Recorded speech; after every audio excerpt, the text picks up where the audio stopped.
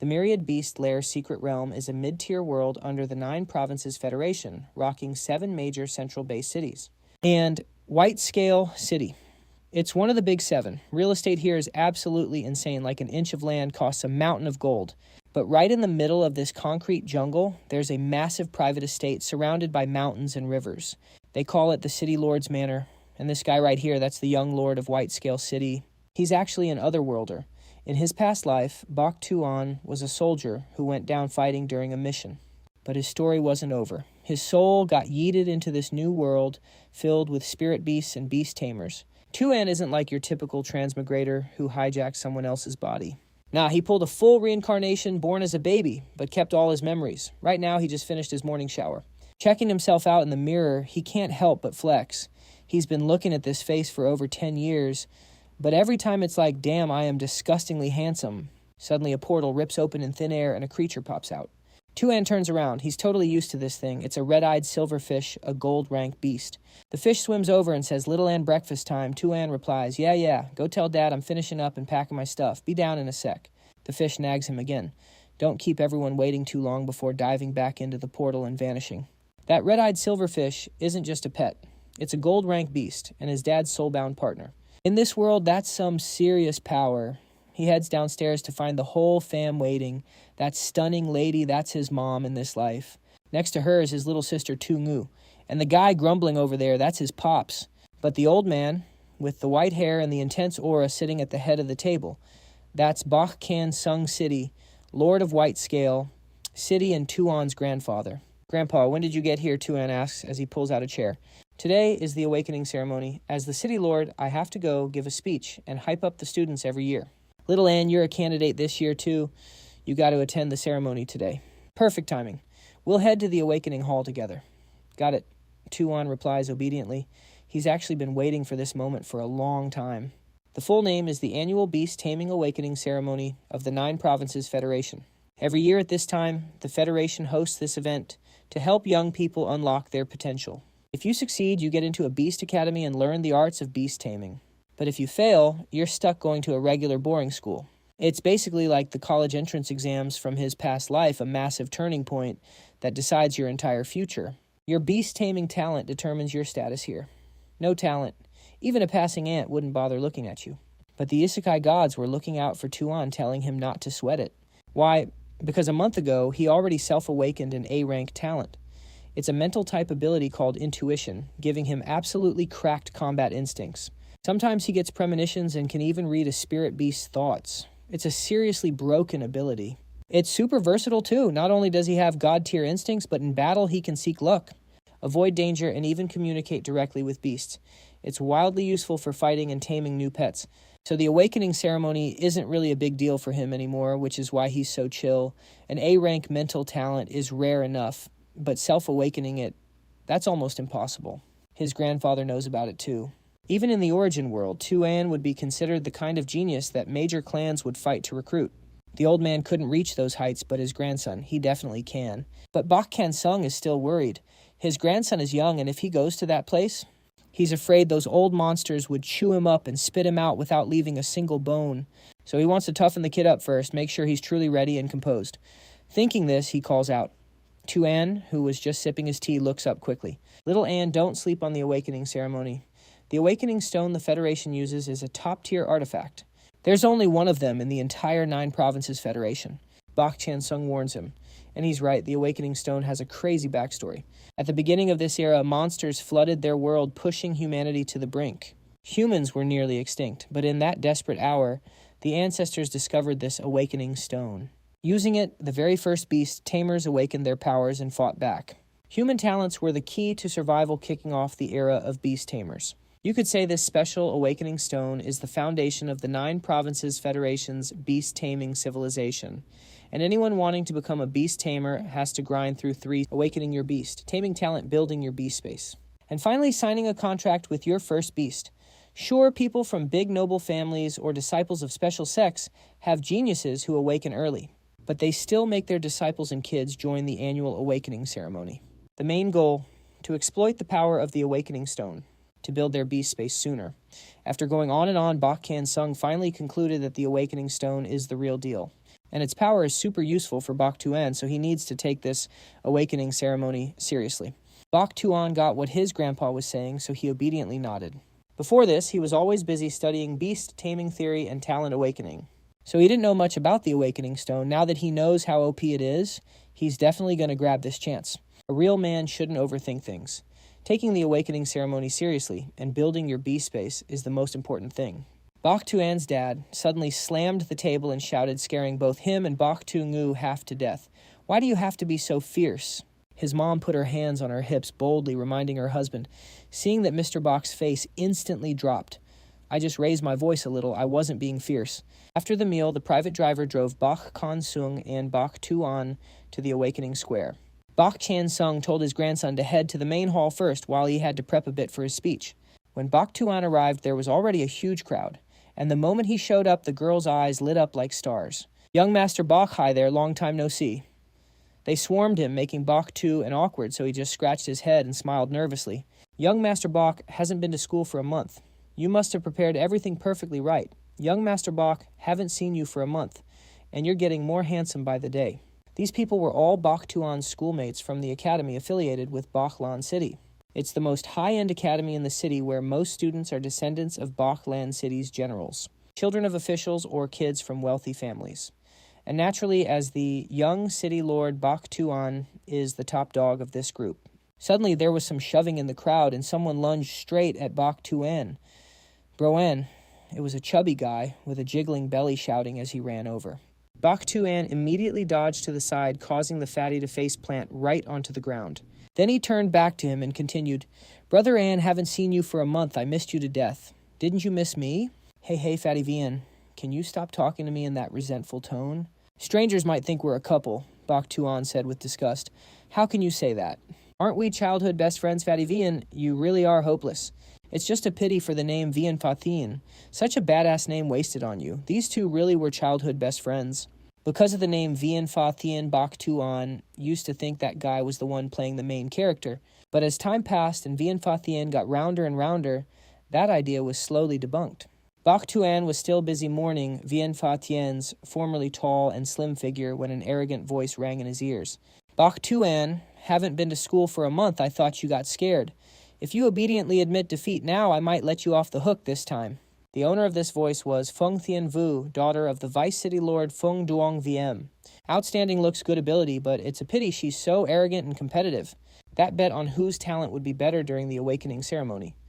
Yeah, Feng Thien Vu decided that on her own too. Acting so cocky right now. She might not be afraid of getting slapped in the face with reality, but Bach Tu An felt embarrassed for her. "Well, looking at you, do you want to back out?" Feng Thien Vu said haughtily. "This little phoenix's bet is still on. I'm really looking forward to seeing you defeated and having to pay up after you lose." 1 month ago, Feng Thien Vu had said that the loser would have to grant one request from the winner. But obviously that's because she thought she'd never lose. As for Bach Tu An, he was already 90% sure he'd win this bet. After all, A-rank talent is only second to S-rank talent. And in the entire 9 provinces federation, it's hard to find anyone with S-rank talent, let alone the myriad beast nest, which is just a secret realm controlled by the 9 provinces federation. After Bach Tu An walked away, Vian Fathian hurriedly ran after him, carefully warning him to be careful. Feng Thien Vu actually prepped hard this time before showing up. He heard from his dad that the Feng clan got their hands on a special treasure. It supposedly helps with talent awakening, which explains why Feng Thien Vu is acting so cocky. Whatever. The Feng clan has crazy connections and deep roots. Using some special tricks is just business as usual for him. Bach Tu An replied casually, totally unbothered. He didn't hate her or feel the need to guard against Feng Thien Vu because his intuition told him this girl had 0 threat level. No bad vibes either. She was just a feisty rookie trying to prove she was better than Bach Tu An. Not long after all the students gathered at the square, Bach Kan Sung stood on the podium to speak. As the city lord of Whitescale City, he gave them a quick pep talk. Once the speech wrapped up, all the candidates were lined up and guided into the Awakening Hall. Inside, the Awakening Stone was floating in midair. They were told to sit cross-legged and start their talent awakening. Bach Tu An knew exactly what was coming next. After the 9 Provinces Federation activated the Awakening Stone, they would use spatial projection to channel the Divine Stone's power, beaming it to every corner of the Awakening Hall. It was a total miracle to watch. At first, Bach Tu An went in confident like a boss. He could feel the talent energy burning inside him. But then, a variable appeared. Plot twist. As that awakening energy started spiraling out of control, Bach Tu An felt like he was falling into a deep abyss. His whole body was in agony. The energy spread through him and rushed straight to his head. Bach Tu An tried hard to tame that power. The brain is the most critical part. If the awakening energy fries it, he could end up brain dead or an idiot. He had to snap out of the awakening state immediately. But right then, his intuition talent gave him a sign. Maybe this wasn't bad news. Maybe it was a huge opportunity. As an A-rank talent, his intuition rarely missed. It definitely wouldn't betray its master. So Bach Tu An chose to trust it, holding his ground in the awakening state and trying to take control. That energy kept surging until the wild fluctuations around Bach Tu An alerted the ritual supervisors. Once they realized the student was the city lord's grandson, they started panicking. "Tell the city lord and elder, oh quick, if anything happens to him, we're all finished." The guy rushed over to tell Bach Kan Sung that there was a problem with Bach Tu An's awakening process. Specifically, a giant eye had appeared above his head. No one knew what this phenomenon meant. Bach Kan Sung saw the eye and his own eyes went wide in shock. Normally, special phenomena only appear when someone awakens an S-rank talent or higher. How is this even possible? Didn't Bach Tu An already awaken an A-rank talent? Only one explanation popped into Bach Kan Sung's head. Did his intuition talent mutate and jump to S-rank? Come to think of it, mutated spirit beasts do appear in the beast-taming world sometimes. They have special abilities or physiques. Humans are living beings in the natural world too, so they can possess the ability to mutate as well. For humans, mutation basically means a mutation in their beast-taming talent. But in the history of humanity, beast tamers who could mutate their talents are incredibly rare. You can count them on one hand. And every single one of them became a legend, remembered for eternity. Thinking about this, Bach Kan Sung felt more worried than happy. If Bach Tu An was undergoing a talent mutation, this awakening was going to be dangerous. With that in mind, Bach Kan Sung wanted to rush into the awakening hall to stop his grandson, but Elder O, the guy in charge, stopped him. "Old Bach, don't make this hard for me. The awakening hall belongs to the 9 Provinces Federation. You're the city lord of White Scale City. You are absolutely not allowed inside." After saying that, he comforted Bach Kan Sung, mentioning the Federation's protection mechanisms inside. "Bach Tu An will be fine, trust me. He's a peerless young talent." "Old Bach, you really are blessed." Elder O kept singing his praises, but Bach Kan Sung just felt anxious. Meanwhile, Bach Tu An was still wrestling with his awakening. A line of text floated in front of him. The world has 3 branches, heaven, earth, and human. Who knows how much time passed? After seeing those words, Bach Tu An let out a scream of pure agony. Then his third eye snapped open. The first thing he saw was the massive hall and the awakening stone hovering above. Bach Tu An hadn't even caught his breath yet, his mind racing with those words. Heaven, earth, human. This was actually insane, but what was even crazier was the notification that came next. It said he had obtained a mystery-type mythical rank talent, the Eye of Revelation. It gave him extraordinary intuition and the power of prophecy. He could see the heavenly Tao and perceive the origin of all things within a certain radius. Bach Tu An was shook. He almost couldn't stand up. In the beast-taming world, talents are divided into 9 total ranks. From bottom to top, you got ranks F, E, D, C, B, A, and S. Then there's SS, and the peak is SSS. SSS rank. Talent was supposed to be the cap for beast tamers, but he just bagged a mythical rank talent. No way. Bach Tu An had never even heard of this tier before. It must be something beyond SSS rank. And get this, it's a mystic-type talent. That notification honestly almost gave him a heart attack. Meanwhile, back in the main hall, most of the other candidates had already finished their awakening. Some lucky few awakened A-rank talents, others were just vibing with a D rank, while some poor souls were crying because they didn't get an awakening notification at all. And the crazy part, Bach Tu An could see all of this, crystal clear. So this is the power of the Eye of Revelation. If that's the case, he really did just unlock a God mode ability. Like, actually broken. With this thing, nothing within his range can hide its true nature from him. Imagine this, the fight starts, and Bach Tu An already knows the enemy's beast-taming talent plus all their monsters' abilities and stats. He'd see their weaknesses and exactly which skill to use to take them out. At that point, winning is basically guaranteed. What else? The more he thought about it, the more hyped Bach Tu An got. He was itching to test this skill out immediately. He started scanning the other candidates to see what they awakened. Most were sitting at D rank and C rank, though there was the occasional rare A rank pull. Looks like this generation still has some geniuses. Then Bach Tu An suddenly remembered something. Right, he needed to check that awakening stone. Bach Tu An looked up and stared right at it. The amount of info that flooded in gave him absolute culture shock. That stone isn't a rock. It's a life attribute spirit beast. It has the SS rank, life transfer talent, and low-tier divine aptitude. Plus these talent skills awakening at gold quality, and then life deprivation and withered tree revives at orange quality. It was originally a seed of the ancient tree of life, but because it lacked nutrients, it couldn't grow. So it fell into hibernation. Bach Tu An was shook. He never thought he'd see a legendary divine rank god beast in his entire life. Just then, an announcement echoed through the hall ordering all candidates and to line up by student ID and record their awakening results. But Bach Tu An couldn't stop thinking about it. That awakening stone has helped countless beast tamers unlock their talents, building this prosperous beast taming era. It's basically the foundation of the 9 Provinces Alliance. And yet, it's actually a god beast. He wondered if the Alliance leaders even knew about this. If they know that's good, it means they have a plan. But if they don't, that's terrifying to think about. That awakening stone has 3 skills. The gold quality one is god tier, and the 2 orange ones are peak tier skills. If it wakes up from hibernation and revives, it's going to shake the entire 9 provinces. Seems like this beast-taming world still has a lot of secrets he didn't expect.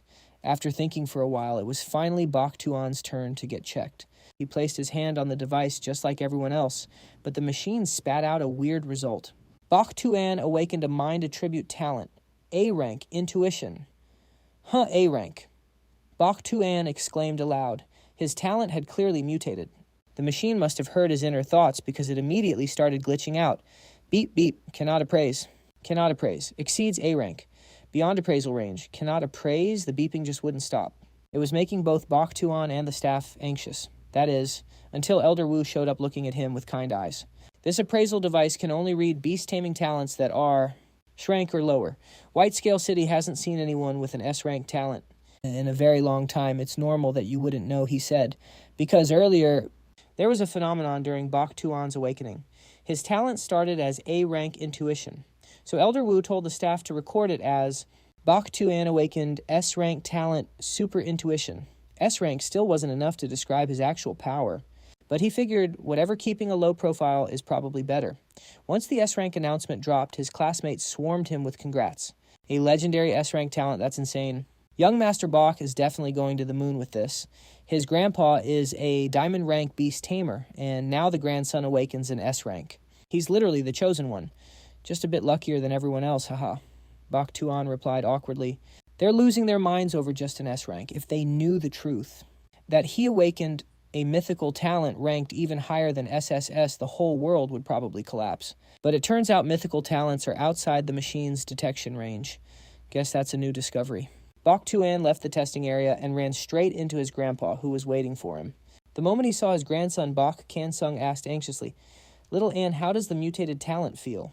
Anything unusual?" Bach Tu An felt a bit guilty, so he lowered his head. "Grandpa, I feel great, just kind of ashamed about one thing.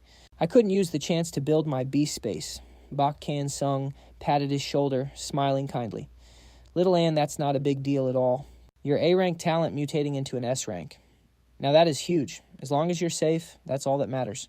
Bach Kan-sung added that the City Lord's Manor has enough resources to help Tu An speedrun his beast space construction, so he doesn't need to stress about it. Tu An was actually about to spill the beans that he'd awakened a mythical rank talent. But right then, the Eye of Apocalypse warned him, don't say a word, so he instantly shut his mouth. Looks like this mythical talent is top secret. Can't even tell the fam. He's going to have to move carefully from now on. Tu An was itching to test out the Eye of Apocalypse. First up, intel gathering, scanning a 10-meter radius around him. Nothing, whether it's a human or a pet beast, can hide from his sight. This got him super hyped. He figured once he levels up, he can definitely expand that range. Maybe even scan the whole world eventually. He'd be like an all-knowing god. Just thinking about it made him grin. He was about to head to the lounge with his grandpa to chill when suddenly he spotted something weird. A beam of light shot straight up from the awakening hall. Looking closer, it was a fire phoenix spreading its wings. The aura was suffocating. A phoenix is at the cry of the phoenix, the shape of fire. Bach Kan-sung looked up at the anomaly. He confirmed it immediately. That's the S-rank phenomenon, Phoenix Flame. And the only person who could awaken that kind of power has to be from the Feng family. Tu An felt a little salty. He was planning to go flex in front of Feng Tianvu. He even imagined her looking all embarrassed and defeated. But too bad. Both he and Tianvu are showing S-rank results. Sure, Tu An is actually mythical rank, but to everyone else, they look evenly matched. Thinking about that killed his vibe. Tianvu finished awakening too, so the show's basically over. Tu An asked his grandpa if he could head home first, but he barely took a few steps when Bach Can Sung called over his two trusted aides, Bach Chi and Bach Tu An. They're actually twins, and their power is no joke. Grandpa guessed that since his grandson awakened in S rank, he's going to have a target on his back from now on. That's why he assigned Bach Chi and Bach Tu An to shadow him. No way is he allowed to move solo. Looking at the two gold-rank Beastmasters in front of him, Tu An knew his grandpa had everything handled. Honestly, though, he hates being babysat like this, but he can't exactly say no to the old man. Then Grandpa handed him a key. This opens the treasure vault. When you get back, use the spirit jade crystals inside to build your beast space. Seeing the key, Tu An finally relaxed. The City Lord's manor is loaded for real. Those spirit jade crystals are packed with energy. They're massive for developing a beast space. Usually Beastmasters only use them when they're breaking through, pushing their space to a new tier. That makes them insanely valuable. Normally, one piece costs at least 19,000 credits. Even with that sky-high price, rich folks are always ready to drop cash on them. Problem is, they're rarely in stock. Yet the City Lord's manor just has them lying around. Back at the manor, Tu An went straight to the treasure vault. He told Bach Chi and Bach Tu An to guard the door. "Don't let anyone disturb me." They obeyed without question. Tu An slid the key in. Then came the retinal scan and blood test. Strict security. Once that cleared, the massive door slowly creaked open. Inside lay hundreds of years of the Bach family's hoard. If it's in here, it's rare. You won't find this stuff just anywhere. Tu An picked up a random item. Like this rainbow spider core, it showed up at an auction 5 years ago. Tons of clans fought tooth and nail for it. Blood was shed. But in the end, the Fung family auctioned it off for 150 million credits, and the Bach family took the W. Tu An stopped messing around and looked for the spirit jade crystals. They were stored in a heavy-duty box. Normal people flex with just one shard, but in this box, there were about 300 of them. If I exchange this for credits, it'd be worth like 300 million, and there are over a dozen boxes just like this lying around. That means Bai Zian is literally standing in a mountain of cash, reincarnating into this life. Absolute peak. I wasn't just born at the finish line, I started 100 meters past it. Anyway, the power of a beast taming space and a Tamer's talent are definitely linked. Simply put, an F-rank Tamer only needs one spirit crystal to build their space. But in S-rank, they need around 30. So for someone with a talent at the mythic rank like Bai Zian, I might need 200 or 300 easy, just as Bai Zian thought that he didn't even ask a question yet. A status panel popped up right in front of him with exactly the info he needed. Mythic, common beast. Taming space cost 333 spirit crystals. Mythic enhanced beast taming space cost 666 spirit crystals. Mythic perfect beast. Taming space cost 999 spirit crystals. Bai Zian couldn't hide his shock. Does the Eye of Apocalypse just give me answers the second I wonder about something? This is way better than any search engine. And this Eye of Apocalypse, this mythic talent seems to have a ton of hidden features Bai Zian hasn't even discovered yet. Just thinking about it got him hyped. But first priority build the beast taming space. With that rich kid energy, Bai Zian didn't hesitate. He chose the mythic perfect space, cost 999 spirit crystals. While Bai Zian was busy opening his space in the treasury, his dad was absolutely gloating. Congratulatory cards were flooding into the estate like crazy. Ever since the news broke that Bai Zian awakened an S-rank talent, every big shot in town wants to curry favor with the City Lord's manor, specifically with Bai Zian. Madame Feng was asking yesterday if little Anne is engaged, yet Haha Bai Zian's mom was grinning from ear to ear. To her, he's still a baby, but after the awakening ceremony, in the blink of an eye, he's all grown up. Speaking of which, his dad was getting anxious. It's been a full week since his son went into the treasury. He acts strict, but deep down, he's terrified something bad happened to his boy. On the flip side, Grandpa Bai Jingchong was cool as a cucumber. Relax, little Anne's S-rank talent is one of a kind. Building his taming space is obviously going to take more time and energy than normal people, Bai Jingchong reassured his son. But the second he stopped talking, he felt an abnormal aura. It was so powerful, he shot up from his chair. His calm act vanished. He knew his grandson had successfully built his beast taming space. After burning through 999 spirit crystals, he created a space so massive it's terrifying. Even Bai Zian scared himself when he opened his eyes and saw it. This place is insanely huge. Textbooks usually say the initial taming space is just a white room, maybe 10 square meters. But Bai Zian's it looks like it could fit 1,000 of those rooms, plus it's got actual mountains and water. It looks like a whole real world. Then the system pinged him with a new notification. Due to talent effects, your mythic perfect beast taming space has gained bonus stats. First, drastically reduces pet growth time. Second, effectively clears all negative status effects from pets. And third grants a chance to awaken a pet's hidden potential. Bai Xian gasped. Bonus stats. He'd heard of this, but normal spaces don't get bonuses. It only happens in extremely rare situations. Yet his space just got built, and it already has 3 bonus effects. And every single one of them is broken. There's a rule in this world: the higher a beast's potential, the longer it takes to grow. Plenty of tamers die of old age before their beasts even reach full power. But inside Bai Xian's space, those high-potential beasts can speed-run their growth. Just these 3 buffs alone are enough to make him the strongest young beast tamer in the history of the 9 Provinces Federation. Then we got to talk about the debuff cleansing effect. Usually if a pet gets crowd-controlled, poisoned, frozen, or burned in a fight, they're useless. Normal people waste so much time and effort nursing them back to health. But Bach Tu An, he just pops them back into his beast taming space. Waits a bit, then releases them. Just like that, his pets are happy, perfect, and back to max combat power like nothing happened. And finally, the hidden talent awakening. This is the most broken buff of all, because a spirit beast's talent is usually fixed at birth. Only legendary top-tier items can upgrade or change their stats. But just with his beast taming space alone, Bach Tu An can do what those legendary items do, and there's no limit to how many times he can use it. Looks like spending 999 spirit crystals to build a perfect mythical rank space was a solid investment.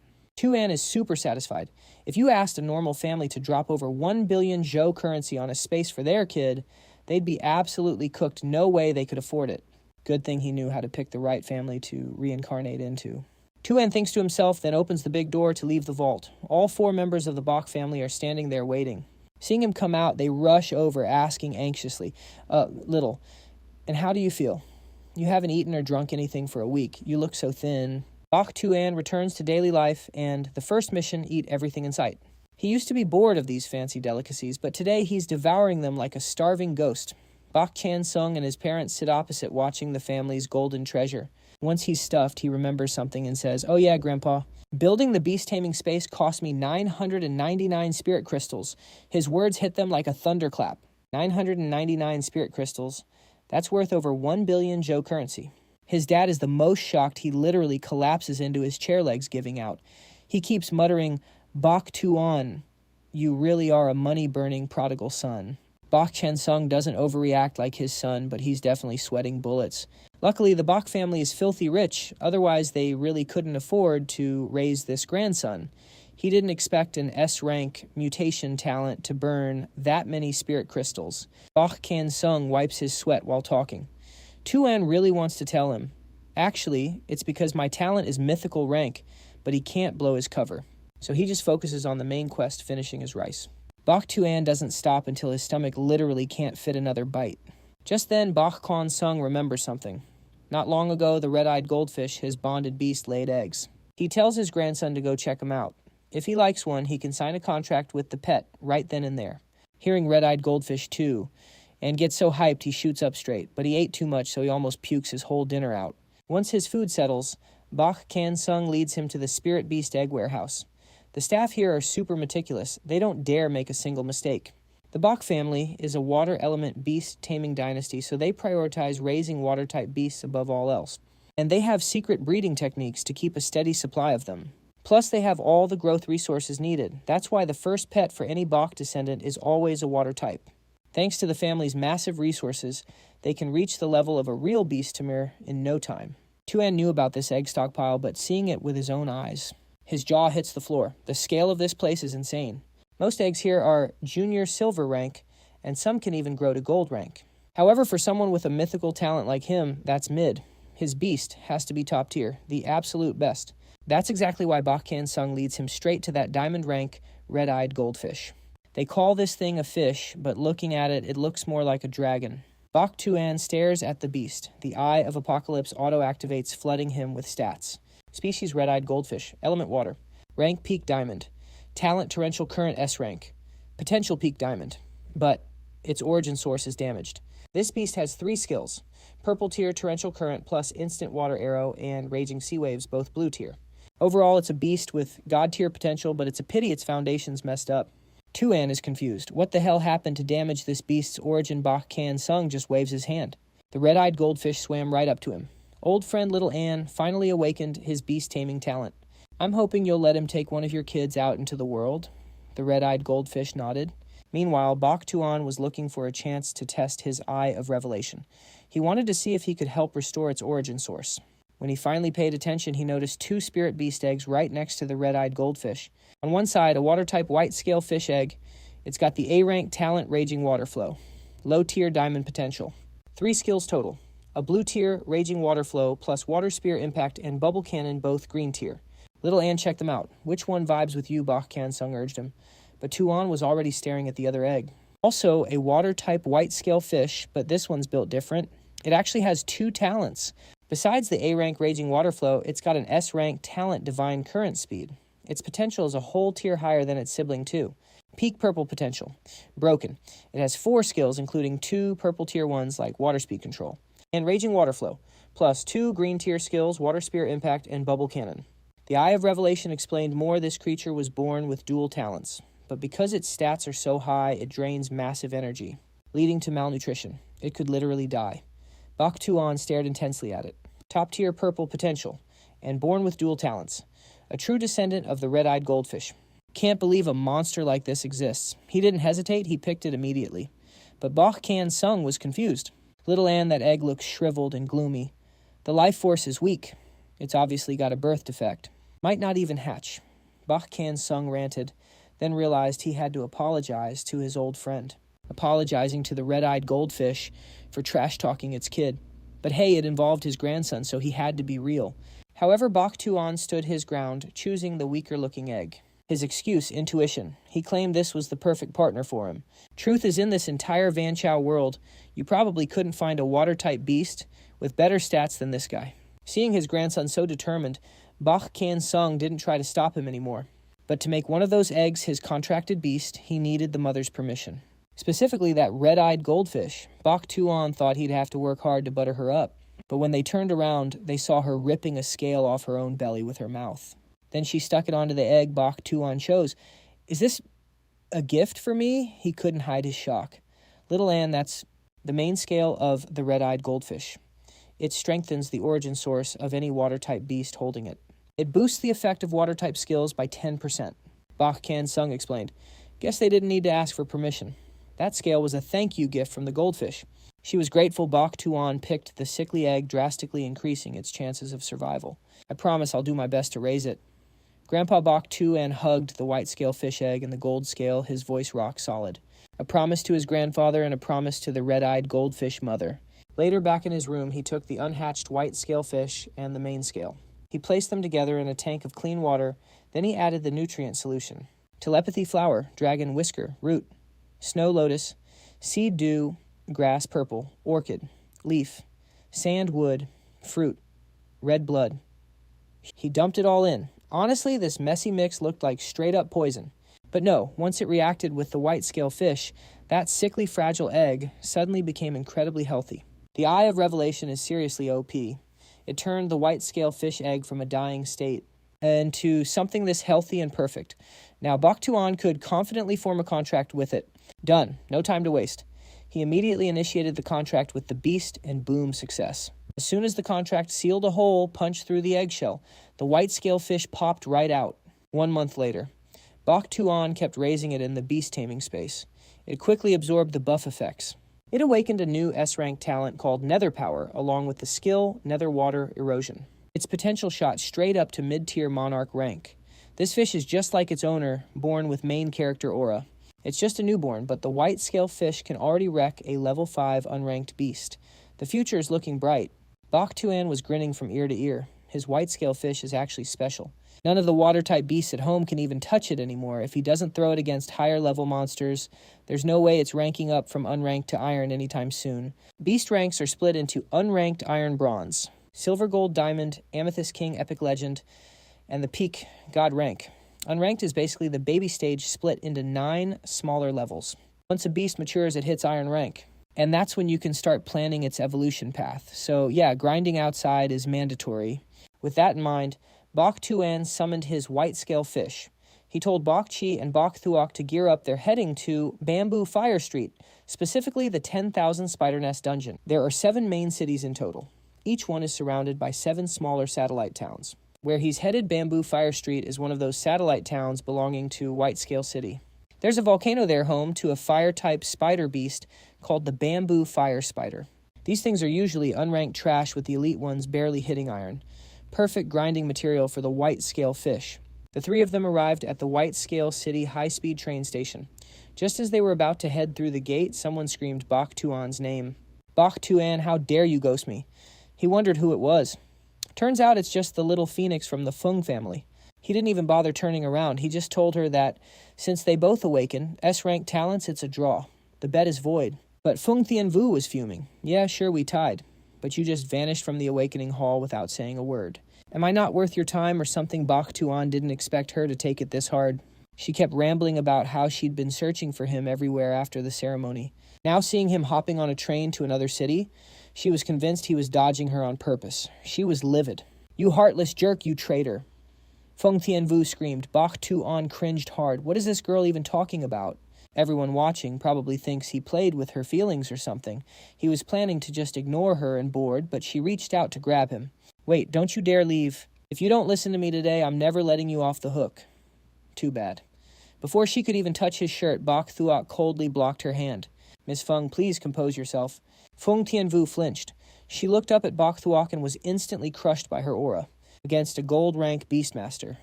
Even a newly awakened S-rank genius like her stood zero chance. Embarrassed, she snatched her hand back, but she wasn't leaving without saying her piece.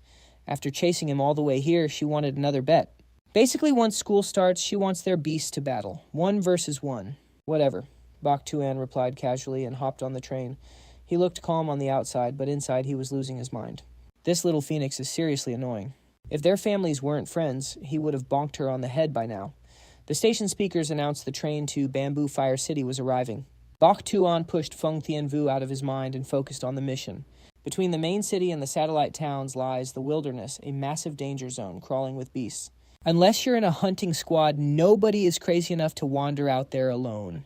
But since people still need to travel, they built a special transport system to punch through the wilderness. It's a train modified from a beast called the Thousand-Blade Centipede. Its body is hard as steel, with insane defense. The train is 100 meters long, with each carriage built directly into one of the centipede's segments. The higher the centipede's rank, the safer the ride and the pricier the ticket. But that's pocket change for Bach Tu An. He won the reincarnation lottery and was born rich, so he could buy the whole train if he wanted. But he kept his humble habits from his past life, so no need to flex that hard. There was just one tiny problem he didn't see coming. When he stepped into first class and scanned his ticket, the machine beeped second class. The staff politely kicked him back to the economy section. Talk about embarrassing. Looks like Grandpa pulled some strings behind the scenes. Before he left, Bach Kan Sung told him to live like a normal person. He said getting out there, struggling a bit, and even getting scammed a few times, but seriously, forcing his grandson into second class and banning Bach Chi and Bach Thuok from protecting him, that's brutal. This carriage was way too loud. Bach Tu An couldn't take it and activated his Eye of Revelation. Turns out the noisy crowd was a bunch of students from Academy X coming from Ore Rock Street in White-Scale City. He decided to check their beast stats while he was at it. He's been enrolled for a whole year and his pet hasn't even hit Black Iron rank yet, pathetic. Bach Tu An felt pretty smug about it. That's the gap between normies with average beasts and a guy with a literal cheat code like him. They're just too green. But Tu An's ego trip got cut short real quick when he spotted a girl named Tu Ko Bach. She also has an S-rank mystic talent. She can steal people's luck just by activating it. She'd been sitting all alone in the corner the whole time, but then another girl walked past her. She was walking totally fine, but the second she passed Ko Bach, boom, twisted her ankle and face planted backward. She tripped over her own feet, but the first thing she did was jump up and scream, "You freaking jinx, why'd you bump into me? Such bad luck? If I got hurt, could you even afford to take responsibility?" Ko Bach looked used to this. She didn't do anything wrong, but she still whispered an apology. Didn't matter, though. The girl just yelled again, "Don't you dare talk to me." Tu An watched Ko Bach in silence. She's just like him, S-rank talent mystic type. With potential that insane her awakening test must have shook the whole room. So why didn't Kwangnam City report this to White-Scale City? Instead, they left a prodigy to rot in a small town at this trashy beast-taming academy. Something smelled fishy. He told himself he had to get to the bottom of this. The centipede train moved fast. Before long, they entered Bamboo Fire City territory. The moment it stopped, Ko Bach quietly slipped off. Tu An shadowed her, then called out, "Bach Thuok, young master, you need something." Bach Tu An appeared like a ghost behind Tu An. Grandpa said no close protection, but looks like he still stationed Bach Tu An nearby to watch over him just in case. Look into her background for me. Tu An chin pointed at Kobach walking ahead. Bach Tu An usually kept a poker face, but now she cracked a knowing smile and whispered, "Young master, did you fall for her at first sight or what?" Tu An shut that down immediately, saying she was just special. If he could recruit her before she got OP, the Bach family's power would skyrocket in the future. With that settled, Tu An returned to his original mission. Bamboo fire spiders were everywhere in this city. Tu An summoned his white-scale fish to engage the swarm. The spiders weren't high level, but there were tons of them, and every single one was aggressive. So the white-scale fish took a bit longer. Result was the same, though barely a minute in, and it had already wiped out 4 rank 5 bamboo fire spiders, way stronger than it was in the training arena.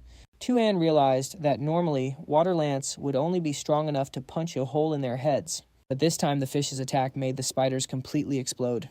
He was confused. Hydro Breaker enhances the impact of water-type attack skills.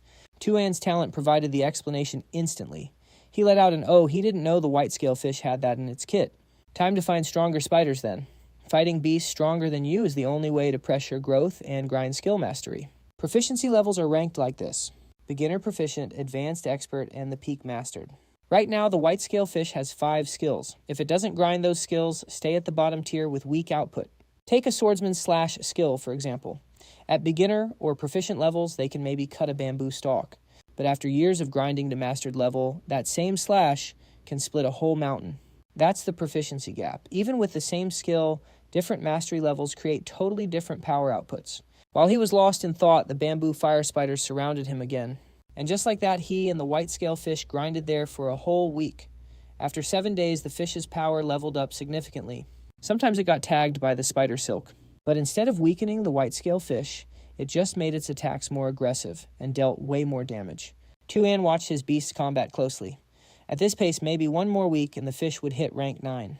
Right then, Bach Chi suddenly popped up behind him. She reported that she and Bach Tu An had finished digging up info on Kobach. Her parents died in a car crash. Since she was a kid, it's like she was born to bring bad luck to everyone close to her. So after that mess, none of her relatives dared to take little Gubai in. Her parents passed away and left her nothing but a pile of debt. If she hadn't just awakened a talent and got protection from the Awakening Hall, those creditors would have definitely sold her off by now. After joining the academy, little Gubai made a few new friends, but bad stuff kept happening to them. Since then, everyone avoided her like the plague. Luckily, she's tough. She didn't let that bad luck break her. After school, she'd work part-time to survive and save whatever was left to pay off the debt. Though every place she worked at either went downhill or straight up went bankrupt. Bai Zian fell into deep thought. So, little Gubai's talent actually brings misfortune. But her background's clean and her mindset is solid. She's actually pretty decent. He asked Baiju if anything weird happened on the day little Gubai awakened her talent. Baiju nodded. Something definitely went down. Because that day, little Gubai was the last one to get appraised. Right after she successfully awakened, the machine glitched out. The staff on duty all had accidents too. They didn't want to waste time, so they just swapped in a new machine to reappraise her. So in the report, her appraisal result was an F-rank talent. Only Bai Zian could see that she was actually an S-rank. He found it more and more interesting. Little Gubai's talent is strong enough to affect inanimate objects. He immediately ordered Baiju to send someone to Kwangnan City and settle little Gubai's debt problem. Then transfer her to the Beast Taming Academy in White Scale City. At this moment, a smile appeared on Baiju's face, looking just like Bai Shi from before. She thought to herself, "The young master's spring has finally arrived. He's so domineering, I love it." Straight up using money to transfer her school, is this how rich people fall in love? Bai Zian knew immediately that Baiji was thinking nonsense again. He was about to scold her, but suddenly heard someone screaming. Then they saw little Gubai being chased by a fire bamboo spider. He immediately sent the white-scale fish out to save her life. Seeing this, Baiju immediately filed it under Hero Saves the Beauty, so she quickly vanished, leaving some private space for the two of them. Bai Zian sighed. She didn't even give him a chance to explain. Over there, little Gubai was sprawled out on the ground. If he didn't go help her up, he wouldn't be much of a man. Bai Zian thought about it, then went for it. But little Gubai, probably afraid her bad luck would affect him, struggled to stand up on her own. Then she realized he was the guy from the same train car earlier. They exchanged greetings and introduced themselves. Little Gubai secretly assessed him. One shot to take down a black iron rank fire bamboo spider. He's actually so strong. Seeing her zoning out, Bai Ziyan spoke up first. Why are you here? Where are your classmates? Mentioning classmates made little Gu Bai look visibly uncomfortable. She said she got separated from her classmates because they ran into a mutated fire bamboo spider. For anyone else, that's clearly bad luck. But hearing that Bai Ziyan got so hyped, he grabbed little Gu Bai's hand and told her to lead him there right now. His sudden move made her face turn bright red with embarrassment, and she quickly pulled her hand back. But it's really dangerous there. Plus, I might bring you bad luck, she whispered. But Bai Ziyan couldn't care less about that. He grabbed little Gu Bai's hand again, demanding she take him to the mutated spider, and promised that his white scale fish would open her eyes. He was genuinely happy the situation was like killing two birds with one stone. He could train his white scale fish and let little Gu Bai see how powerful he is, making it easier to recruit her into the Bai family. Since they left, Baiji had been up high, secretly watching her young master. When she saw Bai Ziyan grabbing little Gu Bai's hand, she got excited like a teenage girl, like she was watching a Korean romance drama. But after seeing Bai Ziyan's smile, a chill ran down Baiju's spine. Because she felt a serious amount of killing intent in that smile, little Gu Bai quickly led Bai Ziyan to the mutated spider's cave. This spider might have a low rank, but it actually has 2 talents, so he needed to be careful.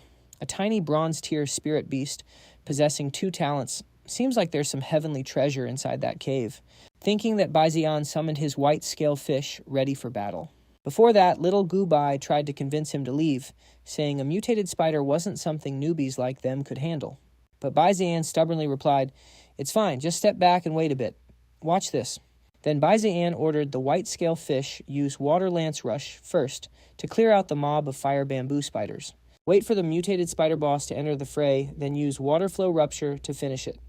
The white scale fish nodded, then charged forward. That mutated spider was startled and woke up instantly. Seeing the enemy was just an unranked level 8 spirit beast, it was furious that such weak trash dared to attack its territory. The mutated spider immediately ordered its minions to... It tried to wreck us, but Bai Ziyan's white-scaled fish is built different. The power it showed wiping out those fire bamboo spiders, that mutant spider boss, was absolutely shook. The fish deleted almost all its minions in literally one hit, one shot. That mutant spider got tilted. Bro was furious. It unleashed everything it had, wanting to shred the fish to pieces. With that massive firepower, the water stream the fish used got vaporized instantly. Gone. Seeing things go south, Bai Ziyan immediately yelled for it to use swift current to dodge that heat.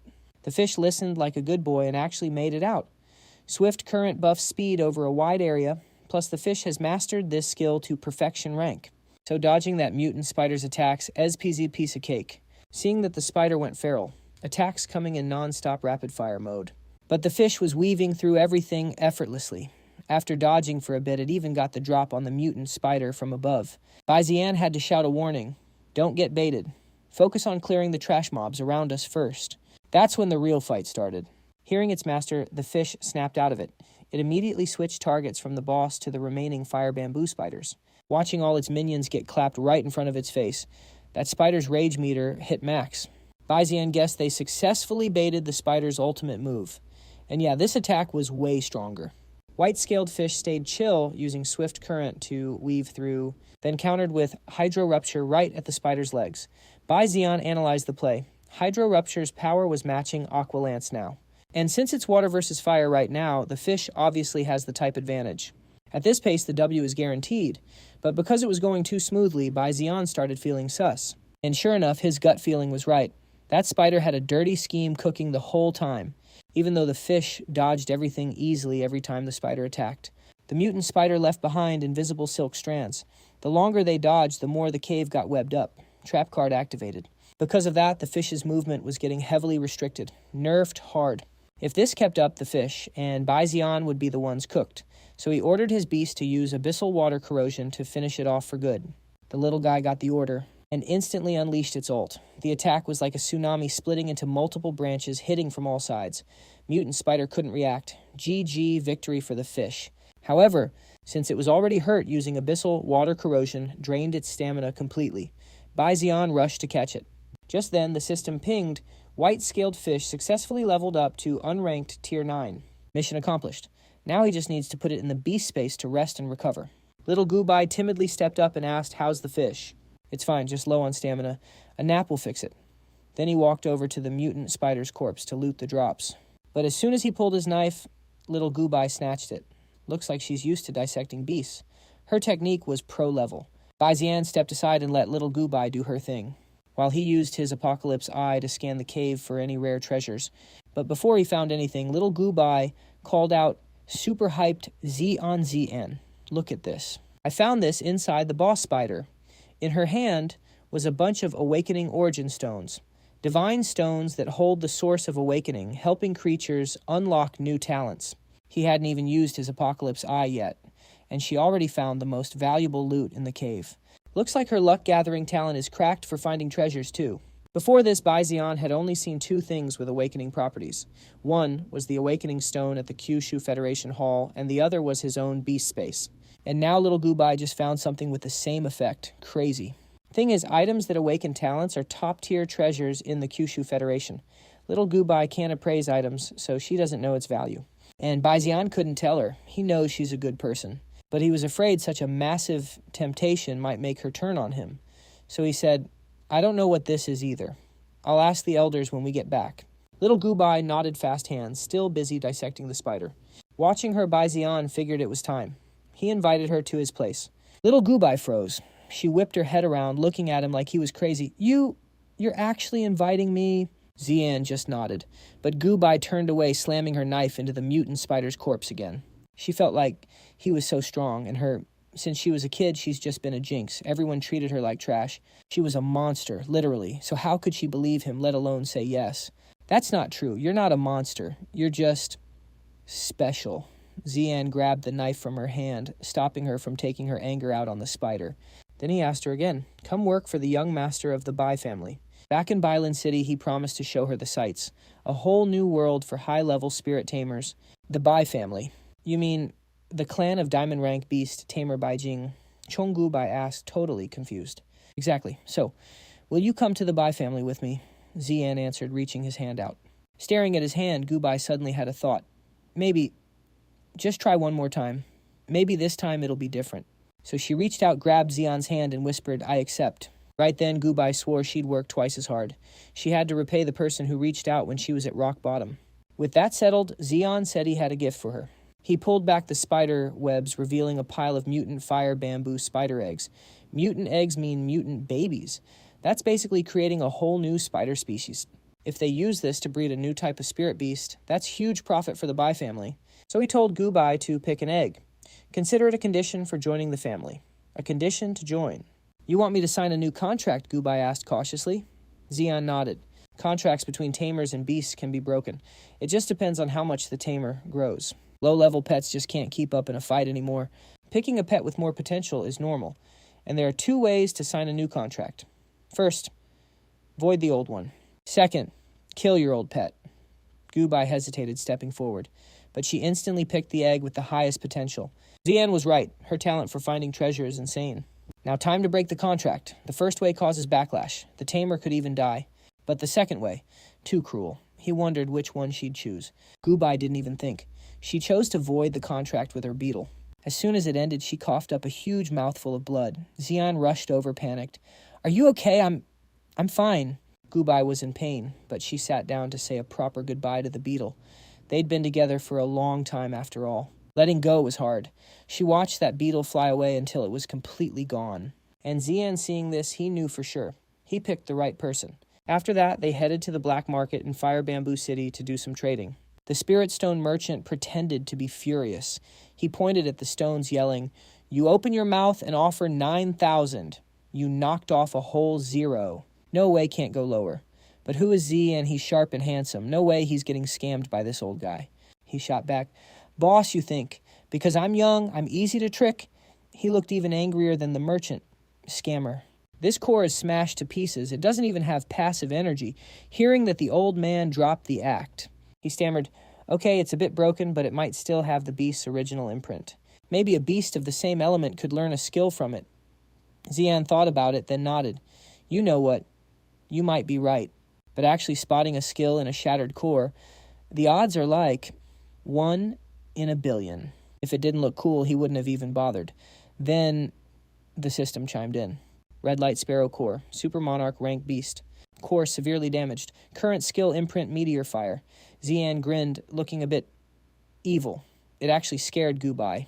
Who knew a small black market town would have treasure like this? Gubai's luck is definitely working. The merchant looked more serious now. Okay, look, let's be real with each other. 90,000. But Zian acted impatient. Enough, I'm done. Walking away always works. No wonder moms always use that move at the market. The merchant panicked, grabbing him. Wait. 10,000. 10,000. This is my rock bottom price. If you want it, take it. Tu An nodded. Satisfied deal. Suddenly a voice shouted from behind, "Hold up!" A purple-haired dude walked over. He was clearly trying to snatch the spirit stone from him. He declared bluntly, "I'm interested in this crystal core too." Looking at that punchable face, he was obviously looking for trouble. The purple-haired guy slicked back his hair, acting all high and mighty. "I'll pay 20,000 when." Tu An swatted his hand away. He thought to himself, the nerve on this guy, daring to snipe my deal. Annoyed, he warned him, "Hey buddy, swooping in like that is pretty low." The purple-haired guy smirked shamelessly. "The boss hasn't sold the core to you yet, has he? Naturally, I can make an offer right." He pointed at Tu An, mocking him. "Besides, for a dignified beast, Tamer, don't tell me you don't even have 20,000 when." He gloated, "I'm the grandson of the mayor of Bamboo Fire City, so I could probably arrange a job for you. Help you scrape by, you know." Turns out he was just a Nepo baby born with a silver spoon. Suddenly his attention shifted to her gaze. The purple-haired guy looked behind Tu An and whistled. He finally noticed Gubai, whom he'd missed earlier. Soft hands, fair rosy skin, she was totally adorable. The purple-haired guy's face looked utterly sleazy as he exclaimed, "What a rare beauty." Tu An really couldn't take it anymore, so he made a proposal. "If we both want it, why don't we fight to the death for it?" He stepped in front of Gubai to shield her. Gubai thought to herself, this is exactly the type of trash villain who talks big but has zero skill. Then looking at this scumbag's face, it was like he had the word villain stamped on his forehead. "I'll use you for a little practice." The eye of revelation opened. The purple-haired guy flared up. "You trying to play the hero saving the beauty bit? You've got a death wish." The spirit beast beside him spat fire. The system chimed in. Species Crimson Flamehound. Element fire. Rank peak purple silver. Talent magma body. B. Quality intermediate black iron. Skills flowing fire. Blue raging flame green. He commanded, "Go good boy, kill him for me." The hound lunged at Tu An, ready to rip him apart. Tu An didn't panic at all. He calmly held Gubai and effortlessly dodged. Tu An actually found this a bit amusing. For someone always protected by the family like him, a life or death battle with a real beast Tamer was actually rare. The purple-haired guy's beast charged ferociously again. Tu An just smirked. "I just took down a bronze rank beast. Wonder how strong a black iron beast tamer really is." He continued to effortlessly dodge the beast's attacks. The purple-haired guy shouted a provocation. "Stop hiding if you've got the balls, you piece of trash." By now, the crowd of onlookers had grown and whispers started spreading. "Isn't that Chuchiingi, the mayor's grandson?" "It's over. Chuchiingi is the best at bullying people around here. I heard he loves using cheap shots whenever he duels." The beast lunged again, getting more and more frenzied. Gubai screamed in worry, "Look out, Tu An!" Even the old merchant could only sigh, that kid is cooked. But Tu An didn't look worried in the slightest. He kept his cool demeanor. "If you don't want me to dodge, then I'll face you head on." Using the hound's momentum as it lunged, he moved his hands in a circle. Tu An spun the hound around like a rag doll. Finally, he landed the decisive blow, a palm strike that sent the purple-haired guy's beast flying. The beast lay there whimpering like a little puppy. It looked pitiful and terrified. The mayor's grandson, seeing that Tu An gave zero face, threatened him. "You little brat, you have to look at the owner before beating the dog. I'll make you regret this." Saying that he ignored his beast's injuries and ordered hound use flowing fire. The beast was obedient to a fault. It charged up a fireball and shot it at Tu An in a spiral pattern. Tu An dodged just in time. He looked at the scorched crater in the ground and decided it was time to bring out Kirin Karp. Fire and water counteract each other. Without hesitation, Tu An summoned his water-type beast. "Come out, Kirin Karp." As soon as Kirin Karp appeared, Tu An sensed something was off. From behind, a giant snake appeared out of nowhere. It lunged with its massive maw wide open, trying to swallow Tu An whole, but he managed to dodge. Turned out the purple-haired guy was pulling a dirty sneak attack. Yet he remained shamelessly proud. "I'm surprised you actually dodged an ambush like that." The system chimed in. Species Ember Serpent. Element Fire. Rank Intermediate Silver. Talent Super Speed B. Quality Intermediate Black Iron. Skill Skyfire Sparks Blue. Basic Toxicity Green. Even Kirin Karp felt this was a dirty trick. Tu An agreed. Looks like things just got complicated. He issued a command. "Kirin Karp, let's end this quick." Kieran Karp understood immediately and synchronized with him. The purple-haired guy, still overestimating himself, shouted, "Just great hound, raging flame." But a 2v1 is a guaranteed L. Kieran Karp was surrounded by fireballs. It cried out, "This looks bad." The fireballs suddenly detonated. Kieran Karp was engulfed in a sea of red, its condition completely obscured. That purple-haired dude was way too cocky. Bro's just a rookie tamer with a tiny little pet. You really think you can step to a black iron rank like me? Hell no. What a waste of a talented beast. He smirked and said, "It's over, kid." But Tu An, he was chill. He knew Scalefish was fine, so he clapped right back. Calling the match already. Bit early for that, don't you think? Then boom, Scalefish shot out of the smoke. Not a scratch. It was pissed and tail slapped that dude's beast right in the face. Total power move. Sent that dog flying. Dog was out cold. Instant KO. Then YEETED tried to snake its long body around Scalefish to trap it. Scalefish dodged. Easy. It charged up a water ball and blasted it right at YEETED's head. YEETED eliminated. The purple-haired guy was shook, stuttering like, how that thing is just unranked trash. Scalefish finally cooled off.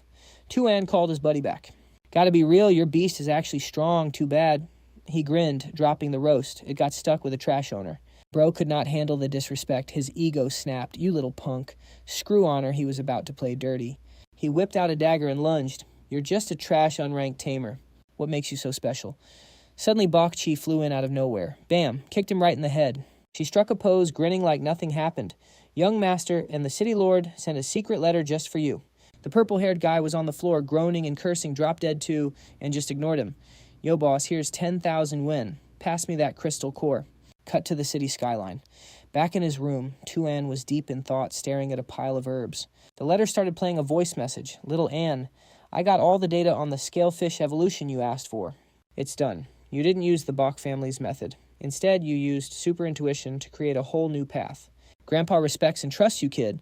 But remember, walking a path nobody has ever taken is super dangerous," Tu An thought to himself. Evolution, huh, Scalefish, has definitely surpassed Black Iron rank. It's ready for the first evolution. If I used the Bach family technique, it'd turn into a red spear golden fish. But the Eye of Revelation gave me a recipe I just can't refuse. The kun peng from a kun in the ocean to a peng in the sky. First from fish to whale, then whale to kun. And finally, from kun to peng. To hit all three forms, I need 9 evolutions total. Tu An was hyped. A legendary god beast ruling the ocean and the sky, he summoned white Scalefish again. "Come here, little flyer." It zoomed straight into his back like it was blind. Oh, damn it. Bro felt like he needed a spine replacement. Someone called from outside, "Tu An, you good?" He grabbed the fish and spun it around, annoyed. "Scalefish." He poked its cheek. "We're starting the evolution right now." It looked up at him with those sad puppy eyes. No time to talk. Tu An started the process. He grabbed the materials and mixed everything together. Phase 1 of evolution. Scalefish started changing. Its tail and fins were stretching out. Final phase. Scalefish came out looking totally different. It was like it aged from a baby to a kid in seconds. Race white shadow giant. Scalefish. Element water. Rank low black iron. Talent hydro godspeed. Rank S. Stealth force. Rank S raging water stream. Rank A phantom shadow. Rank A. The system voice chimed in. Potential high monarch. Skill hydro dash. Purple tier. Beginner level. Dark water erosion. Purple tier. Beginner level. Raging stream. Blue tier. Beginner level. Ethereal white shadow. Blue tier. Aqua lance. Green tier. Proficient level. Bubble layer. Green tier. Proficient level. Description: born with exceptional talent. Capabilities far exceed standard Scalefish. Possesses the phantom shadow talent of the whitewater whale, capable of mesmerizing enemies. Reduces enemy hit rate. As the system voice faded, there was a small explosion. Boom Scalefish's body suddenly grew out of control. Tu An was getting squashed flat crap. "Why is it this huge?" He yelled out a command. If he didn't, he'd turn into a literal pancake. But he returned. Now Scalefish obediently listened. It zipped back into the taming space. Tu An let out a huge sigh of relief. I almost got crushed by my own pet. That was close. Room was a wreck, but whatever. Suddenly a knock on the door caught his attention. Bach Tu heard the crash and panicked. "Young master, are you all right?" Looking at the disaster zone of a room, he awkwardly replied, "I'm good, just experimenting with some beast skills. Can you prep a new room for me? This one's kind of out of order now."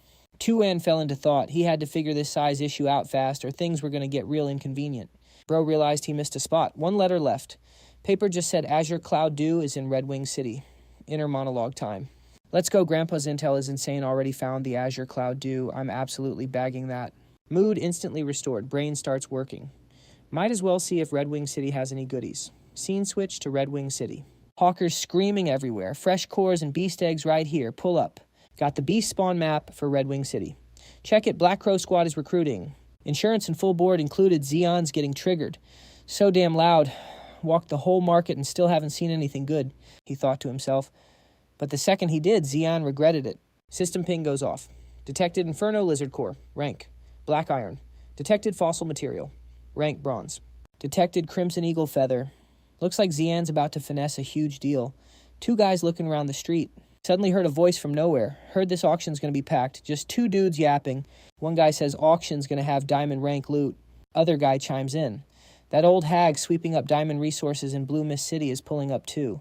They're getting hyped. So no point guessing who's going to bag the diamond loot this time.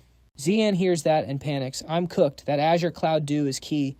If the Lamb City Lord steps in, this is going to be a nightmare. A shout from a vendor behind caught his attention. Yo, you buying? If not, don't touch. Goodbye. Picks up an item, asking shyly, Boss, how much for this rock? Dayu snaps back, what rock? This is a treasure. You can't afford this. Beat it, don't block my sales. Right then, system pops up. Detected Aurora Fruit, rank diamond. Xeon can't believe his eyes. Goodbye just grabbed a random item and it's diamond rank, no way. Doesn't think twice, rushes over hand on her shoulder. He asks, acting all hyped, boss, name your price. I'm taking this. Guy drops a massive number instantly. 30 million Kyushu credits. Says that, but thinks another rich idiot to fleece. Goodbye gets worried, Xeon, that's too much. Let's drop it. Dayu smirks. Simping ain't free, kid. Xeon just grits his teeth, hands the card over. Swipe it. In his head, he's like 30 mil for a diamond resource. Absolute steal. Guy gets paid super happy. Thanks above a beast is flying over. Crowd starts whispering. What is that? Aura is insane. It's a crane with a guy standing on top. Voice booms out, phoenix-crested, cloud-winged crane. Let's get it. Next to the crane system drops the stats. Species phoenix-crested, cloud-winged crane. Type mid. Rank diamond mid. Talent stormcaller. Potential high diamond. Skills stormcall. Cloud wing blade. Cloud dance. Jingchong looks down, calling out to old Devil Chai, we're here. Crane still soaring, leaving a trail of glittering pink-purple dust. Other side, someone's riding a red-winged crow. Guy on top laughs. Well, if it isn't the famous white-scale city lord, stands there, hands on hips, staring him down, making my Red River City look even better. Jingchong is not vibing with that attitude. Says, old Devil Chi, since when does a grandmaster like you act all civilized? He acts all polite. A guest is a guest. Old man Bach after you. Xeon's jaw drops thinking. Grandpa actually pulled up personally just to help me get the Azure Cloud Dew. Twilight sky, two birds flying off. Day 2. Scene switch to a crazy fancy palace. He asks his grandson worried, Xeon, you sure about this? He's locked in, replies. Yeah, Grandpa, I'm getting that Azure Cloud Dew no matter what. Suddenly, a voice behind them. Old man Bach, what do you want? Dongli speaks super serious. If this is about the Azure Cloud, do save it. Highest bidder takes it. That's the city lord of Blue Mist Dongli. Her niece, Zhiqi, is hiding behind her. She's staring them down. He recognizes her too, that girl. Jing Chong laughs out loud. Isn't that your niece? Heard you've been grinding diamond resources to cure her. She gets mad at them, replies. You yapping just to threaten me. Her aura explodes terrifying power. I'm a diamond beastmaster too. You think I'm scared of you, Xeon, braces himself. Unaffected by that green aura, he thought to himself, first time facing the pressure of a diamond-rank beastmaster. Intense. Suffocating. Straight up hard to breathe. Unlike him, Kan Sung stayed totally chill, saying, City Lord Lamb, you've got it wrong. You and I fighting for the Azure Cloud Dew. Whoever pays more wins. It's just an auction. Kan Sung had already popped a protective barrier. I noticed you don't seem to have a specific need for just any diamond rank resource. How about we make a trade? Keep things smooth. The scene left him totally impressed.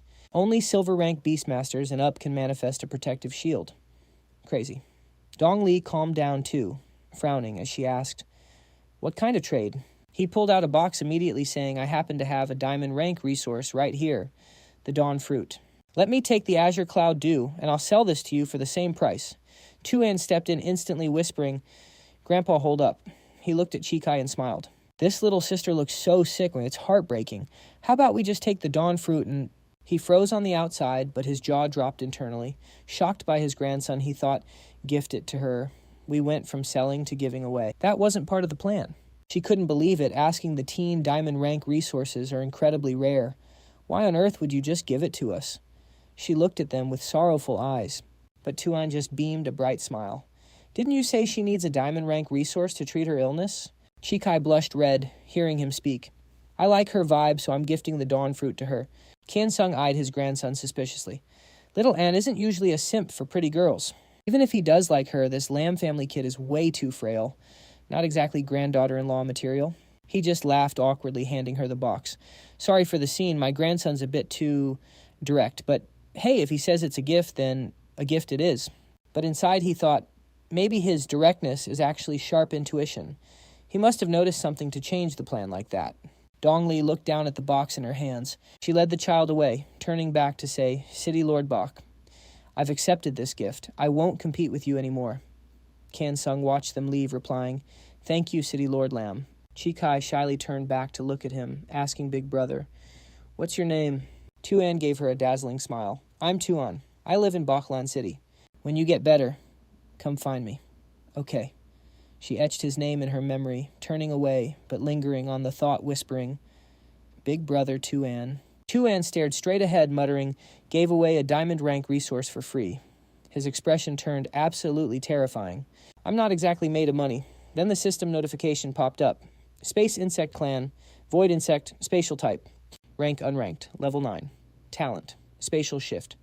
Insect SS rank. Potential, Low Epic. Skill Spatial Shift, Low Orange. Description. Yorder Ways.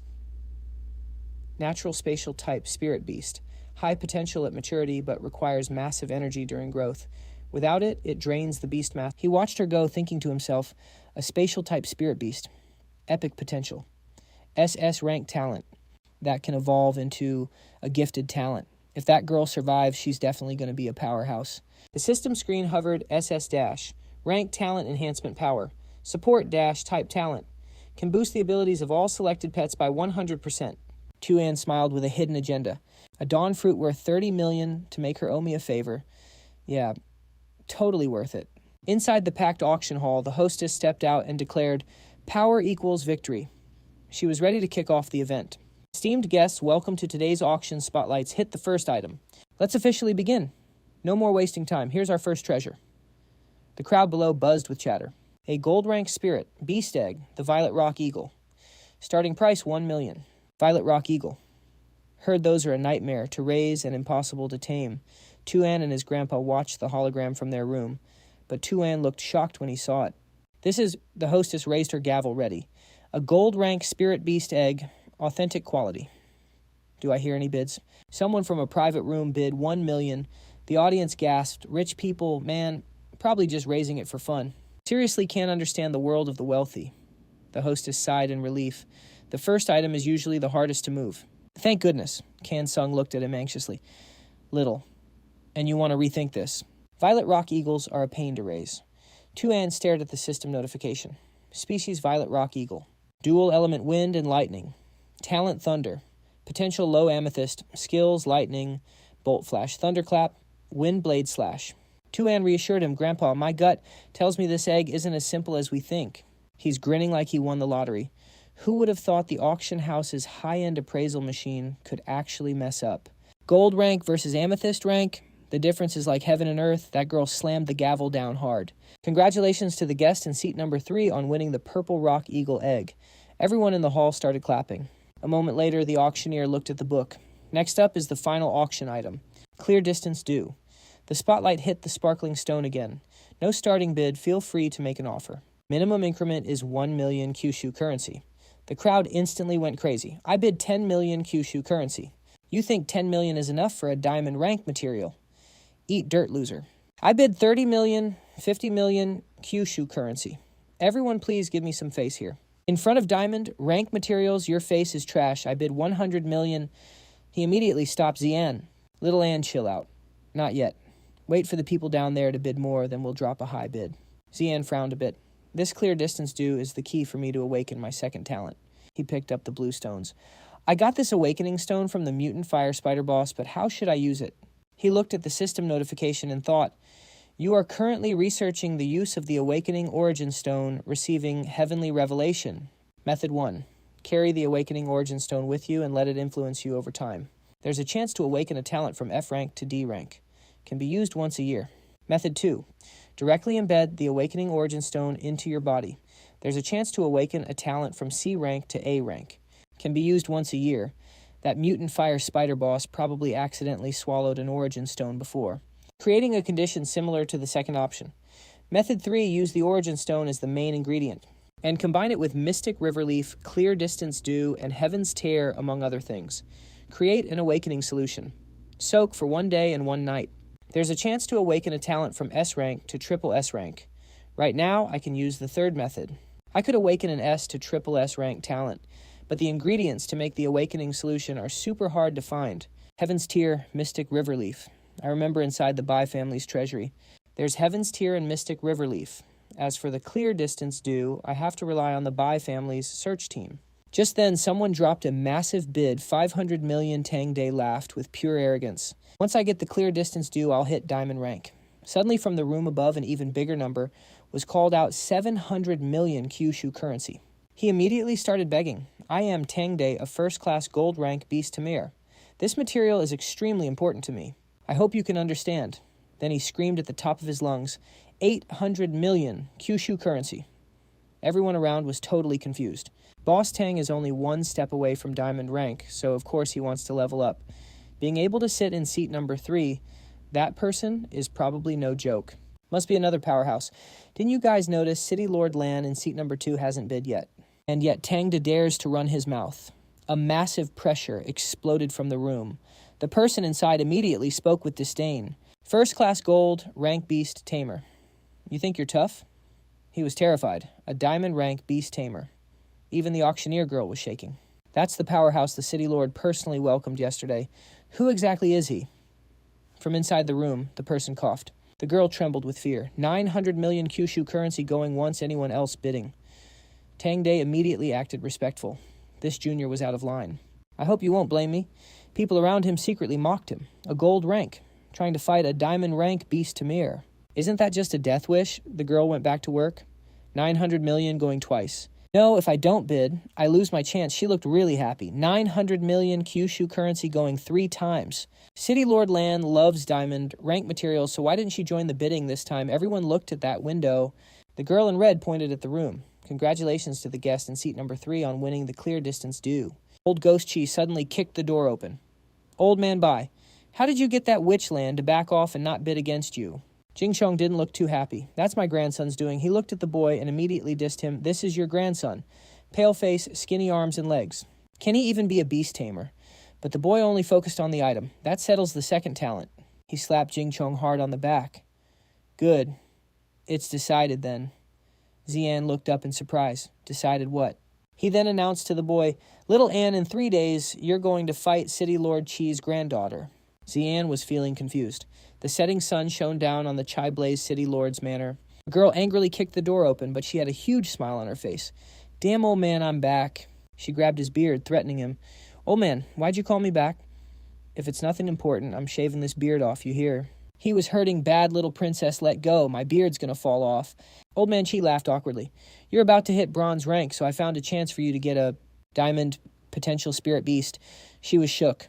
What chance? He pointed straight at the boy. Just beat him. Jing Chong was hyping. Xian up too little. And grab this chance, we'll get you a flying beast in Red Fang Valley. The tension was thick. Old man Bai, you're early, huh? Better to wrap this up quick. Waiting's a waste of time. I still gotta pick a beast for my kid in the valley. Old man Chi couldn't even finish hoping his rival's grandkid would lose to Ren Ni. She looked at the boy, intrigued brother. And you're kinda cute. I'm Ren Ni. And you. Her energy flustered him. Xian. Old man Chi furiously separated them. Start the fight already. Ren Ni got into stance, don't hold back, big bro. Suddenly the system panel popped up. Character Ren Ni. Talent Spirit Morph A rank.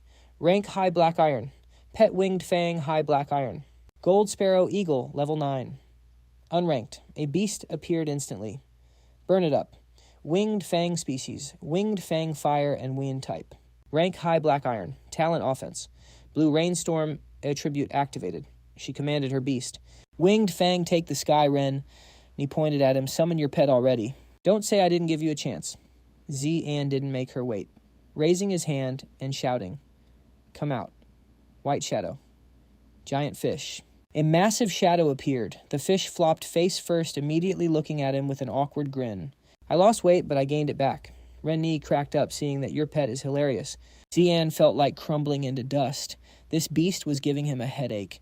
Got an elastic core at the auction, supposed to let it shrink and grow. Didn't expect the small form to look like this. Winged Fang dove down instantly. She smirked and ordered Winged Fang get him use Blazing Slash. The bird launched its attack. Both Zeon and his pet dodged smoothly, but one hit still grazed his hair. Zeon had to bend backward to evade the next one.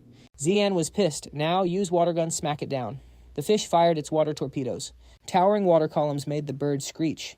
Ren-Ni immediately shouted orders to Winged Fang. Winged Fang, get out of the water gun's range. The bird flew off instantly. Zeon praised his pet, nice work. After evolving, the fish's water gun speed and power had buffed up big time. Suddenly, something came flying in. The system popped up info. Species Gold Sparrow, Eagle, Fire, and Wind. Rank level 9, unranked. Talent Fire Vortex, A rank. Potential mid-tier Diamond. Skill, Blue Fire, Arrow, Speed Movement. Baizian watched the Gold Sparrow Eagle spit fire. He kicked himself for forgetting she had another pet, but Zian's fish absorbed the flames. Thank God it's only level 9. Unranked damage is low. He kept patting the fish. I'm still lacking combat experience as a beast tamer. Sorry for putting you through this. Bro Ren-Ni attacked again. Defense is pretty high, huh? Let's see, you tank this next one. Both birds charged with full power. He telepathically asked the system, so how much does an A-rank talent actually buff a beast's combat power? The system answered instantly, 3 times. The 2 birds started flying in a circle. Zian looked at the fish in shock. They're going to pincer attack us. Wait, you're doing... Old Man Chi was gloating. Old Man Bai, your grandson is cooked. Your bronze beast can't tank combo hits like that. Jing Chong stayed calm. Don't celebrate yet. You might stroke out from excitement. Winged Fang was diving straight at the Gold Sparrow Eagle. Fire blasted out, covering everything in thick smoke. Jing Chong was getting anxious. Why isn't Little Ann attacking... The rival teased, relax, old man, Bai. We won't hurt your grandkid too bad. But Zian had actually put up a barrier. All 3 of them were stunned. No way. He's only Black Iron rank. Water power surrounded him. Zion finally smiled. I realized barriers aren't just for silver rank users. If you have the juice, you can use it. And my inventory has insane spiritual energy. He got serious and ordered the finisher. Like always, White Shadow Giant Fish. End this, according to plan. The fish used giant form instantly Ruyi water gun attack. It transformed into a literal whale. Old Chi's eyes popped out. Old Man Bai, what the hell is your grandson Jing Chong was shaking too? I have no idea. The fish generated massive currents aiming a water column straight at the opponent. The Blazing Fang got absolutely dunked on by that water pillar, and the Golden Eagle couldn't bail out either. Boom dropped right at her feet. Han and Gay completely lost it. Is the Blazing Fang seriously trying to one-shot Tu An with that fire charge? The bird dove straight at him. The Blazing Fang came in hot eyes, blazing like literal fire, and that beak looking sharp enough to rip the air apart. It was wrapped in some insane smoke and flames. Even old geezer Zeech was shook seeing this. He couldn't help but shout, this girl's actually insane. She just refuses to take the L. Going all out like that is just going to backfire on her. Right in front of her, Kin Tu charging in head first with that massive blue energy. The Blazing Fang kept its momentum going. Down below, Tu An was locked in sweating bullets as he watched Kin Tu showing 0 signs of stopping. Drenched in sweat, Tu An screamed, don't hurt it. Bam. The 2 beasts slammed right into each other. That massive blue energy surged forward. On the other side, raging flames making the air hotter than the sun. Right after Kin Tu dive-bombed straight at Nan Ningye. She panicked hard, seeing that Kan Sung turned to calm down the jittery old geezer Zeech. Chill out. Little Ann knows what he's doing. He's not going to hurt your granddaughter. Dangling in midair, Nan Ningye raised her hands, totally defeated, and yelled, I give up. Put me down already. Tu An grinned, made a hand seal, and said smoothly, thanks for the win. Then the 4 of them turned and headed inside. Old geezer Zeech spoke up first. Take the L like a champ. Your grandson can go in and pick one thing, but you're staying out here. He snickered to himself. This kid probably can't even tell trash from treasure anyway. Meanwhile, Kan Sung was thinking to himself, Little Ann's intuition is even more cracked than my own appraisal skills. Old geezer Zeech raised his hand, gathering red energy in his palm. He smashed that blue switch and flashed a blinding light from the Red Fang Valley, hit them, forcing Tu An and Nan Ningye to cover their eyes. Hands on his hips. Old geezer. Zeech looked at them and barked, hey, you brat. I'm giving you 1 hour. Pick something or not. When time's up, you're out. Then he turned to Nan Ningye. Hey, Nge, keep an eye on this kid. Don't let him cause any trouble. Tu An agreed instantly. Got it, Grandpa Seech. Behind him, Nan Nge crossed her arms, annoyed, and grumbled, Yeah, whatever. With that old geezer, Seech stepped aside. Tu An slowly walked into the Red Fang Valley. The moment he stepped inside, he scanned the area and ping info loaded. Red Fang Valley, a fragment of a dead star. The Zeech family ancestor used some secret arts to craft this into a mini-dungeon. It's overflowing with fire energy, but it's constantly leaking out. Hype levels rising.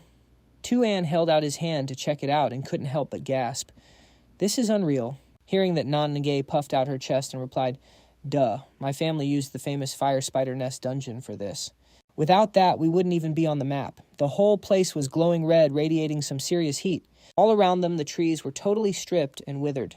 Tu An followed Nan Nge and asked Miss Seech, Mind giving me the tour? What kind of beast you got in here?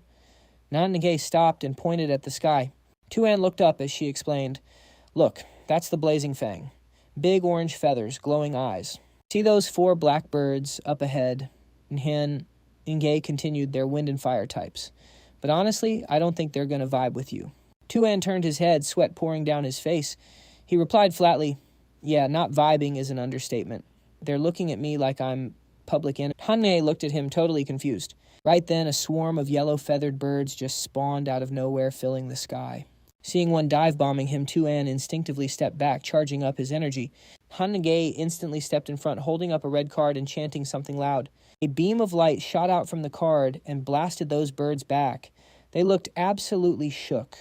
Dusting herself off Nan, Nge turned around, pointed a finger at Tu An, and said with full sass, A water user like you standing here, it's like dropping water into hot oil. You're lucky they didn't just jump you all at once. Tu An nodded, scanning the area. Ah, makes sense. Then he walked up to a bird's nest and stared at it. Another info dump popped up. Race Blazing Fang, Element Firewind, Talent, Sky, Smoke Charge Rank A, a potential high diamond, Skills, Smoke Dash, Blue, Wind Rising. Race Blazing Fang, Element Firewind, Talent, Red Fire, Rank D, a potential mid-silver, Skill, Red Spark. Race Blazing Fang, Element Firewind, Talent, Crimson Ember, Rank B, or potential mid-gold, Skills, Ember, Scorch, Blue, Red Spark. Once he got the data, Tu An poked the bird in front of him right on the head. The bird was absolutely furious. He calmly said, Mid, let's keep looking. Tu An hopped to another nest, staring so hard the bird flinched. He just kept spamming checks from nest to nest. The orange sunset was peaceful, but an hour later Tu An was still grinding the search. Han Ye sat on a rock, chin and hand totally over it. Yo, you done yet? Clock's ticking. Tu An didn't reply. He was locked in his own thoughts. Nothing but trash drops here. Diamond rank was the cap in this area. Seeing him ghost her, Nhe snapped and yelled. Are you deaf? Tu An still didn't care. He just rubbed his chin, looking dead serious. Whatever, I'll just bag that diamond 1. I won't contract it, just gonna save it for the Bach family. Nhe was losing her mind behind him, screaming her head off. But suddenly an orange bird caught Tu An's eye. He paused. Tu An walked over, eyes sparkling with interest. This color's different, that glossy orange fur. Gold tail, half-closed blue eyes. Species mutated blazing fang, fire type. Talent solar, flare, SS rank. Potential high bronze. Status critical foundation damage. Skill, solar flame, orange. Blazing charge, purple. Smoke strike, blue. Scorching afterglow, blue. Tu An was shook. He thought, no way, a variant with an SS rank. Talent and an orange skill. How did I miss this before he looked up, listening to the system breakdown? Mutated fire type. Sacrificed all other stats for pure fire, earning the blessing of the solar flame. Growth rate extreme. However, solar flame requires massive fire energy. Result, critical foundation damage. If healed potential, reaches epic rank. So that's why you ignored the diamond tier alert. Tu An lifted the blazing fang up, inspecting it, while the other blackbirds stared in confusion. He smiled. Yo, little guy, want to roll with me? The bird sat on his hand and coldly shook its head. It looked at him with zero interest. He laughed. I get it. You need a little incentive, don't you? Immediately, Tu An pulled out a sparkling pink crystal. The shine was too bright. The blazing fang got curious. It couldn't help sneaking a peek. Once it saw the crystal clearly, it whipped its head around for a better look, totally shocked. It hesitated, then acted tough. I am the avatar of the sun. You think a tiny crystal can buy me? Tu An grinned like a villain. Come with me. I promise you'll eat fire crystals until you burst. The blazing fang started sweating. It was wavering. The temptation was too strong. Its eyes kept darting to the crystal. Tu An held the bird in one hand and dangled the gem with the other. The bird thought, wealth cannot corrupt me. Poverty cannot sway me. I will never be a slave to a crystal. It lowered its head, fighting the urge. Nobody can bribe me. The blue sky remained peaceful. A second later, it grabbed the crystal and hugged it tight. Its eyes turned into hearts. Look, I have principles. But he's paying way too much. Nanye watched eyes popping out of her head. Tu An, holding the bird, turned to look at her, feigning surprise. He looked at Nanye, thinking, City Lord Shich is an expert on these birds. If he spots this variant and stops me, I'm cooked. He decided to lock it in. I'll just form the contract right now. Nanye saw him start and screamed, Are you crazy? You're doing the contract right here. A blue and red aura exploded, covering the contract and the bird. Nanye shielded her eyes from the blinding light. Tu An looked manic, his gaze sharp. The blue energy flared up, getting stronger. He thought, I'm cooked. The bird lowered its head and closed its wings. Tu An's eyes bulged in pain, his mouth open in a silent scream. The bird blasted out red energy. He realized it's draining my water ability. Nanye was freaking out. She rushed in to help, yelling, You absolute lunatic. She raised her hand and fired a stream of flames forward. The fire blasted toward Tu An, who was kneeling on the ground. He was terrified after that close call. Sweat poured down his face. He panted, thinking, contracting a variant directly way too dangerous. It almost drained me dry. Beside him, the bird let out a sigh. Tu An waved his hand, sending the bird into his spatial storage. Hugging its crystal, the bird closed its eyes and vanished. A notification popped up. Mutated pet acquired blazing fang, larva stage. Mythic beast, taming space activated. A new talent has awakened. The S-rank fire spirit blazing fang was nestling into the crystal when suddenly it noticed something. A water-formed eye appeared in midair, lifting blazing fang up. Another stat popped up for blazing fang. This fire spirit body has a water damage reduction buff. Plus, it can exploit the opponent's fire skills to boost its own firepower. Broken. Blazing fang erupted with a red glow shredding the silent darkness. Underwater, a creature poked its head out to watch. It's the mirror beast. It's observing, but has zero clue what's going on. Scene switch. Ren Ni stood with crossed arms, deep in thought. Xian, panting heavily, said, Thanks for the assist, Miss Chai.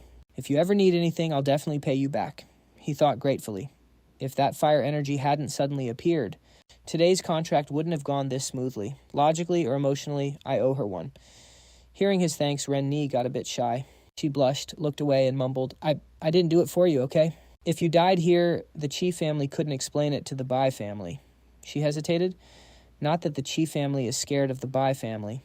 I just don't want a useless war. Xian immediately replied, Thanks for your concern, Miss Chi. Ren Ni panicked and denied it. I told you I'm not concerned about you. He laughed helplessly. Yeah. Meanwhile, Jing Chong and Old Freak Chi were waiting outside. Seeing the two walk out of Red Fang Valley, they immediately turned to look. Jing Chong caught his trembling grandson, asking gently, Xiaoan, what's wrong? Are you hurt? Z. An waved his hand, smiling at his grandpa. Grandpa, I'm fine. I just signed a contract with a second beast, so my energy is a bit drained. Hearing this, the old man gasped in shock. What, contracting a beast without proper prep? That's life-threatening. Don't you know that Xian looked up, raising 2 fingers to open a rift from above? Blazing Fang dropped down, hugging the crystal. Jing Chong's eyes followed his grandson's finger. Xian glanced at the beast sitting on his head. He continued, See, I'm fine, Grandpa. This little guy looked kind of special back in Red Fang Valley. So I contracted it. Jing Chong was stunned, and Old Freak Chi completely flabbergasted. Jing Chong thought, no wonder Xiaoan took the risk. One look, and you can tell this beast has god-tier potential. Old Freak Chi took a massive L here. Of course, Old Freak Chi realized it too. He panicked internally. That's a mutated, blazing Fang. Jing Chong held his grandson close, turning to say goodbye to Old Freak Chi. Old Freak Chi, we're done here. We won't bother you guys anymore. Peace.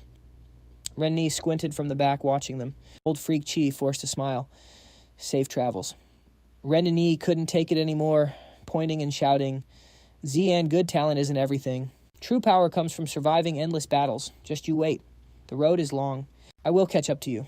Xian paused for a moment, then smiled back. I'm not waiting for you. If you've got the skills, then catch me. As he left, he thought, See you at the peak, back in White Scale City. The spirit beast landed softly, kicking up a gentle breeze on the grass. Jing Chong didn't forget to advise his grandson. Xiaoan, go back and absorb plenty of fire crystals. Recover the energy you lost. He replied obediently, I know, Grandpa. Xian faded into the distance. Suddenly someone called out to Jing Chong from behind. It was Kui Cheng, the old city lord. Hearing his name, he turned around. Kui Cheng panted, "You're finally back, sir." Seeing him like that, Jing Chong frowned sternly. "Xiaoyuan, you're not a kid anymore. Be serious." Kui Cheng whispered a report in his ear. Hearing it, he exploded in rage. "Those damn brats scene change. Outside Bai Shu and Bai Zhu were standing guard.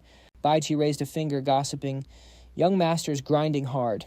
Just got back to White Scale City and he's already in seclusion." Bai Shu stayed silent. Bai Zhu continued. "But why did the young master specifically order Miss Bai not to contact the Bai family kids? She clearly passed the Marquis exam." Inside the room, Xian heard everything, looking a bit weirded out. Bai Zhu kept going.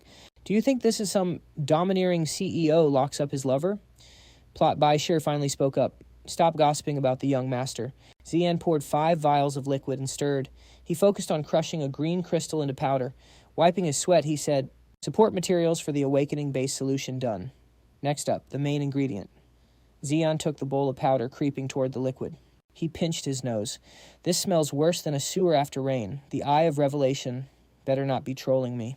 He dumped the powder into the black water. It merged slowly. Once done, the liquid turned green, bubbling up slightly. Tu An grimaced and waved his hand. "Something's changed. That stinging smell is gone."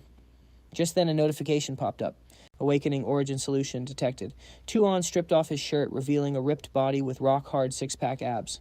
He muttered to himself, "This batch cost 10,900 million. Don't you dare fail me." Then he jumped into the water. A slight tremble. Then he said, with a satisfied face, "So damn good, too." And relaxed in the medicinal soak, blue electricity shooting from his brain down his skeleton. Everywhere it passed emitted a strange light. Huge golden chains slowly materialized in midair. They locked together tight, stabbing straight down into Tu An. Outside, lightning flashed, illuminating the whole dark area. It startled a guy passed out drunk, waking him right up. His blurry eyes instinctively looked out at the dark sky. Rubbing his groggy head, "Those are golden chains growing out of that high-rise piercing straight up into the sky, punching through clouds to create a vortex." Seeing this scene, his brain felt like it was turning even more to mush. So weird, an awakening energy signature right in the city. Did someone actually self-awaken? The thought flashed and vanished. No way the awakening platform is hundreds of kilometers from the city center. If someone self-awakened, the energy waves couldn't possibly reach here. He was still clutching his wine bottle tight. Didn't let go, he flopped onto the sofa and sighed, smirking. Must be hallucinating from being too wasted. The long chains whipped in the air, wrapping around Tu An, then slowly shattered into tiny fragments. 2 days later, Tu An woke up from a deep sleep, stretching his stiff bones after being out for so long. He rubbed his eyes, which now had a golden chain pattern in them. The system popped up a notification, Heavenly Tao Chains. Triple S rank rule type talent. Heaven and earth possess spiritual rules cannot fully merge, but the power of Heavenly Tao can forcibly break through living limits, resonating with the origin power of life forms. Tu An looked at the system and muttered, "Break through living limits, resonate with origin power." He burst out laughing, making the servants downstairs take notice. A thought popped into his head, find someone to test this on. As soon as he thought it, he shouted. Bach Tu An and Bach Chi, standing outside, were sweating bullets because of Tu An's weird behavior today. Signaling to Bach Tu An. What's up with the young master? Bach Tu An was just as confused. Who knows? She gently pushed the door open and saw an embarrassing scene. Something she shouldn't see. Tu An didn't notice a thing and kept rambling. "I have something urgent I need your help with. Stand still, don't move." Bach Tu An couldn't hold it in. Her face turned beet red from shame. She rushed out but didn't forget to reply, "Sorry, young master, I can't help you." Realizing the problem now, Tu An went silent and curled up to hide his shame. Blushing, he crouched back into the bathtub. Just a misunderstanding. After calming down, Tu An got dressed properly and ran to ask Bach Tu An for help with the serious stuff. Bach Tu An, stand still and relax, don't resist. The golden heavenly Tao chains appeared in Tu An's eyes again. The chains materialized, wrapping around Tu An's hand, then obeying his command to tightly wrap around Bach Tu An. The sudden move confused Bach Tu An. Before she could process it, the tail end of the chain with a sharp cone tip swung high up, stabbing straight into her sternum, piercing inside her body. Golden energy radiated out, transferring through the chain, connecting Bach Tu An and Tu An. Tu An focused on creating blue electricity-like lights, connecting the circuits in her body. Success. He smirked as if he achieved his goal. Heavenly Tao chains, successfully linked with host Bach Tu An. Received B-rank water element talent. The golden chains were still connecting the two. Tu An immediately moved to the next step. Bach Tu An deployed defense. Bach Tu An followed the order, entering a focused state and raising her hands to form a seal. In the blink of an eye, Tu An appeared right in front of Bach Tu An, hand on his chin, staring to evaluate. His face got super close to hers, watching intently. The chains wrapped tight around her didn't disappear. Bach Tu An's body trembled under Tu An's unblinking gaze. And no explanation at all. What the hell is the young master doing? Is he pulling some weird prank again? Despite Bach Tu An's anxiety, Tu An was lost in thought. We can proceed to the next step. Dispel defense. Her anxiety spiked even higher. There's still a next step. Scene changes to West City. In a quiet little alley, Bach Tu An called Tu An. Young master, I've arrived in West City. He picked up, looking a bit concerned. Good Bach Tu An. The golden chain still connected to Bach Tu An passing through the door. Tu An looked along the direction of the chain. You can come back now. The chain didn't disappear. Bach Tu An hesitated, her speech a bit broken, making Tu An look confused, not knowing what was up. About that, young master, forgive my boldness. She didn't dare say it straight, speaking while gauging Tu An's reaction. Young master's actions today were extremely unusual. First letting me see you naked, then doing those weird things with me, and then you kept staring at my body. Young master, if the pressure's getting to you, just vent to us. Bach Chi and I have your back for sure. But you can't just... Bach Tu An went on a whole rant, and suddenly it clicked for Tu An. Oh crap, wait, can Bach Tu An seriously not see the thing on her body? Confused by Tu An's weird question, Bach Tu An replied, There's definitely nothing there, sir. Figuring out how the chains worked, he locked in. All right, head out then. I'm hanging up. Just as he thought Bach Tu An couldn't see the chains. Faced with this confusing vibe, she felt a sudden chill run down her spine. Who am I? Where am I? I don't get it. Meanwhile, Tu An was deep in his bag, analyzing the rules. No wonder this rule exists.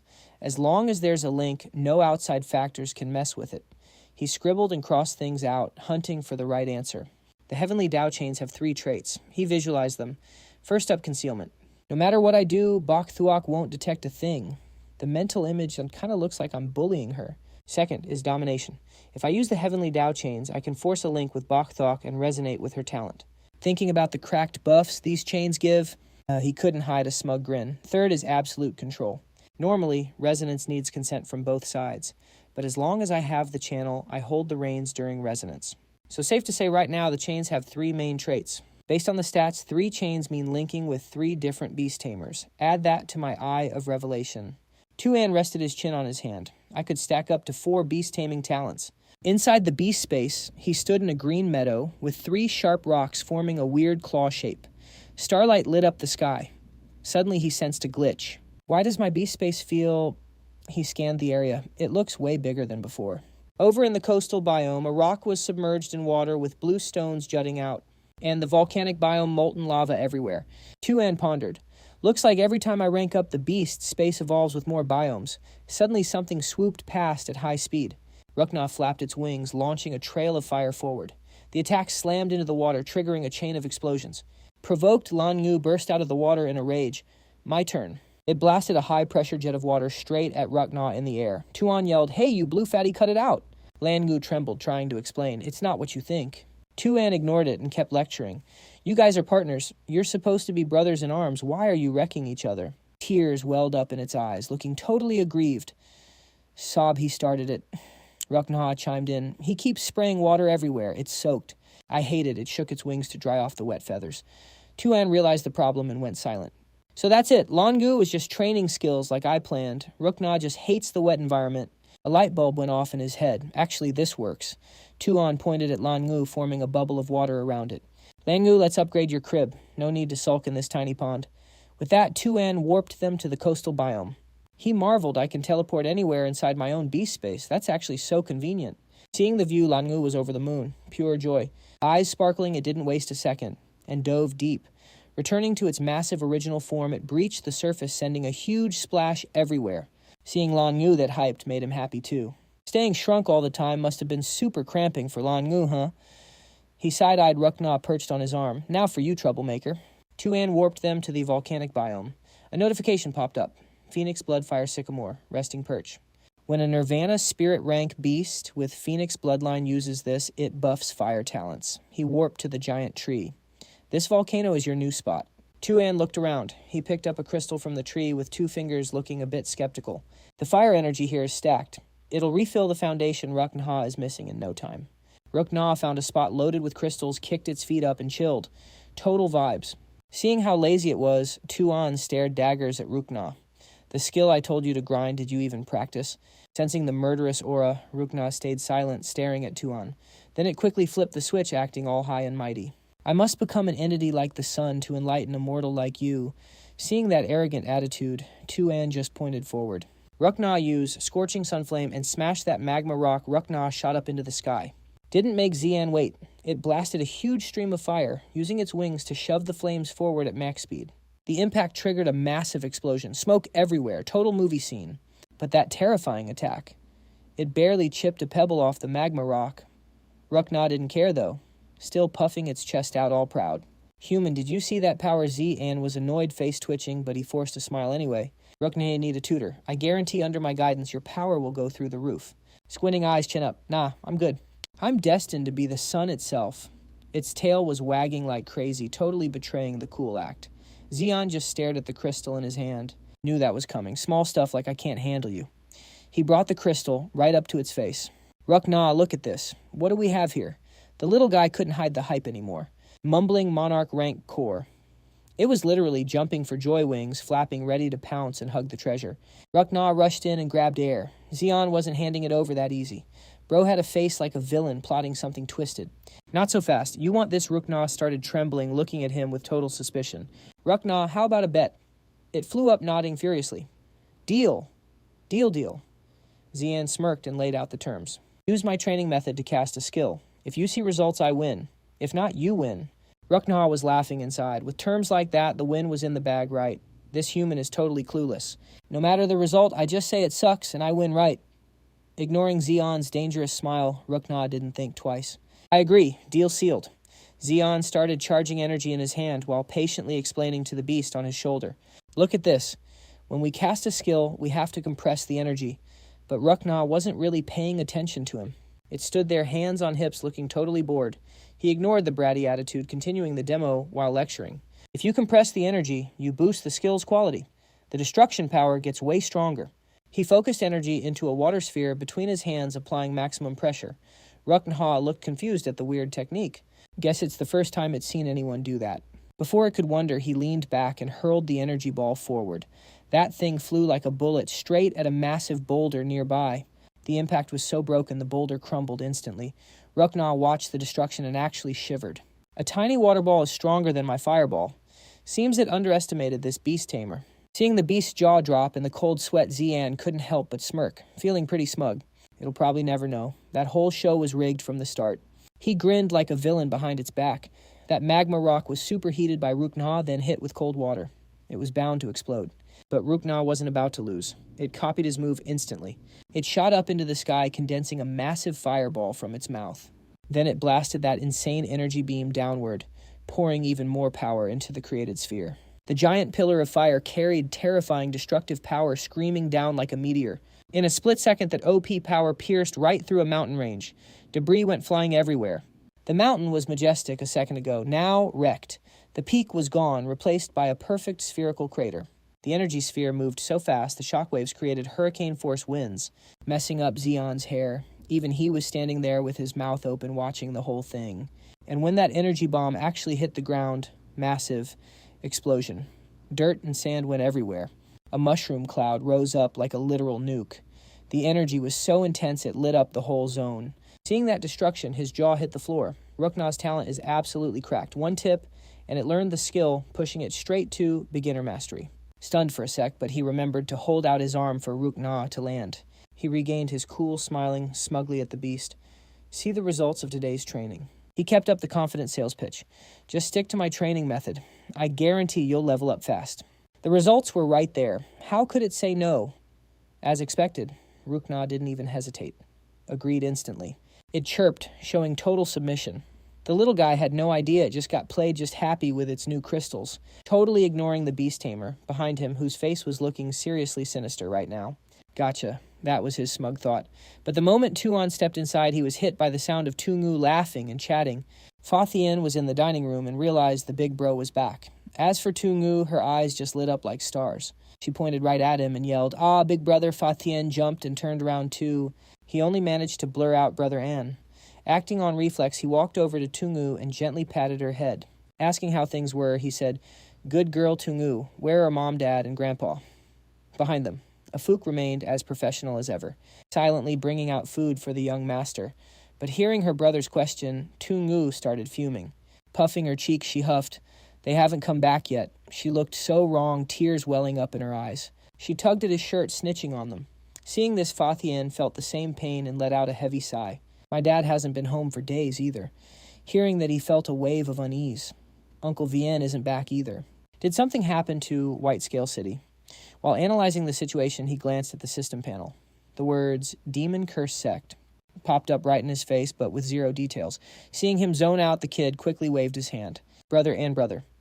And the food was served. He looked straight at his chubby friend and asked, "Why are you here?" Fa Thien was confused. Even though he had a million question marks floating around his head, he answered honestly, "Brother and school starts today. I came to pick you up for the Beast Taming Academy." He scratched his head, muttering, "School starts right. I'm still a student." His friend looked even more baffled. "Brother Ann, don't tell me you forgot about school too." Honestly, he was about done with this guy. Tu An quickly organized his thoughts. He waved a Fuchs over and ordered a Fuchs prepare the car. He bowed respectfully. "Yes, young master." The magnificent view of the bustling city appeared against the deep blue sky. Nearby, a young girl was already waiting by the car. Seeing him approach, Bach bowed respectfully. "Long time no see, Lord Little Ann." A beautiful face, shoulder-length azure hair, and sparkling eyes.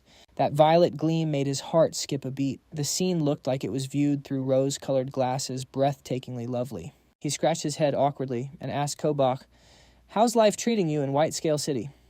She looked bashful. Her cheeks turned red. Tucking her hair back, she replied softly, "Thanks to your help, I'm doing very well here." The blue Rolls-Royce sped through the streets, arriving at the Beast Taming Academy in no time. Tu An and Fa Thien strode down the hallway toward their class. Bach followed silently behind them. Curious, Fa Thien whispered to Tu An while glancing back warily, "Brother Ann, who's that lady? How come I've never seen her?" He kept rambling even as they reached the classroom door. "Brother Ann, there are a lot of people from the dependent cities in this class. Just wait a sec." The moment they walked in, the room went dead silent. Everyone stared at him. A group with blue and red hair looked disgusted. Tsk. They looked at him like he was the enemy. Another group went crazy like fans, meeting an idol, shouting, "Young Master Bach, young master, Tu and brother." And seeing this mess, he was speechless. He thought bunch of kids wasting time on clicks instead of training. Lunatics. Fa Thien kept looking around nervously, whispering, "You're the top freshman of our main city. Don't let them push you around." Surrounded by a tight crowd, Tu An reluctantly offered a polite greeting.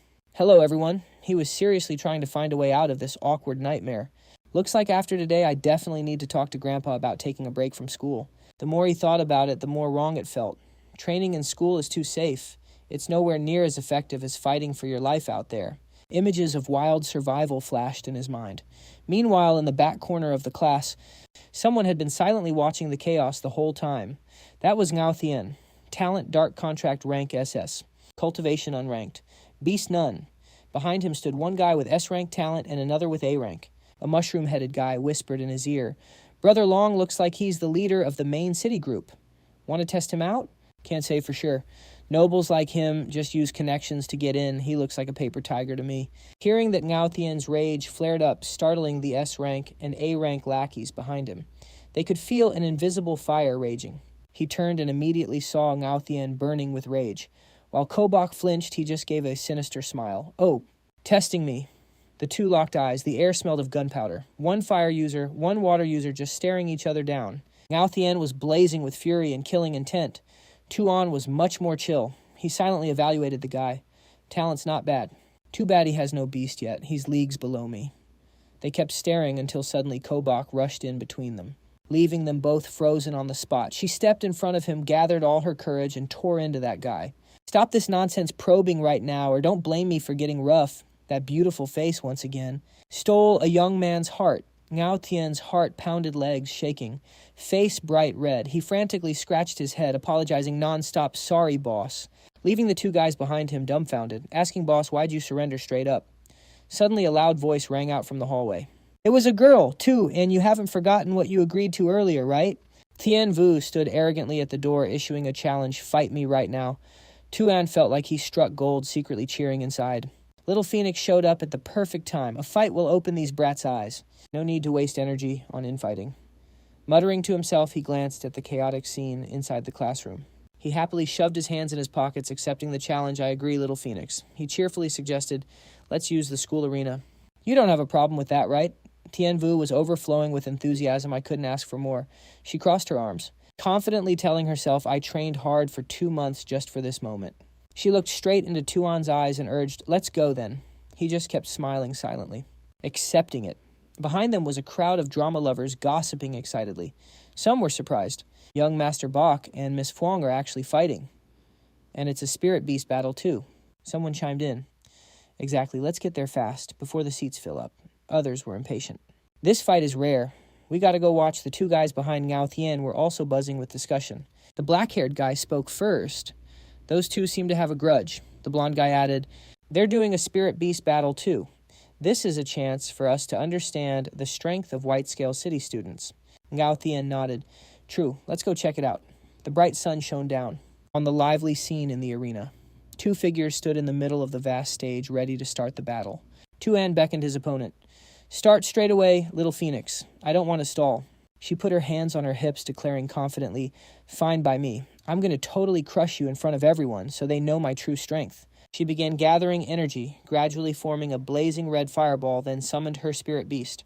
Blazing red wings sprouted from her back, making the scene even more magnificent. A purple phoenix appeared. Its eyes flashed with a light that terrified everyone. The system quickly displayed its info. Race purple feathered Honghu fire element. Rank beginner black iron. Talent Phoenix Cry S rank. Potential beginner 4 spirits. Skills. World shocking Phoenix. Cry purple rank. Novice. Scorching charge. Blue rank. Proficient. Blazing. Fire. Description: a bird from the primordial world. Rumored to have Phoenix bloodline capable of unleashing Phoenix power, making enemies tremble in fear. The fiery scene combined with the glaring sun made him break a sweat. Shielding his eyes from the sun, he secretly marveled, why is it a bird? Didn't expect a spirit beast from the primordial world. Plus it can evolve to amethyst rank. High in the air, Tien Vu spread her fiery wings even wider, seeing that Tu An couldn't help but smirk. This is getting interesting. Looks like the Fuang family has plenty of secrets. She was super confident, mocking her opponent with a sour tone. Tu An, does my beast look unfamiliar to you? Saying that she looked down on him even more smugly, like he was nothing. Continuing to show off, you've never seen my beast before, right? Need me to tell you its name? He didn't flinch, calmly stroking his chin like Detective Conan. The Fuang family's resources aren't bad. Didn't expect they could help you contract a purple-feathered Honghu not found in the 10,000 beast nest instance. Then he looked up with a bright smile, dropping a cold truth. But the result of this battle won't change one bit. She was momentarily surprised that her opponent could read her so quickly, unexpectedly seeing through the purple-feathered Honghu's identity. Tu An provoked the fired-up girl even more. Little Phoenix, hurry up and attack. I'm afraid if I summon my beast straight away, you won't have a chance. Naturally, Tien Vu screamed furiously right in his face. Bastard, you're too cocky. She ordered the phoenix to swoop down, firing a beam of flames. He couldn't help but sigh. This move again. He whistled lightly, dodging that massive scorching fireball. The phoenix screeched, gathering energy. Then suddenly it launched that fireball straight down from behind him. He turned his head, looking exasperated. Sure enough, it's this move from behind. Boom! The giant fireball crashed down, engulfing Tu An, giving him no escape. The crowd goes wild with shock. Amidst that blazing inferno, only Tu An remains completely unfazed. Is it over already? Tien Vu smirks, thinking she cooked him inside that fireball. But then, a hand casually reaches out. No way. He brushes off the flames like it's just dust. Then he hits her with the taunt. Is that all you got? Hurry up and use your ultimate already. She breaks into a cold sweat, trembling. What the? She can't believe her eyes.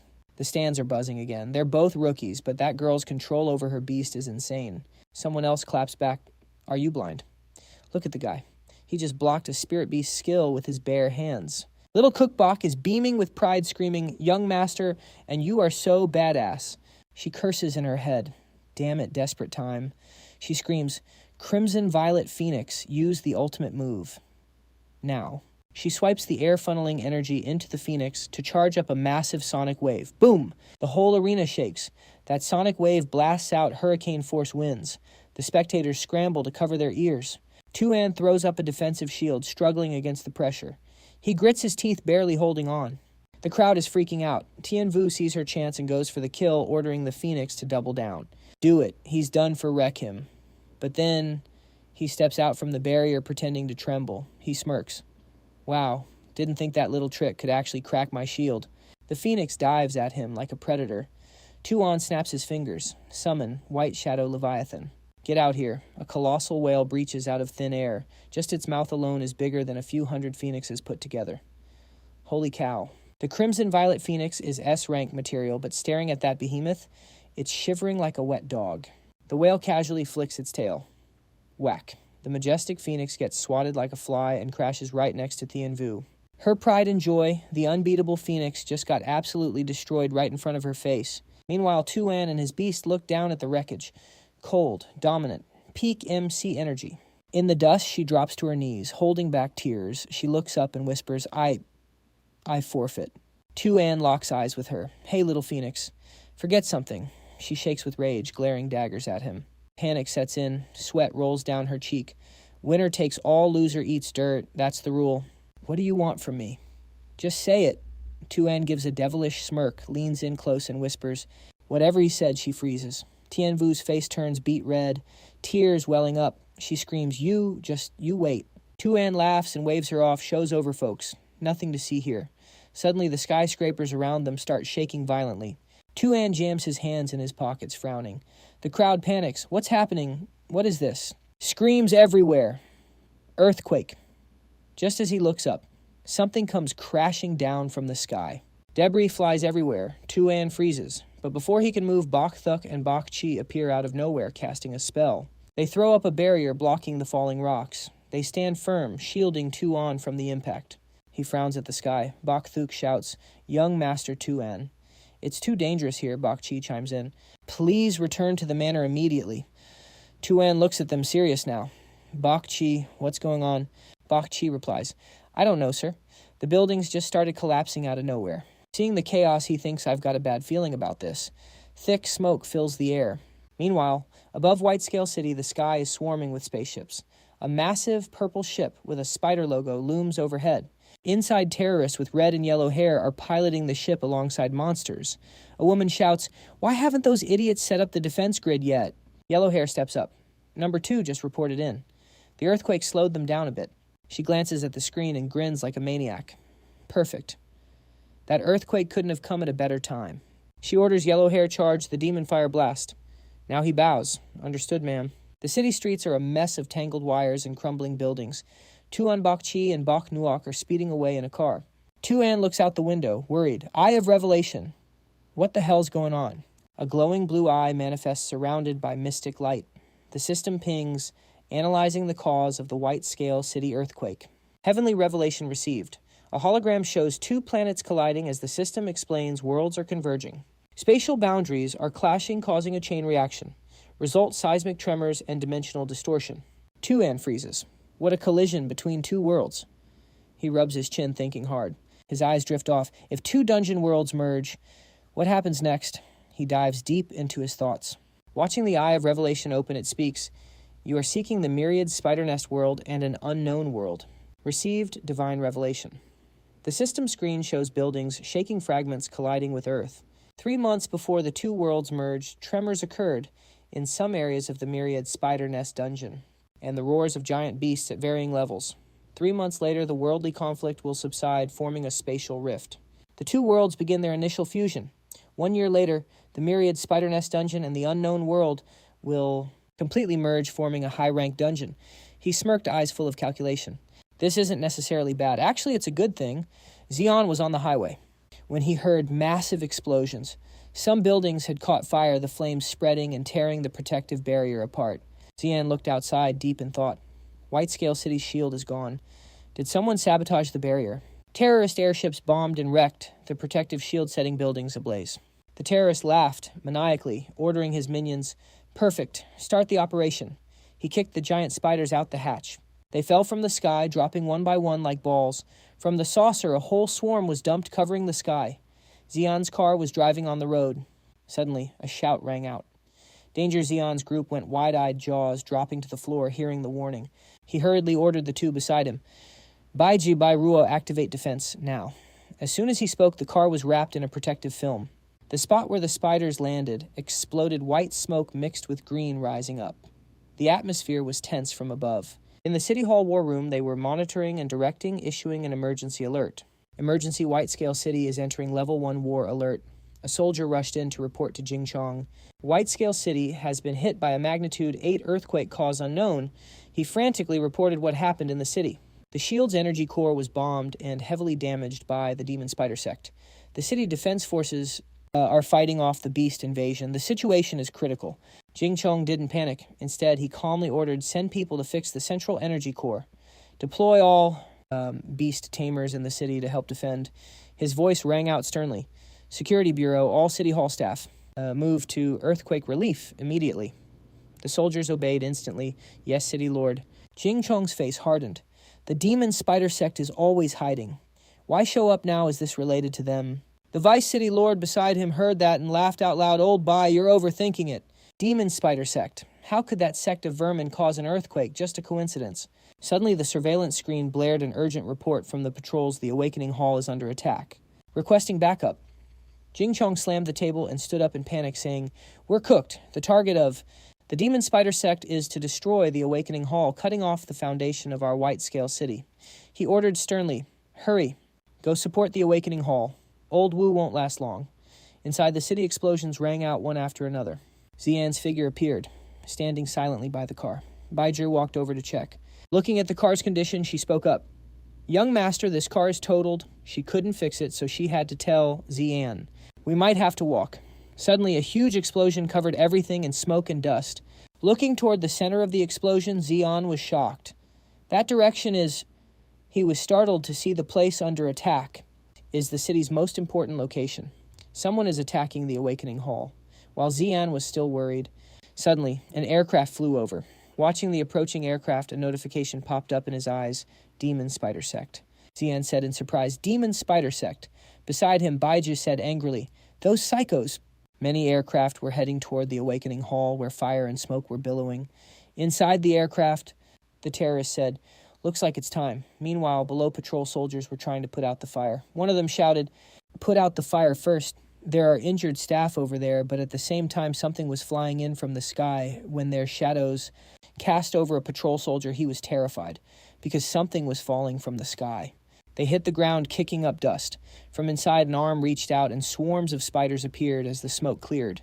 The patrol soldiers were terrified at the sight. We're done for. It's the ghost-faced shadow spiders. The ghost-faced shadow spiders quickly attacked. They nimbly broke the soldiers' encirclement, forcing them back. In fear, only able to scream, cover me. Fall back. Hearing the noise outside. Xian wondered what's happening out there at this moment. The soldier next to him hopped on comms immediately. Demon Cave calling Monster Cave, Demon Cave calling Monster Cave. If you copy, please respond. If you copy, pull. But before he could get an answer, something started bashing the door, hard. Seeing that Tin Han barked orders, get ready. Whatever's hitting that door is about to bust it open. The shaking made Tin Han's face go dark. Suddenly, boom, the door exploded and ghost-faced shadow spiders rushed in. The soldiers were still in shock, but the ghost-faced shadow spiders didn't wait. They attacked immediately. Tin Han realized right then armor is useless against those ghost-faced shadow spiders. He summoned his pet instantly. A Shilin appeared as he shouted, Xieji. Tin Han ordered all troops form a shield wall. Instantly, soldiers rushed forward, planting their shields right in front of him. Shield, locked to shield. Creating a defensive line, that's when Tin Han used his ability Guardian Starstone. Rocks materialized instantly, covering the front of the shields. A solid stone wall rose up. After Tin Han shouted, core defense pillar. Once the defense was solid, he lowered his voice to warn the soldiers. Be careful out there. Don't throw your lives away. Just buy us some time. Tin Han sighed. It's been years since anyone dared touch the Awakening Hall.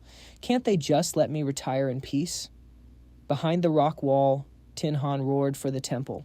Outside, those ghost-faced shadow spiders weren't backing down either. They made their move. They sped up, charging forward. A screeching sound like wheels on asphalt echoed everywhere. The ghost-faced shadow spiders accelerated, shooting forward like arrows. The violent impact made Tin Han's defense wall shake. White smoke billowed up.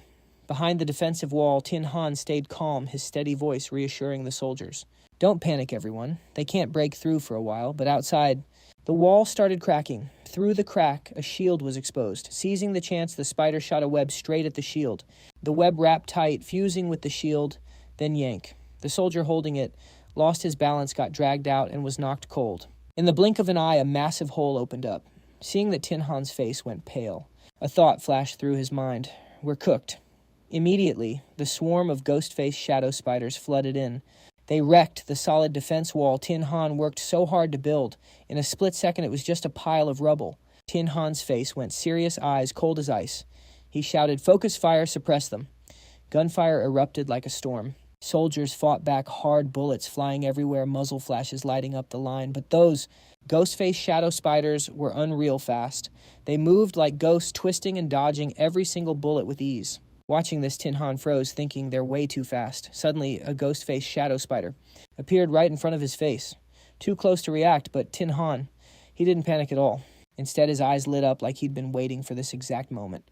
He shouted. Right now, as soon as his spear hit the ground, the earth shook violently. From the ground, sharp rock spikes shot up like wolf fangs. Those rocks impaled the ghost-faced shadow spiders. Tin Han let out a breath, loosening his death grip on the spear. Looking exhausted, he thought finally some peace and quiet. But deep down, he was salty. Where the hell is old Bach? I already used my trump card. Suddenly, from the giant spider's body, a figure quietly emerged. Everyone froze. Even Tin Han's eyes went wide. It was the terrorist she just crawled right out of the ghost-faced shadow spider. Tin Han shouted, "There's someone inside the spider," before anyone could react. The terrorist and her crew brought cannons into the fight. Her voice boomed like thunder across the battlefield, hissing with rage. "You demons invaded our world now. Face your punishment." She swung her hand. A shell fired from her arm cannon, screaming through the air, heading straight for Tin Han. A deafening explosion rang out. The shockwave blew soldiers away, but he stood his ground. In that split second, he activated his ability. A shield popped up, blocking the shockwave from the blast. While smoke covered everything, the terrorist and her crew made their move. Using the chaos, they rushed the dizzy soldiers, attacking like a storm. But the defense line wasn't going down easy. Soldiers, still standing, fired back instantly, bullets raining down hard. Amidst the smoke, the terrorist suddenly appeared right in front of the defense line. She screamed, "You want to die," in that exact moment. A spear flew straight at Tin Han, but the weapon in his hand shifted, morphing instantly into a solid shield. Blocked it cold. He stopped her heavy attack dead in its tracks. She scrambled back, and Tin Han checked on the troops behind him. He roared, "You guys still breathing? Get the wounded out of here. Move." Right then, Tin Han lowered his head, whispering to his beast with a serious look, "It's all up to us now." He looked up, eyes sharp. His gaze intensified. The air started trembling. Massive boulders manifested out of thin air, swirling in the air. He shouted, "Star Rock Domain." The rocks shot toward the terrorist at breakneck speed. In a blink, the rocks interlocked, sealing Tin Han and the terrorists inside a tightening ring. They looked up in shock as the walls closed in. Boom, a giant stone cage complete. Dead silence on the battlefield. The soldiers seized the moment, dragging the wounded to safety while the enemy was trapped. Inside the stone cage, the terrorist just smirked, looking at Tin Han with pure mockery. She laughed, "Old man, you're just a corporate slave. For that minimum wage paycheck, why throw your life away like this?" Tin Han didn't flinch. He just smirked, eyes locked on the enemy. "You wouldn't get it." Seeing that she barked orders at her goons. "Get him!" The blonde thugs rushed in, swords flashing, slashing wildly. Tin Han and his beast clashed with them instantly. Fierce combat. The sound of steel on steel rang out nonstop. No holding back. Tin Han struck the blonde, dodged and countered. Back and forth. Mid-fight, the leader pulled a crossbow out of nowhere. Purple energy glowing, aimed right at his head. He was busy with the minions. She pulled the trigger. Boom! Power-infused arrow incoming. Right at that second, Tin Han froze. Death instinct kicked in. He whipped around, eyes widening as that arrow flew at him with insane speed. He thought, "I'm cooked." But the Qilin roared. A stone wall erupted from the ground, shielding Tin Han's back. Blocked it perfectly. Tin Han immediately swung his blade, forcing the blonde thug to back off. Zero reaction time. The Qilin teleported right behind her. The blonde whipped around, but it was too late. The beast launched her into the air slam. She hit the back wall hard. There's the opening! Tin Han's spear ignited with raging fire. He swung a shockwave, tore through the air, and knocked the crossbow flying. Right out of the terrorist's grip, but suddenly a shadow lunged from behind. It was the blonde. She was dual-wielding shining scythes this time. Tin Han stayed cool. He summoned a glowing shield. Blocked the ambush. Clang! The impact echoed as her scythe smashed into his defense. Tin Han thought that's it. Every slash just made him grin. Keep him coming. Suddenly, a triumphant smile. Now, insane power exploded from Tin Han's spear. Starquake blast. A massive boulder slammed into her gut. She got launched straight into the wall next to her boss. He scoffed. "After all these years, you demon spider sect clowns haven't changed a bit." Then he shouted, As long as old man Tin Han is breathing, you are not getting into the core. Not one step that triggered her. She screamed, "You damn geezer, shut your mouth." She drew a blade coated in green lightning. Slash. Tin Han's boulder shattered instantly. He stared in shock. His face went pale. Earth versus wood. Elemental counter. She has the advantage. Wood destroys earth. Not good. I'm being hard countered. The Kellen jumped in to defend him. The terrorist dodged and hopped back. He nodded, whispering, "Thanks, brother." The Shilin roared, summoning a wall of jagged rocks from the ground as a shield. She didn't even blink. Threw a volley of darts at Tin Han. Thwack. One landed right by his foot. Hidden bomb inside. His face dropped. Damn it, boom. A massive explosion. Tin Han leaned against his Killin, gasping for air. He gritted his teeth. As long as I'm breathing, the crystal wall stays up. He was badly hurt but refused to shut up. Kill a councilman of the Awakening Hall, and you'll face a total manhunt. The terrorist cut him off, mocking tone on full display. Save the tough talk. She grabbed Tin Han by the collar, yanking him close. An old geezer like you. We did our homework on you. She leaned into his ear voice cold. Your beast-taming domain has insane defense, sure, but it has a limit. Her voice dropped. And we came prepared. We brought the ghost-faced shadow spider. Specifically to wreck your Star Rock domain. Right then, dull thuds echoed from outside. She smirked. Hear that? It's showtime. Outside the ghost-faced shadow, Spider was ramming the stone barrier with everything it had. Its legs dug deep, tearing up the ground, eating through layers of solid stone walls like nothing. Just like that, the megalith cage was total toast. Tin Han dropped to his knees, eyes filled with despair. He gritted his teeth, whispering a curse. Damn it. Old Bai, I can't hold on any longer. Suddenly, a terrifying noise rang out from above. A massive fist looking just like a meteor came crashing down from nowhere. A giant chimpanzee appeared. It smashed that stone cage like it was wet paper. The terrorist looked up, totally panicked. What? The chimp roared, fist raised high, ready to smash her flat. But at the last second, that ghost-faced spider rushed in to tank the hit. A figure jumped down from the chimp. It was Thoi Than. He rushed over to Tin Han, helping him up. Old Ngo, he checked him over. Old Ngo, you good? The old man lowered his voice. Do I look like I'm good? Meanwhile, the chimp was absolutely wrecking that ghost-faced spider. Thoi Than laughed it off. Look at you cracking jokes at a time like this. Old Bai and the others are... Before he could finish, Tin Han cut him off. They're almost here, right? Took them long enough. Just as he said that, a massive bird swooped in. Thoi Than grinned. See, there's Old Bai. Tin Han chuckled, still as showy as ever. Kan Shung had arrived with his beast. In a split second, his divine crane snatched that spider monster right up into the air. Seizing the moment, Kan Shung shouted, "Catch this old Fuang." The divine crane immediately dropped the spider from the sky. Down below, old Fuang was charging in on his mount, firing on all cylinders. He got the signal. Wielding a powerful staff and riding a fire Kirin, old Fuang charged in like a knight in shining armor. He commanded, use that move, fire Kirin. He shot straight toward the giant spider as it plummeted down. The second he reached the spider, Lao Puang used his staff to conjure a massive flame barrier. Now that the squad was all here, Kan Shung looked down on them with pure contempt. You demon spider scum. Radiating killing intent. He growled, your plan failed. Surrender now. The minions started panicking, whispering, Boss. The blonde leader made a call. Plan B. I'll hold them off. You guys need to... Hearing that, the blonde terrorist with the smoking mask interrupted. Boss, wait. A suicide mission like this? Let me do it. She took off her mask, revealing a delicate face with healthy tanned skin. She said, Boss, you still have a little sister to take care of. I've been alone my whole life. No family. Nothing to lose. Seeing his subordinate jump right onto the giant spider's head, the leader shouted, You. Seeing her resolve, he hesitated. She smiled gently. Let me handle this. He tossed his gun to her.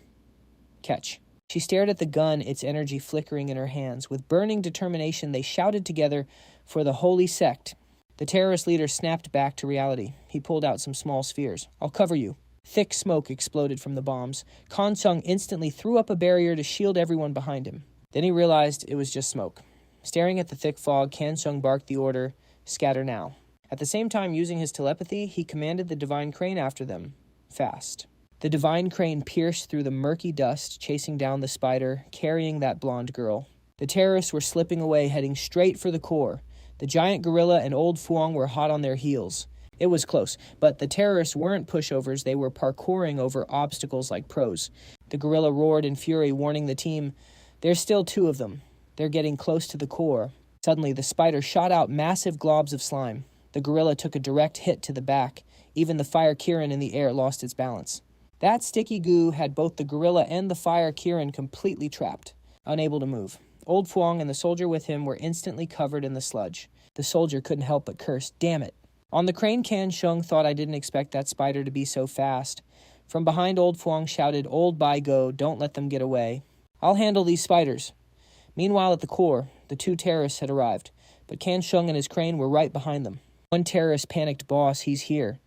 The spider arrived too, but it was just a split second too late. The blonde girl realized the threat. It's over. Boss is in danger. But right then, the gorilla and Old Fuang caught up. The gorilla, the Red Kirin, and Old Fuang all rushed in to finish off that spider once and for all. The gorilla struck first. He smashed the ground, sending the spider monster flying into the air. Perfect timing. Old Fuang closed in right above the spider's head. It didn't stand a chance. He instantly slammed his staff down, driving it straight into the spider's body. The strike cracked the monster's shell wide open, exposing the terrorist hiding inside. Old Fuang's attack pierced right through the spider, smashing heavily into the ground below, splitting the earth and kicking up a cloud of dust. The monster was running on fumes. Seeing this, Old Fuang shouted, "Surrender, you little punk." A soldier added, "Your plan is cooked." Faced with this do-or-die situation, the terrorists just stayed silent. Over at the core, the crane god touched down, kicking up a massive storm of dust. Kan Sung stepped down and spoke up. "You demon spider sect punks are too stubborn, always trying to beef with us." With a cold glare, Kan Sung raised his wooden cane. In a flash, the cane transformed into a leather whip. Walking calmly, Kan Sung lashed the whip with terrifying power and declared, "You deserve to die." His relentless lashes tore into the two terrorists, ripping their skin and leaving deep bloody wounds. At the same time, Kan Sung ordered, "Gale cannon." The crane god charged like a tornado, rushing straight at the two terrorists. Seeing that they drew their weapons to counter, one terrorist swung his sword with full force, clashing head-on with the crane god. Seeing the sword glowing with power in the terrorist's hand, Kan Sung thought wind and thunder. That is the wood element. He worried a bit and calculated, "I can't suppress that element. I need a different plan." The terrorist shouted to his teammate, "Cover me, I'm going for the core." Seizing the moment, the two terrorists rushed Kan Sung, determined to grab the core. Their teamwork was seamless. The girl leaped high, slashing her sword down right at him. Using that distraction, the blonde guy got closer to the core. Kan Sung realized it instantly. He quickly ordered Cloudwing Crane stop him. The Mystic Crane immediately used its massive body to block the terrorist's path. But suddenly, the blonde guy threw his sickle high into the air. The sickle hooked onto the ceiling just as the Mystic Crane stomped down. The blonde terrorist was one step ahead, using the sickle's chain to swing across and dodge the attack. He kept moving straight forward. As soon as he passed the crane god, he threw another sickle forward. It hooked right onto the core. Using the momentum, the blonde guy maneuvered his way straight toward the target. Meanwhile, Kan Sung was still in a fierce battle with the other terrorist. Glancing back, Kan Sung's face darkened as he thought, "It's over." Reaching the core, the blonde guy quickly approached the energy drive and skillfully activated its system, causing the core to emit a mysterious blue light. Seeing the glow, the blonde guy thought excitedly, "I've finally waited for this day." Pressing the control panel, he thought that was close. The blonde guy raised his hand to press the core's button and shouted, "For the holy sect." But suddenly his hand started trembling and went weak, struggling to even press down. Turns out a chain was wrapped tight around the blonde guy's neck. From a distance, Kan Sung was using his whip to handle both of them at once. The blonde guy cursed, "You damn geezer." Shooting them a sharp look, the old man growled, "It is over, you invaders." Scene changed to the other side. The white-haired terrorist was being cornered by Old Fuang. Claiming this place was their home, she snapped back, "You guys are the real invaders. What gives you the right?" Hiding a gun in her right hand, she screamed, "What makes you think you are the victims here?" Then she instantly pulled the gun and fired. Taking everyone by surprise, the shot blasted forward before Old Fuang could react. Luckily, he dodged just in time. The bullet flew past the red-haired terrorist and headed straight for Kan Sung. Trapped with no way out, Kan Sung thought, "Too fast, I can't dodge it." But suddenly, a pair of wings shielded him. Kan Sung realized the Cloudwing Crane blocked it. The Mystic Crane took the full force of the powerful bullet. In an instant, the Mystic Crane's limbs were destroyed from the inside. As if a massive electric shock surged through its body, making it convulse. Kan Sung screamed in shock, "Little Crane." In a flash, the Mystic Crane vanished, and Kan Sung's whip disappeared with it. Seeing this, his heart sank. "I am done for." That was the moment the blonde terrorist got free, and the red-haired one seized the chance to rush over and help. They pressed the button and told each other, "We did it. Let's go." Then they both made a quick escape. By the time Kan Sung realized what happened, it was too late. They were gone, leaving behind a ticking time bomb that triggered a massive explosion right before his eyes. Scene change. The The news reported yesterday a magnitude 7 earthquake struck Whitescale City, 7.8. The death toll has reached 18,213. The missing persons count has hit 51,235. They announced that the barrier of Bachland City was sabotaged by mysterious terrorists, leading to a Tier 3 monster tide flooding in. Soldiers on the defense line are trying their best to fight back. The news anchor stated that the terrorists launched coordinated attacks on multiple locations simultaneously. City Lord Kan Sung is personally leading officials from all departments to launch a counterattack against the terrorists. Media also reports that one of the terrorists has been captured. The situation is currently under control. Hearing this, Tu An suddenly thought of his grandpa. The broadcast continued, stating that after the attack occurred, the son of City Lord Kan Sung, Vice City Lord Bach Tu An, has a statement regarding this attack. Meanwhile, the number of patients and injured people keeps rising by the minute. Doctors are constantly shouting to clear the way. An image of Bach Tu An appeared with his statement, "We will definitely overcome this disaster together." But nobody here has the energy to watch that. Doctors just keep rushing patients through with encouraging words. "It's okay, hang in there." Suddenly, a voice spoke up. "Everyone, our Bachlan city has elite soldiers serving the people, and they are rescuing people on the front lines right now." But now facing the patients, they see soldiers with extremely critical injuries, some even losing their sight in both eyes. The doctors could only encourage them, "Hang in there." Seeing this, Tu An felt an indescribable pang of pity. Passing another ward, the same phrase rang out, "Hang in there." Avai. The person next to him kept reassuring the doctor is coming soon. The person on the bed, covered in scars with legs completely amputated, looked up hazily at his teammate. Seeing that the friend could only grip his hand tight, saying with a tiny shred of hope, "Hang in there." Seeing those two hands gripping each other tightly, Tu An suddenly remembered a memory from his past life, when a teammate on the battlefield grabbed his hand just like that and whispered weakly, "Tu An." Amidst the fierce rain of bombs and bullets, the heavily wounded teammate leaned against the wall and said, "I really didn't expect you'd come save me." Hearing that, Tu An called out anxiously, "Captain." The captain kept up his tough act, smiling confidently as he told him, "You damn brat. Usually you look like nothing special. I thought you were just some cold-hearted jerk." The captain took off his helmet and placed it on Tu An's head, shocking him as he said, "What a surprise." In that moment, Tu An was speechless. The captain adjusted the helmet for him and left a final message. "If you manage to make it back alive, don't forget." But before he could finish the sentence, he took his last breath right in front of Tu An's eyes. Seeing Tu An clench his fists, Bach Thuk and Bach Chi called out worriedly, "Young master." Bach Thuk stepped closer and asked, "Are you okay?" Tu An's face darkened, looking pale, as if he had just woken up from a nightmare. Tu An still tried to answer, "I'm fine, I'm okay." In the quiet corridor, he spoke up, "Don't say a word on the way there." Tu An then asked, "What's wrong with Grandpa?" Just then, the hospital room door opened and a voice called out Tu An. In the huge white hospital room, guarded by old Phuong and Thoi Than, along with Tu An's mother, everyone looked incredibly awkward.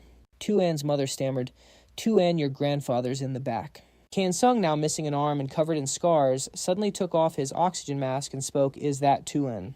He told everyone, "Everyone go outside for a bit. I'm fine now. I have a few words for Tu An." Soon, only the grandfather and grandson were left in the room. Kan Sung asked anxiously, "Tu An, you're not hurt, are you?" Seeing this, Tu An sat down beside him and replied politely, "I'm fine, Grandpa," looking at the aftermath of the battle on Kan Sung's body too, and added worriedly, "But Grandpa," lifting his sleeve, Kan Sung said casually, It's no big deal." But then his face turned serious. "Compared to my arm, what I'm about to say is much more critical." Seeing this, Tu An felt a surge of fear. He thought Grandpa is a diamond rank powerhouse, yet he's this tense. This is the first time I've ever seen him like this. Kan Sung asked Tu An, "Do you know anything about the demon spider cult?" Hearing that, Tu An replied, "I only know they're a terrorist organization of cultists from the variant race." Kan Sung explained, "That's right. Before this incident, they only ever sent out silver rank spirit masters. But this time, judging by how they could use spirit manifestation, it's clear that the demon spider cultists involved this time were all diamond rank." He continued, "Furthermore, compared to previous raids, this one was clearly more targeted. Their plans are already steps ahead of us." In the quiet hospital room, Tu An speculated, was this earthquake part of their plan too? At this point, Kan Sung couldn't hold on anymore and had to put his oxygen mask back on. He said, "Not quite. It's a much more serious situation." At the same time, a notification popped up. Kan Sung knew a secret realm was approaching their world, the Myriad Spider Nest. Believing the Myriad Spider Nest world was on the brink of destruction, Tu An placed his hand over Kan Sung's frail remaining hand and spoke. Grandpa, my super intuition tells me the myriad spider nest won't be destroyed. It's actually merging with another secret realm. Hearing this, Kan Sung was taken aback and asked, "Is what you're saying truly real?" Tu An didn't hesitate to confirm. "It's real. I saw a vision of it. The earthquake happened because the two worlds are fusing." Seeing his confidence, Kan Sung felt a wave of relief. "That is good then." Suddenly, Kan Sung confessed, "Tu An, truthfully, I come from the Bai family on the origin planet." Tu An gasped in shock. This truth was hitting him way too fast. A thought flashed through his mind. The origin planet. Kan Sung continued, "Back on the origin planet, I was the chosen one of the Bai family. But back then, I was arrogant and conceited. I looked down on everyone." He explained that he made a grave mistake and got expelled by the Bai family. He added, "I was eventually exiled here to the myriad spider nest, but they still gave me a second chance." Kan Sung recounted the condition: "I just needed to kill the broodmother and obtain an amethyst rank spirit beast. Then I would be allowed to return to the origin planet." He sighed, "But I was too impatient.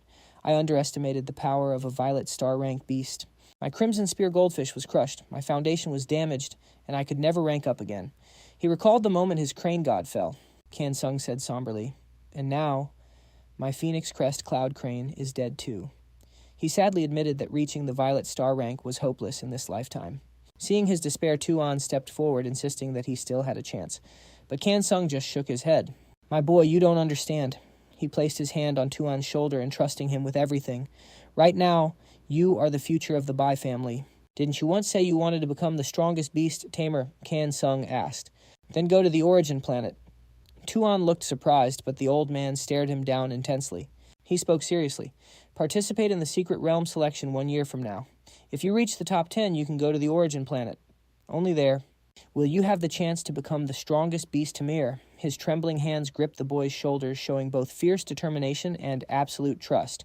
And as he passed on the responsibility, Tu An held his grandfather's hands and whispered, "Grandpa." Then Kan Sung took off his necklace. Kan Sung said, "I know you have great talent and high ambitions. The Bai family's resources will fully support you." He handed Tu An a card and instructed him, "If you use the resources in the treasury wisely, it will be enough to get you to the diamond rank." Kan Sung added a warning. "But Tu An, don't be like me when I was young. You must remember this." The image of his former captain flickered vaguely across Kan Sung's face. He gave a strong, knowing smile and emphasized one thing. "The most important thing in this world is the bond between people." Hearing this, Tu An was stunned, his mind instantly flashing to the captain. He accepted the necklace and replied, "Yes, Grandpa." The scene shifts to the Bai family home, where Tungu sat on the porch asking worriedly, "Is Big Brother sick like Grandpa too? Why isn't he home yet?" Seeing this, the two maids quickly tried to comfort her. "It's okay, Tungu, young master. Tu An will be fine." Suddenly, Tu An pushed the door open. Clutching the necklace, he looked deep in thought, recalling those words. The bond between people. As soon as she saw him, Tungu scrambled up and shouted, "Big Brother." She launched herself straight at Tu An, catching him completely off guard. In the blink of an eye, Tungu was clinging to Tu An's head, nearly knocking him over. Seeing this, both Bach Tu and Bach Tu An, the two maids, were left speechless. They couldn't handle her playfulness. Tungu chirped, "Big Brother, you're finally back." Then she asked anxiously, "Are you okay?" Looking at his adorable little sister too, and thought to himself, having such a precious family member in this world. "I have to cherish this." He gently patted Tungu's head and replied, "I'm fine." Thinking back to the past, Tu An mused, "I experienced death in my past life. Deep down, I've always been terrified of being weak. That's why I wanted to become the strongest beast Tamir. But now I've realized there's something more important than anything else." He recalled this small family that reached out to pull me from the mud. Tu An thought, "It's the bond with my loved ones." The scene shifts to a room where Tu An was packing his things, holding his grandfather's necklace. He threw on a sharp-looking outfit and took out a box containing a purple crystal, a letter, and the necklace. Tu An instructed, "Tungu, Mom, and Dad will be back soon. Can you help me give this box to them?" Tungu nodded obediently. "Okay." Tu An gently patted her head. "I have something important to do, so I have to go out for a bit. Be a good girl and stay home, okay?" At that moment, Kobach stepped forward and shyly called out, "Young Master Tu An." He looked at her with a gentle smile. "Kobach, are you ready to take a risk with me?" Kobach blushed and replied, "Wherever you go, young master, I will follow." He walked beside her and asked Kobach, "Are you not afraid?" Kobach declared with confidence, With you here, young master. I'm not afraid of anything. Tu An turned to look at her. Could you maybe stop calling me young master? Bach immediately replied, Understood, young master, Tu An. They arrived at an unfinished building. Bach turned to him and asked Tu An, Have you decided where we're going? An looked into the space ahead and replied, Haven't pinpointed the exact spot yet. But in his head, he had his own agenda. Main goal this time is to level up my power and grab some materials while I'm at it. Then pop, he opened the system interface. Got to check the data first. He got serious and asked the divine eye of revelation, how do I fix my grandpa's severed arm? The system instantly pulled up a vial of life water. An was also thinking about that dragon, how to heal the beast. Grandpa's crimson pike golden fish boom. System shows heavenly spirit water. Jing Chong's fish has a damaged origin core. It needs heavenly spirit water. That's a purple rank material packed with insane water elemental energy. Super effective for water-type beasts. He tapped the system panel, life water, heavenly spirit water. Suddenly something made An flinch. What the? The system threw back a trash result. Life water search results 55,000. But heavenly spirit water, 0 results. He muttered to himself, okay, so there's info on life water resources. But heavenly spirit water is completely off the grid. An used telepathy to talk to the Awakening Hall's core eye. How do I fix this? An encrypted device popped up. Crafted from the Awakening Hall's mental origin. Repair currently impossible. He thought back to the egg he left behind after the battle. It was obvious Grandpa had lost faith in him. I left the purple Thunder Eagle egg in the amethyst rank evolution route just to give him a little hope. Hope that he could actually save White Scale City. Standing at the origin core, he felt lost. He asked himself, what am I supposed to do now? The lead on heavenly spirit water is dead. Where do I even go? His whole body trembled as he looked at his arm. I can't move. An stared at the hand resting on his shoulder. The divine eye. It can do this. The hand pointed to a spot on the system map. Go here. Gubai noticed something was up. An, did you find something? He still looked a bit dazed. Let's just get out of the city first. The east gate is the closest exit. We'll head out from there. But she looked worried. Do we have to cross the wilderness? I've got a bad feeling about this. He flashed a smile to calm her down. Relax. We're beast tamers. We've got nothing to be scared of. Plus, we can hitch a ride with an expedition team. They kept walking down the ruined road. Expedition team. Who are they? Mercenaries who go outside the city to explore the danger zones. The sky above was still a piercing blue. Cars were bumper to bumper at the east gate. Everyone please accept inspection. Queue up to exit. The scene in front of him made him jump. What is this? He pointed at the massive crowd ahead. Gubai, your gut feeling was spot on. Suddenly a car came speeding at them. He yanked Gubai back. Watch out. They dodged just in time as the car slammed on the brakes. Things got awkward. Realizing he was gripping her hand tight, An turned away, face burning. You okay, Gubai? She couldn't look him in the eye either. I'm fine. Then she looked at the scene ahead, eyes wide. The monster tide just retreated. Why are so many people trying to leave? He stared ahead, analyzing the situation. Probably rich folks thinking White Scale City is cooked, so they're using this chance to bail. But they're too weak to survive the wilderness on their own, so they hire expedition teams for protection. That's a convoy ahead. One rich guy hires a whole squad, so naturally it gets crowded.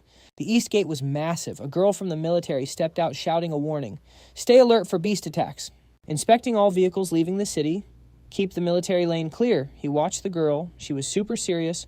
All personnel leaving the city, unequip your weapons, show your IDs, and submit to inspection. Guard dogs were sniffing around. An thought, we just had a disaster and an attack. Why isn't the city on lockdown? Is it to give the outside world a fake sense of security? His ID popped up on the system. They walked into a long, narrow corridor. Travelers leaving the city, please put on protective masks. An followed the order. Gubai, of course, didn't dare disobey. They stepped out into a desolate wasteland. Splitting up, they sprinted. An kept scanning the area. He stared at the landscape. Looks like this defense line is a graveyard for countless beasts. An used binoculars to search for his target. Gotta find the expedition outpost first. The view ahead looked like a blazing inferno. It's scorching. But that's exactly where I need to go. Found it. The sky was still painfully blue. They walked past people hard at work. An blushed as they passed some hot girls. Finally, they reached the main tent. He looked ahead and spoke up. That's the expedition outpost. Let's move. A strange tattered flag was flapping in the wind. This has to be it. The Red Monkey mercenaries. Right then inside the Red Monkey camp, Feng Ling spoke up. Old Doan stares at the door. 2 fresh faces over there. What do you think? Old Doan looks interested and replies. Quality ain't bad. Old Doan lets out a chuckle, acting all friendly. Hey there, little friends. His eyes are full of hidden meaning. You two get lost or something. Fong Lang whistles from behind, freaking Kobach out. Tu An looks at them. These guys are bad news. Tu An glances at her and thinks to himself, what kind of switch did Kobach flip after arriving at the Bach family?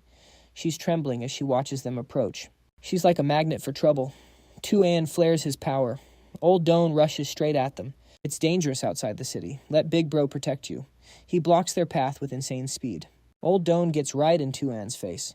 He gently lifts his chin. Little cutie. Tu An shivers in disgust. You trying to start something?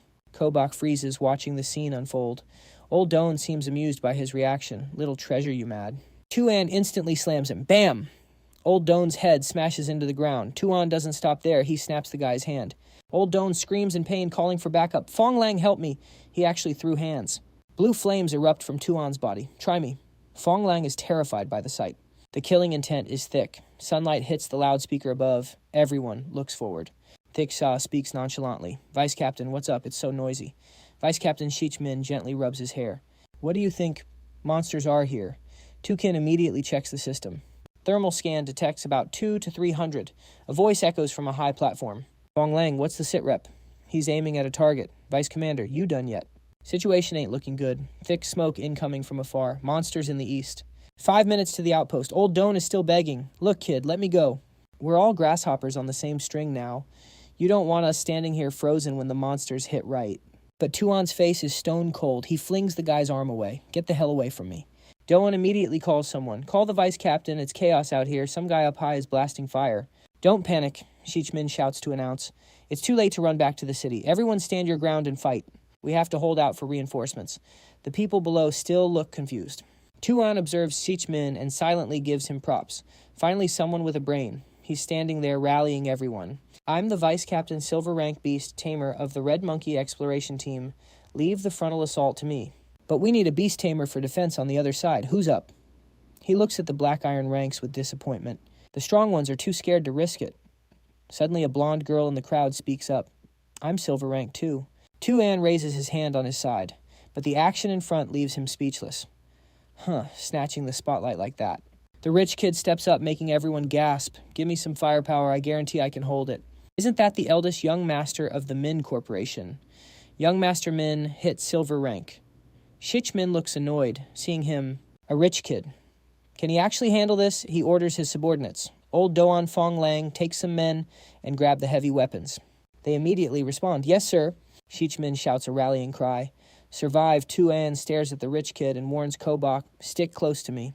Protect yourself. That guy's definitely going to choke. The air feels like it's burning from the sun. The rich kid walks proudly and calls out, Come on out, Redfire Monkey. No time to slack off. The sky is still blue as ever. People are working frantically. Alpha is praying hard. O Lord, please be with your servant and grant me wisdom. Give your servant the courage to overcome this trial. He focuses on the Bible in front of him, and may the Spirit of the Lord be with all our brothers. We humbly receive your word. The rich kid is warming up his arm muscles. For the Lord's word has the power to save us from the sin of pride. Old Doan grips his weapon tight. Grant us courage and humility. Kobach watches everything with worry. Deliver us from despair, suffering, and weakness. Old Doan walks over with a gun on his shoulder and asks, Hey kid, you a beast tamer too? He keeps staring at Tu An. You look pretty skilled. Strength definitely isn't bad, huh? I get the feeling you're more badass than that rich boy. Tu An's attitude softens a bit. So you're not just a perverted musclehead with muscles for brains. Old Doan glances at them. Sharp tongue, huh? Your little girlfriend seems scared. Kobach is trembling nonstop. His tap on the shoulder made her heart jump. Goodbye, you good. Her face went gray as she hesitated to answer. I'm okay, just a little tense. Xian looked at her with a dead serious expression. When the beasts get here, just stick close to me. You'll be safe. They stood side by side waiting for the chaos. Old Duan revved up his weapon. He shouted, Beasts incoming. Get ready to throw hands. The beasts were swarming in. A voice from the watchtower yelled, Hold your fire. Not yet. They're entering the minefield. Detonate. The explosion engulfed the beasts in a massive cloud of smoke. Seeing the destruction, he couldn't help but say Zijing's fireworks are actually savage. But the survivors kept charging. Feng Lang eyed them through his scope. Still standing, he pulled the trigger. Eat this one shot. Head gone. Another bullet flew, another beast dropped. Feng Long was already locking onto the next target. Old Duan, you've got incoming. The auto turrets sprayed bullets, but the beast dodged everything. Zijing. I just saw one slip right past your turret. Zijing was absolutely furious. You saw it and didn't chase. Damn it, old Duan ran to the turret. Told you your barrel's way too small for this. Useless. He aimed at the enemy. Big caliber is the only truth old Duan unleashed hell with both guns. Heads were popping left and right, but others were scaling the walls. Xian looked grim. Bronze rank beasts incoming. Brother Jiao grinned smugly. Finally, my time to shine. Old Duan fired while shouting orders. Not yet. Drop the oil drums now. The team scrambled to roll the barrels over. The beasts were blocked by the barrels. Feng Long kept firing, but his target was the oil drums. The oil ignited, roasting the beasts alive. He watched in awe. Your party actually has some skills. Old Duan smirked. Obviously, our Red Monkey team is ranked #1 in all of Huayuan. The fire held them back, but one stood tall, different from the rest. It was flexing its dominance. Old Duan squinted at it. Here comes the main event. Xian immediately activated the system. Eye of Revelation. The system displayed the stats. Species Alchemy Beast, Body Steel, rank High Silver. Talent Scrap, Metal, rank C, potential High Silver. Skills Warcry Green Scrap, Fang Blue Rusted Armor. Green. A red silver rank beast appeared, locking its eyes on the target. Feng Long watched it roar through his scope. Sweat started to form on his face. Old Duan, we've got about 7 or 8 silver ranks on this side. He panicked. 7 or 8, you for real right now. He immediately pointed to the back. Brother Jiao, holding the rear is all on you. Brother Jiao kept that same confident attitude. Leave it to me. He summoned his trump card. Come on out. Golden Horned Frog. A massive frog appeared. Species Golden Horned Frog Metal Element. Rank Mid-Silver. Talent Elastic Body. Rank B.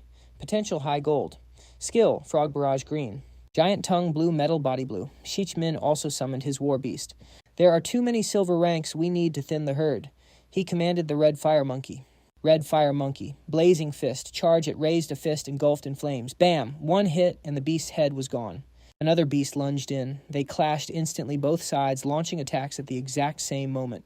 Standing behind Shichmin gave the order. Red Fire Monkey time to use that move. The monkey effortlessly dodged the attack. Its arm ignited again, raining blows on the beast. Crimson Lotus Explosive Fist. The beast's body was completely obliterated. After the barrage of punches, the Red Fire Monkey bared its fangs aggressively. Then a notification popped up. The military vice captain is en route. ETA 8 minutes. Hearing that, his expression instantly darkened.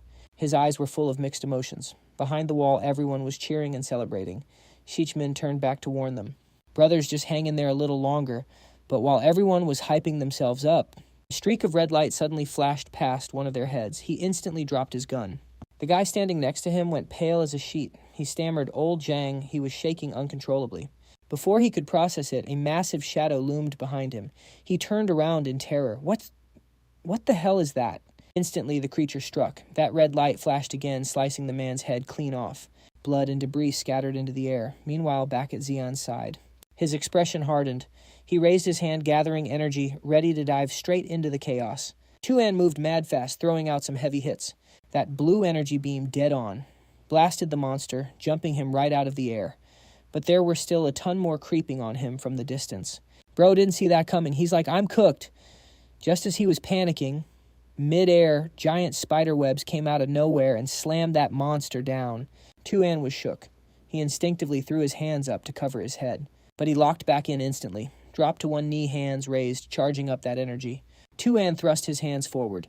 The energy around him surged out and wrecked those monsters. With them handled, Tu An turned to see who saved him. Saw a familiar face and yelled, "Goodbye." Couldn't help asking, "Wait, did your spider hit bronze rank already?" Yep, the one who saved him was Goodbye. She tucked her hair behind her ear, acting all shy. I bought some materials at the black market, so it leveled up. Next to her, a massive purple spider stood tall. Race Lava Spider. Type Fire. Rank Low Tier Bronze. Talent Magma. Body. Whoa, High Tier Gold Potential. Skills. Molten Web. Magma. Pillar. Blazing Bullet. Tu An looked at the stats and started sweating bullets, eyes popping out like scene switch. Over on the other side, the defensive wall and turrets were getting absolutely demolished by the monsters. They were going berserk, picking stuff up and smashing it down until it turned into rubble. Smoke was everywhere. Old Duan scouted the area and shouted back to Brother Jiao, "We're out of firepower. Send the spirit beasts in now." Immediately, Brother Jiao pointed forward, commanding his golden horn frog. Golden horn used giant tongue. The frog instantly shot out its massive tongue. That tongue swept across the field, knocking down every monster that wasn't paying attention. Tu An clutched his chest, face serious. He told himself, everyone's popping off. I can't be the one dragging the team down. He waved his hand to summon Rukna. Let's go, Rukna. The bird flew out fast, blasting 3 streaks of fire that hit the ground like lightning bolts. Tu An saw that and screamed, Rukna, quit messing around. But the fire didn't miss by an inch. It pierced right through the monster. Tu An was furious, shaking his fist. I didn't even give the order yet, you brat. Rukna flew closer, stared him down, and replied with pure arrogance, I am the incarnation of the sun itself. Do you really think I need orders from you? Tu An didn't even hesitate, bonk. Slapped it right on the head. The bird landed with a huge bump on its noggin. Off to the side, Gu Bai and her spider were just staring in shock. Cut to another side. Sheech Min, the red fire monkey, and another guy were crouching behind a cargo crate. Out in the open, that massive monster was pacing back and forth. Sheech Min flashed back to seeing a guy get mauled by that thing.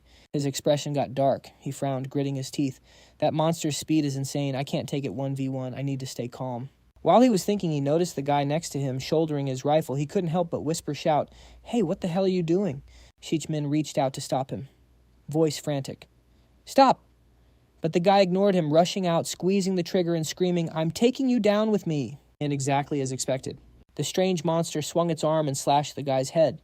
That monster was a hammerhead viper. Massive, decked out in sharp, glossy black armor with glowing purple veins and deadly claws. She was holding that guy's severed head. Hiding behind the crate, Sheech Min was sweating buckets, terrified. What kind of monster is this? Don't tell me. Is it gold rank? Suddenly his comms went off. Vice Captain, the eastern defense line is breached.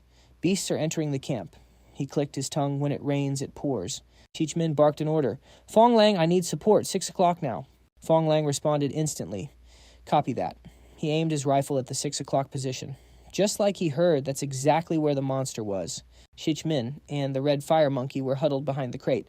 Fong Lang cracked a joke over the comms. Vice Captain, you owe me dinner for this. He lined up the shot and pulled the trigger. Bam! The bullet slammed into the hammerhead viper's head, knocking her backward. Sheech Min saw the opening, popped his head out, and screamed. Now the red fire monkey ripped the cloth off its eye, its left eye erupting with flames. Gritting its teeth in rage, it poured every ounce of strength into a massive blast of fire from its left eye, shooting it straight ahead. It roared flame charge, but the hammerhead viper was too fast.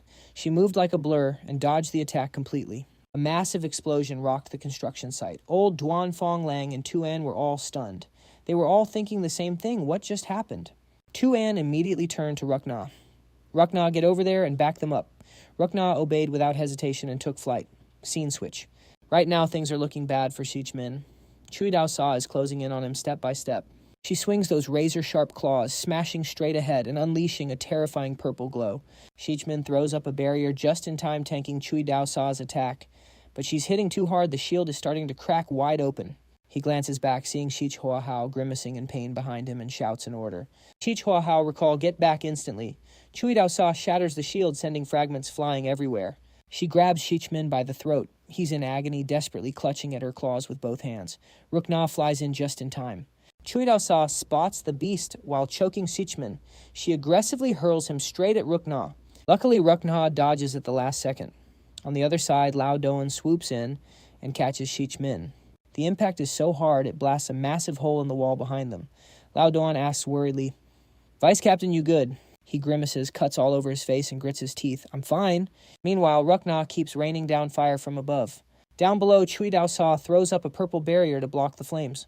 Watching the scene, Sheech Min says, if we don't handle her, we're dead. Someone needs to hold her off so we can get an opening. Sheech Min immediately barks an order at Fong Lang, that alchemy bullet Tu Lin gave you, use it. Now. His face is dead serious and focused, but his voice still has that teasing tone. You got it, Vice Captain. You owe me 2 meals for this. Don't you dare dine and dash. Fong Lang loads the round into the chamber, adding one last thing. I really hope this doesn't wreck my baby. But the bullet, it doesn't go how he hoped. The massive energy surge blows out the barrel. He's stunned, muttering to himself, Asht, it's toasted. The bullet and all that raw energy blast straight at Chui Dao Sa, completely blinding her. Fong Lang realizes he's in trouble and calls out, Sheech Min, my sniper rifle is busted. Only the scope still works. Meanwhile, in the distance, Tu An is rushing over.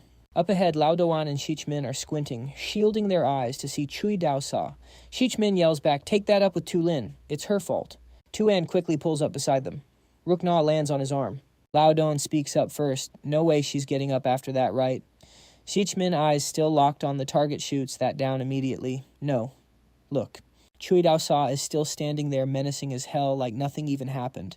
That massive energy blast didn't even scratch her. Over on his side, Fong Lang is still tracking her through his scope. But a split second later, Chui Dao Sa vanishes from his sights. Fong Lang is completely shook.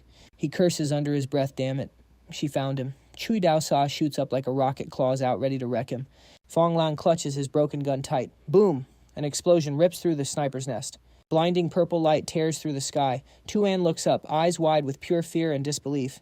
He thinks that speed, she really is gold rank. But then Chui Dao Sa freezes. In her hand, just a handful of wires. It's definitely not Fong Lang's head. From up high, she looks down and spots 4 flares, purple, blue, white, and red. She realizes she's been played and goes berserk. She blows up the entire sniping nest, sending white smoke billowing everywhere. Down below, Tu An is still watching the sky, but Chui Dao Sa is glitching out 1 second. She's up there the next, she's right behind Tu An. He feels the killing intent behind him and freezes.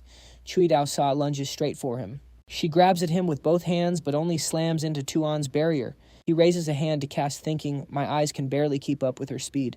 Chui Dao Sa smashes her head and sharp claws against his shield. Seeing the cracks, he thinks this shield isn't going to hold much longer.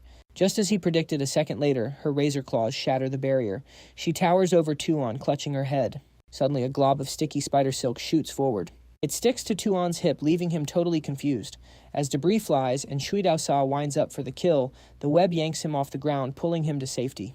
Tu An squeezes his eyes shut as he crashes right into Kobach's chest. They both blush instantly. Tu An stammers, "Kobach, thanks. Wait, no, sorry."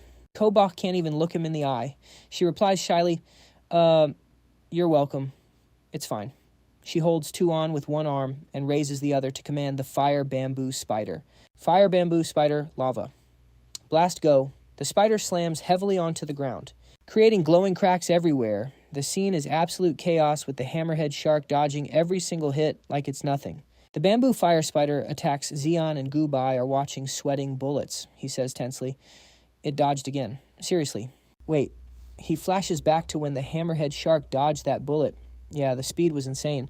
But it didn't dodge the gunshots. He pictures the shark moving fast again. But if it's a spiritual attack from a spirit beast, it dodges that easily.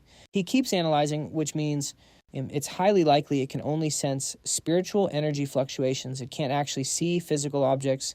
Xian turns his head, shouting to the other side, "Hey, mercenary squad, I figured out how to beat this thing. I need backup." Xian isn't even done talking when old Duan and Qiming start running for their lives. Xian screams, "Yo, where the hell are you two going?" Qiming calls out to old Duan behind him, "We're dipping run." Watching them bail, Xian realizes it's all on Gu Bai now. Gu Bai, we're on our own. Just then, someone on a spirit beast yells out, "Hold up, it's Rich Bro." He pushes up his glasses, grinning. "Did you guys forget there's a beast tamer of this rank right here?" Behind him is the Golden Horn Frog. He commands arrogantly, "Golden Horn Frog." The Golden Horn Frog instantly swallows Rich Bro whole. The other two are just staring in shock. No way. Inside the frog, Rich Bro stretches his limbs. White light bursts from him, mixing with the frog's golden glow. The frog starts morphing. Its face twists until it looks just like Rich Bro glasses and all. It slams its hands on the ground. Guardian mode. A-rank talent. It fuses the tamer with their contracted beast. Stats go through the roof and new skills unlock. Watching this spectacle, Xian rubs his chin. Kinda ugly. But hey, looks useful. Gu Bai cringes behind him. That is gross. The Golden Horn Frog is crouched down, surrounded by green energy. It bares its teeth, roaring at the hammerhead shark witness the power of young Master Ming. He charges in, mocking it. Swamp dash. But the hammerhead shark dodges it easily. The Golden Horn Frog goes flying past, curling up in pain and confusion. Xian watches it all go down. Knew it. It only targets things with spiritual energy. It's judging based on spirit power. He turns Gu Bai the plan, it's gonna work. Gu Bai hesitates, eyes full of doubt. But I'm scared I can't do it. Xian grabs her hand firmly, dead serious. "No problem. I trust you." "You gotta trust yourself too. You literally just pulled it off, didn't you?" Hearing that, Gu Bai blushes. Xian gives a cold smirk. Rukna steps up with sharp eyes. "Let's roll. I'm 100% sure we win this." Gubai tries to reach out to stop him, but Xian is already shouting at the hammerhead shark. Hey, hammerhead! His eyes light up. The energy around him flares up brighter and stronger than ever before. He shouts, come get some. He spots the hammerhead shark already behind him. Of course, trying to backstab me. He analyzes quickly. It moves fast, but it hesitates right before it strikes. Same pattern this time, so all I gotta do is... He crosses his arms. Blue energy erupts like raging flames, lighting up the whole place. He looks at the surprised shark. Now his energy goes wild. It engulfs the hammerhead shark, forcing her to shield her eyes. Xian thinks too bright for you, like staring into the sun, huh? Then he roars, do it now, Rukna. Rukna obeys, flying up and blasting a massive pillar of fire straight at the hammerhead shark. She falls backward. The fire column slams into her zone with insane force. Total destruction. Spiderwebs flying everywhere. Xian points forward, commanding, lock her down. Rukna soars high, unleashing a swirling stream of fire like a tornado from hell. It wraps around the hammerhead shark instantly. Skill flame vortex. In a split second, the heat is unbearable. That fire tornado is towering over the hammerhead shark. She's huge, but even she has to look up at this inferno. Gubai jumps in, commanding the bamboo fire spider fire the webs. The bamboo fire spider shoots out thick, sticky silk. It snatches up giant crates and stacks them up in a flash. Xian seizes the moment. Rukna finish it. Rukna's eyes glow. Full power. Ultimate move. Nuclear beam. Its wings spread out like two razor-sharp blades, firing a massive crimson pillar of flame from above. That pillar smashed straight into the ground, causing a deafening explosion. White smoke and smashed crates went flying into the air, cut to someone watching it all through binoculars from a distance. At the guard post on the border of White Scale City, someone lowered their binoculars, totally impressed. He muttered, that is peak. The guy next to him looked surprised. A blue light glowed from the crack in the ground. Xian looked down into the pit and asked Gubai. You good, Gubai? Replied, I'm fine. Suddenly, a hand with sharp claws burst out of the ground. Gubai tensed up. She realized something and stammered, Xian, it's not dead yet. Xian started to panic. He thought, did I mess up? From underground, the hammerhead serpent rose up with a vengeance. Even with its chest armor torn open, she was still terrifying. Gubai watched from behind. Xian stood on a rock, calmly snapped his fingers, and said, well, guess there's only one way. He summoned his spirit beast, the scaled Leviathan. He activated the skill Devour. It quickly opened its massive jaws and swallowed the hammerhead serpent whole, but the moment the Leviathan closed its mouth, its eyes rolled back, and red spikes burst out in front of it. It was being attacked from the inside. Thorny vines like bloody silk appeared in its eyes and wrapped around its body. It froze in agony. Xian stared at the scene, totally shook. White shadow giant Leviathan. He was sweating. Buckets panicked, having no clue what was going on. Suddenly he dropped to his knees, blood-red vines wrapping around him. He thought, what the hell, something is invading from the inside. Gubai ran over worried. He waved her away and mentally ordered the beast, you return, now. Just then, old Duan popped out from the underground base, looked around and said, is it finally over? Shiming climbed up with him and replied, go check if any monsters are still alive. The whole place was covered in white smoke. Old Duan picked up a golden horn frog's leg from somewhere. He muttered, blown to bits like this. Nah, nothing survived that. Shiming replied, look over there. Emerging from the pit was Xian slowly walking up. In front of them, Gubai was supporting Xian. He said, it's those two bronze ranks. Xian's eyelids were getting heavy. Old Duan Qi, Shi Zixing, and Shiming all stared at him. Old Duan tossed the frog leg aside and sneered, looks like the young master's cooked. Xian's vision was fading to black. Shiming trembled. Old Duan, don't just stand there, go help them. He called out, Xian, hey brat. Then he told the others. It's over. He passed out. Xian's eyes were completely shut now. Xian blacked out his body, feeling like it was sinking deep into the ocean. The calling kept going. Xian! Xian! He was groggy, but could still hear it. He thought, who's calling me? That blue eye wrapped in bloody veins appeared in front of him again. Xian was terrified by that image. His eyes snapped open. He was in a hospital bed. Qixi and Gubai were standing on either side. They watched him with concern. Gubai called out, Doctor, he's awake, Z, and sat up. Qixi put her hands on her hips and said, looks like he's fine. Probably just drained his mana. Xian held his head with one hand lost in thought. My mana limit shouldn't be this low. Hearing her, Gubai replied, I don't think that's it, though. From outside, Old Duan opened the tent flap, and they both looked his way. Old Duan said, oh, you're up. Our boss has some business with you. Xian walked out with Old Duan.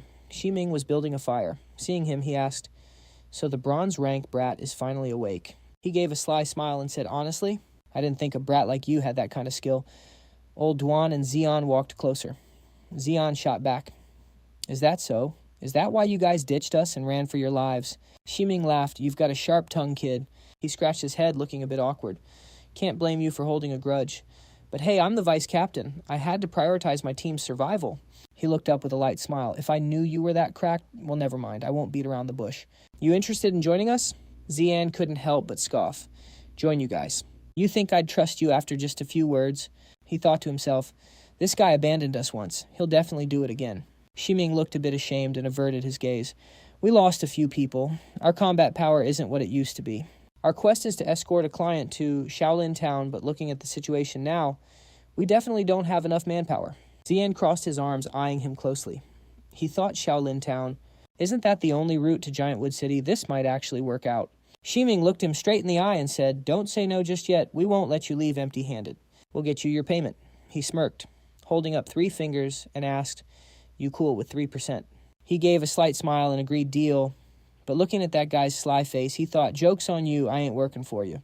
Seeing him agree, the guy got hyped and teased. Even a gentleman loves that bag. The night sky was still gloomy as ever. Scene shift to Shaolin Town Red Monkey, Adventure Squad base. Deep in the tight forest, 3 tanks were slowly rolling into the area. Old Duan looked around, totally confused. This road is way too bumpy. The engine broke, fixed it, then it broke again. Serious struggle. Zian stood next to a blushing Gubai and thought, looks like Gubai's talent is doing its thing. Old Duan gave them orders. We're crashing here for the night, then heading to Shaolin Town. Zian immediately asked, why don't we just head straight into town? The night scenery was dead silent. Moonlight lit up everything below. Old Duan explained, because at night Shaolin Town is straight up dangerous. Even gold-rank spirit beasts can get clapped here. Suddenly a voice shouted from out of nowhere. Why aren't we there yet? The 4 of them heard it and turned around confused. The voice came from a blonde woman in a tight blue dress with a white scarf around her neck. She screamed in rage. This road is literally torturing me to death. You useless bunch of losers. Next to her was a guy with round glasses looking like he'd given up on life. Far off, a blonde man leaned against the tank.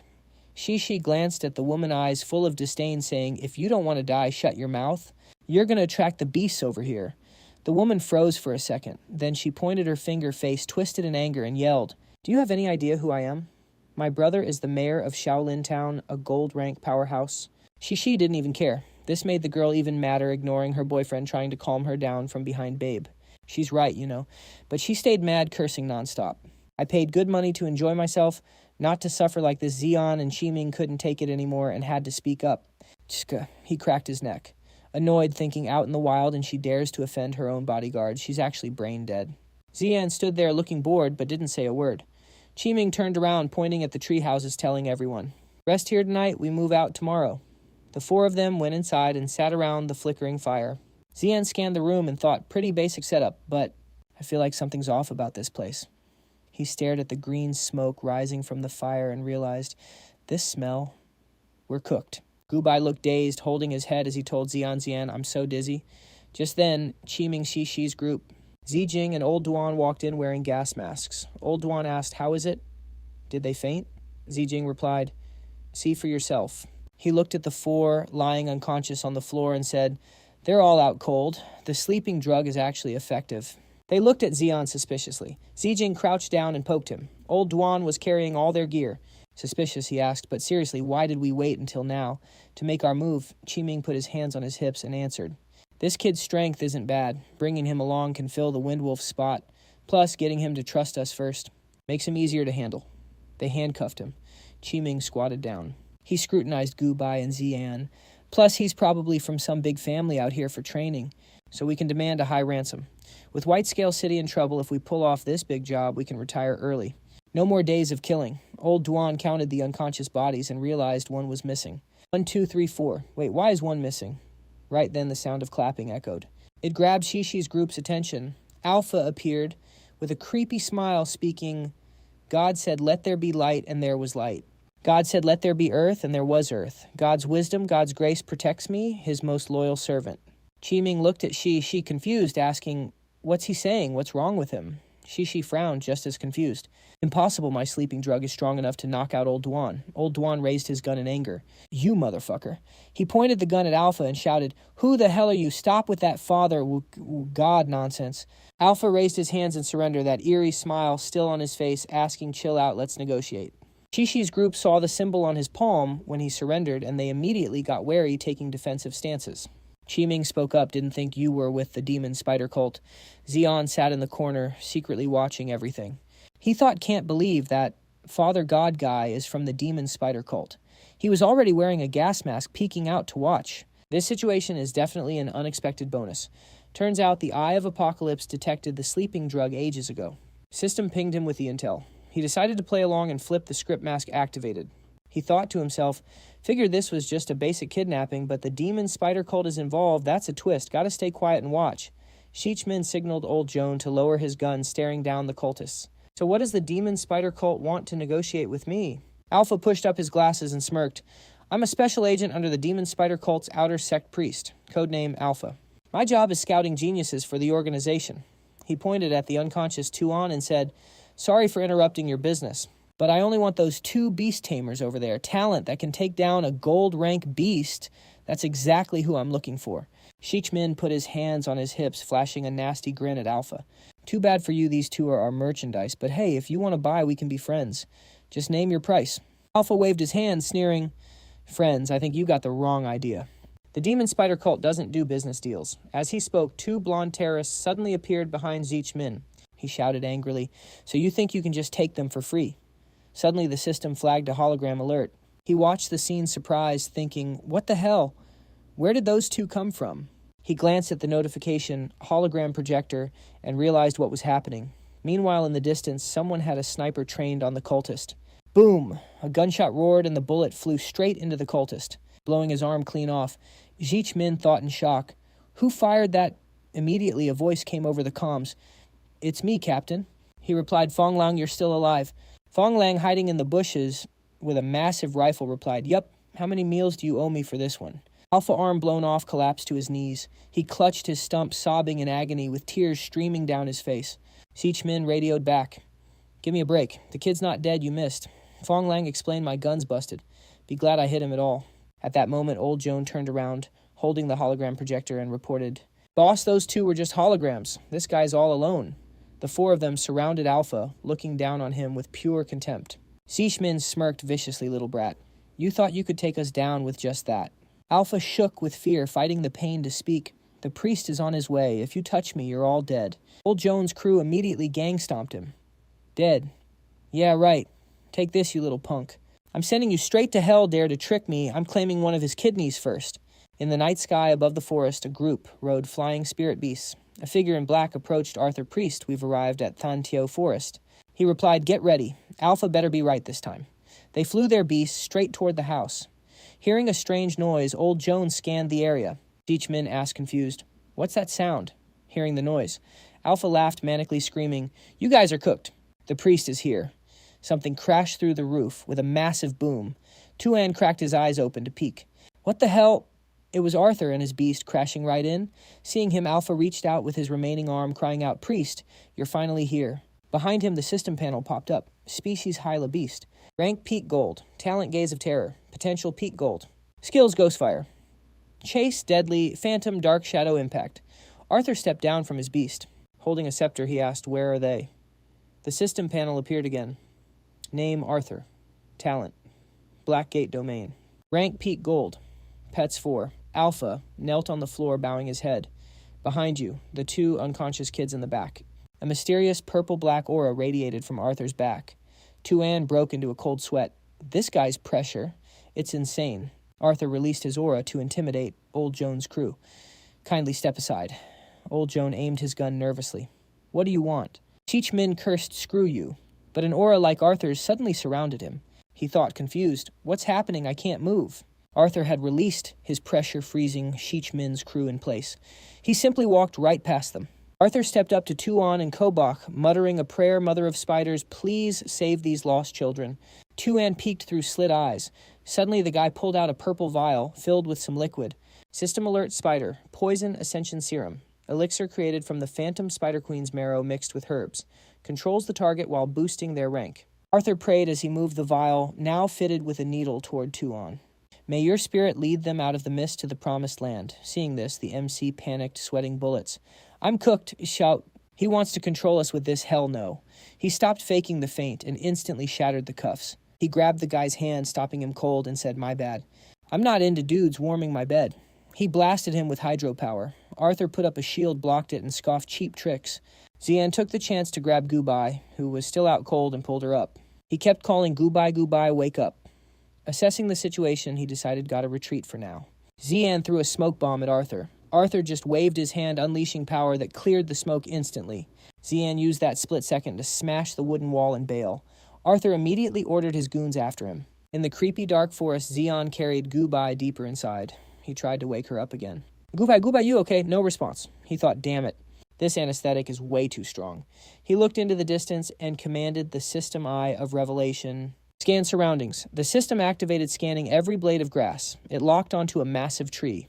It had weird yellow fruit bunches. System alert species. Hunting green banana tree. Element wood. Rank high tier. Talent. Talent mesmerizing banana scent. Potential medium gold rank. Skill blue banana fragrance. Skills green hunting vines. Green binding vines. Zian slowly supported Gubai and walked under that giant tree. He thought the banana tree is blocking the exit. Carrying Gubai like this really limits my movement. He looked up. Beast riders were everywhere. Aerial troops chasing me, too great. What now? His only choice was to hide Gubai inside his beast taming space. He remembered doing this before. It was how he survived that nuclear blast in the past. Standing under a big rock, he schemed. Gubai is safe. Now about these soldiers chasing me. He glanced at the hunting banana tree and the forest around it, smiling mischievously. At night, this forest is my turf. Meanwhile, back at the cabin, old Duan and the others were paralyzed, watching Alpha beg Arthur, "My lord, Alpha knew he was cooked. He reached out in pain, begging, "Save me." Arthur stood there silently, then prayed, "May the mother of 10,000 guide your soul to the promised land." Alpha was so confused, he gasped. Prayer done. Arthur raised his scepter. A purple beam shot out and incinerated Alpha instantly. Old Duan watched in horror, eyes wide, and stammered. He killed his own man. That's insane. Just then, Qiming radioed Feng Lang. "Feng Lang, what's your status?" Feng Lang looked at his bandaged-up gun and replied, "Gun's totally busted. I can't help you guys now." Qiming started sweating bullets, thinking, damn it, are we going to die here? In the sky, a beast rider reported, "High Priest, we found him." From above, they spotted Zian in the tall grass. The minion added, "But the woman is gone." Arthur ordered, "Herd him over here first." The squad flew their beasts toward Zian. Zian ran, glancing back with a hype grin. Took the bait. A beast slashed at him with sharp claws, but he popped a shield just in time. Suddenly, massive tentacles sprouted from the green banana tree's vines. It wrapped around the beast, then snatched the demon cult members. They panicked. What the vines? One guy realized it and screamed, "It's a wood-type spirit beast." Too late. The green banana vines swallowed them whole. Zian watched, thinking smugly, just as planned. The hunting banana tree attacks anything in its territory. Their beasts are huge, so I just stood on the edge. The tree flagged them as enemies instantly. Once the banana tree marks you as a threat, it goes full nightmare mode. System alert green banana tree, perfect form. The tree morphed into a humanoid shape, grabbed two of them, and drained their spiritual energy, sucked them dry until they were just white skeletons. Inside the tree, its fruit was growing fast. System display. Green banana fruit. Silver rank material. Packed with life energy. Can heal any injury. Zian stared at it, thinking, life energy. I can use that to replace ingredients for the life potion. He immediately fired a water blast. The water slice cut off a branch. Zian caught it, took a deep whiff, and praise smells so good. This scent is addictive. Suddenly he realized, oh crap, I got too cocky and forgot where I am. Crossed the line. He eyed the man-catching green banana tree, calculating, doesn't seem like it noticed me. Could it be focused on absorbing mana too? And snickered legs, tensing up. Then don't mind if I do. Just as he landed, splat, stepped on a green frog. He slipped, lost his footing, and fell backwards right back into the banana tree zone. Looking at the thing hopping on him, he thought, frog again, am I cursed with frogs or something? Behind him, the furious face and glowing green eyes of the banana tree. It loomed over him, chilling his spine. Tu An turned around, stuttering in fear. Well, he thought to himself, maybe I pushed it a bit too far. Meanwhile, elsewhere in the giant forest, white birds soared through the high night sky. Arthur raised his hand to message his minions. What's the situation? A burst of static noise buzzed, then cut off. He stood tall, signaling, Fine, Almighty Lord, we need manpower. He glared at the broken glasses where Alpha had just been incinerated. He mused, Alpha, your spirit general will become part of the Great Spider Queen. Then he swung his scepter, conjuring a purple flame in his left hand. From the fire, grotesque, multi-eyed, spider-like things emerged. Cheechmin stared in horror, thinking, "We're cooked. What the hell is that?" Arthur spoke with commanding authority, ordering the little monsters, "Go, my children." They obeyed instantly, slowly crawling forward, creeping toward Thichsa, Old Doan Tu Kin, and Cheechmin. They circled behind and latched onto their necks, terrifying them, throats squeezed tight. They were forced to kneel on the ground. Arthur waved his scepter and shouted, "From now on, you will obey me, or else. The spider bombs on your necks go boom." Cheechmin glared at the monster, choking him, gritting his teeth in annoyance. Tch! Back to Tu An's side. The man catching green banana tree was reaching out to grab him.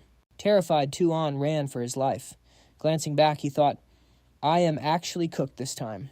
The banana tree slammed its massive hand down, but Tu An nimbly jumped to dodge, but the shockwave was so insane it sent Tu An flying high as the moon. Boarding complete, have a safe flight. Then he plummeted into a forest. He popped up, head covered in leaves, squinting back at the banana tree, thinking, "My luck is actually insane. Just happened to land outside its territory." He scratched his head, opened his inventory space, and tossed the stolen bananas inside, assessing the situation. That plant-type spirit beast is cracked. Wonder if I can form a contract with it. Suddenly, a sound echoed nearby, putting him on guard. He scanned the area. People. Tu An quickly moved behind a large tree to hide and watch. "Demon spider cult again. Stop stalking me." Thichsa's group appeared, searching the area. Old Doan grumbled, "Damn it, it's pitch black. How are we supposed to find anything?" Arthur chanted a spell. "Mother of 10,000 spiders, my great lord, please guide your servant." Suddenly, the scepter flared with purple fire. He slammed the scepter down, and purple energy blasted in all directions. The system popped up a warning for Tu An. "Warning. You have been detected." He knew he was busted. Thinking fearfully, "It's over." Purple beams of light extended from the scepter, pointing right at Tu An. Arthur pointed at the light, shouting. Over there, Tu An saw Cheechmin's group following. Tu An was confused. Why is the adventure party teaming up with the demon spider cult? Tu Kin appeared out of nowhere, aiming a gun at Tu An. "Don't move, we have you surrounded." He raised his hands to surrender. Thinking, "Why is my luck so trash today?" Suddenly, water energy flickered in his hand. Gotta use the old trick. He flicked his hand, shooting a puff of white smoke at Tu Kin. Thinking, "How many times have I done this today?" Taking the chance, he leaped into the branches to escape. The smoke faded. Old Doan asked worriedly, "Tu Kin, you okay?" Tu Kin squinted, looking for where Tu An ran, replying up, "Bob, I'm fine, but I let that brat get away." Arthur yelled furiously, "Why are you standing there?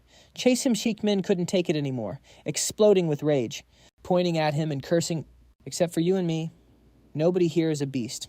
Tamer. Normal. People can't catch a beast tamer." Arthur calmly replied, "Need I remind you about the spider bomb on your neck?" They looked away in frustration, helpless and silent. Arthur continued, "What right do you have to negotiate with me?" Cheechmin thought angrily, "Can't believe he thinks I have no right." Then Fong Lang's voice transmitted, asking Cheechmin, "Is everyone okay?" Cheechmin immediately replied via transmission, "We're fine. Just got bombs planted on our necks. That's all."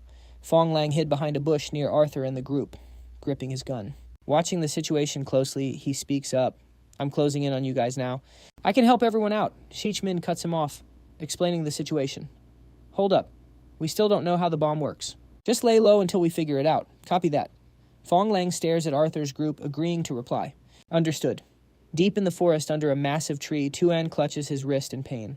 Strange red tentacles are wrapping around him. Looking at the thorny red tentacles, he thinks, "Not this again."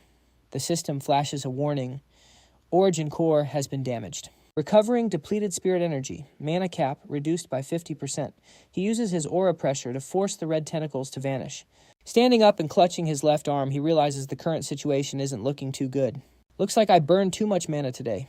Don't know how much longer I can hold out." The system suddenly spams warning signals. The warnings make him groan in annoyance. "Can you give it a rest?" Old Duan and Cheechmin slowly approach. Behind him is the ugly one-eyed monkey beast. He shouts loud enough for Tu An to hear, "Hey, you bronze rank brat, get your ass out here." The system panel pops up again. Target Cheechmin. Talent strength enhancement rank C, level mid-stage 3. Beasts, red fire. Monkey color, shifting earth fire. Lizard, earth armor, beetle. Tu An hides behind the tree, peeking out to watch Old Duan's crew. Why is an adventurer team allying with the demon spider cult? There's definitely a reason for this. He notices something on the back of Shichmin's neck. It's stuck there. What is that thing on their necks? The system explains spider bomb. Tu An sees it and realizes, which means they're being forced. He summons the Ruk-Na bird to land on his hand. He leans in and whispers, signaling it, Ruk-Na, you're up. But don't kill him. I need to have a word with these guys. Ruk-Na arrogantly slaps Tu An right in the face with his wing. All right. I know you're definitely thinking of a plan that you think will actually work. Right, Ruk-Na flies off blazing with energy. Tu An looks annoyed and shouts after it. Hey, don't be like last time. The bird replies lazily, you talk too much. It zooms past the bushes, flashing in front of Old Duan's group. Tiepsa looks up at the sky. Seeming to spot something, she alerts them. Hey everyone, look up at the sky. She can't make out the shape of the object. Because Ruk-Na is flying at breakneck speed, she asks, puzzled, is that a shooting star? Old Duan can't see clearly, either grunting I feel like that could be... Suddenly his eyes go wide and he curses, damn it. A massive flame erupts from the streak of light. The blast knocks the two of them far back.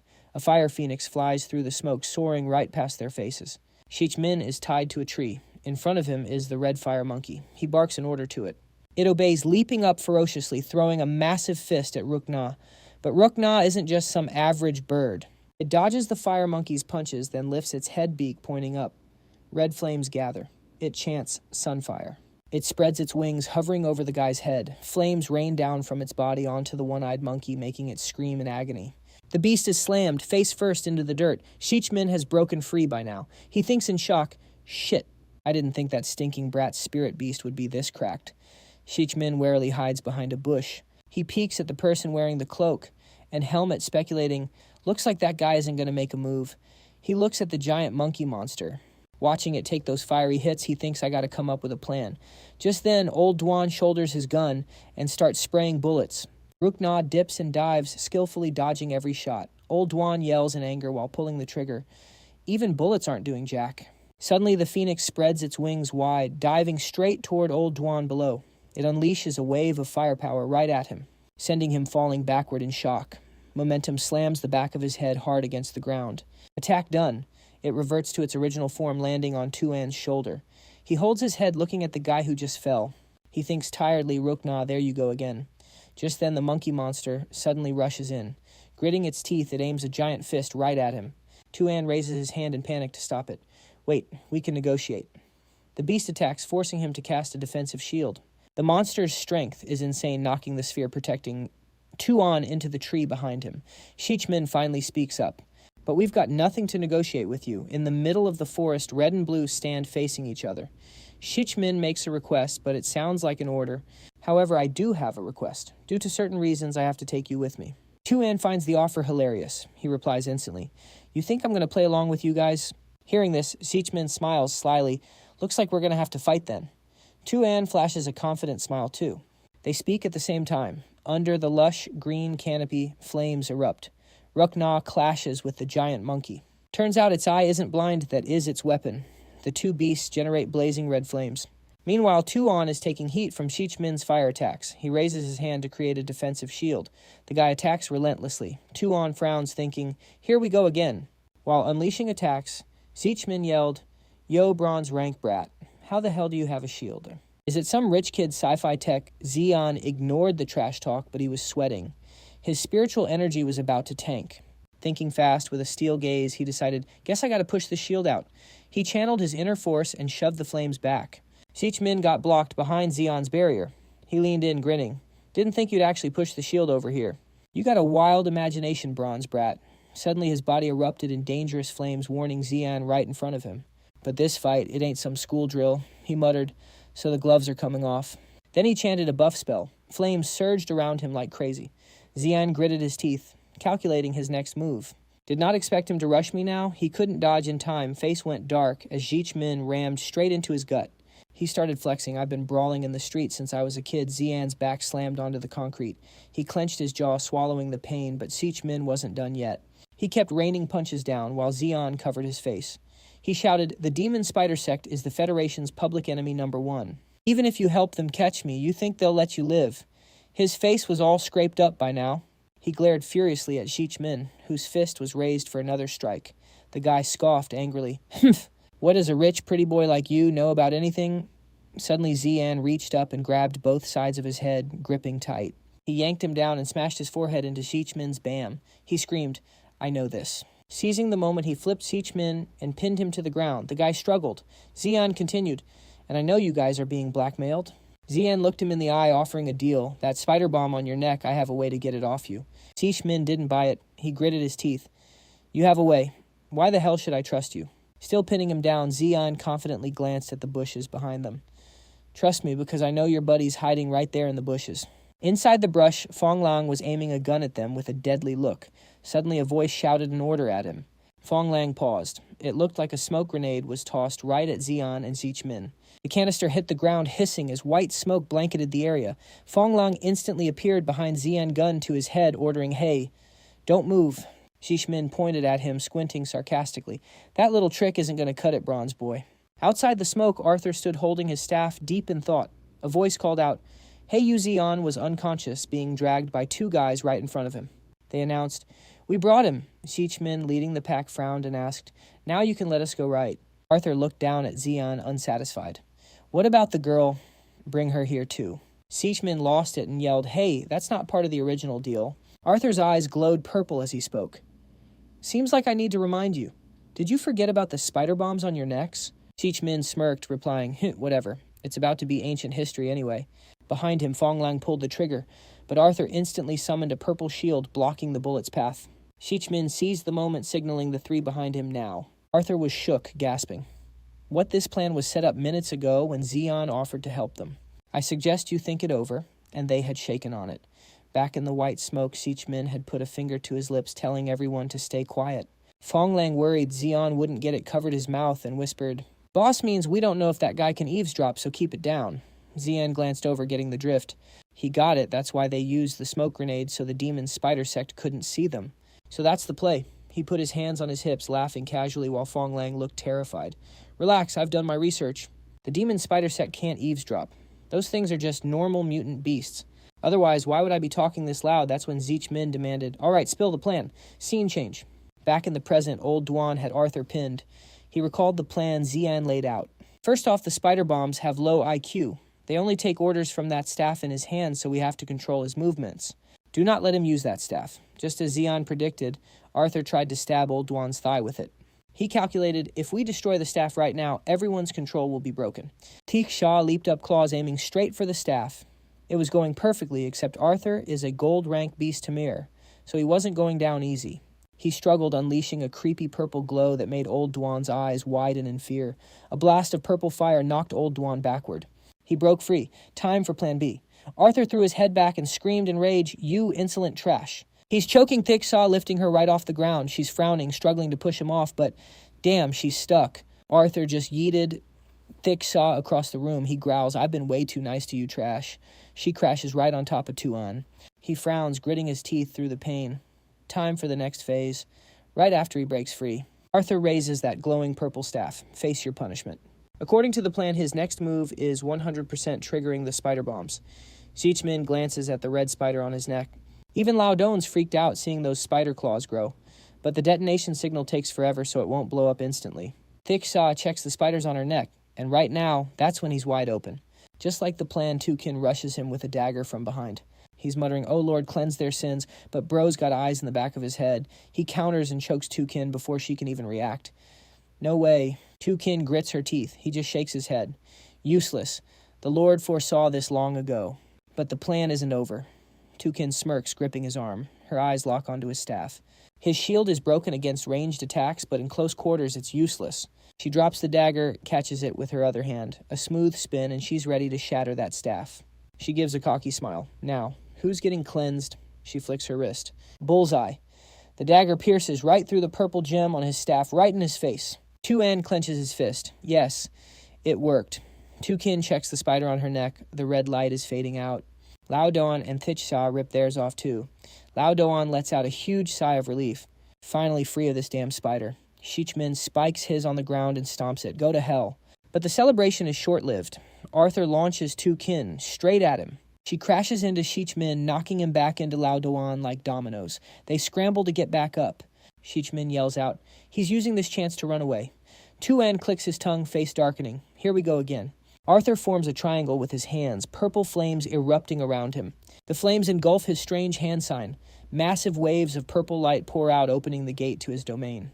He's floating in midair, surrounded by mysterious purple energy. That purple mist is spreading fast toward Shichmin's squad. Everyone's shook. Shichmin, holding Tukin, looks at her. Is this a gold ranker's domain? A shadowy figure watches the purple flame's eyes flickering in the dark. A voice echoes out. Fong Lango, find the captain, and now... Fong Lang, terrified, fumbles with his radio. Boss, come in. He yanks up the antenna, shouting to the others. The signal's jammed, I have to use this. Fong Lang presses the radio to his ear, pacing nervously. Captain, hello. Someone get me through to the captain, hurry. Back at base. A girl in a white cap reports to a redhead resting her legs on the table. Captain Fong Lang has an urgent report from below. A guy is studying a map nearby. Tio Ha snaps back, annoyed. Can't you see I'm in a meeting? What is it now? Suddenly a piercing scream blasts from the radio. We're trapped by the demon spider cult in the green banana forest. Shichmin and the others. They're gonna die.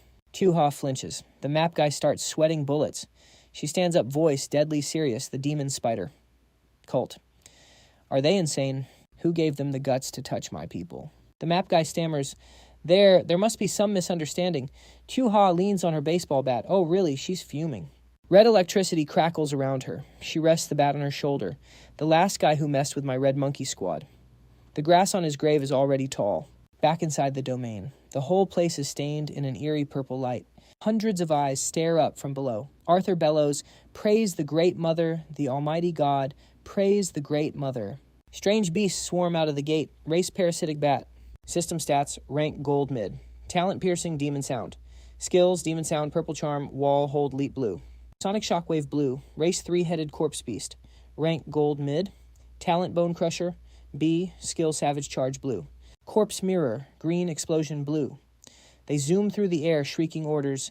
Get him. System stats, race terror spider. Rank gold high. Talent light shadow. B, skills light of terror. Purple shadow walk. Blue poison, sting blue. Tu An stands below with Rook Na. He looks up, frowning. So these are spirit beasts. They look pretty unique. He turns to Rook Na with a smirk. You've been munching on my crystals for a while now. Time to earn your keep. It was so arrogant, didn't even spare him a glance. It asked straight up, what do you want this lord to do? Suddenly a blinding flame engulfed his entire body. And the spirit beast outfit on his body started changing too. He shouted, possession. The fire morphed into armor, protecting his body. Shiny armor appeared on Xian's hands, his whole body wrapped in flames. His face got armored up too. When the transformation finished, Xian looked at the flame-forged armor and gasped. Even my attribute switched to fire type. Now I won't take damage from the source anymore. This possession talent is actually cracked. Thinking about that idiot young Master Min, he felt a bit of pity. That guy had such a broken talent but didn't know how to use it. My gain. Arthur looked down from his spirit beast and sneered, possession. Truly a rare talent. But he added with a look of disdain, still too green, Xian didn't waste breath. Replying spider control. Terrifying light. A voice suddenly rang out behind him, making him snap his head around. Xian froze for a second. What the... He got sneak attacked from behind while he was distracted. Tied up tight, Xian's body was immobilized no matter how hard he struggled. Thousands of eyes opened up surrounding Xian's body. Arthur blanked out for a moment, thinking, what is that? That freakish eye was opening wider and wider. Looked absolutely grotesque. Even Arthur didn't know what the hell it was. What in the world? Suddenly Xian broke free from the binds. Even he doubted his own ability. How did he dispel it? A feeling of fear. Really annoying. He looked down at the monster and saw it trembling, which made him curious. Seems like they're scared of something. Arthur suddenly rushed in. Dark impact. Xian didn't hesitate to fire back gunpowder impact. Two beams of light, one red, one purple, clashed, neither side giving an inch. Xian said confidently, just now I was only getting used to the body. Now I'm going to wreck you, hearing that Arthur wouldn't back down. You brat don't get too cocky. The people outside... I could only stand and watch the two powerhouses fight in awe. This is literally gods fighting mortals suffering. If we can't run, might as well watch the show. We don't even have a chance to join in. Suddenly, old Duan sensed something behind him and panicked. The whole group turned around curiously. What is it? The next scene made old Duan's crew all gasp. Suddenly a horde of disgusting monsters appeared. Old Duan yelled, "Boss, tell your monkey to do something." Shiming holding Zijing exclaimed, "There's too many." Thickshaw was speechless with these two, about to die, and you're still spouting nonsense. You two focus on running up above Xian and Arthur were still going at it hard. Explosions rang out, followed by flames that looked ready to blow everything apart. All of Arthur's spirit beasts suddenly gathered energy, forming purple orbs in their mouths. Seeing that Xian felt interested. Finally, he's taking this seriously. Spirit attacks, next perfect. I'm not restricted anymore. Finally get to fight to my heart's content. Saying that he channeled power into his arm fist clenched tight. Xian charged straight at Arthur. Eat this. Two massive strikes collided. An explosion rang out, shaking heaven and earth. Xian kept pouring power into his punch, boosting his spiritual output. Arthur wasn't falling behind either, continuously charging the orb he just fired. The world shook and the two forces collided before blowing up. Xian looked at his arm still burning with spiritual power. The stronger Blazing Fang's power gets, the heavier the load on my body. He was a bit worried. Arthur also had injuries on his face, looking somewhat surprised. I still can't beat him. Feeling humiliated, rage boiled inside him. Shards of his mask fell away. He had to hand it to Xian. "You bronze rank brat, you're hiding quite a few secrets, huh?" Arthur's true face was revealed. He turned toward him. "I'm getting more and more interested in you." Xian finally saw his real face. Took a lot of effort, but he finally exposed his true colors. Yet Arthur didn't drop his arrogance. He confidently declared, "You are worthy of seeing my true power." Then he mumbled a chant, "Praise the Great Mother, the Almighty Lord. Let us become one, become one." As soon as Arthur finished, the multi-eyed monster's body cracked open. They quickly rushed into each other. Tentacles competed to devour the other monsters. Everyone stared in shock at the horrific scene. "What is this situation?" Xian shouted, "What the hell is this?" Suddenly a hand with sharp claws rose up. After the devouring finished, Arthur spoke proudly. Now a grotesque monster was born. Even his voice sounded like a creature from hell. He had turned into a giant. "Let's start round 2. Arthur reached out and grabbed Xian. He couldn't dodge in time and got caught. Thinking to himself, "I'm cooked." The guy laughed triumphantly, just like I said before. "You're still too young." Arthur raised his hand high, planning to throw Xian down and smash him to bits. Boom! A deafening noise rings out. His massive hand smashes him into the dirt. Arthur lifts his hand. And there's Tu An completely flattened. Looks like he's out cold. Bro is cooked. Arthur's loving this, looking down like an arrogant winner. Well, see that's the gap between you and me. But he knows talent when he sees it. Wants to recruit him. Join me. Tu An just scoffs. Hell no. Suddenly, boom explosion right next to Arthur's head. He spins around pissed off. Who the hell dares ruin his fun? Down below, Shichmin is shaking but still talks big. "Hey you, we told you that kid belongs to us." Beside him, his earth beetle is spitting fire. He points up aggressively. "Plus me and you. We still got a score to settle." The earth beetle obeys, firing off flame bullets. Hit him with everything you got. But honestly, it's like a mosquito biting a tank. Useless. 0 damage on Arthur. Lao Don sees it's bad and whispers, "Boss, your ace card isn't looking too hot right now." He sighs, actually sounding sad. "This was my first spirit beast. I can't just break the contract." Besides, his face turns nasty with a smirk. "Who said I only had 1 ace up my sleeve?" While Arthur's distracted, Tu An seizes the moment. He whispers, "Stealth, camouflage, earth, fire, lizard." Boom. Spirit beast appears right behind him. He's stunned. Arthur notices too. Where'd this brat come from? Tu An uses the beast to cloak himself, flickering in and out of sight. Arthur's getting confused. He strikes out in rage, swish, but Tu An's too fast, already gone. Safe behind Arthur, now regrouping with Shichmin's squad. Shichmin turns to Thickshaw, urgent. "Thickshaw, go help that bronze rank kid. Now." Don't know where he gets the confidence, but Shichmin declares, "Leave this guy to me. I got this." Thickshaw turns to Tukin. Tukin, run a scan. Tu An's confused. Why are you helping me?" Shichmin looks back, acting all cool. "Why? Because I don't do debts." Then bam, he summons another spirit beast. Besides, this guy's been getting on my nerves. Arthur realizes he's being ignored and loses it. Raises that ugly foot of his. He wants to stomp the whole squad flat. But right as that foot comes down, the beast protecting Tu An attacks from the back. Slash. Clean cut. Arthur screams in pain. Tukin looks at the scan, totally shocked. No way. How is his body doing that? Thickshaw gets curious. "Let me see." Staring at the data, Tukin explains just how weird Tu An's physiology is right now. It must be his talent. It's forcing a fusion with his spirit beast. But it's incomplete. Basically, the energy isn't flowing right. Meanwhile, Arthur, who was acting so tough, is struggling hard against the speed of Shichmin's beast. Tukin adds, "So he's only hurt because his spiritual energy is blocked." Thickshaw gets it. "So we just need to unclog the energy flow and he's good. Then he just has to figure out the perfect form later." Saying that, she pops out her sharp claws, looking way too excited. Shall we start the surgery then? Tu Kin's smiling just as wickedly. Tu. Anne goes pale. Wait. Surgery. Thick Saw leans in close, comforting him. Relax, it won't hurt. Why does that make him feel worse? Bam. She jams her claws right into Tu An's back, pumping energy straight into his system. Won't hurt, she said. Yeah, right. Never trust a woman who says it's painless. Tu An feels weird, like a chaotic mess inside him just got sorted out. His power skyrocketing, his body starts to transform. When he snaps back to reality, his spirit armor has leveled up. He's shocked by this new power. This is true fusion, total control. It feels surreal. The system voice rings out for his ears only. Notification: Phoenix Flame is now available. Shin, NC so Shindi Shin Keishar's Phoenix Flame. Tu An thinks, wait, isn't that little Phoenix's talent? Didn't expect God's eye to flag that. Suddenly a voice replies, you're welcome.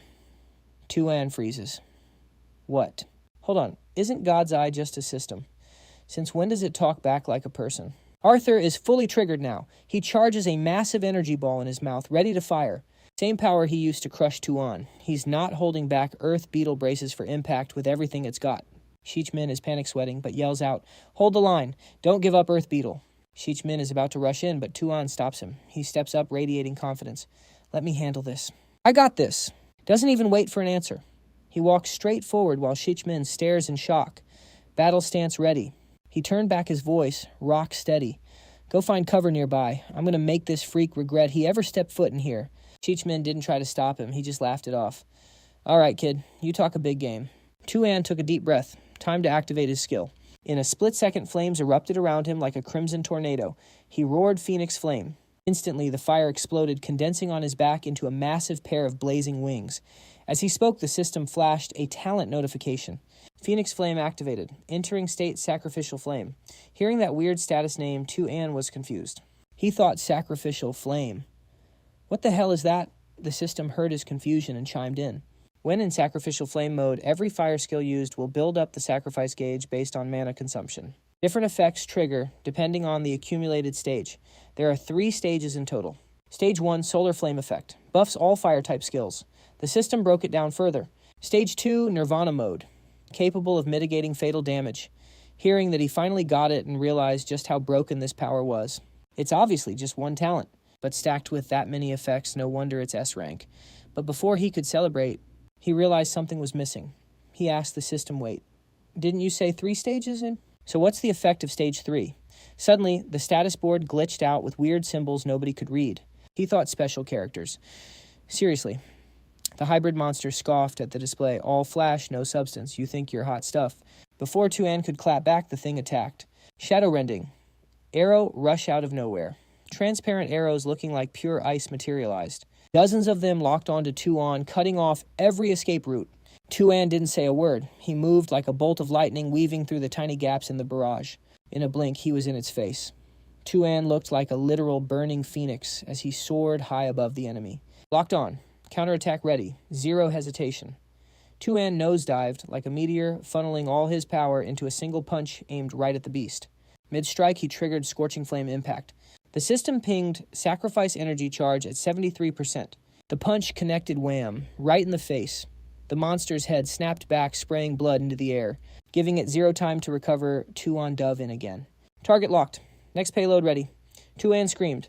Activate Crimson Sun Hellfire. A beam of crimson fire blasted straight into the monster's face before it could even react. The status board popped up. Sacrifice Energy Charge 100%. Stage 1 effect. Solar Flame activated. Tu An clenched his fist, feeling the surge. My skills got buffed. Wait, even the names changed. The system scrolled through a list of his upgraded skills. Acquired Solar Scorching Flame Impact. Solar Crimson Sun Hellfire. Solar Blazing Charge. Solar Nuclear Ray. The beast finally shook off the daze, clutching its head. It gritted its teeth. Looks like I actually underestimated you. A mysterious purple light began to pool in the center of its chest, charging up a revenge shot. It roared in fury. Taste this, but contrary to what the monster expected, Tu An didn't flinch. He went full throttle, flying right at it, and with a single swipe of his hand, he snuffed out that purple light instantly. He shouted, "Shut your trap!" Done. Tu An hopped back to a safe distance while the thing stumbled, confused. No mercy, no recovery time. Tu An kept the pressure on. In a split second, he channeled every ounce of power into his right hand. The flames around him raged, compressing into a blindingly bright fireball. He gritted his teeth. Your little reign of terror ends right here, he launched it. The fireball unleashed a torrent of red light, illuminating the entire area. The fireball slammed into the monster's massive frame and instantly engulfed it in a ferocious inferno. Tu An calls this move solar nuclear ray. The sheer power didn't just burn the giant beast, it made it detonate like a bomb. Incinerated, its flesh melted into a gross, sticky sludge. The explosion didn't just echo, it shook the ground like an earthquake, shaking the whole forest. Even the attack choppers are too scared to get close. Shich Tiao Ha kicks the chopper door open, standing there scanning the scene, mouth running non-stop about the fight. New powerhouse guarding this spot or what? Destruction level looks like diamond rank. How did that kid Zich Min get mixed up in a high-tier fight like this? Waiting for the dust to settle, the chopper finally touches down. Shich Tiao Ha and another guy step out, swaggering over to the front line. The guy immediately yells, "Captain!" She demands a full report instantly. What the hell happened? Where's Zich Min? He rushes to explain, it's been chaos, ma'am. We ran into a psycho from the demon spider sect. Zich Min and the squad are trapped in the forest over there. She glances at the battlefield, making a quick guess. Making this much noise. The forest lord must have been alerted. At the blast site, the whole area is just a wasteland now. Thick smoke and dust still hanging in the air. The ground is torn apart, huge cracks everywhere. Zich Min and the crew move in to check the situation. He sighs. Seriously, can't believe I'm seeing a scene like this twice in one day. Suddenly, from behind the fading smoke, Tu An slowly walks out. Seeing him, Zich Min and Old Doan shout in unison, "It's the bronze kid." They rush over, checking him out. "Hey, you okay?" Tu An turns around, acting totally casual, like he has no clue what just went down. He thinks, what's going on? Right then, the system flashes an overdose warning. Side effects of overdose: blood pressure, spiking, bleeding, dizziness, and total limb weakness. Tu An clutches his stomach, looking up at Tiksha with a betrayed face. He whines, "Doc, why didn't you tell me there were side effects earlier?" She looks stressed, eyes darting away to find an excuse. Like I had time to mention that. In that situation, who has time to chat? Dust still swirling, ground still hot. Suddenly, from beneath the earth, black roots start bursting out of the cracks. They snake around the group, squeezing tight like they want to crush them. They scream, "Damn it, not again." Alert level maxed. Zich Min gets ready to defend, shouting orders. "We're cooked. It's the Forest Lord." Old Doan grabbed the bronze kid. "We need to retreat now." He swings the flames in his hand, blasting the roots to clear a path for the others. While fighting, he grumbles, "One thing ain't even finished, and another mess pulls up." He turns to blame Tu An. "Hey, bronze kid, are you a walking jinx or something?" Tu An and Old Doan get wrapped up by massive roots. The roots squeeze them tight, choking the air out. Tu An snaps back. "How is this my fault? Technically, I saved your lives. Tu Jing and Thich aren't doing any better. More roots keep coming, impossible to kill them all. Tu Jing has to pull her gun to fight back." She yells in frustration, "If it gets too bad, just dump the kid here." Finally, they all get cornered. But the roots aren't satisfied. They want more, sprouting everywhere, wiggling closer to them. Someone gasps, "Stop talking. We're going to get buried here." The black roots aren't just grabbing them. They're merging, weaving together into a giant tree body. Tu An and the squad are trapped inside. Wood blocks split from the main trunk, twisting together to form arms and legs. It looks human. Finally, its face fully forms. A twisted face, eyes glowing with a weird light, sharp teeth exposed in a freaky smile. The system pulls up the monster's stats: warlord rank. Crazy hunter, the forest lord. Trapped inside, the team is helpless. No energy left to fight back. Zich Min speaks up. "Looks like we're stuck on the forest lord's body." He turns to Tu Jing, waiting for a status update. "Tu Jing, how's the signal?" Tu Jing checks her scanner results and replies fast, "Still can't reach Windwolf. Zero connection." She stands up, checking the oxygen levels, and drops the bad news. "Also, it's airtight in here. Oxygen will only last us another 30 minutes. Hearing that, Zich Min punches the tree wall in anger, trying to find a way out. He grits his teeth, face full of guilt, voice dripping with disappointment. "I'm so useless. I always lead my team into a dead end." Seeing Zich Min tweaking out like that, Tu An didn't bother comforting him, knowing this wasn't the time to sugarcoat things. "Bro, save your breath. The more you panic, the faster we run out of oxygen." Hearing that, Zich Min got salty and snapped back. "What the hell would a rich boy like you understand?" Facing his salty attitude, he just calmly replied, "You're their leader, aren't you?" He continued, "Look at you all moping around. Have you ever thought about how the squad feels trusting you?" That line made him look back. Leaving him speechless, Tu An kept going, reminding him of the words he used to say. "You said it yourself. You guys are veterans who've survived dangerous, hellish situations. Brutal stuff. And in times like this, you gotta stay chill." He wiped the grime off his face, staring him down with eyes fully locked in.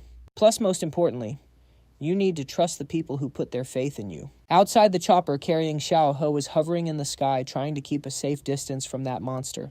Seeing the scheming look on her face, Fong Lang asked, "Captain, are you seriously going to square up against the Rainforest Lord?" Hearing that she clapped back, "Listen to yourself. Do you seriously doubt my power?" After scoping out the situation, Xiao He broke it down for him. "We still don't know where Shichmin and the others are.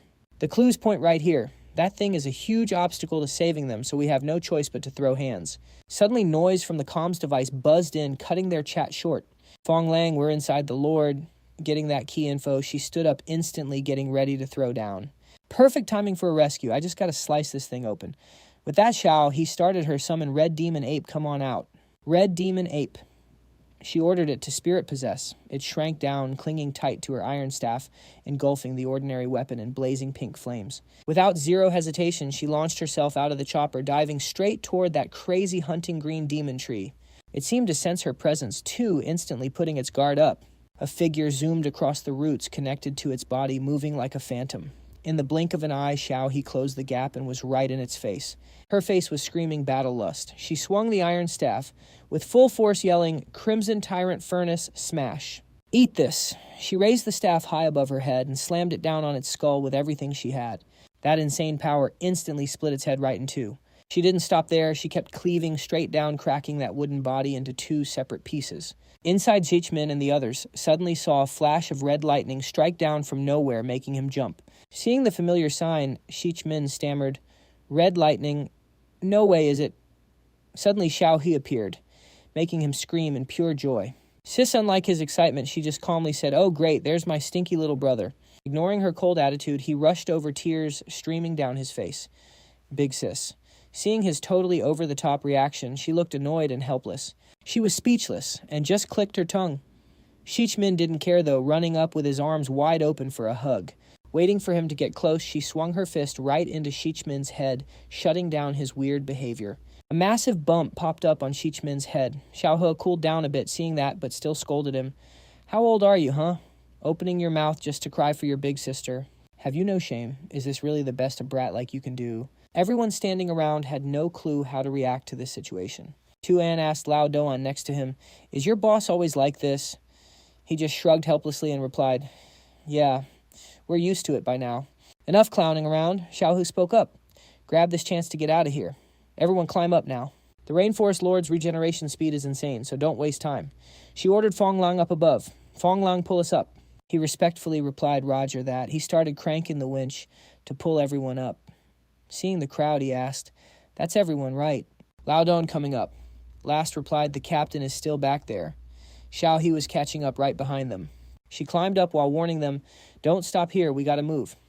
As she spoke, she kept an eye on the Rainforest Lord's status. Seeing its body stitching itself back together, she shouted a warning. The Rainforest Lord is about to fully regenerate. But barely after she said it, the thing successfully regenerated with insane speed. Xiao He didn't see that coming. Her face showed pure shock as she thought, "Crap, we're cooked. Its regen speed is even faster than I imagined." That thing was absolutely furious after regenerating. It roared, getting ready to launch a counterattack.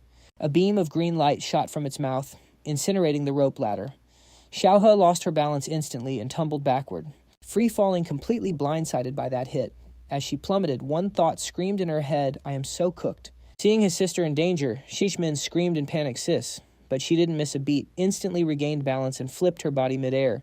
Landing in a combat stance, she clapped back at her brother's panic with pure confidence. "Shut your damn mouth. I ain't dying today." Seeing she was fine, he meekly replied, "Yes, sis."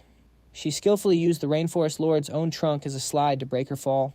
Then she spun around, gripping the tree trunk tight. She called out time to pump the brakes, saying that Tu Ha ground her feet against the bark to build up traction. Red sparks began crackling around her. She roared, "Left thunder." Without wasting a second, she crouched slightly and launched herself straight up into the air. At that exact moment, a massive pillar of fire erupted beneath her feet, twisting into a flame tornado that shot her up like a rocket. In the blink of an eye, Tu Ha landed on the chopper without a single scratch. Tu An and Shichmin were left with their jaws on the floor. The boy exclaimed, "Your sister is actually insane." Shichmin felt the same way, just mumbling back, "Thanks. I think so too." As soon as she touched down, she turned back toward that thing. Flipping the bird with a defiant grin, she shouted, "See you, loser." Seeing the rainforest Lord finally fade away, The helicopter safely turned around and sped off. Job done, Tu-ha walked back to her seat and let out a long sigh of relief. Then she checked on her brother. So was it this kid who saved you guys? He just sheepishly admitted, yeah, that's right. Hearing that, she immediately thanked the boy and introduced herself. Well then, seriously, thanks for stepping in. I'm Sheech Tu-ha of Crimson Red, gold rank beast tamer. May I ask how I should address you? Seeing her politeness, he replied respectfully.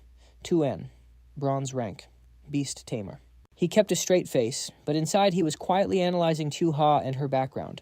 That kind of power plus the surname Zeech. Is she related to the Zeke family in Red Wing City? Tu-ha wasn't slow either. She curiously asked about his background. Your surname is Bach. Are you from the Bach family in White Scale City? That's right. Kan Sung is my grandfather. Hearing that, she gasped in surprise, City Lord Bach.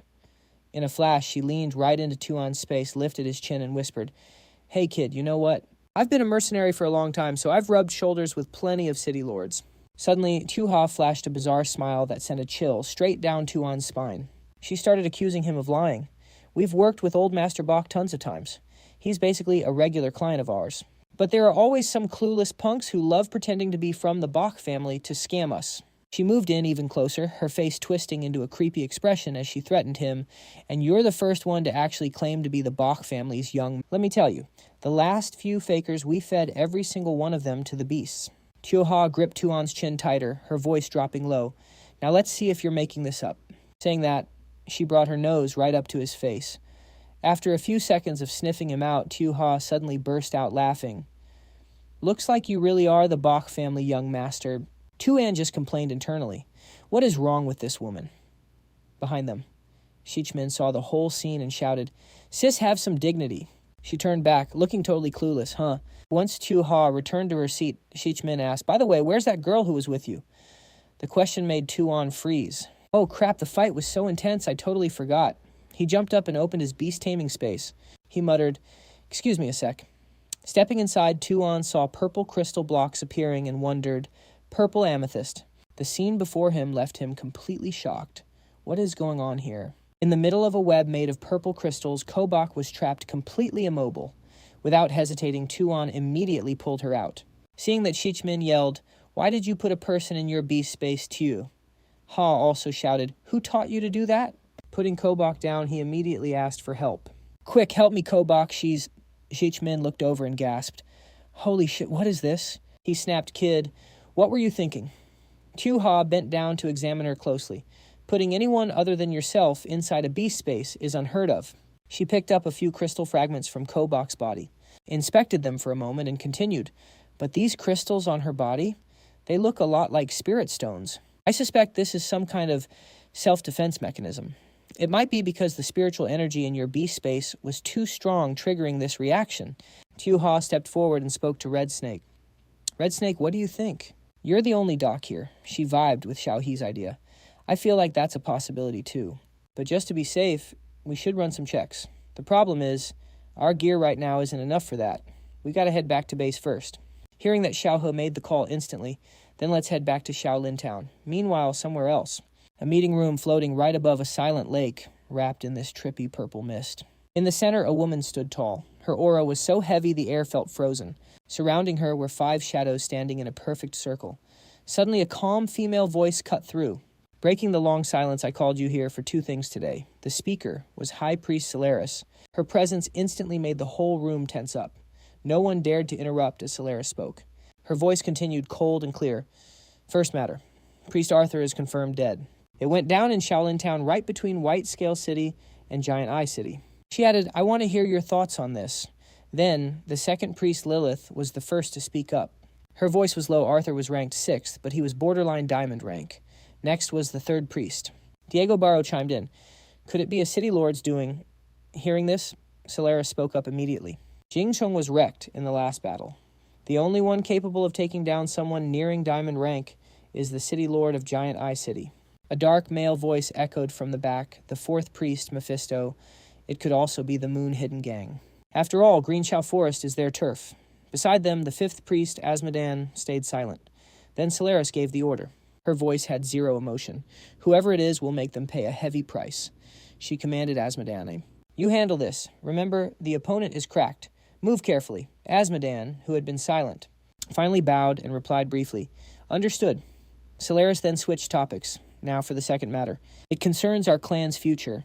The stars are shifting weirdly lately, and I've got a bad feeling. She paused, then raised her voice. This is a sign that the Spider Queen is going into hibernation. The holy body is entering the hidden moon phase. Lilith nodded, her voice dropping low. 25 spirit cycles ago, after the Casamarta massacre, the Spider Queen's holy body stayed in the solar flare state. And now she suddenly wants to slumber. Solaris agreed. I find it strange, too. According to the old patterns, the hidden moon state only happens every 90 spirit cycles. But it's not like there aren't any clues. As she spoke, 3 planets appeared in the air to match her explanation. Maybe it's linked to the sky anomalies. Maybe the Spider Queen needs to evolve. Maybe... Solaris paused for a second. Then she continued, her voice even colder. Whatever it is, this concerns the survival of the solar sect.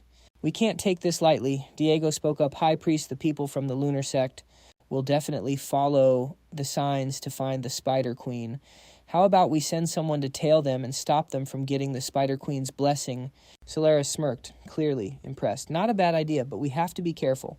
The lunar sect isn't exactly weak. Diego bowed respectfully. Yes, my lord. Rest assured. Without the Spider Queen's blessing, their power is basically trash. Inside the mystical purple space, a chanting voice echoed through the room, Mother of all spiders, eternal and everlasting. Mother of all spiders, eternal and everlasting. A bit later, after everyone dipped, only 2 remained. Diego spoke up, half smiling. All right, it's just the 2 of us now, Lil Jang. You busy today? Are you free right now? Asmodan turned away, coldly, voice flat. Not free. And definitely not interested in you. Diego scoffed. You got me all wrong. I just wanted to discuss something with you. Also fix your face when you're using telepathy. Stop looking down on me. Asmodan didn't even reply, just told the monster beside her, Let's go, Xingtian. Seeing that he shouted, Lil Jiang, listen to me. And wait, how can I still hear you talking to Xingtian? Defeated. Diego sighed and switched up his tone. Fine, I get it. The High Priest picked you personally. You must be feeling pretty honored right now, huh? But have you ever thought about it? Arthur was on a mission for the High Priest too, and that guy was famous for being unkillable. Asmodan paused at that. Diego's voice dropped lower, sharper, but exactly because Arthur was like that, and now there's not even ash left of him. The High Priest knows your power level. Sending you out there now, it's basically a suicide mission. Before he could finish, she cut him off, eyes going cold. Watch your mouth. Diego didn't back down, just breezed past her. If I were you, I definitely wouldn't take this as the High Priest trusting you. Anyway, like that old witch said herself, the stars are changing. And in a chaotic world, only the strong survive. That was the only reason I made it out in one piece. Watching him walk away, Asmodan asked, Aren't you scared? I'll snitch to the High Priest, but he didn't flinch, just warned, I trust you're smart, not just some tool that follows orders. Staring at the knife stuck at her feet, Asmodan went silent. As dawn broke, before the sun could even burn off the fog, a frantic voice tore through the silence. Hurry. Get her to the ER now. Gubai lay motionless on the stretcher, her face pale as a sheet. The gurney was rushed forward, wheels clattering loudly against the floor. Someone sprinted down the hospital hallway, clearing the path. Move, move. Out of the way, everyone. She was wheeled into the exam room. Outside, Xian's voice was shaking with worry. How is she? What's the result? She explained softly beside him. For now, her vitals are stable. She's out of immediate danger, but honestly, I don't know when she'll wake up. Hearing that, he got even more anxious, eyes glued to Gubai in the ER. His voice choked up. But what are we supposed to do? How do we wake her up? She stood there sounding helpless, to be honest. I have no clue. Her spirit veins are a total mess right now, twisted up like 2 ropes knotted together. Nobody's ever tried putting a human inside their beast space before, let alone for that long. Xiao He whispered, trying to comfort the guy. Don't stress too much. Shi is a top-tier doctor. If she says it's okay, then usually it's nothing too major. Plus, I just met a friend who might actually be able to help her. The second she finished, Xian snapped, desperate, who I need to meet them. Now. Walking down the hall to meet Gubai's potential savior, he kept questioning himself. I used that method before. Why did it go so wrong this time? Was it because she was in there too long? Ahead of him, Xiao He warned. Hey kid, listen. When you meet this guy, try to keep your cool. Okay. Suddenly thorny vines started sprouting from his clenched fist. He jumped, shocked. Why is it acting up now? The thorns were taking over Xian's mind. Hurts. It hurts. Kill. Kill. Kill. Hearing no answer, Xiao He turned around. Hey kid, you listening? Why are you zoning out? He quickly hid his arm behind his back, stammering, Oh, yeah, I got it. Reaching a room, Xiao He kicked the door open, shouting, Or, I need a favor, a male voice replied from inside Monkey Sis. Didn't I tell you I'm busy right now? But when Xian saw the symbol on the guy's robe, his face went dark. Why is the demon spider sect here? Meanwhile, the glowing red thorns were trying to puppet him. Demon spider sect. Kill him. Xiao. He saw Or just eating noodles and yelled, annoyed, Look at you. How the hell is this busy? You're just eating noodles. But he replied casually, What? Eating is a life-critical event, you know. Never underestimate a good meal. He stood up, still chewing. So what's up? Didn't we already have a meeting? She turned back to point at Xian. It's this kid's friend. She needs help. It's related to spirit beasts, and since you're a local expert, you might understand it better. But Xian was fighting to control his thoughts. One urge was taking over his mind, revenge on the demon spider sect. He gritted his teeth. What is happening to me? My thoughts are, Grandpa. White Chillin' City. Looking at Or, his vision turned red, filled with one thought, kill. The guy kept a straight face saying, Oh ho, looks like this brother needs help more. The urge for revenge was controlling him. Kill. Suddenly, Xian roared, Who needs help from the demon? Spider sect. Red thorns exploded from his arm, screaming in his head, Kill. The vines grew at breakneck speed, wrecking the house from the inside out. Or dodged out of there fast. Still eating, he calmly noted, Looks like our bro here is in pretty bad shape. Watching the pet beast mutating on top of his house, Or diagnosed beast core eroded divination signs, chaotic. Looks like he ate something dirty. Evolving into a feral beast weird, though. The kid's berserk, but he's being held back by his beast space. Seeing that Ure decided to save him this time. Oh ho, stuck at the beast space door. Looks like he hasn't lost all his will yet. Not bad. Guess I'll lend a hand. He chanted a spell, Mother of 10,000 Spiders, mercifully forgive all sins. Holding a sword, green light enveloped Or. Sharp blade in my hand, slash the evil bugs, break the demons, but never take a life. He drew the sword lights gathering. Purge the evil, cut the sin, repel the dark. Let mercy manifest. All is void. Grant me the power to save all living things. With these hands, I'll help this brother. He drew a circle in the sky, shouting Tong Diao, summoning a chubby green pet beast. Answering his call, Wood Spirit popped out. The little guy landed right on Air's head. Looking at the round little blob, he nagged, My boy, have you been packing on the pounds lately? No more snacking on spirit stones before bed, okay? Right then, Kin Tu opened its massive maw and roared. Aure stayed completely chill. He raised his voice. Hold your horses, I'm getting to you, listen up.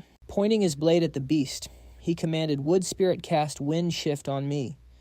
Kin Tu wasn't having it, and launched a counterattack. A powerful torrent blasted from its mouth, erosive dark water. Aor instantly jumped to dodge, dashing straight in. Gale Thunder Crash. He appeared right in front of Kin Tu's face. The beast shut its eyes like it was accepting its fate. As Aora unleashed his power, a blue vortex surged forward, but then he suddenly changed his mind. I'm supposed to be a savior of the people. Why use a killer move on a naughty little brat? So he flicked Kin Tu's horn so hard it went flying backward. At the same time, he shouted, Skull-crushing flick. After that hit, Kin Tu vanished. Only Tu An remained, lying unconscious in the rubble. Seeing the mess he was in, Tu Ha couldn't help but ask, Hey, didn't you go a little too hard this time? He casually slurped his cup noodles and replied, Nah, he's fine, just a few scratches. I'm more worried about his essence getting eroded. Annoyed Tu Ha snapped at him, Can you put down the damn cup noodles while we're discussing serious business? Pointing at Tu An's pale, unconscious face, she asked, So what's the plan now? You knocked him out cold. Seriously, you went way overboard. Aore just asked, Why are you catching feelings for him? Tu Ha scowled, Give me a break. My idiot brother is annoying enough you think I have the energy to care about anyone else. Then Aure asked for a favor.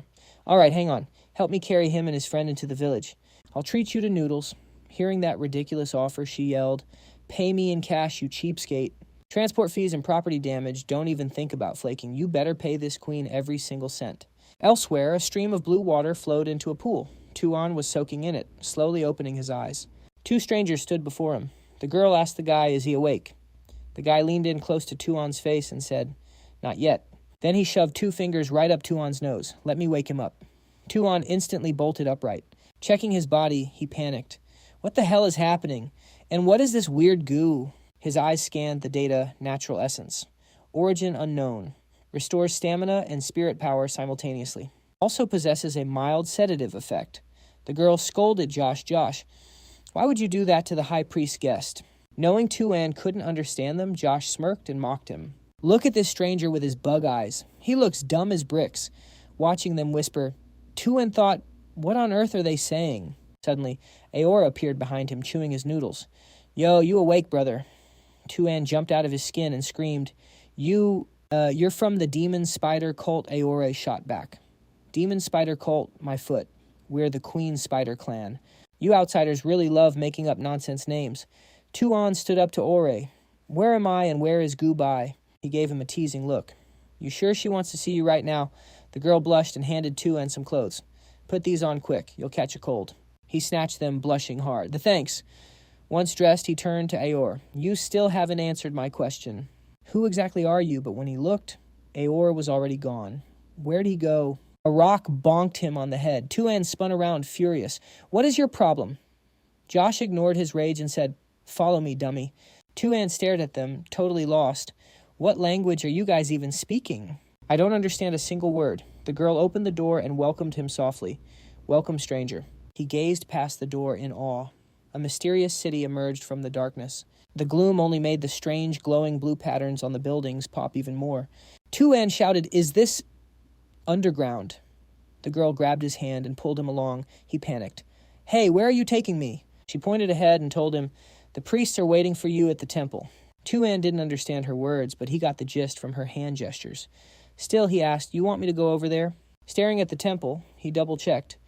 You mean I gotta go into that temple? The girl handed him an item, a 6-star spider. She said, Here, take this. Pointing to the bracelet on her own wrist, she showed him how to use it. Wear it like this. He watched her and asked, You want me to put this on? Looking at the spider device on his wrist, he muttered, This feels kind of weird. At this point, Josh couldn't wait and started moving. He didn't forget to mock Xian, hurry up and follow dummy. The girl immediately scolded him. Josh, I told you to respect our guest. Josh ignored the two of them shooting silk from his 6-star spider to swing forward. He moved like a monkey, swiftly navigating the strange terrain. Seeing Josh move like that, Xian understood how the 6-star spider worked, so that's how you do it. He pointed his hand forward and ordered fire. But unlike Josh's, the 6-star spider on Xian's hand remained completely motionless. Seeing this, he was confused. Why is there no reaction? The girl beside him whispered instructions. First, you need to resonate with this child. Only then can you use its abilities. Placing her hand on her chest, she said, Resonance means connecting your heart with this child. Trusting each other, not just ordering and controlling. Then placing a hand on her heart, she explained slowly, You strangers, you use contracts to control beasts, but we use our hearts. You just need to connect your heart to theirs. You will know their thoughts and they will understand yours. But she forgot one thing. Xian didn't understand her language. He used body language to signal, I don't get what you're saying. He didn't say it out loud, but internally he complained, Also, you guys talk way too much. Suddenly a notification appeared beside him. He looked in shock. The God's Eye can translate too. It displayed a summary of what the girl had just said. Her point is to use spiritual power to vibe with the spirit beast, not a contract. He read it and thought, use spiritual power to communicate. Then he closed his eyes. Let's give it a try. Deep in his subconscious, a pair of blue eyes appeared and asked, Who are you? He answered calmly, I am Xian. It repeated his name, by Xian. He looked behind himself and said, I have no ill will. Touching the entity behind him, Xian said softly, I want to be friends with you. The 6-star spider accepted his friend request. A notification popped up, confirming it received new skill resonance. He used the skill immediately. Let's go. He skillfully traversed the city's strange terrain, landing at the temple. He was surprised by its grandeur. He didn't feel it from the other side, but looking at it up close, it was truly majestic. The girl following him bowed and said, The temple is a sacred place. Only invited guests may enter. I will take my leave now. Stepping inside, a bridge appeared. It sat in the middle of a blue lake, reflecting the light. Blending with the mysterious patterns carved on the bridge and the surrounding pillars. He looked around, assessing, This is the demon spider sect's temple. They're obviously enemies, so why did they let me come here? Inside the temple, Or's voice rang out as soon as Xian stepped in, earlier than I expected. I thought it would take you a lot of time to understand resonance. He turned around to face the boy. Then he introduced himself. Allow me to reintroduce myself. I am Or Van Hussen, High Priest of the Moonsea, Grace Tribe, Spider Queen clan. Seeing Xian's face harden as if guessing his thoughts, He said, "You must be very curious why the demon spider sect is helping you, right?" Pausing for a beat, he lowered his voice. As for the reason, suddenly he snapped his fingers and 3 large screens appeared. Pointing at each one, Or explained, "This is a very long story. This planet, Kalalon, or as you guys call it, the 10,000 Spider Secret Realm, is our mother planet, our original home. We lived in harmony with the spiders breeding for many generations. And we mastered the technology to communicate with these creatures." His voice echoed like he was telling a fairy tale. Suddenly one day, strangers arrived here and started colonizing. Images of the interaction between the 2 planets gradually appeared on the screen. In the beginning, we and the strangers had a very good relationship. We used spirit stones and beast control techniques. He continued in a flat tone. "In exchange for your science and technology, we even led you to meet Lord Spider Queen, our mother goddess. Originally, everything was supposed to develop in a good direction. Suddenly his tone shifted and the story became darker. But you strangers eventually turned on us. You conspired to use the beast control techniques we taught you to control the Spider Queen, all to upgrade your own rank. But the Spider Queen is in existence, approaching godhood. She basically cannot be controlled." Or continued recounting what happened. The Spider Queen resisted violently. This led to her injury, causing her to fall to amethyst rank. The planet's ley lines were also affected and spiritual energy became unstable. So the potential of all creatures became limited. The highest they can reach is amethyst rank. After that, natives like us started a war that lasted hundreds of years against you outside colonizers. The story continued through his words, but it wasn't over. The war dragged on for a long time. Plus, with the support of science and technology, the outsiders possessed an overwhelming advantage. Many tribes of our people were destroyed. In a battle where no future could be seen, the Spider Queen clan split into 2 factions. Or drops the lore on the demon spider sect, the Sun faction. They're all about that violence. Their vibe, the Spider Queen wants revenge on outsiders through pure force. That's the demon spider sect we see today. Then there's the Hidden Moon faction. They're chill wanting peace. They believe the Queen wants to talk it out, ending this pointless war without terror. But suddenly Xian cuts him off mid-sentence. He points right at his face. "Hold up. You've been yapping for ages and still haven't answered my question." Or tries to explain. Am I not explaining it slowly? But Xian wasn't buying it. He presses on. "Just answer me. Why did you help me?" Suddenly, Ori teleports right behind Xian, hand on his shoulder. "Kid, do you believe in fate?" Xian jumps back on guard. "What are you doing?" Hey. Ori waves him down. "Chill out. Don't get worked up. I'm warning you. Your core erosion issue." "Yeah, that's not fixed yet. I'd advise against using spiritual power right now, unless you want to turn into a mindless beast for real." As if on cue, glowing red thorns sprout on his arm, proving Ori right. Seeing that, Xian immediately retracts his power. Ori chuckles and continues. "Let me finish the story. Before becoming the high priest, the chosen one must complete a pilgrimage, basically visiting the Spider Queen's lair periodically. The story continues, but now it enters a new chapter. This is why he helped Xian. Back then, when I reached the Holy Land, the Spider Queen was nowhere to be seen. Something unexpected must have happened to make Her Highness leave the lair." Ori recounts his discovery. "But near the lair I found a young boy and his spirit beast partner. According to him, both the boy and the beast were critically injured. I'm sorry." The boy kept apologizing to his beast. Ori narrates calmly. "I figured he had to be an outsider. It was the first time I saw someone respect their beast like that." He pauses, then goes on. "So I saved him and the creature. I brought them back to the tribe." Or's voice sounds cheerful, like he's recalling a fond memory. "He lived with us for a while. I think we all felt his kindness. Someone who should have been an enemy became our friend." Ori lowers his voice. "Then that boy told us his name, Jing Chong." The story ends. He stands before Xian. "Now you know why I'm helping you, right?"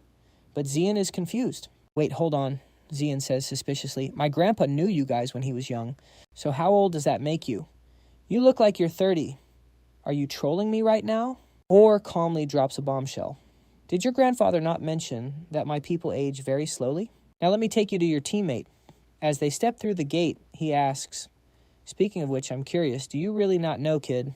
The beast taming space is a dimension unique to each tamer. If another person enters, it triggers a violent rejection reaction."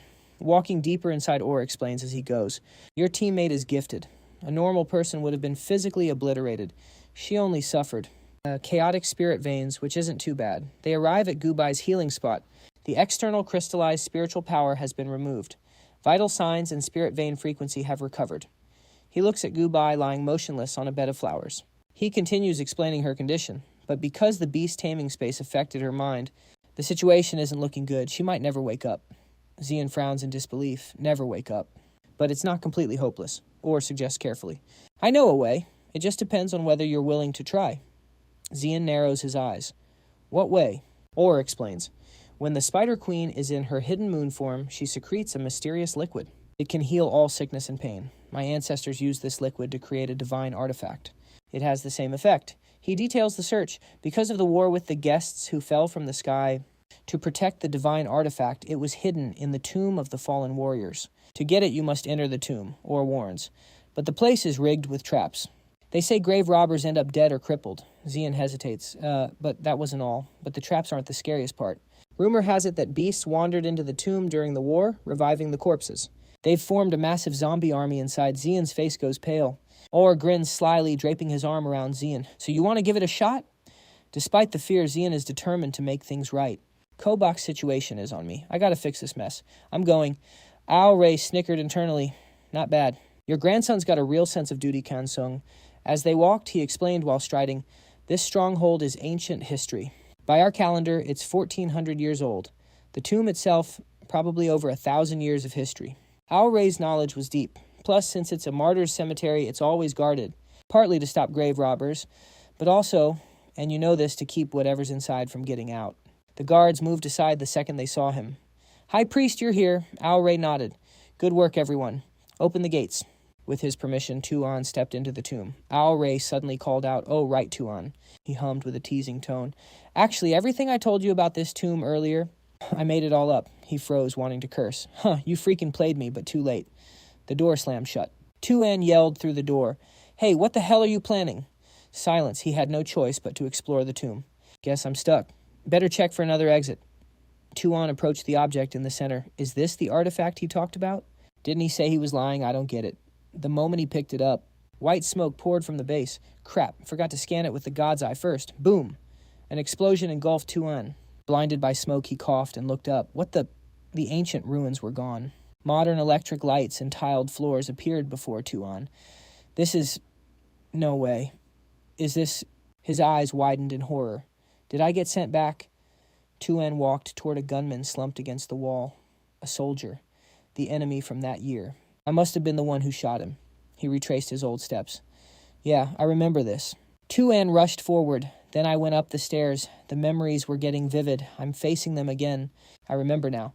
The mission was to take out the enemy commander, and I was the only one left in my squad. He stood before a wall riddled with bullet holes. This is it. The final room I entered. Tu An hesitated. What am I doing? This is the pass right. Still, he grabbed the handle and walked in.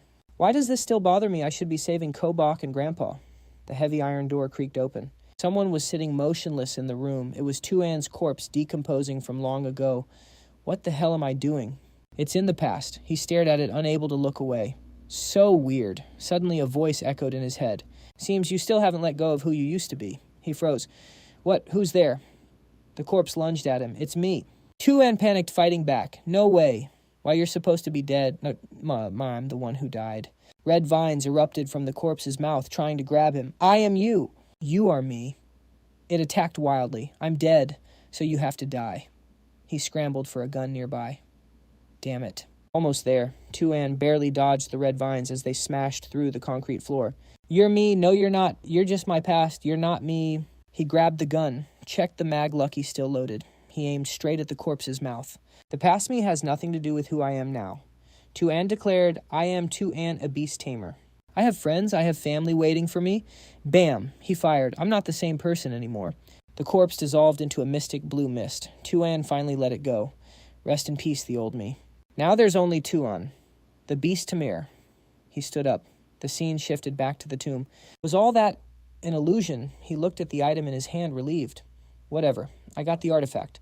Kobach is saved. Ao Rei was waiting outside, clapping slowly. Not bad, Tu An. Finished already. Tu An shoved the item forward, annoyed. Cut the crap. You pushed me in there to force some kind of trial on me, didn't you? You could have just told me.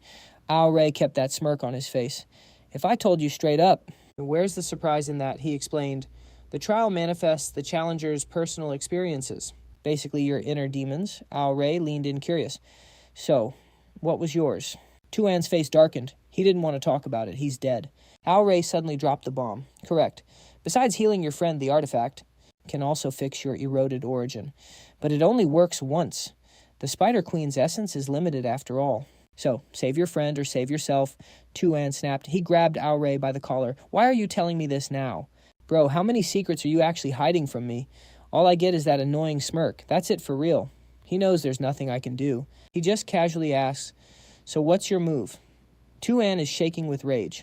After a second, he makes his choice. Or stands there like, you sure about this? Tu An is locked in. Yeah. Then the guy warns him, aim for the core of the spirit vein, which is the Dantian. Kobach is still out cold in the flowers. Ari is watching like he's waiting for a show. He's shaking as he targets the Dantian. Tu An moves it just below the navel. Gotta be here. Hang on, Kobach. You're gonna be okay. Suddenly she giggles. That tickles. He freezes. Eyes wide, jaw dropped. Or is laughing his head off too. Tu An knows he just got played. He screams, error. The guy grins, chill out, bro. Just a prank. Kobach has been awake for ages. Just testing you. You're Kansung's grandson after all, so I couldn't resist messing with you a little bit. Ori spills the tea. Plus, this was Kobach's idea. Tu An is shocked, huh? You trying to shift the blame now. Kobach shyly admits, young master Mr. Orr is right. I actually came up with it. If I upset you. He looks away, flustered. Nah, I'm not mad. As long as you're okay, that's what matters. Orr cuts in with a cough, man. I can't keep up with you kids and your drama. Anyway, we still have important stuff to do. Orr explains that artifact in your hand. It's a universal healing terminal. The healing juice inside is one-time use, but once you pop it, it'll constantly heal you. As long as you hold on to that artifact, the effect lasts for life. He warns him, so that corruption eating your origin. You can suppress it with continuous healing, but we can't cure it fully yet. Tu An gets it. So basically, I have to use this to control the corruption inside me. Or nods exactly. The MC frowns, hands shaking a bit. Given the situation, this is my best bet. Tu An goes for it and stabs it right into his Dantian. Glowing runes cover his body. A robotic voice chimes in, connecting healing. A surge of mysterious power surrounds him. He stays calm. God's Eye announces corruption rate decreasing, down to 13.8%. Tu An gets it under control fast. The corruption drops to a bearable level. The artifact goes into standby. He opens a portal to the island. Gotta check on the fish. If right now. Tu An stands by the ocean yelling, hey fish. Silence. He frowns. What's going on? Tu An orders God's Eye scan the area. It replies instantly. New device connection detected. Update required. He pauses. New device. You mean the artifact. So God's Eye is basically a computer now.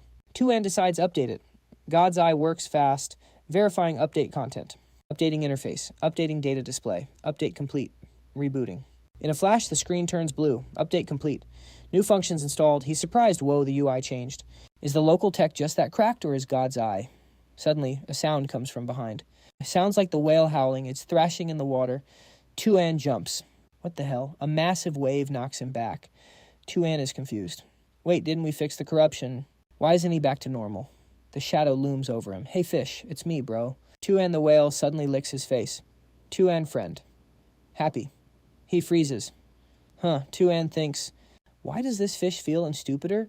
Did the sickness fry its brain or something? Still stunned, he orders God's Eye scan the fish. The screen pops up. Request detailed diagnostic report options, yes or no. Tu An is losing patience. Yes. Hurry up. Data floods the screen. Pet whale. Race giant shadow. Hydro whale. Evolution missed due to origin corruption. Mostly controlled after artifact treatment. Current status normal. Rank silver initial. Stats vitality. A plus speed B minus physical attack. A plus. Magic attack A plus. Element water. Detailed data. HP 1400. Attack power 403. Current stat reduction due to missed. Evolution stage. Permanent cure currently unavailable. Can be improved by leveling up. He's a bit dizzy looking at all that. Okay, that's insanely detailed. Tu An wonders. Looks like the artifact buffed God's Eye, so what about my stats? He checks God's Eye right away. Show me my stats, let me see everything detailed as possible. A massive wall of text pops up. Xeon, human, visitor from the sky, the city lord's grandson. Jingchong of White Scale City, a new gen beast tamer with crazy talent. Looks like a student, but reality check. He's a transmigrator. Past identity, a senior sergeant in a mercenary corps. And now he's fully self-aware. Started a new life. He's found someone he wants to protect and an obsession he just can't let go of. After getting help from the Moon Seal tribe and the Spider Queen clan, he secured the artifact Alanya's Mercy, even managed to fuse with it. It can suppress the origin corruption to a certain extent. Xian's confused. What is this thing? Unlike the other interfaces, this one tracks the origin corruption gauge, the origin corruption meter. If that gauge hits the max, the origin corruption goes out of control. We're talking berserk mode or full beast transformation. Origin corruption buffs physical stats, but it puts a massive strain on spiritual skills. Once berserk, spiritual limits drop while skill power spikes. But beast transformation, that's irreversible. No going back. Please note, the artifact is currently keeping the origin corruption in check. It can be adjusted manually. He thinks about it. So basically this artifact works like a switch. When I need it, I can exploit the corruption effects to buff specific stats. The potential for this buff is massive. Xian smiles, plus God's Eye just leveled up. I can check detailed stats for myself and my pet anytime I want. So the origin corruption isn't uncontrollable. Actually, it's got crazy combat value. Jingzi is still licking away. He didn't just survive this time. He unlocked a ton of new power and tactical options. But the goal of leaving White Scale City still failed. And the intel on Yunling, Tianshui has 0 clues. And the worst part, this fish is brain dead. This plot twist is such a headache. Asmodan expertly dissects the corpse. Experiment log 100,239. Autopsy on the 6th priest complete. Arthur Alucard, new discovery found in the heart. It's encased in something, looks like a spirit stone.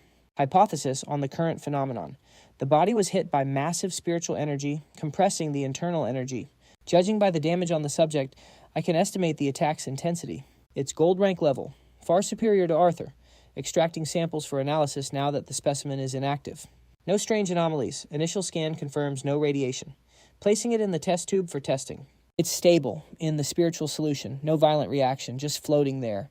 Behaves like a normal spirit stone. She barks an order. Xingtian stopped watching the Forest Lord for a sec. Bring the other samples to Lab B. Asmodan swirls the test tube in her hand, thinking, I found something very interesting. Might be able to resume our old research. If this method works, we could replace some materials. She turns to her headless minion, scheming something in her head. By the way, bring the sample found at the scene. Bring it here, let's run some tests. She stares intensely at the specimen in the giant tube. She walks to the console, fingers flying across the controls. She can't help but wonder, what kind of power could compress spiritual energy into a crystal? The system results pop up. Asmodan reads the stats and is completely shook. No way, it's an origin crystal. Scan complete, origin crystal. Contains fusion talent origin, embedded inside Arthur Alucard's origin shard. Stable, 0 impurities. Rank, A+. Compatibility A. It's not just spiritual energy. Even the origin source itself crystallized. That's so weird. She turns to the headless one. Give me the rest. Now the truth might be hiding in that other sample the monster is holding. A strange shard is carefully preserved inside. Asmodan calculates her next move. The killer must have left this behind. She throws it into the scanner, waiting anxiously for the results. Finally done. Asmodan carefully reads every line, and the results, she's completely shocked. It's pure yang energy. She's ecstatic. She just struck gold with this find. I never expected this. I just wanted to analyze Arthur's killer, but I stumbled upon clues about the pure yang physique. Something I've never been able to find before. This is perfect. Amoda grinned maniacally, her smile stretching ear to ear, looking absolutely savage.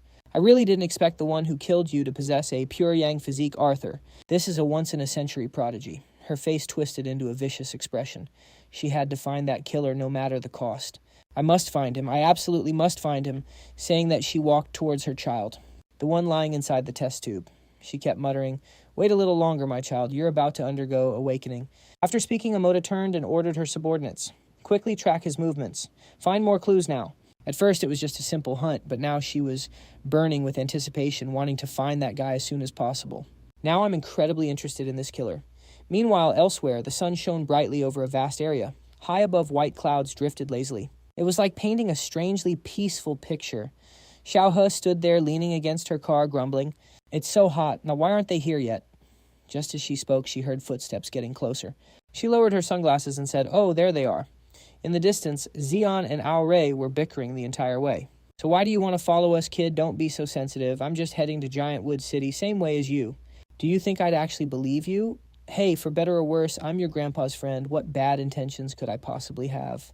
Neither would give an inch, refusing to stop leaving Gubai to just sigh in exhaustion. From the start, you've been up to no good. Although you did save me and Gubai, and I really do have to thank you for that. But you keep lying and you used Gubai as a meat shield. Honestly, it's really hard for me to trust a word you say. Hey, don't be like that. I helped you find a ride, didn't I? Isn't that enough for you to forgive me? Hearing him say that, Xian couldn't help but get angry. You still have the nerve to say that. You just want me to pay so you can hitch a free ride with Xiaohe, don't you? Seeing he hit the nail on the head, Ao Rei could only laugh it off. As expected of Bai Jingrong's grandson. Your guess is spot on. Xiaohe stood there witnessing the whole conversation and impatiently cut them off. Are you two done arguing yet? I could hear you from miles away. Gubai couldn't take it anymore either, so she spoke up and scolded the two of them. Damn it, stop arguing already. Hearing her finish, the two of them were stunned and stopped bickering immediately. They turned to ask her, did you just drop an F-bomb? Seemed like it.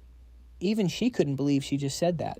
Her face turned bright red, then she shyly looked away and stammered, sorry. Seeing that Xiaohe walked over to pat her shoulder in comfort while barking orders at the other two. You two shut your mouths for a bit and get in the car. Look, you made the poor girl embarrassed. Seeing the two finally out of sight, Xiaohe introduced herself. Chi Xiaohe. What's your name? Gubai replied timidly. Gubai.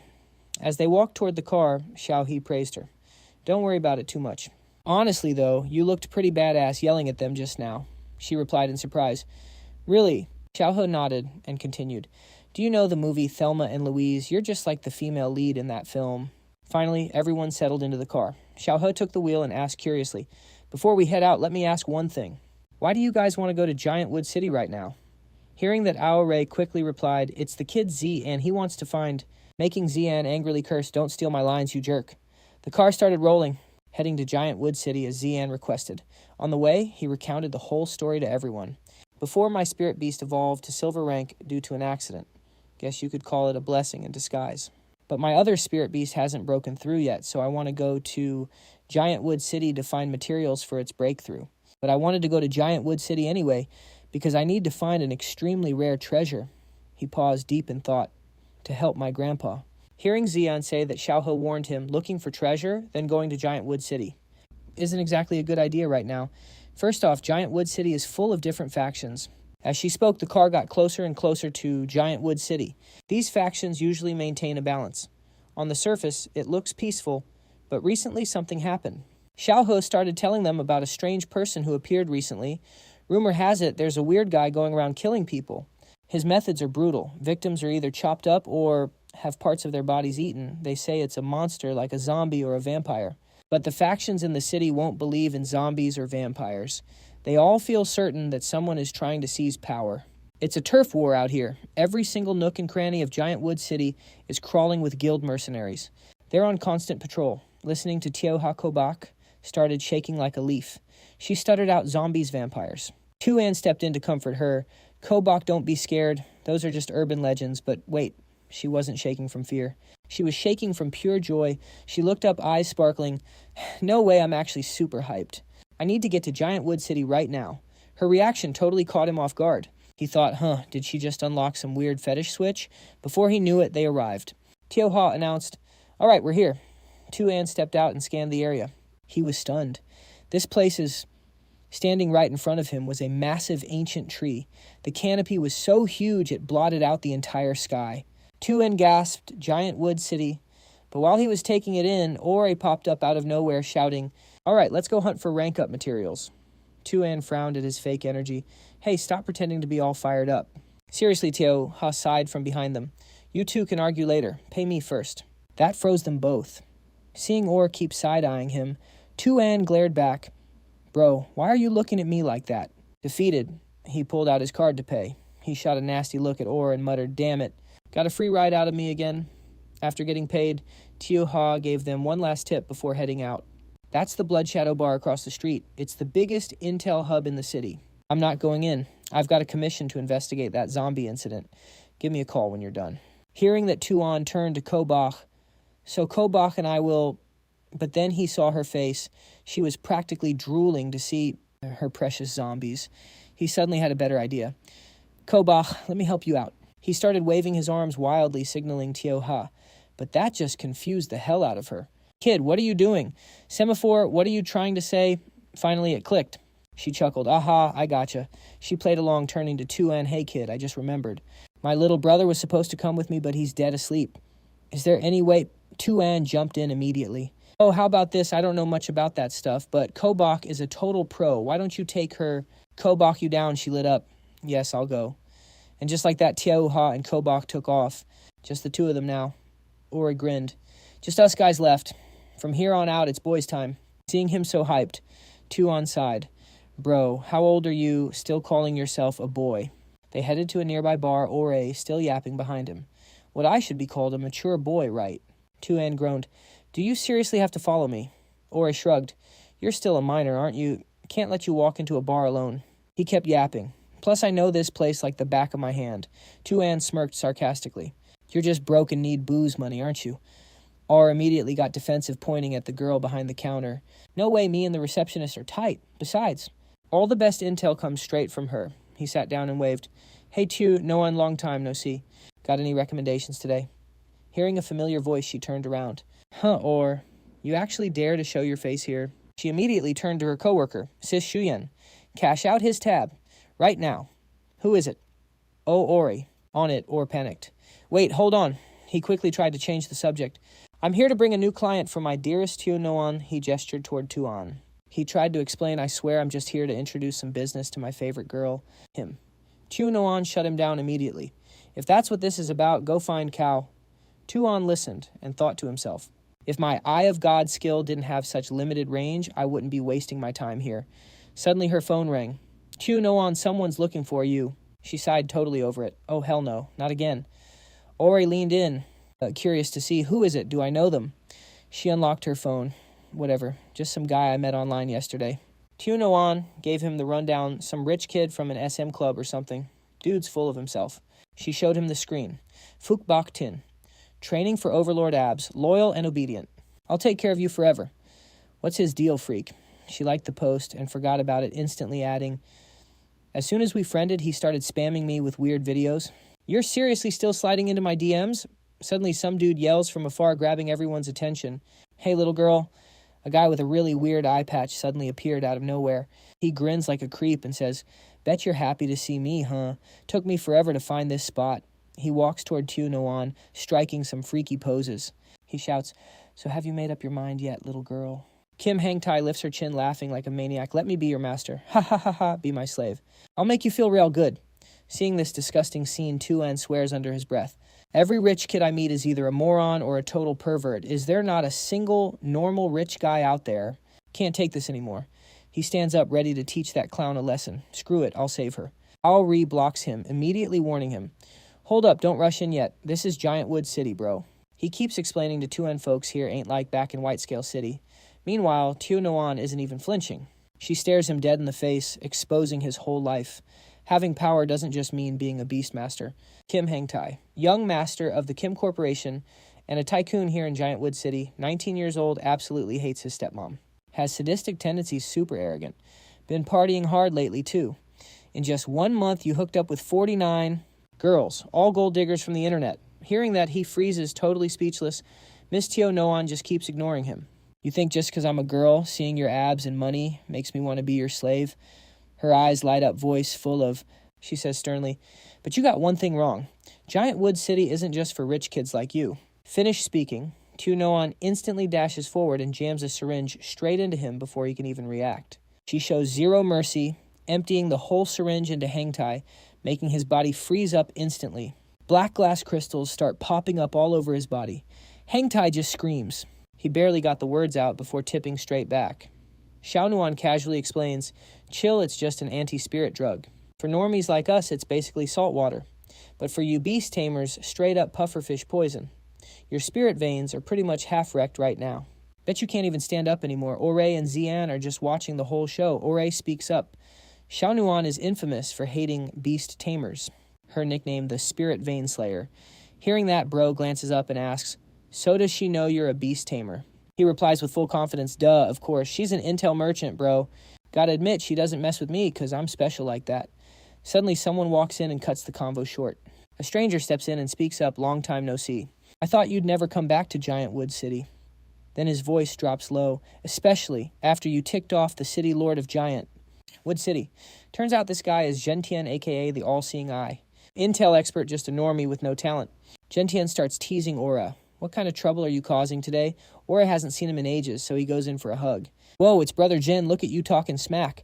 I came to the Blood Shadow Bar today. For intel, obviously, like I dare cause trouble at your spot, right?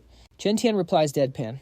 I get the feeling you don't actually need intel. Meanwhile, Xiao Nuan and her crew in the back are busy dealing with Tai, toss him in the kitchen. Trash garbage trucks coming later, Gentian says as he turns to Xian. The one who actually needs intel is this young guy right here, or rather the grandson of City Lord Bai Bai Lin Chung. He rattles off every single detail about him leaving. Bro completely shook. The prodigy who leveled the Azure Sky Forest. Your strength is definitely way past just silver rank, and a beast tamer with insane natural talent. Xian asks, you know everything. Gentian replies casually, I mean, I am the boss of the Blood Shadow Bar. In other words, I'm the head honcho of the Intel Trading Center, of the 9 Provinces Federation. He finishes and politely invites him to sit down and talk business. Enough with the intros. You're a VIP guest, so take a seat. Let's take our time. All 3 of them sit down. Gentian starts first. Young Master Bai, a prodigy with your skills wanting to find material locations. Breaking through silver rank shouldn't be hard for you, right? What you really want is probably some super rare material, like those exotic treasures you saw at the auction back then. Meanwhile, Or is just chilling, ordering drinks. Yo sis Shuyan, make it a tequila hold the salt this time. Who's paying this young master right here, obviously. Seeing he knew every single detail, Tu An couldn't help but be impressed. Man, he even knows about the auction. Looks like his influence goes way beyond Giantwood City. Wouldn't be surprised if he's got eyes and ears all over the entire 9 Provinces Federation. While thinking that he replied, that's right. Then, Chan Thien started quoting him a price. Intel on materials isn't cheap at all. Which one are you looking for? Hearing that he answered without a second of hesitation. Spirit nurturing, heavenly water. Amethyst, rank. Water-type material. Don't worry about the money. Seeing how decisive he was, the broker voiced his deduction. Is that so? From what I know, your second spirit beast is the Lie Fire. You don't need water-type materials at all. Could it be, this isn't for you? It's for City Lord Bach, who's critically injured, right? Seeing Chan Thien hit the nail on the head, Tu An was shook. He thought, how does he know about Grandpa's injury? That's top secret intel. How do you know about that? He calmly explained. Although Whitescale City has locked down all related news, there are no walls in this world that don't have cracks. Just by cross-referencing official reports with the materials you're hunting, I can deduce City Lord Bach's condition. Chan Thien continued. With enough data, you can uncover even more hidden intel. Besides, that's exactly why I'm an intel broker. Then he added a warning. By the way, I should mention, recently some unknown people have been snooping around about your Whitescale City. Consider that a freebie. Tu An was caught off guard, his curiosity piqued. Who could it be? Who the hell is targeting Whitescale City? Tu An spoke up. Wait, Mr. Chan Thien. We came here specifically for intel on the material. So where exactly is that spirit-nurturing heavenly water hearing that Chan Thien gave him the location? 3 months ago, a mercenary squad was escorting the spirit-nurturing heavenly water through the Howling Wind Mountains. But once they went in, they never came out. For the last 3 months, people have kept going in, hoping to find it. But there are no exceptions. Everyone who went in never returned. Hearing that Tu An turned to ask the system scan the Howling Wind Mountains for me. Howling Wind Mountains, located within Giantwood City's jurisdiction. It used to be the largest origin spirit mine, but now the mineral veins are drying up. Seeing his resolve, Chan Thien tried to dissuade him. From my perspective, I really don't recommend you go into the Howling Wind Mountains yourself. The terrain is a maze. It's easy to get lost. Even without the threat of beasts, it's incredibly dangerous. Seeing his genuine concern, he bowed slightly in thanks. Thanks for looking out for me, but you know, I have my reasons. I absolutely have to go. I have to find that spirit-nurturing heavenly water. Having said that, Tu An pulled out his card to pay. Seeing Tu An about to leave, Chan Thien called out a warning. Young man, one more thing. I assume you've heard the rumors since you entered the city. His face hardened as he gave a serious warning. Zombies, vampires, the stories about the serial killings, they're all true. This is advice, not intel I'm selling. You guys need to watch your backs, especially at night. Hearing that, Tu An's guard went up. He stepped out of the shop, walking while worrying about Kobach's group. Are those rumors really true? I wonder how Kobach and the others are doing. Meanwhile, over with Tu Ha and Kobach, they were chatting as they walked. Back then, my little brother and I were still living on the streets. We got chased by a bunch of lunatics for 3 whole blocks. Then we bumped into this girl with super fierce eyes. She wasn't much older than me, looked like a cadet from the police academy. Because she looked so aggressive, those lunatics thought she was part of my crew. After running all over the place from the east side of Giant Wood City all the way to the west, we ducked into a dark alley. Tu-ha continued walking and talking. After that, we became friends. I heard she's a full-fledged cop now. She's one of the rare good cops in Giant Wood City. Hearing that Bach realized what was going on. So is this the police officer who hired you, sis? Bach was pretty surprised by that. I didn't think the police would hire mercenaries. Tu-ha just smiled and replied, we go way back after all. Besides, since they're cops, there are some things they can't handle officially. They need us to do the dirty work. Think of it as cooperation between the police and the citizens. She approached the guards and called out, yo, old man Chen, I'm here. What's the situation? Hearing Tu-ha's voice, old man Chen turned around, his face dead serious. He scolded her, you're 3 minutes and 41 seconds late. Then he added, and also, he glared over at Bach, making her jump. You brought a stranger along, Tu-ha quickly tried to explain. Isn't it just because Sich-min got wasted? Right, when he's guiding the newbie too, I could feel the tension in the air. She started teasing right away. But for real though, old Chen, you realize all 3 of us are getting paid peanuts, right? No, Gubai replied, looking totally lost. Huh, old Chen sighed helplessly. Be serious for a sec. I only called you because the other colleagues are straight up unprofessional. Having said that, she pointed over to a body lying on the ground and started reporting the situation. This is already the second one today. I was hoping nothing would go down before you got here. Time of death was 20 hours and 23 minutes ago. If I'd arrived a bit earlier, I could have joined the party. Old Chen replied, sounding pretty salty about it. But the forensics team couldn't find a single trace of what attacked the victim. Though, honestly, I suspect they didn't even bother checking properly. Xiaohe heard that and tried to comfort him, cut them some slack. In this whole city, you're basically the only female officer who actually gives a damn. Whatever the rest of them are, just weaklings anyway. Why waste your energy dealing with that trash? She pulled out her phone and snapped a picture of the body. Then she turned to Xiaohe and said, scene captured. I'm going to go find someone to move the body first. Xiaohe looked confused and asked, move the body where? Gubai, who'd been silent this whole time, stepped closer to check the body and suddenly spoke up. Wait a sec, saying that she pulled a small pair of tweezers out of her pocket. Sorry, old Chen, pardon the intrusion.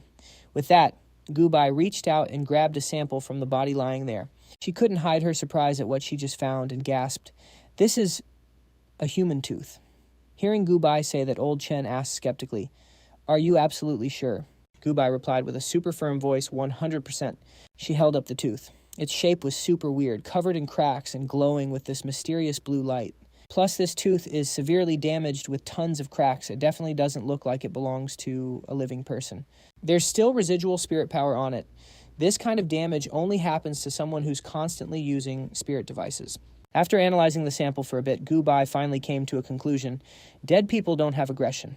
Looks like the recent rumors were true. So the perp is basically a living corpse, pale face, dry skin.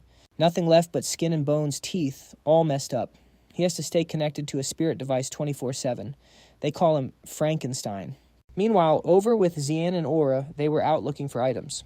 He shot him a glance, totally doubting Aura's directions. Are you sure this is the fastest way? Hearing that, he stammered back. Well, maybe it's not here, actually. I might have remembered wrong. Right at that moment, a weird figure appeared behind them. He stood there staring dead at their backs. Sensing his presence, Aura alerted Xian, hey, look behind you. Realizing he'd been spotted, he attacked, immediately raising that withered arm straight up, revealing a razor-sharp sword. His face was full of aggression, ready to rush in and slaughter both of them. Aura recognized it and screamed, it's a corpse spirit. Another corpse spirit ambushed them from behind, and there was even one more after that. Both of them rushed in at the same time, putting them in a tight spot. That corpse spirit didn't hesitate for a second. Immediately swinging the sword in his hand at Aura, he nimbly blocked the strike and shouted, these corpse spirits are total monsters, created by those lunatics from the Solaris faction combined with tech from the visitors who fell from the sky. Just like you guys. The other one lunged at Xian, but its speed was way too slow, so he dodged it easily. He yelled out to Aura, what the hell are you babbling about? He swung his sword and chopped the corpse spirit's head clean off, blocking the attack. Dead in its tracks. While fighting, he explained, they use spirit stones or release supplies containing spirit power to replace biological signals, bringing the dead back to life. Having said that, Aura didn't drop his guard for a second. He immediately went into a defensive stance and said, seriously, you need to get out of here now. Your current power isn't enough to handle these guys. Hearing that, Xian frowned and snapped back. Say what you looking down on me. I was fighting monsters back when I was just Bronze rank Aura didn't argue, just kept his eyes locked on the corpse spirit. The one he just decapitated had already reattached its head like nothing happened. Even if you chop their heads off, they can still put themselves back together. After all, you can't kill something that's already dead. Seeing the scene unfold, Xeon couldn't help but exclaim, "That Regan ability is actually broken." Or turned to him, calmly explaining and urging him to leave. "Your ability is definitely strong, I'll give you that. But with your current skills, wiping them out would cause collateral damage to the entire city. So instead of wasting your energy here, go get backup first. Besides, don't you dare underestimate the power of a diamond rank." Xeon finally gave in and turned to find help. "Fine, I'll go find Gubai and the others. If you manage to escape, meet us at the bar." Now it was just Orr against two corpse spirits. He didn't take his eyes off them for a second, thinking to himself, "Solaris, is this how you demonic cult freaks treat the dead?" As he spoke, Orr powered up. Blue lightning crackled around him, his gaze sharp and ready for war. "Guess it's time for me to actually get serious." Meanwhile, Tu An finally made it out of the alley, rushing to find backup. But then, boom, a corpse spirit blocked his path. This one looked way different from the trash earlier. Tu An panicked, thinking, "What the? There's another one." Suddenly, the eye on its forehead snapped open. Ability activated. Scanning mode initiated. Tu An was totally lost, thinking, "What is that the corpse spirit's eye locked onto him?" Target confirmed. Preparing capture protocol. The second the system spoke, its jaw split open like a withered flower, flesh tearing apart. Absolute nightmare fuel. Capture mode ready. Sonic wave device online. Skill activated. A massive sonic blast slammed into Tu An. He grabbed his ears dizzy. He tried to fight back, but it was useless. The pressure was insane. He could only take it. Sonic attacks again. This is way stronger than Little Phoenix's. Seeing Tu An still standing, the corpse spirit cranked up the volume. Tu An dropped to his knees, clutching his head in agony. Tu An gritted his teeth, fighting to stay conscious, but the sonic waves were getting louder. It was getting impossible. "Damn it, I'm blacking out." Finally, his body gave up. His eyes closed and everything went dark. Right before he passed out, he saw a silhouette. A girl standing right in front of him. Time passed. The sun dipped behind the mountains, leaving the cold moonlight to cover the land. Old Tran was driving with Tu Ha and Ko Bach. On the way, the female officer turned to Ko Bach, hyped about her earlier performance. "Hey kid, where'd you learn all that stuff? You're almost as good as us cops." Tu Ha jumped in. "Yeah, for real. I'm curious too. Baklan Academy doesn't teach spiritual investigation, does it?" Ko Bach smiled shyly. "It's just a hobby." Suddenly, a massive shadow blocked their view. Tu Ha turned to Old Tran. "Hey, look up, is something falling from the sky?" The officer didn't even look up. "We're on a highway. Who's going to throw trash from the sky?" Bam. A body slammed onto their car roof. Tu Ha screamed, "Holy crap, it's real." Old Tran lost control. The car swerved wildly before crashing straight into a wall. It was Ore. Tu Ha yelled, furious, "Ore, what the hell are you doing?" Old Tran sighed, defeated.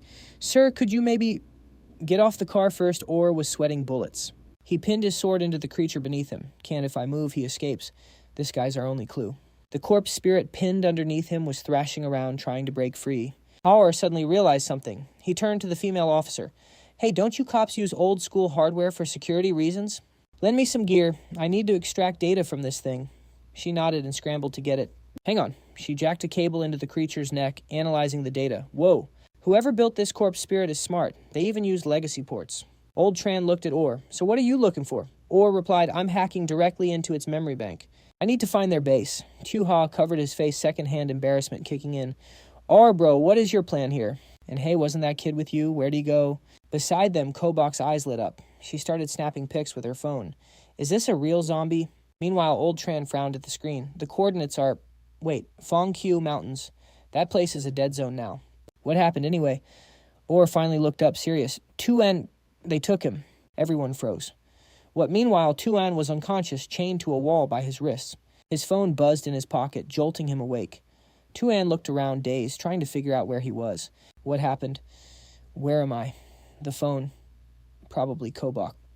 He tugged at his wrists. Anti-magic cuffs. Immune to spiritual energy. Tu An struggled. Damn it. Why now of all times? Then it hit him. Wait, if magic won't break it, I just have to use brute force. Tu An yelled internally. System Divine Eye, remove the suppression on my core. A warning popped up. Warning procedure is dangerous. He didn't care. Cut the crap, do it. Instantly, power surged through him. The corrosion suppression was lifting. He yanked the handcuffs right out of the lock. Tu An could feel the power surging through his veins. This berserk mode is actually pretty clutch. It was a bit pricey, but totally worth the cost. He hurriedly fished his phone out of his pocket. Gotta answer this call first, or else Bach is gonna freak out. The downside of this strength buff. He barely tapped the screen, and it shattered into a million pieces. Bach, trying to call him, just got the subscriber is out of coverage message. Tu Ha, sitting next to her, jumped. Did he kick the bucket, Tu An? Tu An stared at the wrecked phone in his hand, headache incoming. I'm cooked. Forgot I was still in berserk mode. Then the system hit him with another notification 5 seconds until total loss of control. He quickly commanded the suppression function to activate.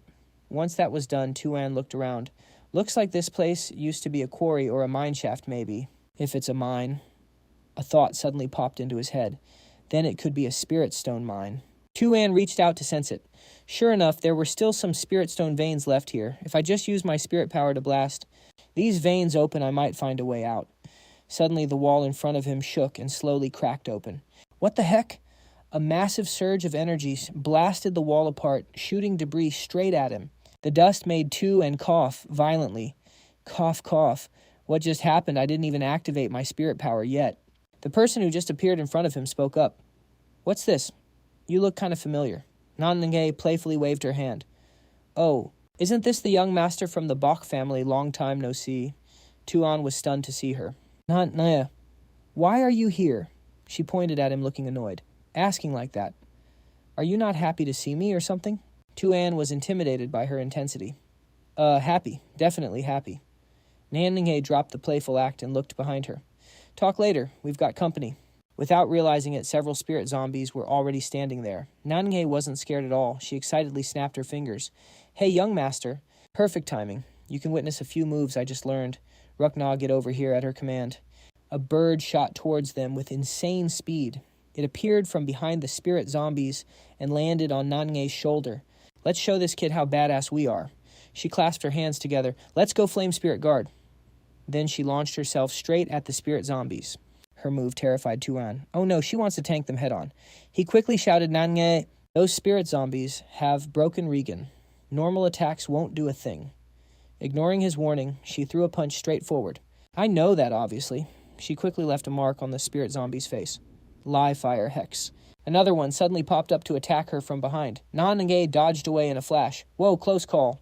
That was tight. She gathered momentum and lunged again, but now it's my turn. Lightning fast, she grabbed its head and slammed it into the ground. Nange, satisfied, punched the motionless spirit zombie's head. Little brat tried to sneak me from behind. You need a little punishment. A mark instantly appeared on its head. Done with that one, she looked back. The last spirit zombie rushed in to attack Nange, but she just smirked. Your attack patterns are too basic. Nange snapped the spirit zombie's weapon with her bare hands, then spun around and kicked it hard. Go to sleep. Another live fire hex was branded on it. She did a mid-air flip and landed right next to Tu An. She glanced at him smugly. Watch closely, young master. The real show starts now. Nange gave the order with pure delight. Your turn, Rukna. Instantly, the small canary glowing with blazing red power shot out in the blink of an eye. It pierced right through all three of them before they could even react. The ones hit dropped to their knees instantly, pulverized. Tu An was shook, wondering to himself, what kind of skill is that? The three of them were incinerated instantly, leaving nothing but dry bones. A notification popped up. Live fire hex destroys the opponent's spirit veins, causing internal combustion. Combustion via this method differs from standard burning. A continuous combustion inflicts a single terminal wound, preventing violent reactions. Tu An made a guess based on that. So you use the combustion to deal a one-hit kill, making it impossible for the spirit zombies to regen. Hearing that Nange looked exposed and got defensive, you figured it out already. It took me 3 months in this dump to research that. Hearing this, Tu An was confused. Wait, did you say you've been here for 3 months? Nange started venting in frustration. Thinking about it just makes me mad. I came to Kumuk City for a vacation. I just wanted to buy some supplies at a gas station, but the place was a total scam. Next thing I know, I woke up down here. Tu An was curious. So, what have you been eating down here for the last 3 months? Nange flexed confidently. Lucky for me, I grabbed a bunch of nutrient bars, enough to last me half a year at least. A thought flashed through Tu An's mind. Better not ask how she showers. He spoke up. Do you know how to get out of here? Nange shrugged. I've been here 3 months, but this place is a total maze. No clue how to get out. Tu An asked a maze. Nange nodded. Yep, that's why I just want to smash through the walls. See if I can find a way out, he replied. And then you bumped into me, right? She said, exactly. Running into you was totally random, though. She stepped into a giant pipe and said, enough yapping. Let's go this way. Tu An pointed out. Didn't you just kick this place open? Plus, there's a door right there, not going to check it out. But Ngange warned him, if you don't want to see those corpse spirits again, I suggest keeping that door shut. Tu An replied, fair enough. As they walked, Ngange asked, so how'd you end up here anyway? Tu An answered, same as you. Ran into a weird corpse spirit, got knocked out, woke up here. Suddenly, the ground shook violently. He realized immediately, earthquake. Right in front of them, the wide-open path instantly turned into a dead end. Tu An was confused. What the hell? Wasn't there a path here a second ago? Ngange scratched her head furiously and cursed. What is wrong with this trash place? Tu An commanded, Eye of God, scan this area. I need the layout. The Eye of God displayed the results. Formerly, a stone quarry for Giant Wood City located in the Windhowl Mountain Mineral Zone, abandoned later for unknown reasons. The majority of the mine has formed an extremely complex terrain. It analyzed further. Due to the complex terrain, humans modified it into a modular device. Each zone is divided into independently operating modules. Every set interval or location change triggers a shift, making the terrain even more intricate. However, finding the pattern allows for escape. Tu An realized it then. So that earthquake just now was just the zone shifting. And this wall in front of us means it's a new zone. If I can figure out the movement pattern, we can find the exit. Ngange Ever the battle junkie said, if it's blocking us again, I'll just wreck it. Tu An panicked and tried to stop her. Shichingan Unge, wait. But she instantly pulled out a giant drill and shouted, Crimson Drill. She furiously jammed the drill into the massive wall, screaming, from the time I was a kid until now. Nothing and nobody has ever stood in my way. And this damn maze ain't gonna stop me today either. With the insane destructive power of the giant drill, Ngange zoomed forward. She yelled back, hey Bach, family boy, keep up. Seeing this, Tu An thought to himself, whatever. Sometimes being reckless isn't such a bad thing. A loud crash echoed, followed by a cloud of thick dust. Stepping out of the dust, having demolished the walls, Ngange sounded satisfied. Clear path. That's probably the longest tunnel I've wrecked in 3 months. Walking down the path, Tu An remarked, this place is different from the others. It looks like a lab. Looking through a glass window, he realized something. What are these things? Inside a massive room was packed with a legion of corpse spirits. The Eye of God notified. Type 7 corpse spirits. Currently in hibernation. Tu An was shocked. These corpse spirits, they're formed into an army. What are they planning? A large gate appeared. Ngange stared at it, confused. This door is weird. Never seen one like this before. Let's crack it open. Suddenly, the door slid open. Tu An immediately snapped, Ngange, did you just... But Ngange quickly denied it. I didn't even touch it. It opened on its own. Inside, a giant test tube appeared. Floating within was a massive, strange creature bound hand and foot. Seeing the scene, Ngange gasped, holy crap, what is that thing? Tu An started to speak, But then he realized something. What? Through the Eye of God, Tu An saw unidentified species formed from multiple spirit beasts. Base rubber monkey, utilizing the rubber monkey's elasticity to fuse various talents.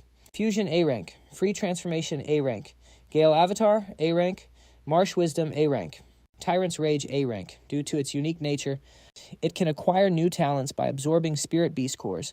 Tu An was stunned. No way. It has 5 talents. It can transform even more. That thing is a total monster.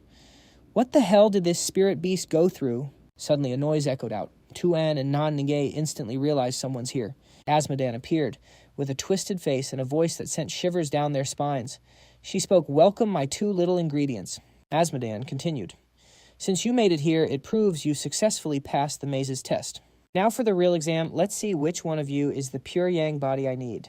Facing this Ngange felt a chill run through her. That woman's talking, but her mouth isn't moving. That's creepy as hell. Tu An questioned. That's not the point. What does she mean by pure yang body? Azmodan said, doesn't matter which one of you holds the pure yang body. In the end, you'll become a part of this baby. Go on, play with them. At that moment, cracks started spreading across the test tube. Inside, the corpse spirit's shackles snapped open. Boom, a massive explosion erupted right in front of Tu An and Ngange. While they were still stunned, the corpse spirit dashed out, slashing with sharp claws. Tu An thought so fast. Just as the corpse spirit closed in, he managed to raise his shield just in time, blocking its claws. Seizing the chance, Tu An commanded Fishy come out instantly. Keen Tu appeared and charged into the fight.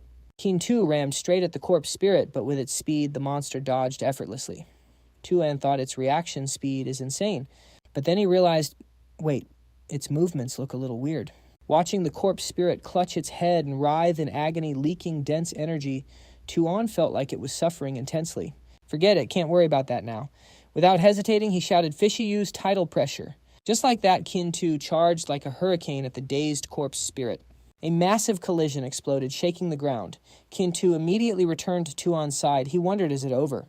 But as the dust settled, the corpse spirit revealed a completely different form.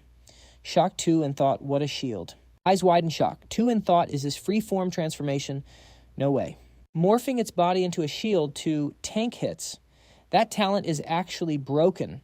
After blocking Kin Tu's attack, the corpse spirit split its shield apart. Every muscle fiber in its arm started twitching violently, like hundreds of worms crawling underneath, before knotting together into solid muscle blocks. Without hesitation, the corpse spirit threw a punch straight at Tu An. Not wanting to be left out, Nanhe charged in, mocking, "Hey, I'm not invisible, you know." Then she caught the corpse spirit's attack with her own fist. Their clash of power blasted a shockwave of wind. From the side, Tu An shouted a warning, "Nanhe, don't engage it with your fists. It can shift its shape at will, right on cue." The corpse spirit's muscles began to shift. They coiled around Nanhe's arm, creeping up to her shoulder as she watched in horror. Nanhe cursed, "Damn it, what is this stuff?" In a blink, her entire body was wrapped tight in muscle fiber. Panic set in as she screamed, "You gross, get off me!" Seeing this, Tu An quickly ordered Kin Tu use Lunar Pillar Counter. Kin Tu closed in on the corpse spirit and unleashed the skill. The circular blade sliced right through the corpse spirit's muscles. As Tu An pulled the sticky leftovers off Nange, he scolded, "Your fighting style is way too reckless." She grumbled back, "What, like I was supposed to know what skills that monster had?" Looking at the severed pieces of the corpse spirit, Tu An wondered, the cut-off parts are still alive. What kind of vitality is this? The muscle fibers crawled back toward their host. Watching them, Tu An thought, this ability is going to be a pain to deal with. Looks like I need a long-term plan. Can't just rush in. Suddenly an idea struck him. That's it, Tu An deduced. If I'm right, the thing is in serious pain right now. I have to try that. Synchronization. He hesitated. If we can't beat it with force, we'll have to negotiate. Tu An told Nanhe, no matter what happens next, don't interfere. Confused, Nanhe asked, "What are you planning?" Ignoring her, Tu An turned to Kin Tu. "Same goes for you. Don't attack." As the corpse spirit lunged at him, Tu An shouted, "Limit release, activate berserk mode, boost my reaction speed." A system notification popped up, berserk mode activated. Countdown 999 seconds. Parrying the corpse spirit's blows, Tu An calculated berserk mode, drains my max spirit power, but my defense is perfect now. It saves more spiritual energy than normal defense. The God's Eye also pops up with the info precision defense, condensing mana into a shield with higher density, nullifying attacks by predicting the hit. If I use this right, it won't cost any stamina at all. Watching from above, Azmodan wonders, why did he suddenly switch from offense to defense, man? That is such a letdown. She scoffs and thinks, looks like this brat isn't the pure yang body after all. He's just water origin at his core. But why did the corpse spirit mistake him for the pure yang body then? Glancing over at Nanke, Azmodan calculates there's also that girl, even though she has the Lee Fire origin. She's still far from being a pure yang body. Could my previous data be wrong? The corpse spirit just keeps rushing in like a maniac. Seeing this, Tu An quickly defends and thinks to himself, that's enough data. Just as I guessed, its attack pattern is super simple. The moment the spirit rushes in, Tu An is confident in his prediction. Also, my reaction buff isn't just to simplify precision defense. He thinks it's because the split second it attacks is also when it reveals its biggest opening. I have to seize that chance. Grabbing the opportunity, Tu An raises his hand toward the corpse spirit, charging in with killing intent. He tells himself right now, grab the spirit's head. His whole arm is covered in popping red veins as he shouts, resonance. In a flash, Tu An is transported to a massive dimension. Desolate. The surroundings are filled with nothing but cold, lonely red hues. He thinks, holy crap, what is that? Looking at 3 crosses, the middle one pinning a monkey. Right before his eyes, the God's Eye provides info statue cross simian. Subspecies Gale cross simian. A variant of the cross simian. Original swamp attribute transformed into wind. Wind. Extreme adaptability to items. To force its adaptability up, a beast core was surgically implanted into it. Its consciousness is in agonizing pain due to the beast core's influence. Hearing this, Tu An thinks poor thing having a beast's dragon bone grafted into it. If that's the case, the divine artifact can probably help. He gently reaches out his eyes full of empathy as he says, I don't mean you any harm. There's no reason for us to fight. You're in a lot of pain right now, aren't you? Hearing that, the monkey looks a bit surprised.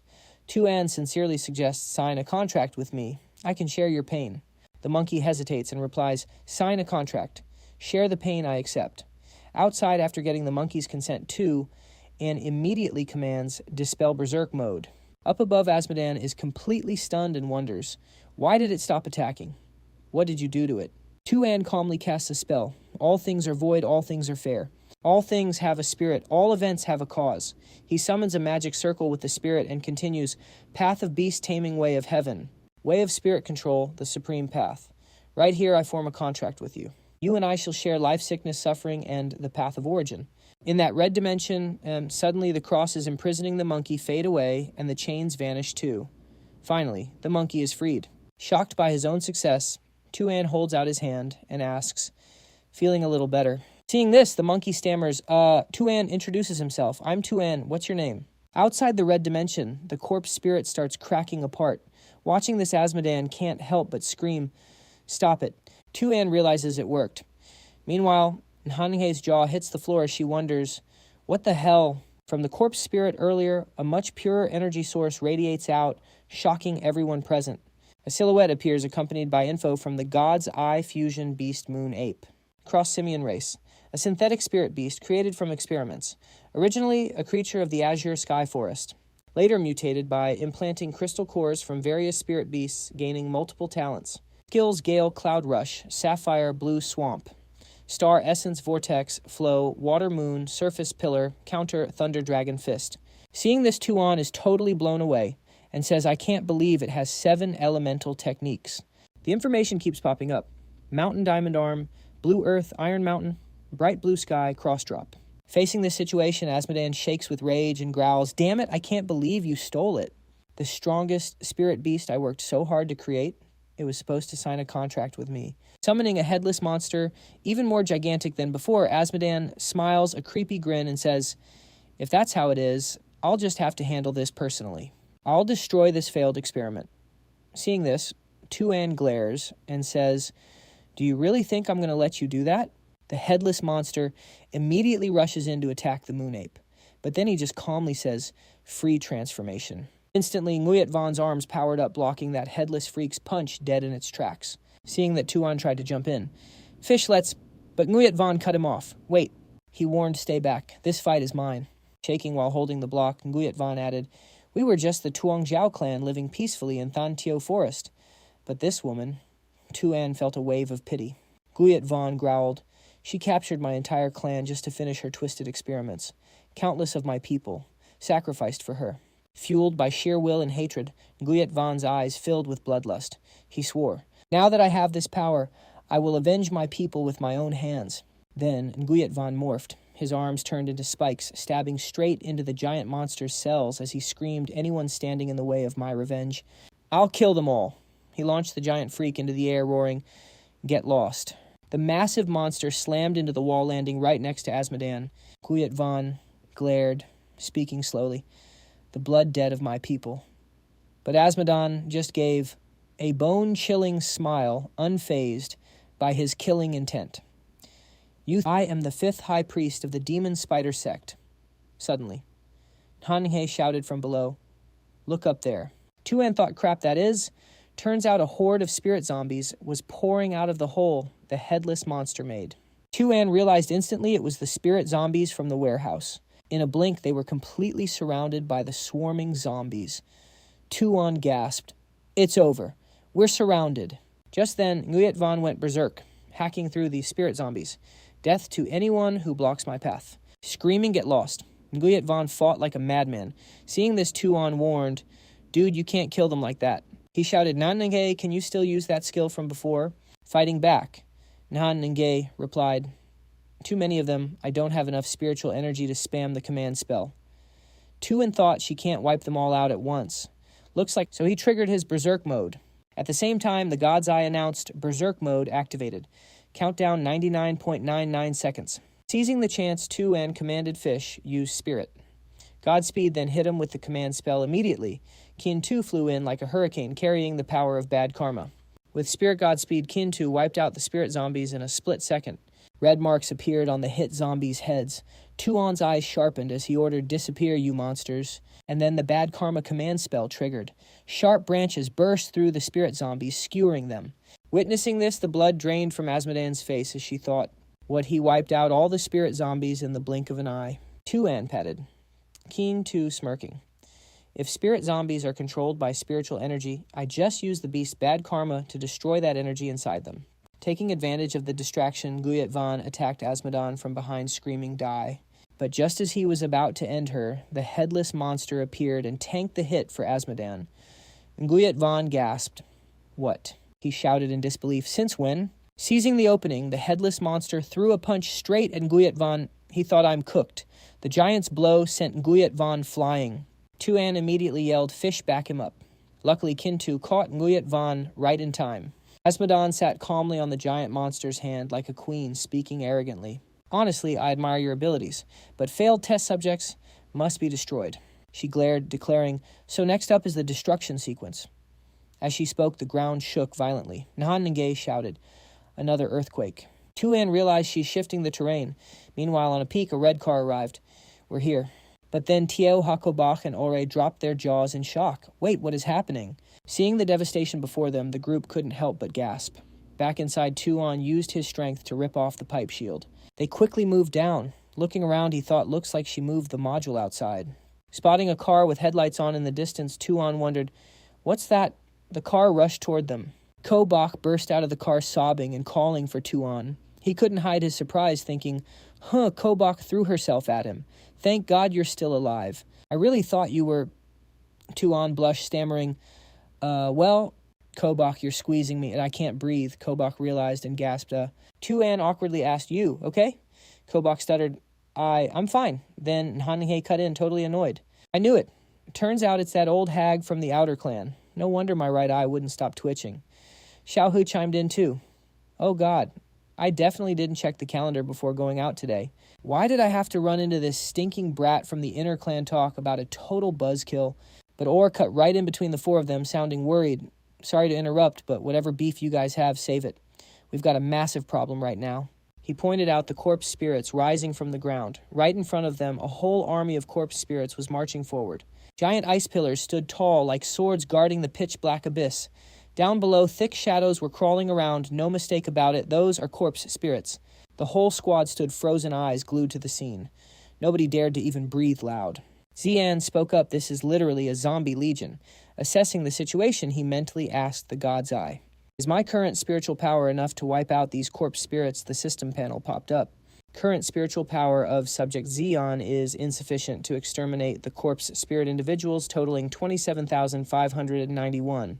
It appeared in front of a disgusting-looking corpse spirit with glowing blue eyes. However, these corpse spirits do not possess regeneration abilities. Normal physical impact is sufficient to incapacitate the targets. From above, Old Duan gripped a massive gun and shouted, "Delivery is here." He sprayed fire into the corpse spirits, blowing them to bits. Down below, Xiaohe looked up with a sly smile, talking into her phone. "You delivery guys are way too slow, you know that. Gonna have to rate you 1 star. Chiming on the other end replied with a teasing voice, "Come on, don't be like that." He was sitting in a helicopter with Feng Long aiming down below. Looking down, he laughed and said, "Us shippers offer after-sales service. We even provide a free ride. So how about you give us 5 stars first?"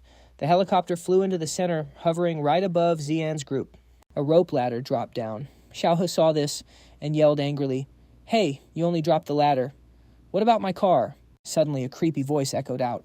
Azmodan smiled terrifyingly and said, "Looks like there's more trash to take out. Xingtian, start the cleanup." Out of thin air, a pair of scary, glowing blue eyes appeared, along with a massive blue arm reaching for the helicopter.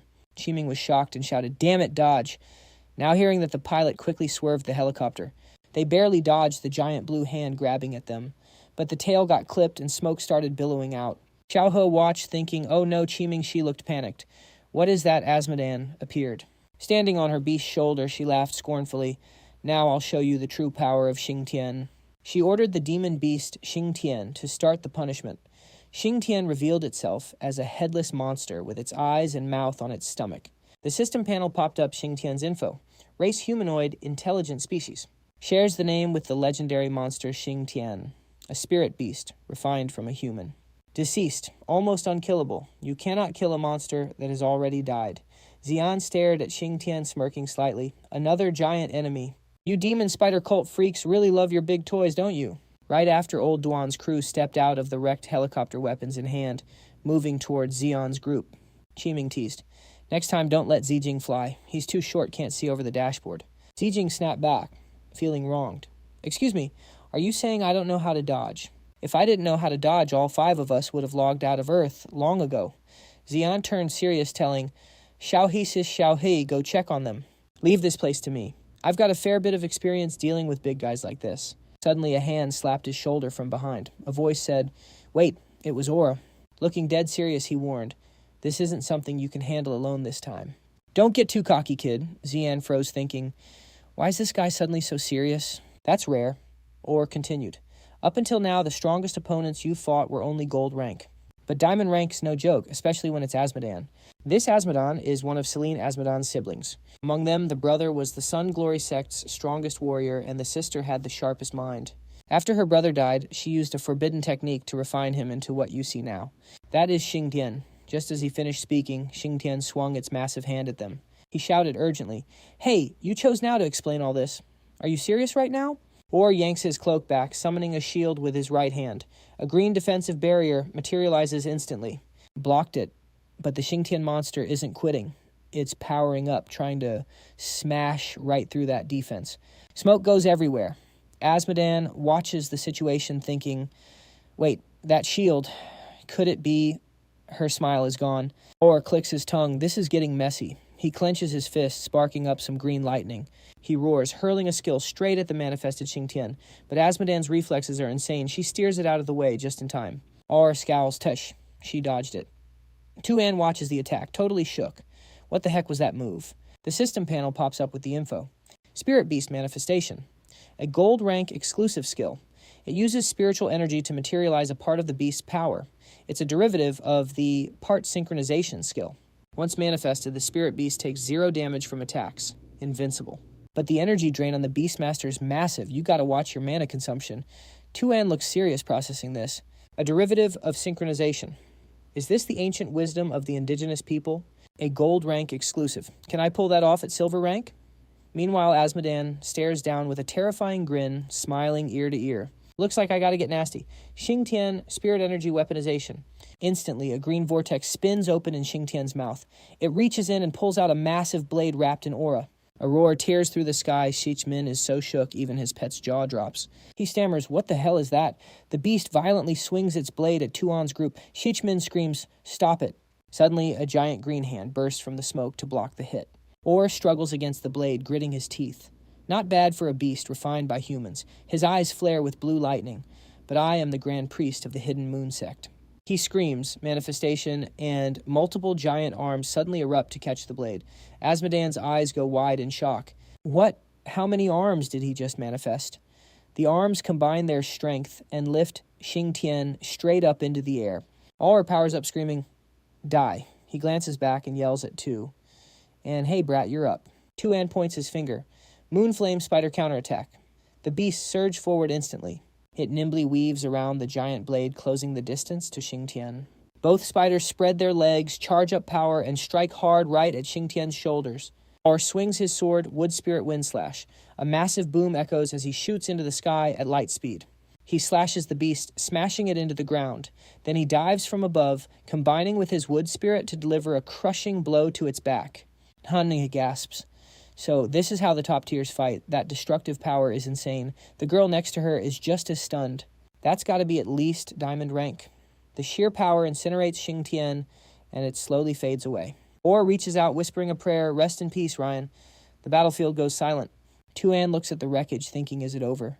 The dust settles. Azmodan walks forward, heavily eyes looking down. She looks frustrated and done with everything. She grits her teeth, hissing, Damn it, is Mercury in retrograde or something? Why did I have to run into... A blade instantly slashes right up to her neck, freezing her in place. Or stands there looking imposing. Enough, Selene. Stop this. He stares at her intently. I don't want to hurt my own people. You don't need to... Azmodan bows her head hair covering her face and bursts into scornful laughter. Ha ha! My own people. She sounds bitter. Tears well up in her eyes, mixing with pure hatred. She screams, when you chopped off my brother's head. You didn't say that then, you dirty traitor. A shockwave of energy explodes from her, forcing him back. He barely blocks the blast with his sword. She raises her hand, eyes burning with rage. From the moment you joined the hidden moon sect, you betrayed your own kind. Behind Azmodan, the space warps. And Xingtian starts to manifest again. She whispers, brother, I won't fail you this time. Tu An watches, totally flabbergasted. What the... It was definitely dead. How did it respawn Eye of God? What is going on? Azmodan grins like a demon. Let's start round 2. The system panel flashes. Celine Azmodan. Race, native. Talent, necrospace. A mutated beast space. Any spirit beast entering this space is instantly killed, then respawns as an undead. Once revived, they gain immortality. They literally cannot be killed again. Even if you destroy them, they just reform inside the necrospace. A broken ability against humans. Tu An grits his teeth, a mutated beast space. So that's her trick. She probably used this ability to create Xingtian and those corpse spirits, no doubt about it. His eyes locked and laser-focused, but thinking hard. Infinite beast respawns. This is definitely a battle of stamina. Gotta think of something. Boom scene switch. Heavy fire raining down on the zombies. Thick Saw takes aim and yells. Yo, boss, we keep burning ammo like this, we're cooked. Shichmin glances over, looking super annoyed. Tsk, I know that, genius. He stares down the massive Xingtian monster wielding that giant blade. Ready to strike, he says. These ugly freaks are definitely linked to her. Shichmin grits his teeth, thinking fast. Wait, he spots something sus up there. He shouts, Hey, maniac, take down that ugly witch, standing next to the monster. The sniper scope locks straight onto Azmodan's head. A voice replies, Got it. Turns out it's Fong Lang aiming his rifle. Her. He pulls the trigger, screaming, Die, but Azmodan doesn't even look, just lifts a hand and blocks the bullet cold. She glances over, looking totally disgusted. How are these small fries not ripped to shreds by the spirits yet? She orders the beast. Xingtian, deal with that trash over there first. Its mouth suddenly opens wide. Energy gathers, spinning into a massive vortex. Shichmin sees it. Face twisted in pure terror, sweating buckets, he screams. You crazy witch, you weren't supposed to target us. Xingtian powers up and blasts a massive beam forward. The destruction is insane, everything in its path gone, obliterated. The whole area lights up, dust everywhere. Azmodan spots something, face full of shock. Wait, is that... A silhouette flickers inside a green defensive circle. She shouts in disbelief, an aura shield. The figure looks up, speaking with Tu An's voice. You guys okay? The vice captain is so shocked he falls back on his butt, yelling in panic. Wait, what happened? Who are you after calming down a sec? He realizes, hold up. That voice. That back. Tu An. Azmodan looks a bit worried, eyes wide, screaming the order, Xingtian, rip him to pieces. Right on cue. Xingtian lifts its giant foot to stomp him flat. Blue lightning explodes. Surrounding his armored body, his eyes radiate overwhelming aura. He swings his arm with zero hesitation, roaring with power. Throw everything you got at me. Tu An dashes and blows, landing heavy and loud. The 3 watchers on the sidelines are totally stunned. Nan-Ngay speaks up. So, that's Tu An, the other girl adds on. How did he get here in a blink? That speed is broken. He looks up, focused. Guessing in a split second. But I'm sure that kid and the fish merged. That fusion must be why he's got god-tier speed. Right, Tu An, rushes the woman, thinking to himself, if Xingtian is unkillable, then I just take out the woman first. He channels power into his arm and charges. Take this. She doesn't flinch. Smirking with contempt, she cries out, Manifest seems Azmodan is resonating with Xingtian too. He's shocked what she can also. She yells, Never thought I'd have to use this gold-ranked trick. 6 arms shoot out, locking his limbs tight. He struggles. Damn it, can't move. She stands before Tu, and judging him, what a surprise. Soul fusion talent. She strokes his face. But looking at this form, it's not just a simple fusion, is it? After all, that talent is usually useless. She smiles, creepily mocking him. Oh, looks like you aren't total trash after all. I need to study you properly. A blade appears in Azmodan's hand. Her tone drips with disdain. So I'll just kill you here, take the corpse back for dissection, and find out why. She slashes hard at Tu An. He gets sent flying. Tu An crashes into a rock pile, sitting up, leaning back, rubbing his head, thinking wearily. After merging with the fish, my head's pretty hard. Lucky she went for the headshot. But this manifestation skill is a pain to deal with. Plus, I'm not used to this new fusion yet.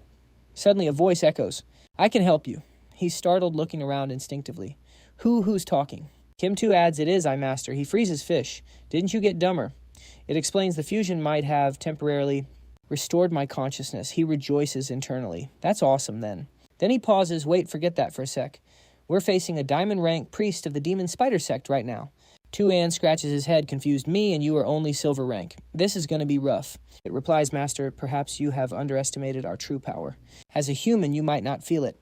But as a spirit beast currently in fusion, I can feel my core power spiking. It feels like our essence is leveling up together. Tu An heard that and asked, You mean our rank shot up too? It replied instantly, You bet. So as long as we're in fusion mode, I might be able to use gold rank skills, maybe even diamond rank specifics. He stretched out his hand, realizing it. So that's how it is. Then let's test out spirit weapon manifestation first. He spun around, generating a powerful circle of energy in his hand. Grandpa used to say this is a technique only diamond rankers have. He extended his arm and a long blue lightning arrow materialized with massive power. He cheered inwardly. Nailed it.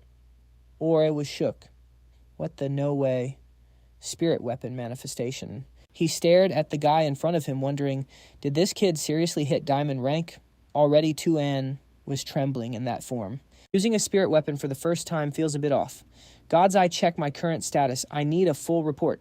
The system immediately pulled up the necessary info. Subject Tu An Caesar. Dark confused with beast power. Entity Whale Child. Current rank peak diamond. Access granted to Whale Child skills and diamond rank beast tamer skills.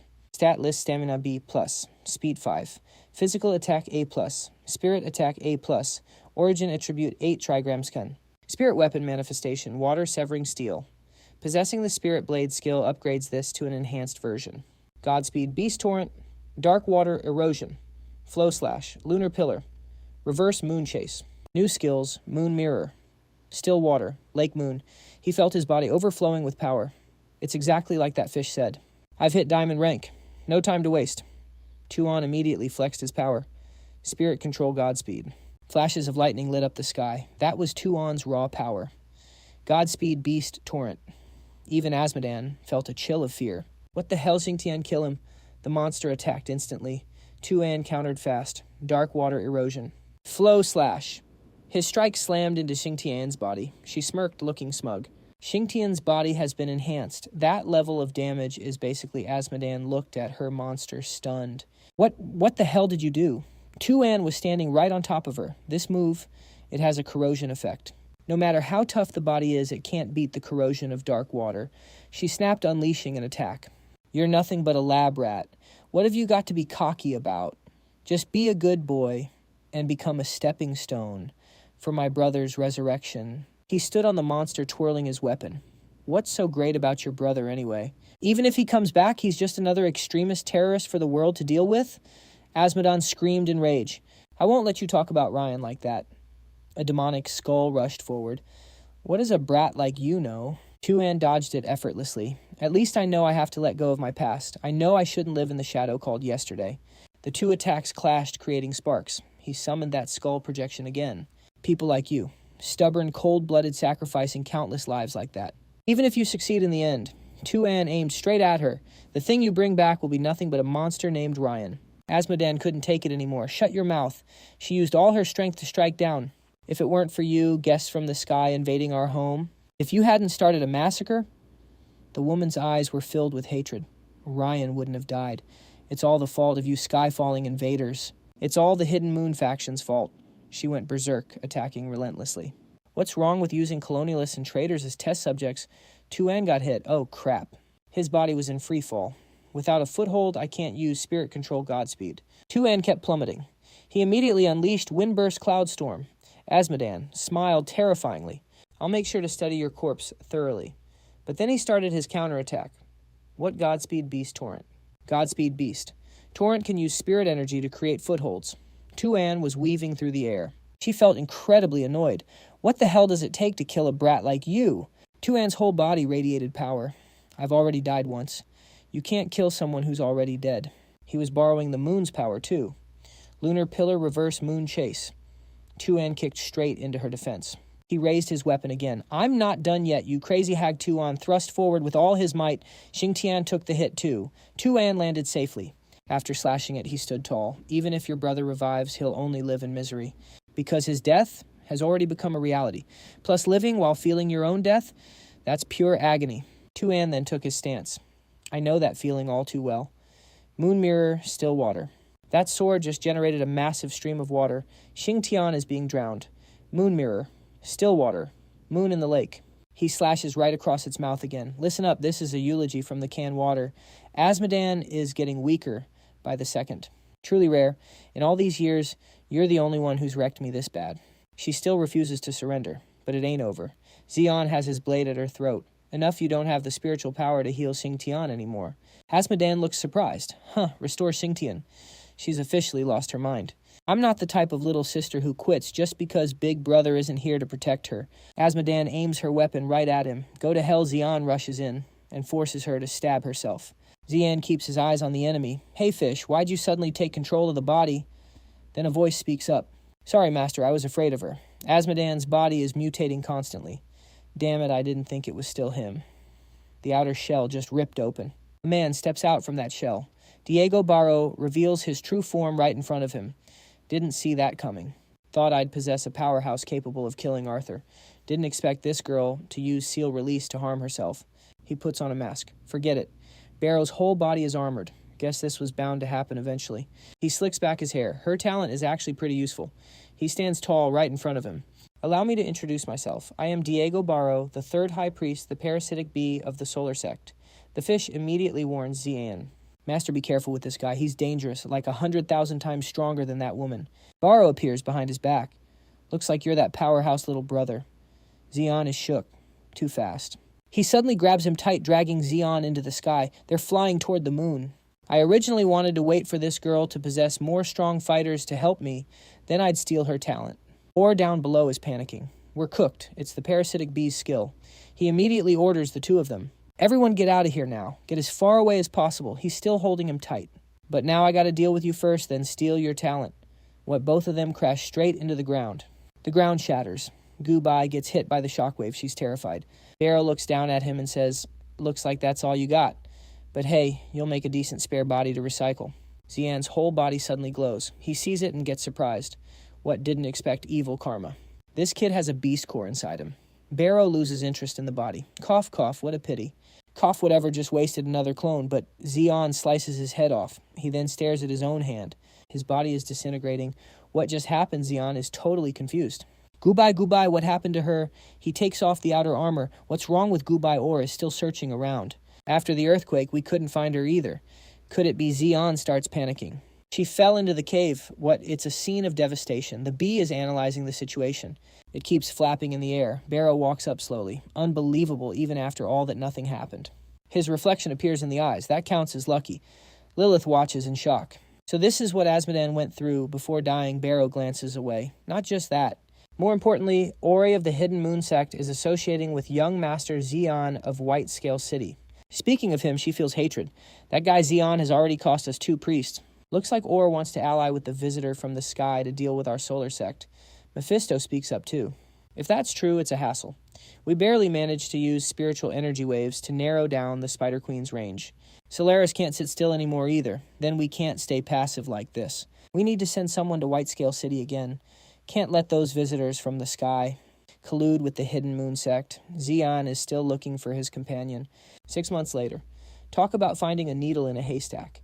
He's digging with a shovel again, even though he found the spirit-nurturing heavenly water. Xian ties his hair back, but after all this time, still no clue about Gubai. He looks back, plus these persistent ghosts just won't let up. A corpse spirit is crawling towards Xian. You corpse spirits are pathetic. He holds the shovel to their faces. Guess I'll deal with you lot first.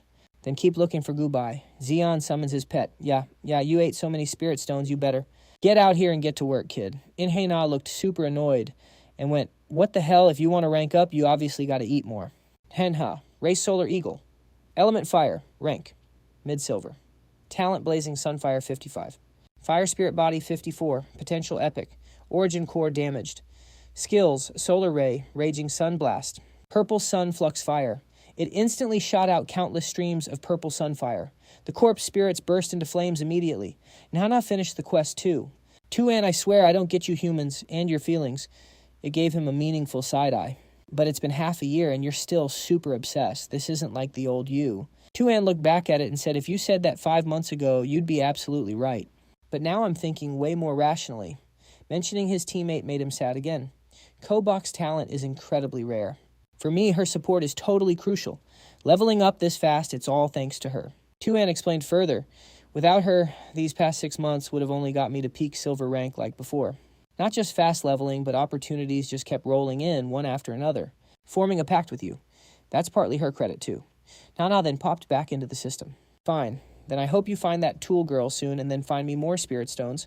Tu An was still grieving. A tool, huh? She's not a tool. He looked up at the sky and told himself, it's getting dark.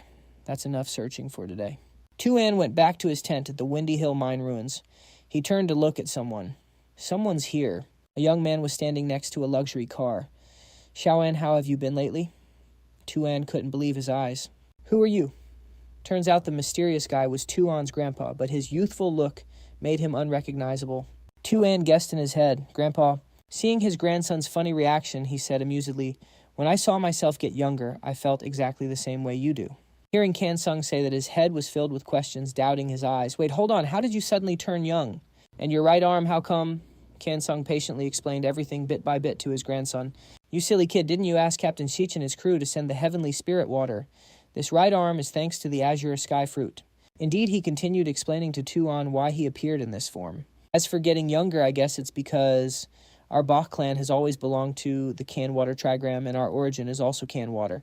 Maybe the azure sky. The can water fruit stimulated my origin energy, causing rejuvenation. But I still need time to assimilate it. So on the outside, I look recovered, but actually I can't use any spirit power yet. After chatting for a while, Kan Sung remembered why he came here. He looked serious and told his grandson, but I came to find you today for something way more important. White Scale City is still being rebuilt. But when I went out of the city for treatment, someone from the Demon Spider sect or another organization took control of White Scale City. They captured the big families and locked down the whole city. The outside world has no idea what's happening inside White Scale City right now. He continued updating him on his parents' situation. People from the Fuang and Vian families have also gone missing without a trace. But don't worry, your parents are safe for now. Kan Sung sighed as he spoke, feeling helpless. Escaping is good, but I don't know about the citizens inside. Tu An just silently listened to the whole story. After thinking it through, he threw the shovel in his hand onto the ground and turned to leave. Seeing this, Kan Sung said worriedly, Xiao An, I know that girl is very important to you. But before he could finish, he cut him off. Grandpa. Tu An stopped, turned back, and said with a confident voice, I get what you mean. I haven't lost my mind. I'm going back to White Scale City to find out who these people are. Grandpa stopped treating me like a kid. Hearing that Kan Sung was stunned by his grandson's maturity. Then he just gave a wry smile. I can trust you with this. But before leaving, Kan Sung warned him. This time isn't like before. No manpower or financial support. His eyes full of worry, he said, You have to be careful. Don't let anything happen to you. Finally, Kan Sung entrusted everything to him with full confidence. The Bach clan in White Scale City, it's all up to you, Tu An. As they said goodbye, the sky was getting dark. The last light of the day faded, dyeing the sky gold. Tu An finally set foot in White Scale City. He was covered head to toe. Without hesitation, he kicked the door open. Then he landed softly and sneaked inside. Been a while since I was here, he thought. Thinking back, so much has happened. I haven't even been gone from White Scale City for a year, but it feels like forever. Walking along the sewers. Tu An kept his eyes peeled. The sewers hadn't changed much from back then. But honestly, I didn't expect the sewers beneath Bachland City to look exactly the same as before. A loud noise from a stranger's bag put him on high alert. He blurted out, Someone's there. But when Tu An turned around, the guy panicked and bolted, leaving him confused. A hobo. His reaction was way over the top. The appearance of a homeless person made him suspicious about the city's current state. But thinking about it with Bachland City's power even after the earthquake, it shouldn't be bad enough to have homeless people with nowhere to go, right? As Tu An climbed up, he started forming a theory. Those guys occupying Bachland City must have done something. He pushed the manhole cover open to check out the surroundings. This feels so wrong. Is this really the city center? Tu An quickly climbed all the way out. Staring at the massive city before him, he couldn't believe his eyes. How did Bachland City turn into this? He started walking, scanning the area to assess the situation. It's like a completely different city now, and there are barely any people on the streets. Suddenly, a wanted poster caught his eye. Wait a second. Is this a wanted poster? Tu An picked it up and examined the photo closely. He frowned. Is that me? Seeing his own face and the charges, wanted Tu An for colluding with and aiding the terrorist group of the Demon Spider sect during the city raid. Officially a fugitive on the run. If found, please contact authorities immediately. Reward, 1,980,000. He felt a surge of frustration and yelled, "Why the hell is it me? They actually have the nerve to call me a traitor and a terrorist too," and suddenly remembered the homeless guy's reaction. He thought to himself, "I'm cooked. That old guy in the sewers, he definitely recognized me. He probably went straight to the cops." His thoughts were interrupted by the voices of 2 police officers behind him, making him spin around in alarm. "Hey, if we catch that Tu An guy, do you think we'll get the reward money, dream on? If we catch him, it's just called doing our job. At best, we'll get a lousy commendation certificate." Realizing they were talking about him, he quickly tried to figure out a way to slip away. "Looks like I need to find a hideout fast. Luckily, Tu An managed to slip away unseen," he reminded himself. "I'm on my own now. I really hope I don't run into any trouble." Suddenly, a neon sign glowing in a dark alley caught his attention. A bar. Maybe I should check it out. Any places like this are usually good for gathering intel anyway. Tu An walked in and scanned the room. Compared to the streets, this place is actually popping. However, the crowd just made him more paranoid. Lots of people, but it's a mixed bag of characters. Who knows if someone here might just snitch to the cops. Better just get some info first. Tu An approached the counter, planning to order a drink. "Hi, I'd like to..."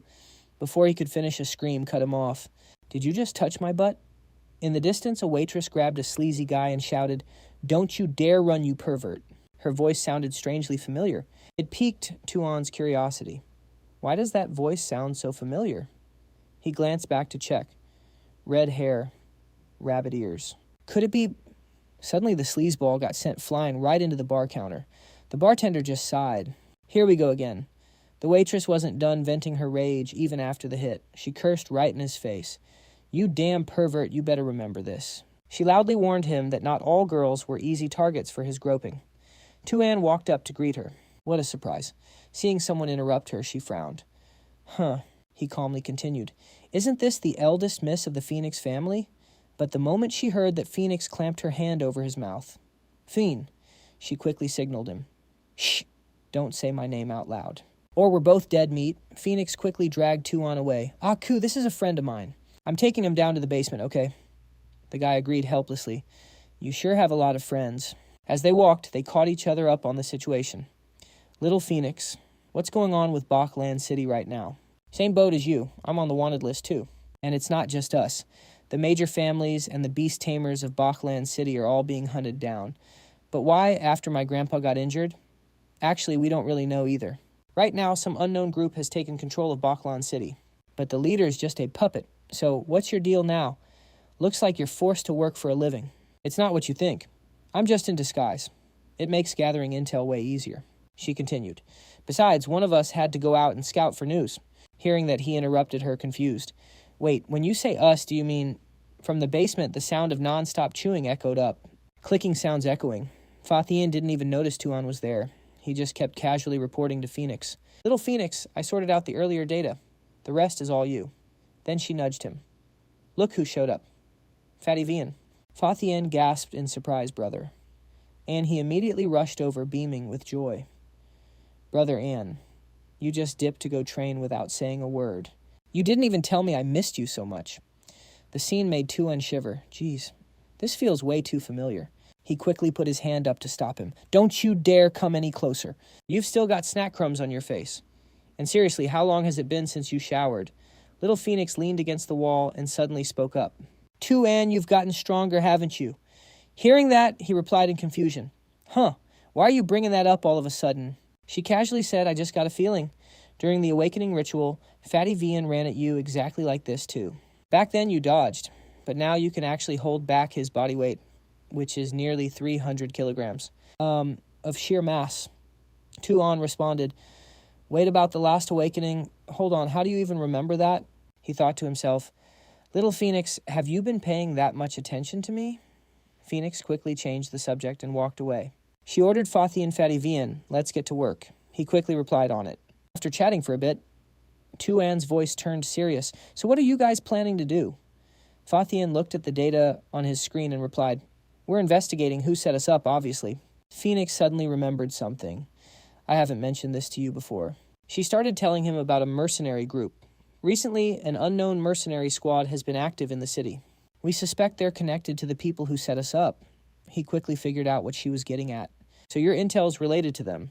At the same time, Fathian finished processing the data and shouted, "I'm in."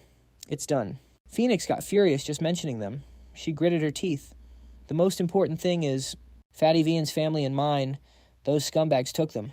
We have to rescue everyone immediately. And then clear my name. I am not some wanted criminal. As she spoke, she analyzed the intel she had. They're heading to the Lower Marsh District. It looks like their commander is there too. Do we know what they're up to? It looks like they're meeting someone. This is our chance to get to their boss. Suddenly, Fathian noticed something strange and called out, "Wait, I found a file. This looks like the person they're planning to meet." The screen displayed an image of a girl with red hair and a long scar across her face. She looked absolutely badass, but there was zero information on her. Phoenix groaned. "We only have a picture." Fathian quickly explained, "Our gear is too outdated. There's no way to decrypt everything." Hearing that, she just sighed and let it go. At least we know what she looks like. Tu An, who had been silent, suddenly spoke up. "I have an idea. Let me go meet that commander." Phoenix immediately teased him. "Oh, what's this? You trying to join the squad?" He shrugged nonchalantly. "Of course. To the public, I'm the city lord's legitimate grandson. So I'm joining your operation. And between us, if you've kept your end of the promise, then all our past beef is officially squashed." As he spoke, Tu An glanced at the bunny suit she was wearing, turning Phoenix's face bright red. "Hey, this is just..." He didn't let her finish, turning his back to leave. "All right, I'm heading out." Phoenix, flushed with embarrassment, yelled after him, "Tu An." You jerk, meanwhile, in the Lower Marsh District at a desolate, empty construction site. Tu An scanned the area, thinking, this is the construction site. He kept looking around, searching. Need to find a hiding spot. It feels completely abandoned. I should find a good spot to lay low before anyone shows up. Suddenly a voice called out from behind him, "Hey, little bro!" A girl was standing on the high steel scaffolding, shouting down. The night breeze blew open her coat, revealing legs covered in jagged scars. "You waiting for someone?" Tu An was startled by the voice. "Damn it, someone's here." The long scar on her face and that striking red hair made him recognize her instantly. "It's the woman from the photo," she continued. "What a coincidence. I'm waiting too." She jumped down in front of Tu An, muttering something. For me, the lower realm is a strange and foreign land. He still had no clue who she was, and stayed on high alert. What is this woman's background? She stared intently at Tu An and speculated, "Judging by your look, you must be a local of the lower realm. How about we have a little chat?" Sensing danger, he activated his defensive ability, thinking, what did she mean by that? Was I acting too suspicious? Seeing Tu An tense up, she quickly tried to calm him down. "Oh, getting all worked up, are we? You've got the wrong idea, kid. I don't mean any harm, but..." Suddenly, the girl challenged him. "If you're a beast tamer, do you want to throw hands?" Hearing that, he silently analyzed the situation. Is this woman a martial artist? At the same moment, the system revealed her identity. Sheech Yen VM, Realm Beginner Diamond. Seeing that Tu An instantly rejected Yen VM's challenge, he thought to himself, hell no. Your Highness is from the upper realm, and I'm just a lowly scrub from the lower realm. Isn't this obviously bullying? She's clearly diamond rank. Yen VM nodded in agreement, but wasn't ready to let it go. Fair point. Then how about we do this? She made another offer. What if I temporarily lower my rank? That works, right? The system displayed the info just as she said. Yen VM, Talent War, God S Crimson Spear, S Realm, Beginner Silver. Status temporarily suppressed. Tamed Beasts, Night Patroller, Demonic Fire. Crow Beginner, Diamond Dow, Howling Tiger. Peak Gold. Bronze Seal. Lava Spirit, High Tier Bronze. Seeing this, Tu An also laid out his conditions. Also, if I win, you have to agree to 3 of my conditions. He calculated inwardly. Since she dropped to silver, let's see if I can get some info out of her. Ignoring his terms in a blink, Yen VM was already in his face. She urged him stop stalling. Tu An panicked, hey. I haven't even said what the conditions are yet. She rushed in like a tornado, shouting, beat me first, then talk. She launched a kick straight at his face. It happened so fast, but Tu An's combat instincts let him dodge just in time. He thought so fast, Yen VM gave him no time to react, continuing her assault. She unleashed a downward kick straight at Tu An's head. The speed was insane, making his eyes go wide. An axe kick. Luckily, he managed to block with his arms, but the force was too strong, sending him flying. Seeing Tu An activate a defensive skill, Yen VM got super excited. Precision shield. Looks like I underestimated you. She immediately summoned her beast, ordering it to end Tu An. Lava Spirit crushed him. He wasn't about to be outdone. Quickly summoning his own beast, Kin 2 come out. Instantly, a massive entity appeared from the void. Its huge size actually made Yen VM jump. She thought kid's not bad, but then she said, still a bit too slow. She looked up to watch the 2 beasts clashing. Kin 2 didn't let his master down, using his tail to smash that thing into the ground. Not stopping there, he swung his tail again, ready for the next strike. In a flash, Kin Tu whipped his tail down from above onto the lava spirit's head, knocking it back several meters. Dust clouded the whole area. Tu An, watching the whole time, cheered. Good job. But Kin Tu didn't dare let his guard down. He warned Master, don't get cocky. Just then, the lava spirit launched a counterattack. It fired red-hot lava rocks with terrifying heat straight at Kin Tu and Tu An. Seeing that, he quickly activated his shield, stopping the stones from reaching them. Witnessing such a dramatic scene, Yen Wiem smirked, thinking how rare. After the dust settled, he turned to check on his beast. Kin Tu, you okay? It replied softly. I'm fine.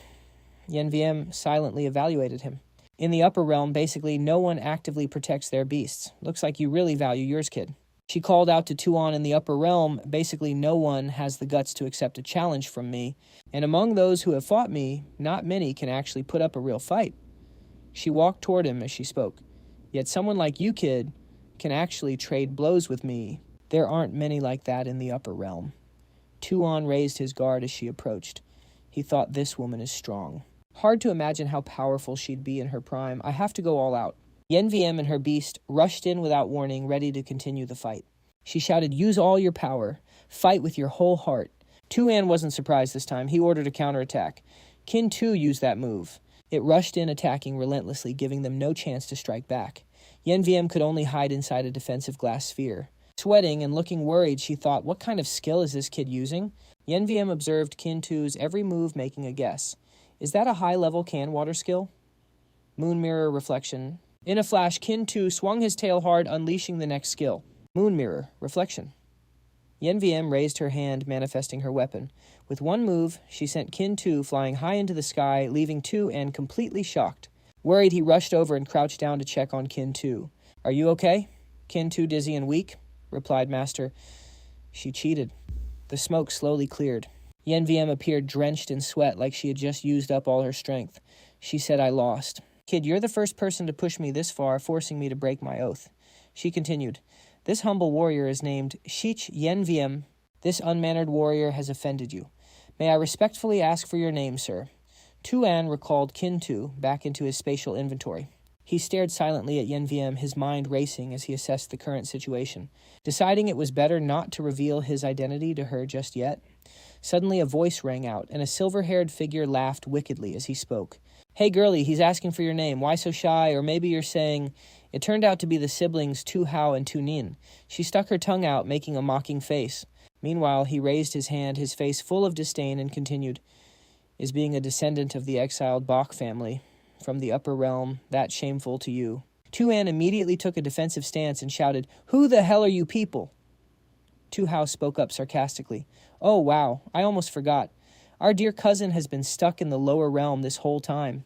Never seen the real world before. His eyes filled with contempt. He probably doesn't even know the situation of our main Bach family line. Don't you think so? Tu An Tu Nin added with a sneer. The affairs of a low-level world. It's normal for the lower realm to be clueless about the upper realm's existence, let alone a descendant of an exile, right? Yen Wiem opened her mouth to speak.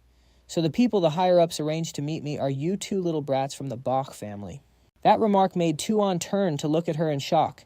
They actually know each other? Yen Wiem shouldered her spear. The spear tip was wrapped in talismans as she walked past Tu Hao and Tu Nin. The two siblings looked back, staring at her retreating figure. Shich Yen Wiem, you still have that same attitude. She replied indifferently. We didn't come here to preside over the family drama of the Bach clan. Hurry up and finish the job. Take it seriously. At that moment, behind Tu Hao, a group of men in black appeared, dragging along a person with orange hair. One of them spoke up. Young master, we've brought the person. Tu Hao glanced over.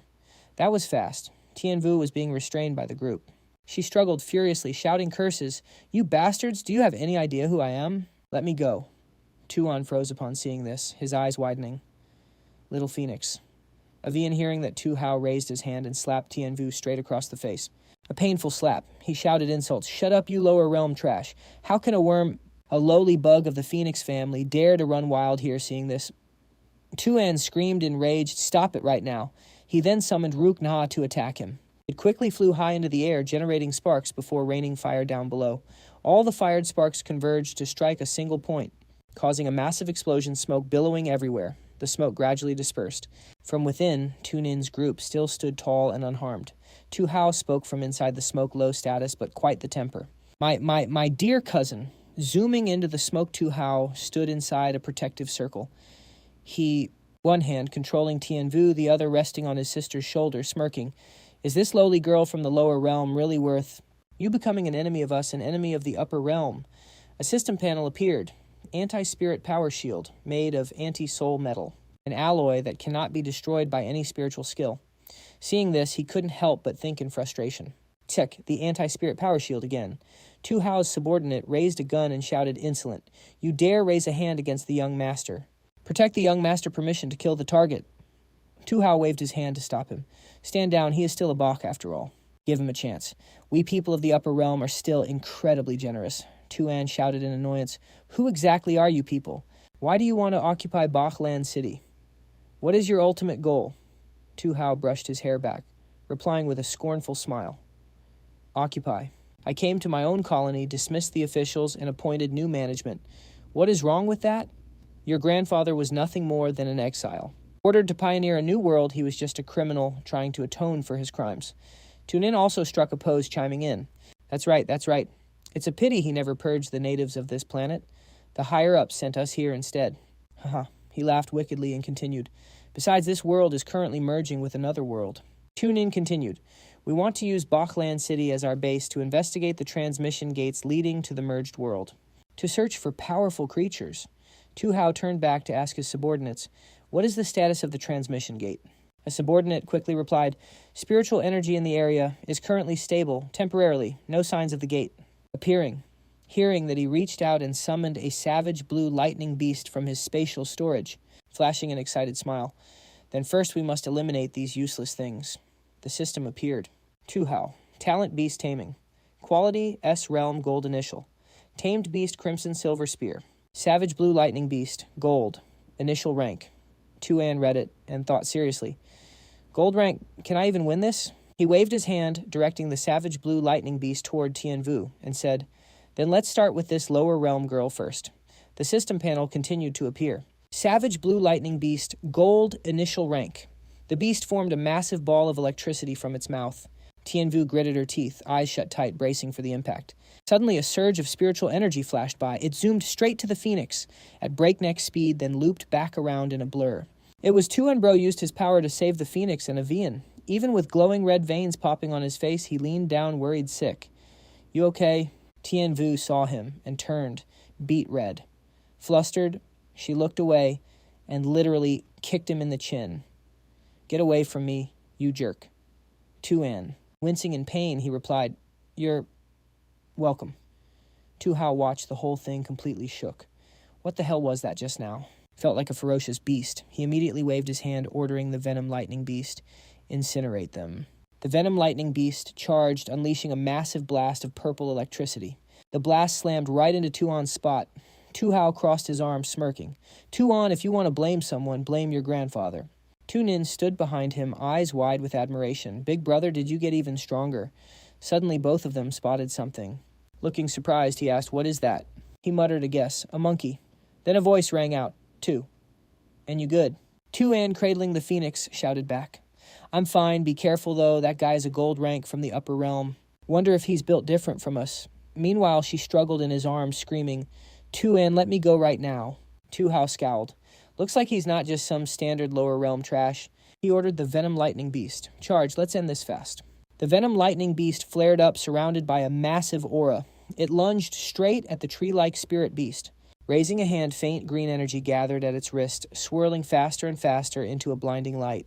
In a split second, it fired a beam of emerald energy, ripping through the air with terrifying speed. It aimed straight for the Venom Lightning Beast, but that thing wasn't going down easy. It weaved and dodged the sharp attack by a hair's breadth. The tree man narrowed his eyes, reevaluating the enemy. Pretty fast, huh? He didn't stop. Spreading his arms as the venom beast circled him, he scoffed. Slippery little eel, aren't you? The taunt triggered the beast. It opened its mouth wide to blast the tree man, but before it could fire, a solid hand reached out. Quick as a flash, he grabbed the beast right by the snout. He slammed the Venom Lightning Beast into the ground. Dust exploded everywhere. The beast was stunned totally out of the fight. The tree man spoke up, finally stayed still.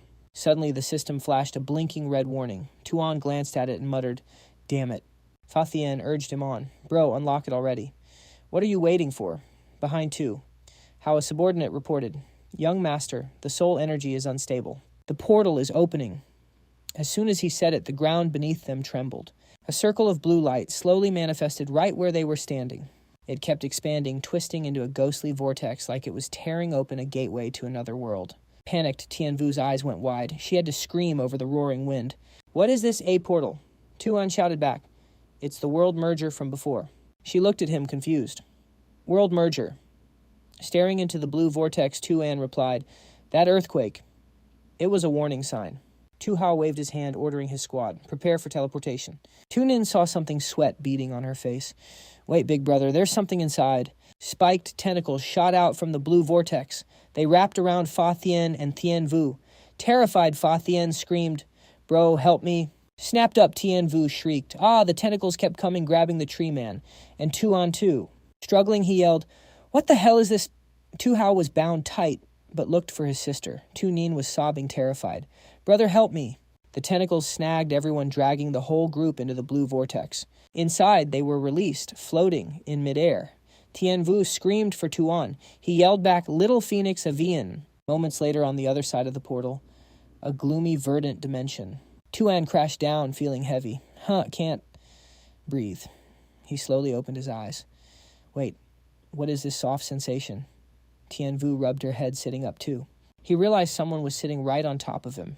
It was Tien Vu. Fa Thien, who was squashed underneath both of them, groaned. "I don't mean to be rude, but get off. You guys are heavy." Tien Vu nearly died of embarrassment. Moments later, the three of them stood up, looking around.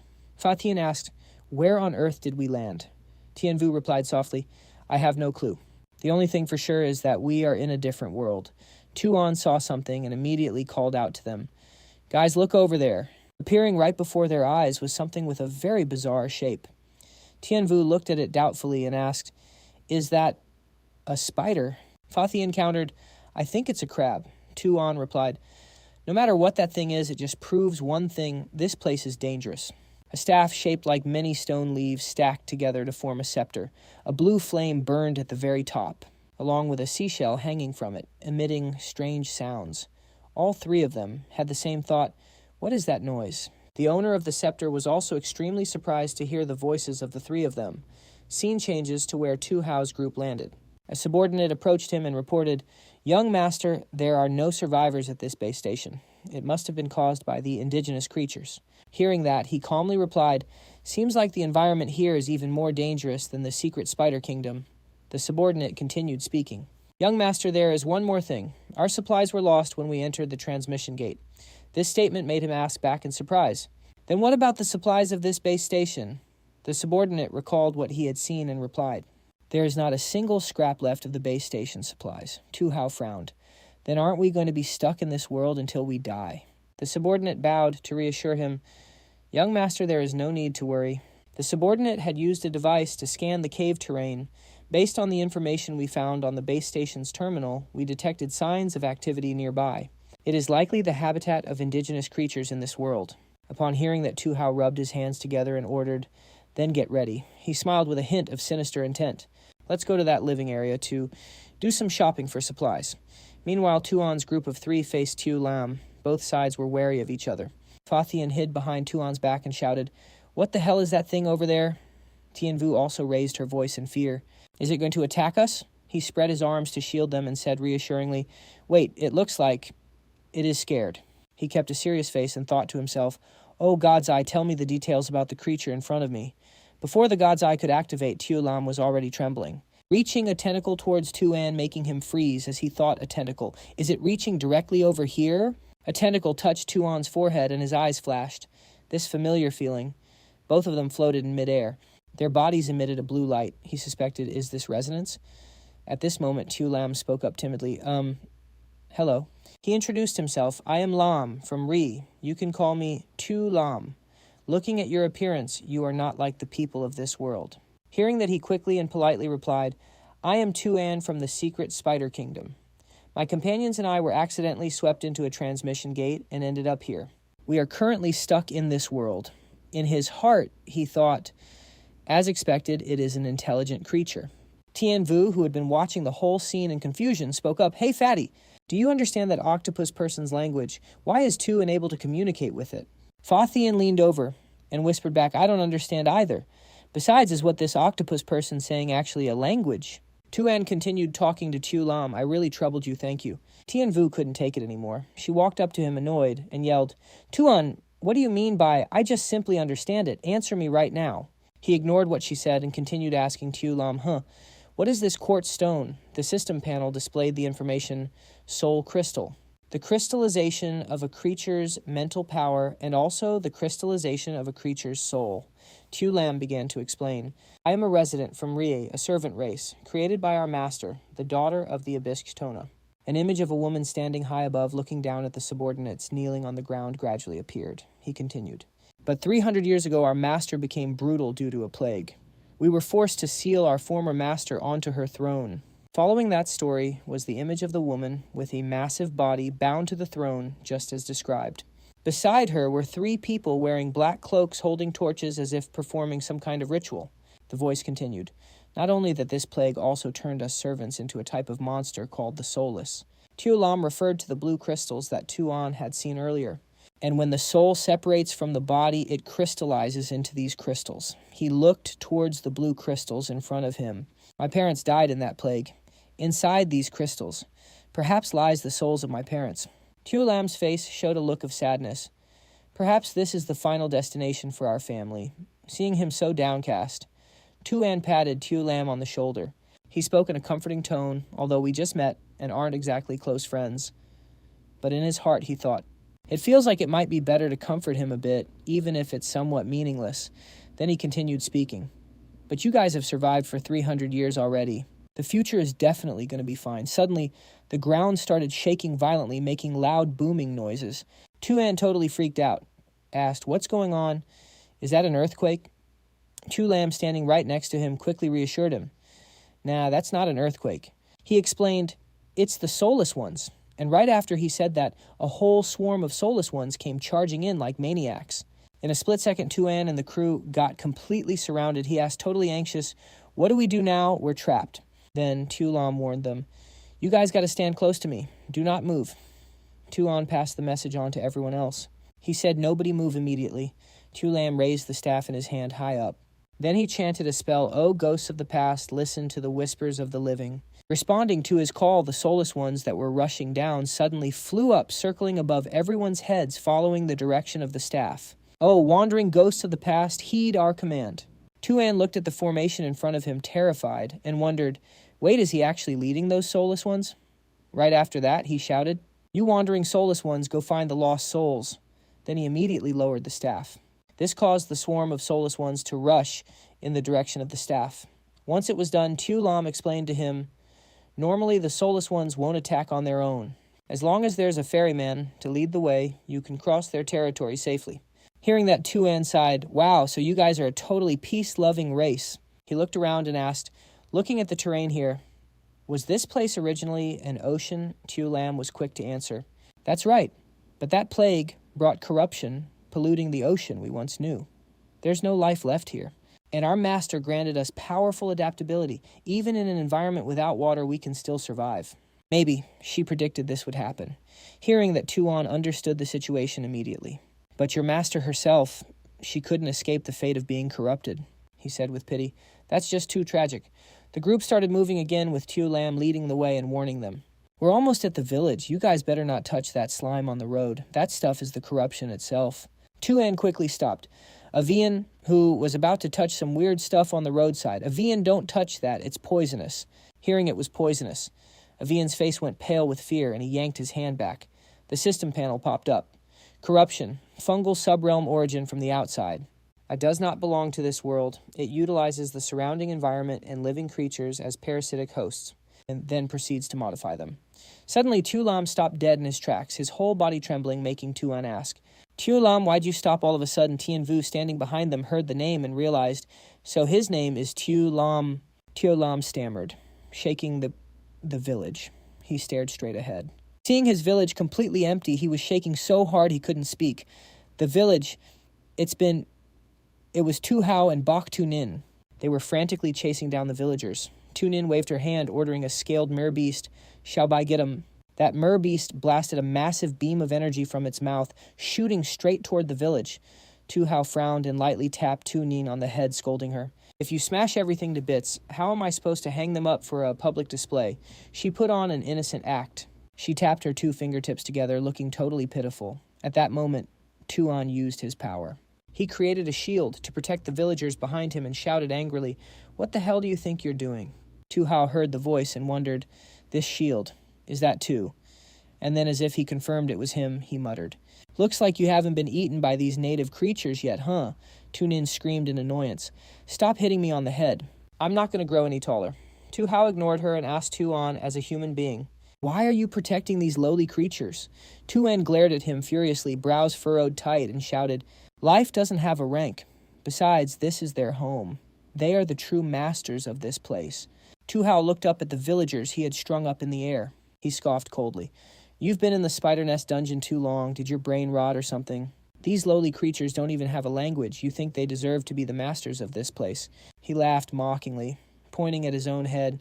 "I see you're really full of that saint mentality, aren't you? We humans can roam across planets relying on force and determination to conquer everything. People like you only deserve to rot in the borderlands." Then he emphasized the strong crushing the weak. "That's just natural selection. It's the law." Tu An shot back. "So now you think you're the strong one destroying the weak. Ever stop to think what happens when you face someone stronger? Wouldn't that make you the weakling then? You'd probably rage quit and scream, using your power just to wreck those weaker than you. But one day, you'll get clapped by someone way stronger." He just scoffed, looking down on him.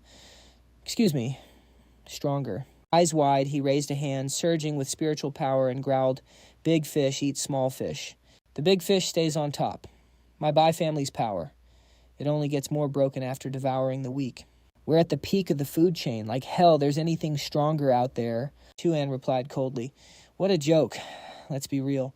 You're just using your power to rob people, stealing the hard work of other lives. That survival of the fittest crap you keep preaching. It's nothing but slaughter and greed. You don't respect life at all. You're just addicted to the thrill of killing and conquering." They stood face to face. 2 completely opposite vibes clashing in the air. Instantly, he summoned Kin Tu. Pointing forward, he ordered the attack and shouted, "The end game of slaughter is just destruction coexistence, right? That's the only thing that lasts forever. The strong protect the weak and learn wisdom from the weak. Cultivating your own roots. That is the true path to becoming the strongest beast tamer." Tu Hao was furious, veins popping on his forehead. "You're so damn stubborn, talking to you is useless." He instantly summoned his own Lan Ngu. He roared, "Then you and these weaklings can just become fertilizer for the strongest." His Lan Ngu aggressively opened its massive maw, aiming straight for Tu An. The 2 beasts clashed, but Kin Tu dodged Lan Ngu's attack in a split second. It bit down on Lan Ngu's tail. The enemy beast looked back in panic, but Lan Ngu stayed arrogant. Glaring with contempt, it told Kin Tu, "Look at your ugly face. Pathetic, just like your trash master." Kin Tu clapped back without missing a beat. "Let me tell you something. Your breath stinks just as bad as your owner's attitude. You don't brush your teeth, do you?" Kin Tu mocked. "Too many teeth to handle or what?" The beasts whipped their tails at each other, neither giving an inch. Lan Ngu shouted back, "You're no better." On the other side, the masters stared each other down and said, "You're no better." The beasts kept tearing into each other. Tu Hao watched the fight and muttered, "Is this because we're from the same sect I can't break his guard?" Tu An thought the same, both are Bai family beasts. The moves are too similar. But then he realized, wait, there's still that move. He immediately yelled, "Kin Tu. The space here is big enough." Kin Tu understood instantly. "Finally, time to use that." Tu Hao suddenly screamed an opening. "Crush them!" Lan Ngu blasted a huge wave of energy, but it just bounced right off Kin Tu's skin. 0 damage. Lan Ngu saw a massive shadow cover him and asked blankly, "What the—" Kin Tu, now 100 times bigger than Lan Ngu, spoke calmly.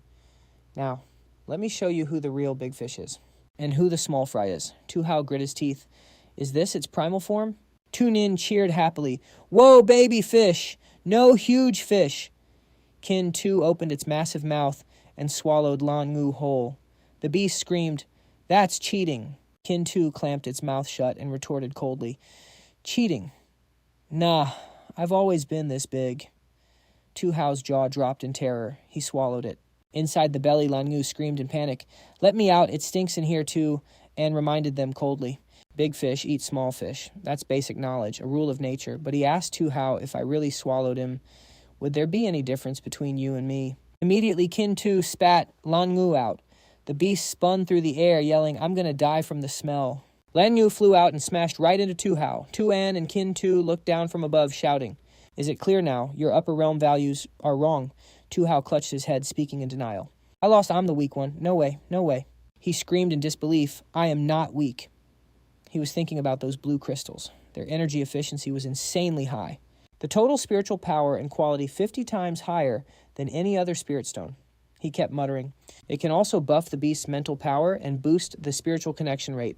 Using it to control beasts would definitely save a ton of time. Tu Hao fell into deep thought. Suddenly his eyes flashed. A creepy smile spread across his face. Perfect. Just perfect. Tu Hao thought Tu An... Just you wait. Back with Tu An Tien Vu, asked Fa Tien, a.k.a. Fatty Vien, and I'm just saying, if nothing crazy happened to White Scale City, would Tu An become the city lord in the future? Fa Tien replied uncertainly. I don't know, but as his best bud, I've got his back, obviously. Then he turned to her. What about you, little phoenix? You gonna go against him? Up ahead, Tu An was chatting up the villagers. Nah, it's nothing really. Besides, we're stuck in you guys' world right now anyway. Don't know how to get back. That's just great. Tien Vu thought for a sec, then replied, I honestly don't know. She looked at Tu An, who was laughing and chatting. I used to see him as just a rival. Only looked for his weak spots so I could crush him. But after everything that's gone down lately, I realized he's got potential to be a real leader. As soon as she said it, she got flustered and tried to backtrack. I'm not saying I approve of him just because I complimented him, okay, but I don't hate him either. Her voice dropped to a whisper, maybe just a little. Fa Tien heard that, and his face said, oh, I get it. He gave her a thumbs up. I got you. It's that kind of vibe, right? A bit later, Tu An finished up with the villagers. He walked back to them and said, so got 2 pieces of news. One good, one bad. Which one do you guys want first? Tien Vu blinked, confused. What? Tu An noticed her face was bright red and got worried. Little Phoenix, you good. Your face is all red. You feeling sick or something? Hearing that made her blush even harder. She stammered, I'm fine. Just tell us the good news first. Tu An dropped the info immediately. Good news is before the Re-civilization collapsed, they had spatial teleportation tech. We just need to get to the ancient city of Re and we can find that teleporter. The 3 of them huddled up. Tu An paused, then dropped the other shoe. As for the bad news, he explained, where we're standing right now, it's actually deep underground the abyssal trench. The ancient city of Re is way up on the surface. So, we gotta find the ancient elevator. Problem is, that place is currently a nest for the soulless. Tu An continued. Now, normally with the ferrymen around, the soulless are total trash mobs. But as you can see, Little Lamb is the last ferryman of this region, so she has to stay here to protect this land. Finally, he turned back to them. So, we're on our own. Later, Tu An's group arrived at a gloomy spot. He looked back. This should be the place. Tien Vu trailed behind, eyeing a corpse on the ground. By the looks of it, probably a stray mercenary. Tu An didn't flinch. He just shoved the door open. Looks like they beat us to it. Anyway, stay sharp. Suddenly he froze. Wait, that's... Tu An's group stopped dead. Shich Tu Ha was standing there, weapon in hand, foot resting on a pile of monsters. She smirked arrogantly. Is that all you got? Boring. Tu An saw her and immediately went on guard. Shich Tu Ha spotted him and called out, Well, isn't it little brother Tu An? Suddenly her guards rushed forward. Guns raised, they aimed straight at the group and barked, Freeze hands in the air. The 2 guards shouted, Don't try anything funny. The 3 of them moved slowly. Tu An quickly spoke up, Whoa, now's really not the time to play cops and robbers, guys. Shich Tu Ha saw this and got annoyed. She looked down from her high ground and snapped, You 2 stand down. She yelled, We are currently trapped in this world. Did your master at the Bach family not teach you to read the damn room? Seeing the guns lower, Tu An chimed in, Shich, you're surprisingly reasonable. I thought everyone from the upper realm was just a bunch of brainless warmongers. She walked up to Tu An. She pointed a finger right at him, voice cold. First off, I couldn't care less what you think about the upper realm. Like I said before, we have our own mission, and I have 0 interest in getting mixed up in the Bach family's mess. She towered over him. Tu An's face was serious as he looked her dead in the eye. Second, she suddenly grabbed him in a headlock, grinning. You're the first Beastmaster to ever beat me, so I'm kind of interested in you. Tu An, struggling in the headlock, yelled, Interested is fine, but what the hell are you doing? Let me go first. Tien Vu saw this and shouted at Tu An in anger. The 2 guards, one looked away, the other scratched his head in confusion. Fa Tien stood there, not daring to intervene. Suddenly they both froze. Tu An shouted, What is it now? A bizarre creature appeared, right in front of them. Shich Tu Ha immediately let go of Tu An. She shoved him behind her and ordered, Get back, I'll handle this. A terrifying giant monster stood before them. Tu An's eyes went wide as he looked up at it, screaming, "What the hell is that thing?" Eye of God. What the actual hell is this? The hell he was talking about was a gigantic blue-black carnivorous flower with limbs that looked like drills. After activating Eye of God, the stats popped up instantly. Star Beast. Race, Starkin. Rank, Diamond. Low tier. Skill Void. Scream Mental, type Telekinesis. Blue Crystal, form an infectious beast spawned from the otherworld fungus. Its special ability is a mental type skill. Yan Yan tried to jump it from above, but got spotted and countered instantly. She crosses her arms, summoning a shield to tank the attack from the crystal beast. Yan Yan gets sent, flying, sliding across the ground, but she uses her weapon to anchor herself just in time. She can't help but say, "Pretty nasty." Suddenly a mysterious guy speaks up. "Interesting." A soldier next to him asks, "What are you doing?" He rips off his mask, tosses it on the ground, and slowly walks forward, speaking. "I only came to see if you outsiders were teaming up with the Hidden Moon sect, but wow, I didn't expect this." Turns out he's Diego the Third Priest of the Demon Spider cult. Yan Yan looks at him confused. "Hey, wait a sec, who are you?" Diego ignores her, completely arrogantly walking straight toward the beast. He keeps going pure hype. To think there's such a rare beast here, he hurls his sword at it, screaming, "Then serve me." The sword flies like a streak of golden lightning, slamming straight into the crystal beast. The blade punctures it with insane force, making this weird golden liquid gush out like a fountain.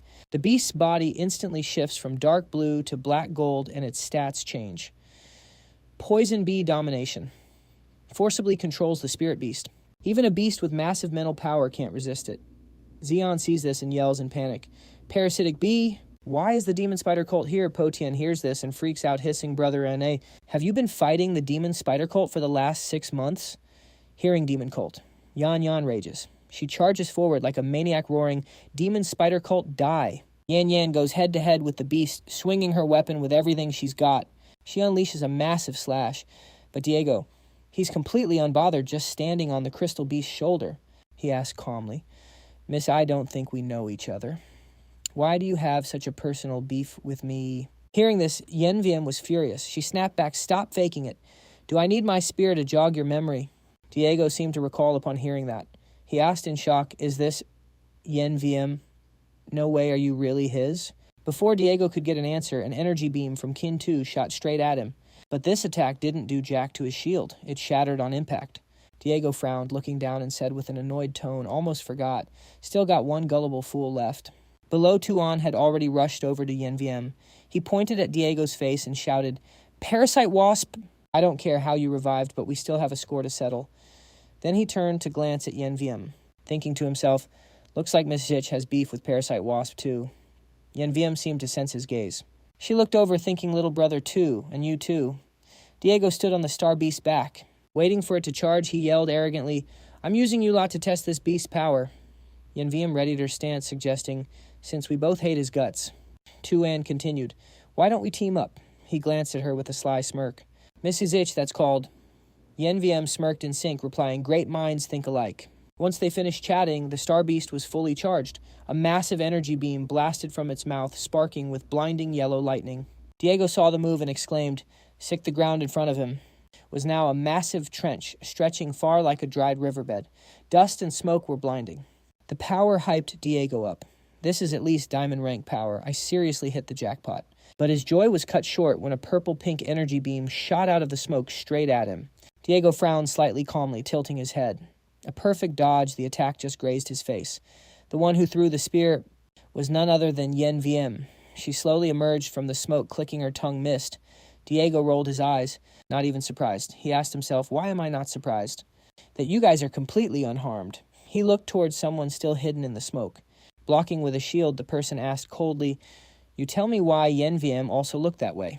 Asking suspiciously Bach Tu, but when the smoke cleared, the person holding the shield wasn't who she expected. Yen Wiem shouted warily, who are you? The guy trembled. I'm just a normal mercenary. Tu An appeared behind him, patting his shoulder with a friendly smile. See, I told you. The anti-spirit reflection shield is cracked, absolutely solid. The soldier blinked, confused. Oh, bet. Tu An analyzed the enemy locking in. He's baiting us to pop our shields. Draining our energy first. Smart play. Gotta see what he's hiding. God's Eye activated. Diego's stats exposed. Parasitic Wasp. Name, Diego Barrow. Local of the Spider Nest realm. Diamond Peak rank, Beast Tamer. Talent, Spirit Gear Taming.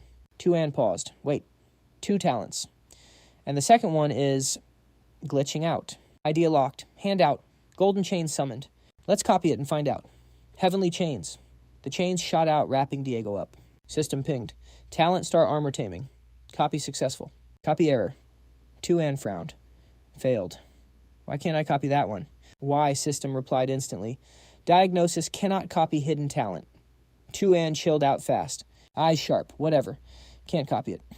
Fine. I still got one useful skill out of this. System alert, slots full. Swap required. Tu An started calculating. Right, 3 slot limit. The list popped up. Rank a Phoenix Flame. Rank A, Fluid Fire. Rank a Soul Dive. Gotta choose carefully. I have 2 fire-type talents. Last time I merged with MedCrow, the fire stats didn't really vibe with me. Decision made. System swapping Fluid Fire. The fire icon vanished. Fluid Fire out. Star Armor, Taming in. Diego twitched. Something's off. What was that felt like? Something just crawled inside me. He raged. What did you do, you stupid outsider trash? Tu An was actually shook. He sensed the heavenly chains no way. Diego's Star Beast powered up. Green-gold energy surged around it like electric waves. The energy woke the underground flora. Roots burst from the ground surrounding the squad. YenVM screamed the underground slime mold. It's alive. The vines shot up. Roots grabbed a teammate's leg, zapping him with that green-gold lightning. Mercenary down. Completely wrapped up. Then R.I.P. The Roots tore him apart. Brutal. Tu An realized the play. Physical attacks to bypass the anti-magic shields. Clearing the mercs first. Actually smart. He slipped up. Roots lunged at his back. He turned, but it was too close. Crap. Whoosh! The Roots got shredded before they could touch him. Tu An blinked. Huh. Tien Vu and her golden sparrow. Clutch timing. She smirked all high and mighty. Bet you never thought you'd need me to save you, huh, Tu An, Tu An? Ignored the sass thumbs up. Big thanks. That ticked her off. You're not going to argue back. Feels like you're mocking me. Meanwhile, Fathien was cowering under his armored gorilla, hiding from the Roots.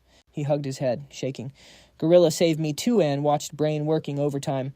He took out the shields first. Means his main attack is definitely magic-based. We're pinned down. Can only counter when he strikes. Wait, these things are slime mold. Fungus hates heat. Fire, I need the Phoenix Fire. Plan set, he shouted. Hey, little Phoenix, I got a plan, need your help. Tien Vu paused. Huh, you're asking me for help? Tu An ignored that. You too, Avium. Fathien looked up, terrified. Me, what can I do? Tu An kept yelling. And Miss Sitch too. YenVM smiled game for it.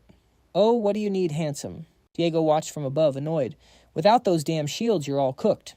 His beast charged up. Diego smirked. Don't worry. I'll use your corpses as spare parts. The attack was huge, bigger and stronger than before. Tu An screamed, now. On cue, Fathien threw his gorilla in front. Thunder stance. Charge up, tank it, gorilla. A barrier instantly popped up around the armor-breaking gorilla, absorbing the incoming blast. Diego saw this and shouted in shock. That gorilla is absorbing the energy. After draining the Star Beast's power, the armor-breaking gorilla roared, raising its arms to counter. It slammed both hands on the ground, reflecting all that energy back. Thunder release charge. The attack shook the earth, sending rocks flying. Seeing the opening, Tu An shouted, Little Phoenix, let's go.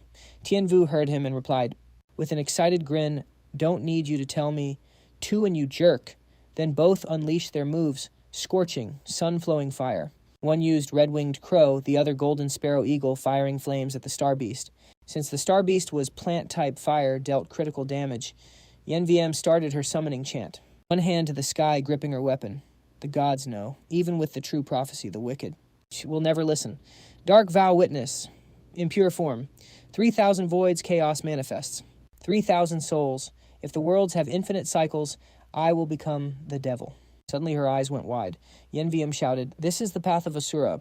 I am the demon. Summon my name.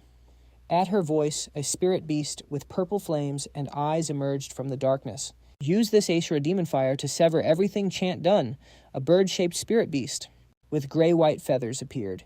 YenVM looked at it, shouting, Time to hunt. Go Night Patrol Demon Fire Crow. The system popped up the beast's info. Night Patrol Demon Fire Crow.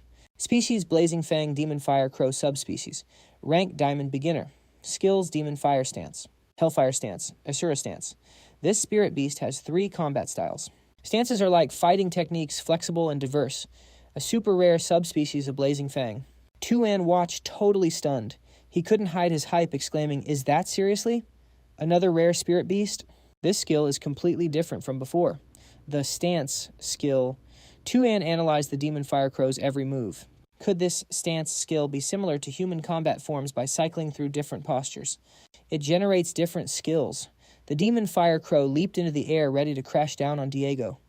Demon fire stance. Diego saw it and screamed in terror. Aren't demon fire crows supposed to be extinct?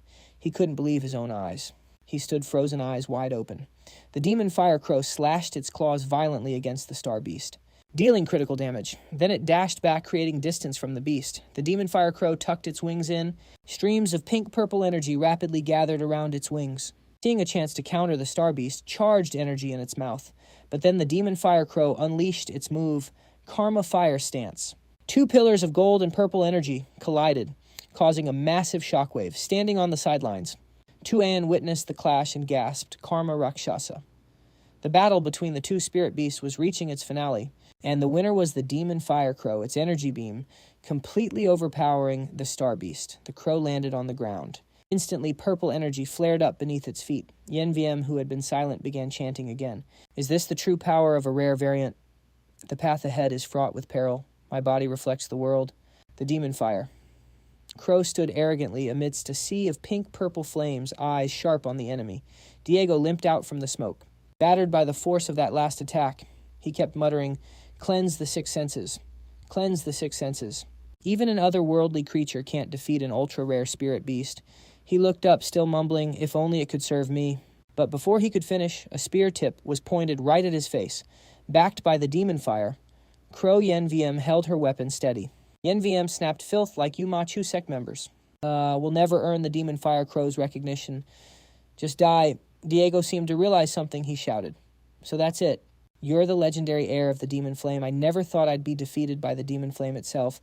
Yenviem immediately swung her hand, unleashing a wave of pink-purple energy. She yelled, Shut your mouth.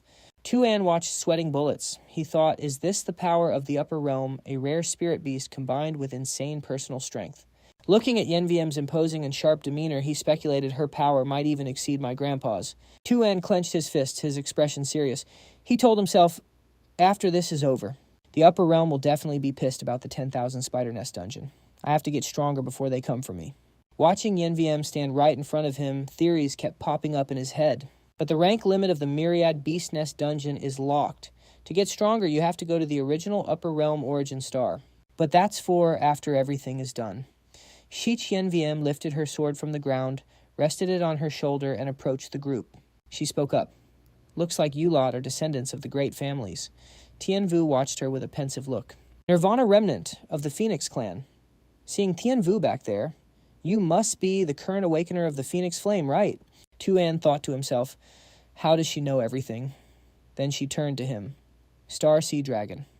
Bach clan's Tu An, grandson of the exile. Your grandpa really stirred up a storm in the upper realm back in his day. Then she turned to Fa Thien to finish. Ice Mountain Thunder, a Vian clan. Ancestors were all martial prodigies. Exploring the Star Sea, you could always see the shadow of a warrior. The Vian clan. Yenviem held her sword with one hand, placed the other on her chest, and smirked arrogantly at Tu An. Let me officially introduce myself.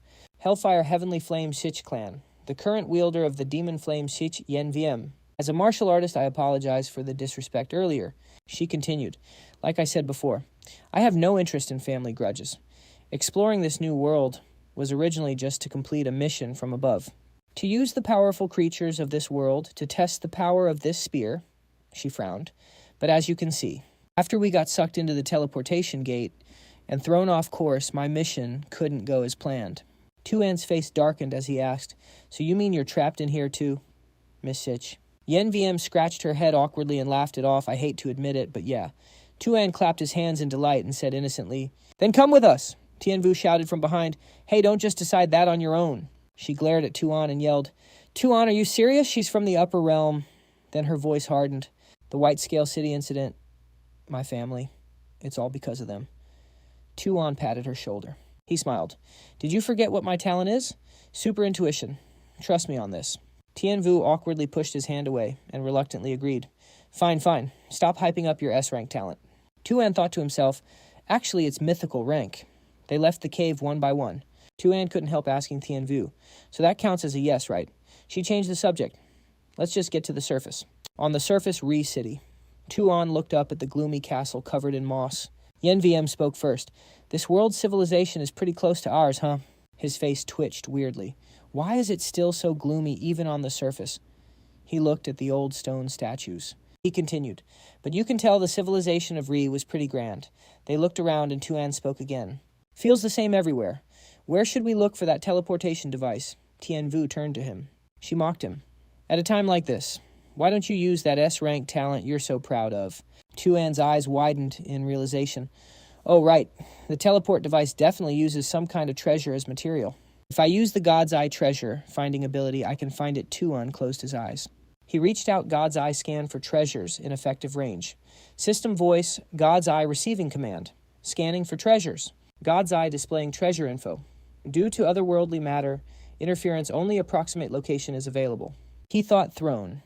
Is it the castle or the royal palace we talked about? Tu An squinted suspiciously. But what does a throne have to do with a teleport device? Let's check it out first. He hesitated, looking at the gloom, though it feels a bit like finding a needle in a haystack. Scene change. In a dark place surrounded by roots, glowing blue crystals were stuck in the ground. Tu Hao frowned, arms crossed. Any progress? The guy observing the crystal replied, Yes, young master. He held a device and explained, the crystal readings in this area are different from other places. On the way, we found that the closer these crystals are to a specific spot, the higher the energy. In the darkness, only his voice echoed, it's possible, and that these crystals are linked to a powerful energy source. I suspect that source is likely the core of this world, the thing we're looking for, because the amount of energy we've collected so far is already equivalent to an amethyst rank beast tamer, and it's not stopping there. He continued, but these crystals seem to need to adapt to an origin essence. You need to be stronger to absorb it. And since the young master needs time to recover right now about using these crystals, I really suggest we should... Suddenly Zi Hao cuts him off. No, we're trapped here. We need to speed things up. Who knows if we'll run into someone even more annoying than Xian before we find a way back. Xining's eyes sparkle as she holds up the crystal, looking up. Long, long, long, long. Big Brother said this rock has tons of nutrition. Maybe it'll make you evolve super fast. Zi Hao looks at her confused. Xining, what are you doing? She explains. Oh, Long Long is hungry. She continues, her voice a bit hesitant. It's been a long time since Long Long leveled up. Long Long eyes the crystal eyes lighting up as it quietly licks its lips. I think Long Long wants to rank up too. Hearing this, Zi Hao makes a weird face. He replies, but the energy rank of that soul crystal is way too high. Eating it raw could seriously damage its core. You can't do that now. Xining looks panicked. But behind her, Long Long already snatched the crystal. It pops it into its mouth and chews greedily. Suddenly, Long Long's eyes flash with multiple colors. Xining asks worriedly, Long Long, are you okay? Both Zi Hao and the soldier watch in total shock. He screams, damn it, it actually ate it. Spiritual energy is spiking. It's hitting the critical threshold. Long Long spreads its wings, emitting a strange but powerful purple-pink glow. Its ears lengthen and its neck thickens. In a split second, it becomes absolutely massive. Tiny Xining stands at its feet and yells, Big bro, look, Long Long got huge. Zi Hao clutches his head, helpless. Thank God it's okay. What is going on? The soldier replies. Its power definitely increased a lot. Checking the stats panel, he continues. It hasn't broken through a rank yet, but it's already at peak gold rank. Luckily, the young Mrs. Beast is strong enough to handle that much spiritual power. Zi Hao thinks seriously. Peak gold rank. Just one step away from diamond rank. Xining's talent really is higher than mine. He watches Long Long lick Xining, her face beaming with joy. He can't help but think, honestly, I'm kind of jealous. Recalling past memories. I worked so hard to get stronger only to get beaten by that trash from the lower world. If word gets out, it'll be a total disgrace. Zi Hao holds the crystal, hesitating. But the path to power is right here, even if it's unstable. I just need enough raw power to wield it later. Staring at the glowing crystal, he tells himself, the strong only get stronger. He frowns. This soul crystal fits my attribute pretty well, too. Suddenly, Xining screams his name. Zi Hao jumps startled. Big brother! Xining stands on Long Long's head, raising her hands excitedly. Long Long and I want to go for a walk. It's so boring here. Zi Hao snaps angrily. We didn't come here for a vacation. Ignoring him completely. Xining cheers Long. Long, let's go. Seeing his sister ignore him, Zi Hao gets annoyed. Are you even listening to a word I'm saying? You brat scene shift to the dark night. In front of Xian stands a giant stone statue. He thinks straight ahead. That must be Kasuna's sealed throne. Looking around, he's curious. Weird. Why didn't the people here turn into soulless ones after getting corrupted? He notices a golden sword. What is this? Is this thing blocking the corruption? Tianyu speaks up first. Is there anywhere in this world that's just a little bit normal? Xian thinks it looks like these people sacrifice themselves to seal Kasuna. He wonders tensely. But what exactly is that thing he activates God's Eye? Tell me. Info from the God's Eye pops up. Otherworldly metal. Specific stats unknown. High-grade alchemy product. Crafted using special techniques from Rhea City. Capable of absorbing souls. The people of Rhea used it to seal corruption and corrupted creatures. Because it absorbed a massive amount of souls, it gained power to continuously maintain the seal. But over a long release period, its intensity weakens. Grasping the info, he deduces, which means these special Rhean people sacrificed their own souls to power this thing. No wonder they didn't get corrupted and didn't turn into soulless ones. Their souls were already gone. Just as Xian is about to touch the sword, a loud shout rings out. Hey, don't touch that! Hearing a stranger's voice, Tianyu spins around instantly on guard. She asks, who said that? Yan Yan replies, I don't know. Must be close by. Sweating buckets, Xian thinks everyone heard it, so it's not a hallucination. That blue soul crystal grips the sword tighter and asks, what are you outsiders? Seeing it talk, Tianyu screams, it's that thing. Yan Yan agrees. Yep, definitely that thing. Po Tian nods in agreement. I heard it too. Xian threw his arms out to stop them. Chill out. This is a corrupted sealing artifact. Suddenly something crawled out of the sword. The crystal spirit gasped. Corrupted seal. Wait, no way, it screamed out. Why am I inside the psionic power sword, and why does my body look like this water? Where's the water? Looking at the dark gloom around it, cried out, the seal. It's weakened. Damn it, we failed after all. Xian's eyes lit up watching this. He thought really hard. Wait, how can we even hear its voice? The crystal spirit yelled at them, hey, you scumbag outsiders. Help me out here, the God's Eye displayed info. The seal is actually a sensory mental sword force. As long as you stand within range, the sword force lets you hear its voice. Xian kept listening to the crystal spirit. Destroy this power sword quick. Existing like this is useless. Suddenly Xian shouted, wait, you guys didn't fail. He recalled a memory and explained it to the spirit. And get this, your descendants are still alive in this ocean trench. It's tough, but they've still got a chance. The crystal spirit didn't buy it. But the seal couldn't stop the demon queen's corruption. That rot is going to eat this world alive. It's just a matter of time. Xian shot back. I refuse to accept that. Behind him, Yan Yan kept muttering, we're helpless. So helpless. Helpless, my ass. He continued, we're here for the teleportation device. We don't have time to waste on some old boomer relic who's over 500 years old. Looking back at the sword, the crystal spirit asked them cautiously, teleportation device. You want to go into the Great Hall? It remembered that terrifying scene in the massive silhouette. It warned, don't go in there. Kasuna is sealed inside. If you enter, you'll awaken Kasuna. And that thing is a corrupted incarnation now. Xian shut that down immediately. I don't care if she's a corrupted incarnation or Kasuna or whatever. There's a whole city waiting for me to save them. If anyone tries to stop me, they'll have to die first. The crystal spirit hugged the sword. Blue energy gathered around it. It smirked. Damn outsider, you're actually right. The seal breaking was going to happen sooner or later anyway. Hey outsider, pick me up now. Xian turned around. He listened with a suspicious look. If you finally enlightened yourself, I'll handle the corruption. The sword split into 3 pieces from the crack. The blue crystal spirit wiggled into the gaps extending the sword's length. It started glowing with a blindingly bright light. I turned this withered body into flame. The blue parts of the sword sharpened using the soul as fuel. Burning bright, igniting the spirit. The crack in the sword looked just like an eye. This is my body's final mission, Xian thought to himself in shock. It can transform the sword too. It stabbed deep into the ground. The crystal spirit continued, come here, outsider. Lift the sword. He stepped forward and grabbed it. He made sure to add, you said it, so don't you regret this. The spirit lost its patience. Quit stalling. Hurry up. As soon as he lifted the sword, turquoise energy surged from it and spread into the air. All things are void. All events are empty. All things have spirits. All events have causes. The path of beast taming is the path of heaven. The path of spirit taming is the supreme path. The sword was ripped from the ground, leaving a massive crack. Xian raised it high. The turquoise energy grew stronger, weaving through the corruption around them. I form a contract with you. I will finish what you could not until your soul returns to the void. Once it was done, Xian smiled with satisfaction. Nice contract complete. The crystal spirit was totally confused. Wait, what kind of ritual was that? He replied, making a contract. Didn't you want me to take you with me? Suddenly a blue stream of air swirled like a tornado. It wrapped around the four of them. Xian shouted, Earthquake, is it a soulless one? The crystal spirit yelled back, No, it's not a soulless one. This aura, it feels just like an outsider. Suddenly a purple-pink pillar of light shot up from the ground, looking like it was about to tear space apart. He looked up and his jaw dropped. No way. Is that a dragon? The god's eye popped up with stats. Name Jade Dragon, race-scaled fish. Subspecies Quad Wyvern.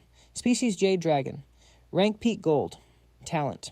Galebind Hydro Art. Skills Reverse Moon White Frost. Jade Sword / Chaotic Snow Dance Marsh Domain.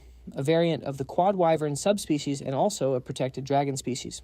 It also has the cute looks and habits of a cat, but don't let the cuteness fool you, it's broken in a fight. That's why female beast tamers go crazy for it. It used to be a pet idol. Xining cheered. Finally somewhere with some space. Sitting on Dragon's head, she looked down. She spotted the four people below. Xining squinted. Wait a sec. Is that Xian? And Xining gasped. The muscle mommy of Qi Luo. Yen. Seeing her was exhausting. Tuning, that stupid brat from the Bach family, screamed at her in frustration. You're clearly from the upper realm. Why are you teaming up with a lower realm idiot like Tu An? Yen VM rolled her eyes. Didn't I already tell you my orders were just to enter the portal with you people not to babysit you? Tu Nin crossed her arms annoyed and shouted, My big brother said Tu An's grandpa is a total scumbag who did tons of evil stuff. So Tu An is a scumbag too. And since you're helping him, you're trash as well. Tu Nin yelled from atop her jade dragon. The silence was shattered. Anyone helping Tu An is trash, so that makes you trash too, you musclehead woman. Today, on behalf of my big brother, I'm going to punish you scumbags. Tu An listened confused. What kind of twisted logic is that? Yen VM replied, Ignore her. Your cousin is just an idiot. Tu An broke into a nervous sweat. He gave an awkward laugh. Looks like I dragged you into my mess, Miss Siege. Sorry about that. She didn't seem to care. She replied calmly, Whatever. I cut ties with the Bach family ages ago. The upper realm Bach family, I mean. With that, Yen VM signaled her blazing smile mad tiger. The massive beast crossed its arms with pure arrogance. Blazing energy roared behind it, making it look incredibly badass. Blazing smile, come here, let's burn some trash. Tu An looked at his sword and said, Sorry, buddy, we gotta stick around for a bit. The crystal soul inside exclaimed, Huh, don't tell me you're gonna use me to fight that brat. I'm a soul trying to conserve energy here. Don't waste me on nonsense. The blazing smile. Mad Tiger smirked and bowed its head to reassure him. Don't worry, little bro, we've got this handled. Tu An couldn't help but gasp at the tiger's speech. He looked at Yen VM and called out to her, but still this fight started because of me. She waved her hand confidently. Save it. Don't you have something more important to do? Yen VM manifested a purple sword and spoke freely. Go handle your business first. Once I wreck this brat, I'll come find you. Tu Ning ordered her beast. Long get her. Upon hearing the command, its eyes glowed brightly. Gone is the goofy look, replaced by pure malice. It lifts a leg aiming to crush Yen VM flat. One stomp from Long, and the ground practically explodes. Debris goes flying everywhere, but a single hand catches the hit. Tu Nin sees it and screams in shock. Blocked it. That's VM2, bro. Pulled up at the perfect second and saved Xiqian VM. It scoffs, is that all you got? Then clenches a fist energy glowing bright in its hand. Its face turns dead serious. Eat this right now, VM2, the Berserk Tiger is unleashing the Tiger Roar Fist. A direct hit right on the Jade Dragon's foot without even looking. Clean. Yen VM turns back to warn Tu An. Why haven't you left yet? He starts to agree, but can't help getting a word in. You better watch out, that dragon ain't no joke. Then he shouts to the other two, Little Phoenix Avian. Let's move. The crystal soul can't help but warn him. Outsider, I don't have much soul energy left. You only have 2 shots left otherwise. Tu An replies with full confidence. 2 times, please. I can handle this in 1. He raises the sword with a smirk. I've never missed a shot in my life. He swings the sword down hard onto the ground. A sharp line cuts right through, slicing up the tangled corruption. Tu An holds the sword arrogantly and says, Just like I said, right. Right, it hesitates. Well, then admits you really haven't missed. Suddenly it notices something wrong. Wait, look at that. It continues. The corruption is leaking out from the inside. He sees it and freezes in shock. How is there still more? The corruption swamps the path ahead, completely blocking it off. Powerful rays of energy radiate from the sword. Suddenly, a voice speaks up. It's fine, we still have 1 chance left. 1 final strike should stop it from regenerating. The sword emphasizes. Outsider, this is my final act. Hearing that Tu An flashes a mischievous grin and teases, Hold on a sec, why are you talking like you're about to die? He raises the sword eyes, full of determination. Don't you want to see the end of your gods with your own eyes? Hearing this, the sword hesitates. But this is the only way. Only a re-soul can. Tu An insists there has to be another option. He silently commands Divine Eye analyze this artifact. The info pops up instantly. Living metal relic of Re. Forged from Re metal and a Re soul. It can shift forms depending on the user. Possesses self-awareness. It can convert soul power into a supply of mental energy. It naturally releases mental energy used by the Re people to fight corruption. A soul significantly boosts its effectiveness. The Re Phantom world has no spiritual power, only the special energy of mental force. It can drive soul conversion. Theoretically, spiritual power can be used to replace mental force. But mental energy scales way higher than spiritual power, so to use these functions, we need a power output that's on a whole other level, like the bad karma from a beast core. Tu An went full throttle, hyping himself up. Fine. Then link my origin with his, let's trigger that bad karma, again. The sword panicked, screaming, "Yo, Outlander! What the hell are you doing?" Just then a system notification popped up. Origin linked, energy source soul replaced with bad karma. Feeling Tu An's power flooding in, the sword gasped in shock. This sensation, what kind of power is this? Power surging through his veins. Tu An scanned the terrain, calculating his move. If they're stuck tight at the door, then... He charged in, screaming at the top of his lungs, "Get wrecked!" Along with the door, a massive blast of energy shot forward. Tu An unleashed a flurry of decisive, powerful slashes. He shredded the vines blocking his path in seconds and accidentally obliterated the wall behind them too. Scene shift. Meanwhile, a clash of titans was going down. Massive blasts of red and blue energy collided perfectly matched, causing a huge shockwave. The white tiger, glowing with intense green energy, was fully locked in. It kept pumping out raw power to push back the enemy attack. The conflicting energies swirled together, forming a massive vortex of power. On the other side, the pink energy dragon wasn't backing down an inch. Both spirit beasts were going all out, pushing their limits. Tu An pointed straight at Yen Viem's face, demanding, "You're supposed to be the Upper Realm Academy's top genius. Why the hell are you helping a criminal's kid?" Yen Wiem just gave a cold reply. "Titles like that are just empty hype."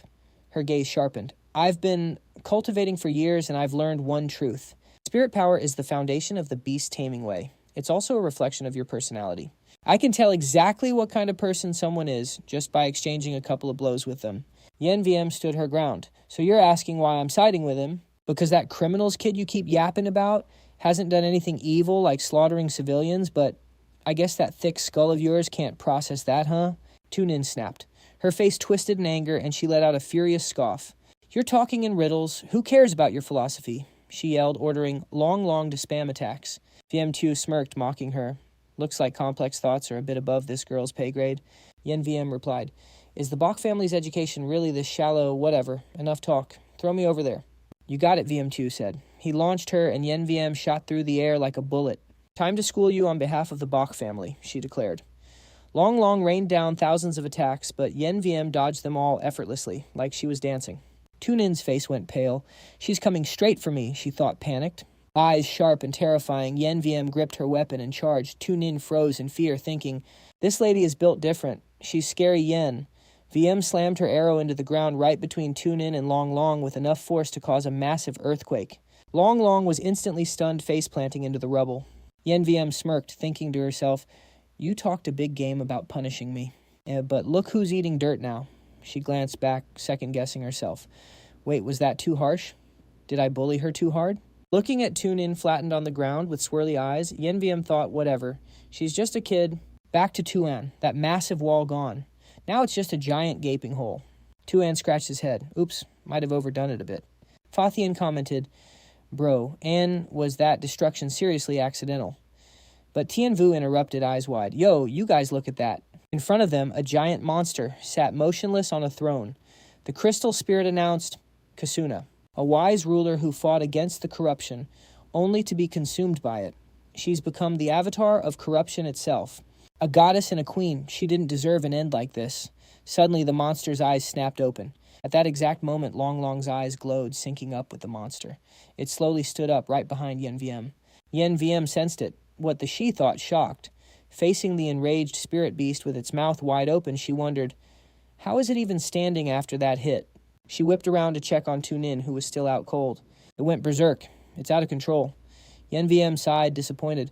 Guess I was wrong about her being just a harmless kid. Long Long went ballistic, spewing massive green flames everywhere. Suddenly, VM2 got blasted by a turquoise energy beam, sending him flying straight toward a confused Tu An. Tu An instantly threw up a barrier, blocking the heavy debris. He shouted, "Watch out!" Right behind VM2 was Long Long, his eyes glowing a strange deep blue.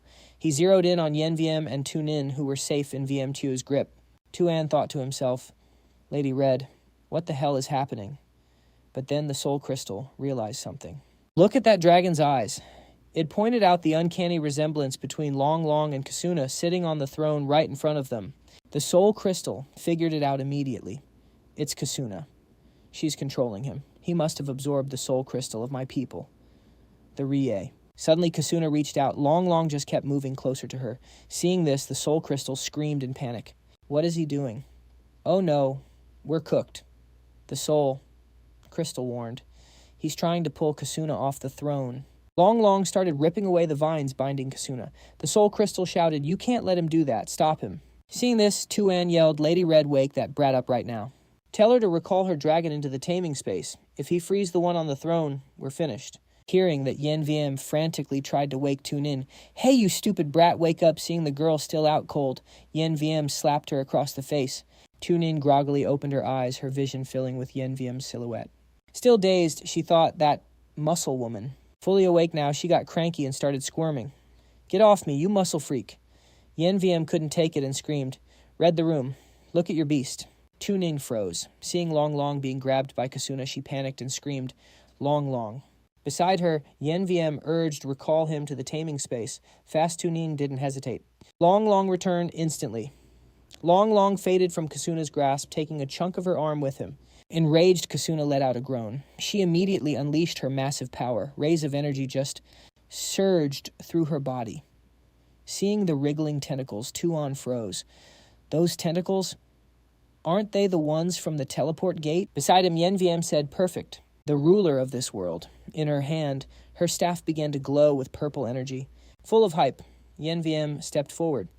"Taste this, a prototype weapon made by the demon Firestar." But the soul crystal quickly stopped her. "Wait, don't attack. Let me." Before it could finish, Yen VM had already closed the distance to the towering Kasuna. The soul crystal shrieked, "You need to listen to me." In the monster's hand, a sword suddenly grew larger, expanding in both size and power. She raised the blade, aiming to end Yen VM. Seeing this, Yen VM's expression went cold. "She can use a sword too." She quickly ordered VM2 to intercept, but we're not exactly pushovers either.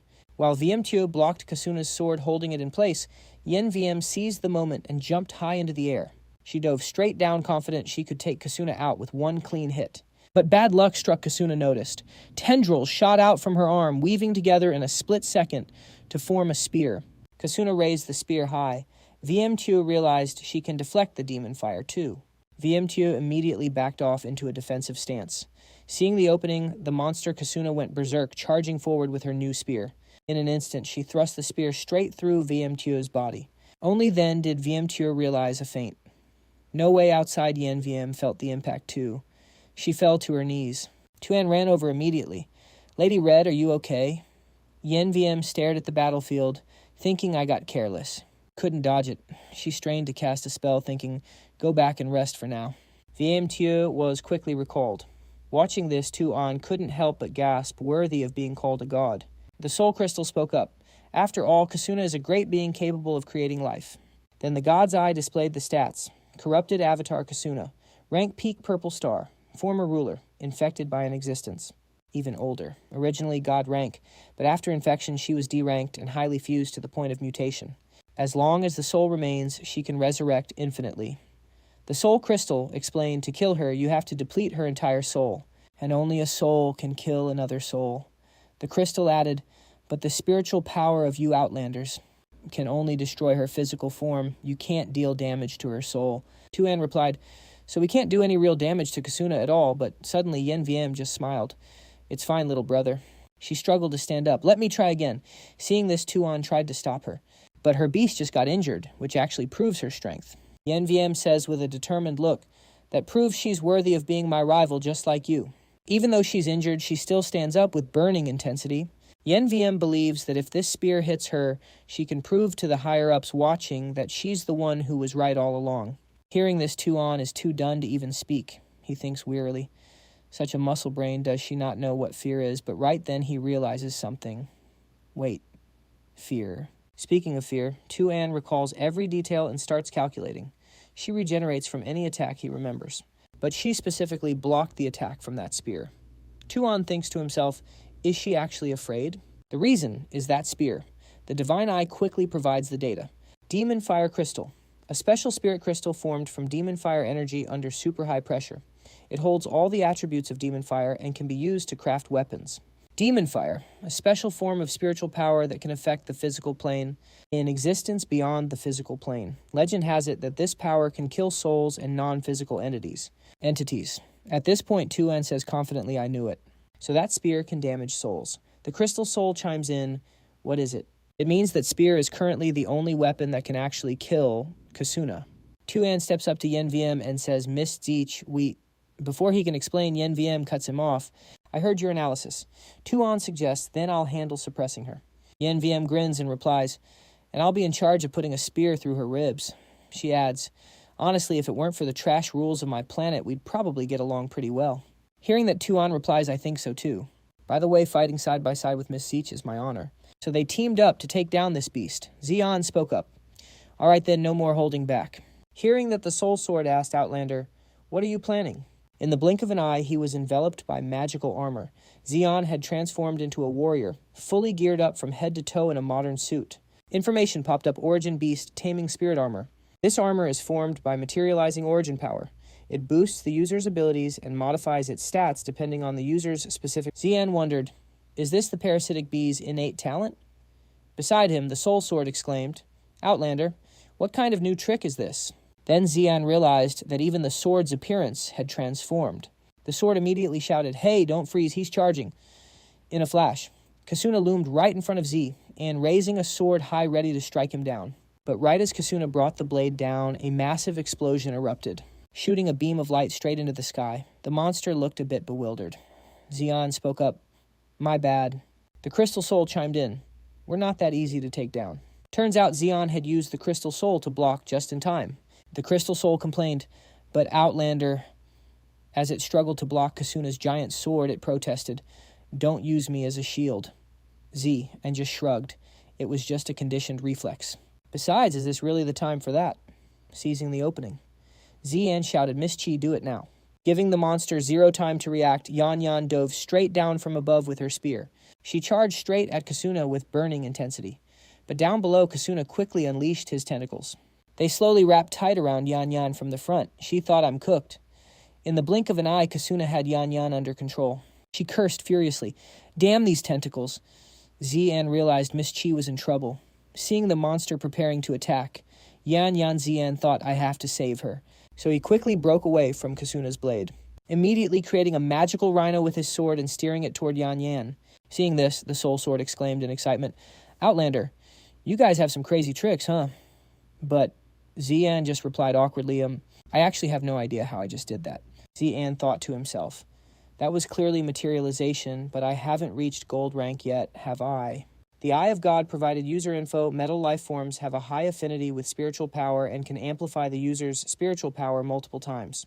The essence of materialization is achieving the effect of virtual manifestation abilities through the amplification of spiritual power. The synchronization between the tamed beast and the Beastmaster reaching gold rank is simply due to the Beastmaster's own spiritual intensity. The Beast Taming Spirit Armor is needed to project the Beastmaster's spiritual intensity, combining various conditions. When using both the metal life form and the Beast Taming Spirit Armor simultaneously, the conditions for materialization are met. Watching Yan Yan being rescued by the mysterious Rhino, Xian wondered, does she think the power behind Little Bro here is a technique of the Demon Spider Sect? Is there a connection between them? Even though Kasuna was wounded, she still maintained a healthy state. She looked totally fine. The Crystal Soul warned, seems like the Outlander's tricks still aren't enough to deal with her. He just replied, I'm not blind. Staring at the formidable monster in front of him, he thought to himself, if that's the case, might as well stop overthinking. Then Xian immediately used Jingzi, ignoring the Crystal Soul's protest. Hey, don't be so reckless. He calculated, I have materialization now. Xian told himself, then I better make good use of it. He immediately ordered Jingzi to attack Kasuna. He thought, But it's also time for the main body to take the stage, he confidently called out to Jingzi. Suddenly a spatial gate opened behind Kasuna. Seeing this, she immediately raised her guard. But it was too late. From behind, Jingzi opened its massive jaws and ferociously aimed straight for Kasuna. It instantly chomped down on the monster's head. Seizing the moment, Xian gripped his sword and rushed in. While Kasuna was still struggling in Jingzi's mouth, he stabbed straight into the monster's ribs. Xian didn't forget to drop a taunt, asking, "What's a whale's favorite food?" He slashed a few basic combos, making Kasuna take hit after hit. Then he shouted, "The answer is giant squid." At the same time, Xian signaled Miss Qi now. Yan Yan realized the time was ripe and said confidently, "Finally." She gripped her spear aimed straight at Kasuna and declared, "I'll give you a taste of this, finding the perfect spot." Yan Yan powerfully hurled her spear forward, shouting with glee, "Power of the demon fire," but suddenly, Yan Yan's spear was stopped cold by a magic shield. Seeing this, both of them were shocked to recognize the shield. Yan Yan couldn't help but curse under her breath. "Damn it, just a little bit more." Tu An jams the sword straight into Kasuna's severed flesh. "My bad. Seriously, the sword spirit freaks out." "Huh, why are you apologizing all of a sudden?" "Wait, what are you doing? I've got a really bad feeling about this." Tu An hops right onto the blade. He politely says, "Just gonna borrow your face for a sec." As he winds up for some crazy plan, the spirit starts screaming, "I'm gonna snap. I'm gonna break." Then whoosh, Tu An launches himself off the blade like a rocket, leaving the poor sword behind. Raging, it screams, "You dirty outlander scumbag." Meanwhile, Tu An flies high, locking onto Yin Viem's spear. It's stuck in the shield. No hesitation. He winds up for a penalty kick. Bam, one kick sends the spear smashing through the defense, straight into the monster's open wound. Bullseye. The impact sends a massive shockwave through Kasuna's entire body. Brilliant purple light explodes everywhere. Yin Wiem asks, "Is it finally over?" Tu An sticks the landing. Behind him, just a burning crisp of a monster. He looks at Kasuna's shattered remains. Is this the fate of a deity Tuan marvels? Didn't expect it to be this beautiful. He powers down his armor. Yen Wiem walks up grateful. "Thank you, Tuan." She figures those stubborn old geezers won't be able to question me anymore. No more doubting the power of the demon fire. Then Tuan asks, "I've always been curious. What exactly are you trying to prove, Miss Zich?" Yen Wiem replies. "Once you get a chance to visit the origin star, you'll understand." Suddenly, the crystal spirit cuts in. "Hate to kill the mood, but, you guys need to look at that. Right now." Suddenly, the space starts warping. A dimensional gate opens up and starts expanding. Tu An thinks a teleport gate. It's sucking everything in like a vacuum. The whole squad has to hold on for dear life, fighting the pull. Tu An yells, "Why now of all times?"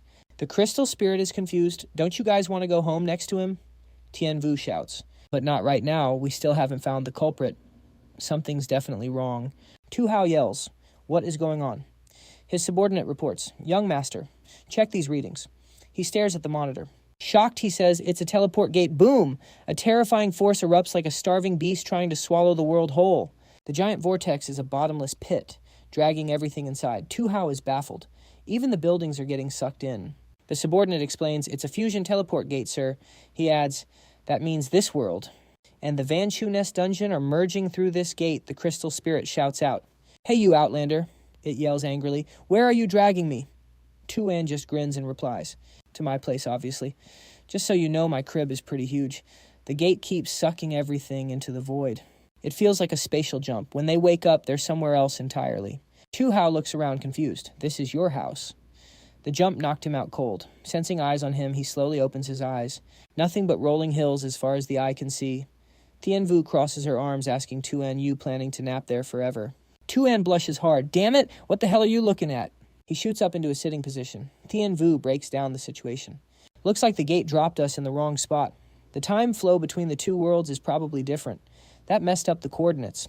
She scans the area. This is the desert near White Scale City, but it looks closer to Black Sand City. Tu An, still dizzy and blushing like he's drunk, mumbles, "Yeah, this desert's huge."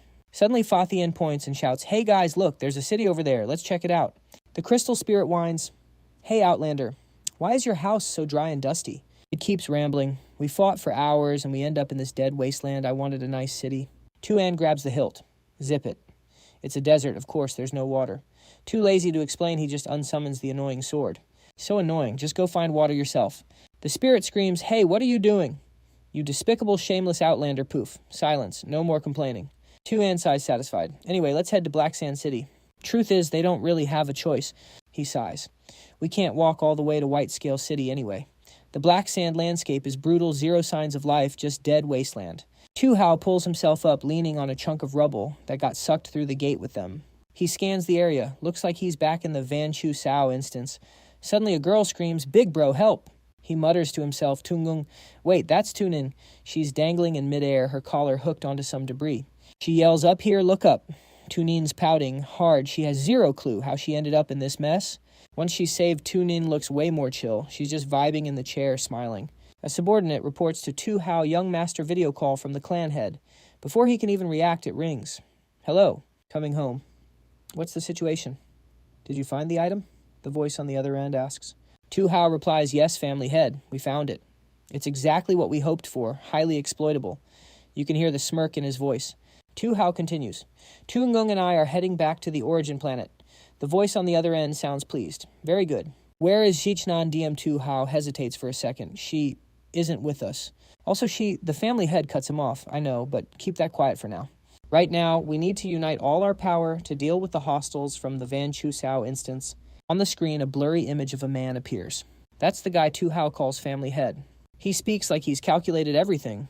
"When the time is right, our combined fleet will wipe out those remnants in a heartbeat. Just focus on the task I gave you." The family head hangs up. Tu Hao bows respectfully. "Understood, family head." The second the call cuts, Tu Hao shouts, "Wait." He jumps out of his chair and starts interrogating. "You the one who reported earlier. The Bach family always respects our elders. We address them as venerable master. And the head of the family is the family head. I've never heard anyone use the term clan chief. Thought Tu Hao wouldn't notice wrong. He's sharp." He steps up to the subordinate voice, dripping with menace. "Who are you really? Imagine having the guts to impersonate a Bach family servant." Knowing the jig is up, the subordinate rips off the uncomfortable disguise. The outfit falls away, revealing a stunning figure. Silver bob fishnet's tight black suit. It's Gubai, but she's in her other persona. Gubai reveals her true form, smirking at Tu Hao. "You're actually pretty observant, huh? Can't believe I got busted over some trashy feudal rules." The Bach family guards surround her instantly. Shouts ring out everywhere, "Gubai." Freeze, don't try anything. She doesn't look worried at all. She's actually mocking them. Security reaction time isn't bad. Gubai's voice drops. "But..." She grips her weapon ready to throw down. She charges in full of confidence. "You think I'm just going to surrender? Tu Hao's men don't hesitate. They open fire." A hail of bullets flies toward her, but somehow every single one misses. The minions are losing it. Why can't we hit her? What kind of insane luck is this? Meanwhile, Tu Hao is catching stray bullets. He screams at his men, "Hey, stop shooting blindly, you idiots." But Gubai has already closed the gap. Seeing her right in front of him, ready to strike his brain, screams, "One thing, I'm cooked." She slashes her weapon right through Tu Hao. Blood drips from Tu Hao's mouth. Despite the pain, he demands, "Who are you really?" Gubai isn't about to give him that satisfaction. She smirks. "Take a look. I'm your enemy." Tunin, eyes full of tears, catches the wounded. "Tu Hao." He still gasps out, "Why?" Suddenly the Bach family guards get ambushed. A deep voice booms, "Who are you calling a mongrel?" Diego Barro appears and instantly wrecks the security team. He scoffs, "You outsiders really are arrogant." He continues, voice dripping with hatred, "You invade our planet. Then call us mongrels. Now tell me whose life is worth more." Diego Barro grabs Tu Hao by the face. He's gloating now that he has the upper hand. "People die when they're killed, nah. We're all the same in the end. But they didn't come here just to kill the two siblings. That's inevitable anyway. What they want is the escape pod." Diego Barro reveals his true goal. "Consider today a warning. We're letting you go. But next time it won't be this friendly. Now tell me, where is the escape pod?" On the airship, something gets jettisoned into space. Meanwhile, Tu An's group is still en route to Black Sand City. It's not looking good, though. Fathien sighs impatiently. "We've come all this way." Tu An scans the area and deduces, "Looks like our teleport gate wasn't the only one." Tien Vu was roasting, too. She complained, "Forget that. I wish it was like the old days, my butler sending a driver to pick me up." Tu An saw she was delusional and snapped back, "Wake up. Let me remind you, we're not done with the White Scale City mess yet. We're literally wanted criminals right now. Fathien couldn't take it anymore, but Brother An, I'm actually dying of heat here." Tien Vu brushed it off. "Enough. Let's just get to Black Sand City, then we'll figure it out." High above, a silhouette stood on the wall looking down. A familiar voice rang out, "Oh, what a coincidence." Tu An froze when he heard it. He thought, "This setup feels kind of familiar." The figure jumped down. Standing behind Tu An's squad was Shich Yen VM. She continued, "I was wondering if you guys were still stuck in the Shadow Realm or something." Not giving Tu An a chance to speak, she kept yapping. Since we're here, let's cut the small talk. Before I dip, I'll give you some real advice. The higher-ups decided to raid the Myriad Spider Nest dungeon a second time. Suddenly, something massive appeared behind her. Tu An stared completely stunned. Is that a warship? Shichian VM explained. Once the raid starts, there won't be just one ship. The only thing that can stop the higher-ups is proving the dominance of the white-scale city-states. For this world, that means killing the ruler. She grabbed a cable and started climbing the warship as she spoke, giving Tu An's squad a badass salute. Personally, I hope you can make it to the origin star. And stop worrying about this tiny world. Anyway, said too much. I gotta go report back. Peace. Tu An tried to stop her, shouting, wait, but the warship was already gone. Tu An whined with puppy dog eyes. At least give us a ride part of the way. He looked up at the ship zooming off and thought, damn, that's fast. He kept thinking, raid the Myriad Spider Nest. Kill the ruler. Tu An screamed internally. Can't a guy get a break? Night fell over Black Sand City. Even with all the clouds, the stars still fought to shine through. Tu An's squad finally made it to Black Sand City. Fathian cheered. Finally, Black Sand City. Tu An was completely wrecked. He suggested I'm melting. Let's grab a drink. Tien Vu agreed immediately. The gang stopped at a viral spot in Black Sand City called the Nine Dragons Ice House. The server called out, 3 mint lemon teas here. Fathian sprawled out on the chair as the news played, today is Friday, August 18th. Welcome to the latest news. Tu An felt something was off and said to Tien Vu, wait, didn't we enter the Shadow Realm on August 15th? She realized it too. Yeah, and we were only inside for like a day, right? The news continued. Biggest news of the day, that border patrol ship that trespassed 2 days ago is now under investigation. All the injured are government officials from the origin planet. Tien Vu suddenly turned to Tu An and dropped a conclusion, which means 1 day in there is like 3 whole days in the Vanchu world. The news radio was playing in the background. The bilateral summit between Black Sand City and Lam Lam City concluded today. City Lord of Lam Lam City Dongli Tu joined the Friendship Parade. Both parties today. Then came the previous reports. Tu An kept talking. He shared his theory. Not necessarily. It could be an issue with that teleportation gate. It didn't just cross space. It crossed time, too. Tien Vu sounded urgent. Either way, we're already late to save Dad. The news was still blasting in the shop. The military convoy has now arrived at Black Sand City's viral hotspot, the Kowloon Ice House. Boom! A massive explosion rocked the shop. Tu An shielded himself from the sharp glass shards flying everywhere. From the direction of the convoy amidst the dust, the news broadcast a breaking alert. Lam Lam City Lord's convoy has been ambushed by unknown forces. Wait, is that happening right here? Fathian yelled in fear. What the hell is going on? Outside cars were wrecked everywhere. It looked like a coordinated chain attack. Tu An's squad couldn't just sit there sipping drinks anymore. They ran outside and spotted someone. All three thought is that. Behind the pink smoke, a girl's silhouette appeared, carrying someone on her back. Wait, is that a kidnapping?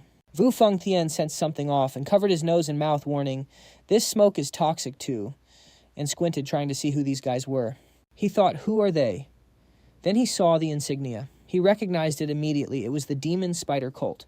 Seeing them bolt like the wind, Tu An couldn't react in time. He just cursed internally. Damn it, they're fast. But the toxic gas had already entered his system. He felt dizzy, but his brain kept working. Looks like the demon spider cult is back in business. Unable to hold on, Tu An collapsed. His thoughts blurred. They must have a new scheme. I can't let them... He blacked out, barely muttering, damn it. Thanks to the poison, blood trickled from his nose and mouth. The last thing Tu An saw was the army arriving to rescue civilians. Leading them was a woman. Soldiers reported secure priority on finding survivors.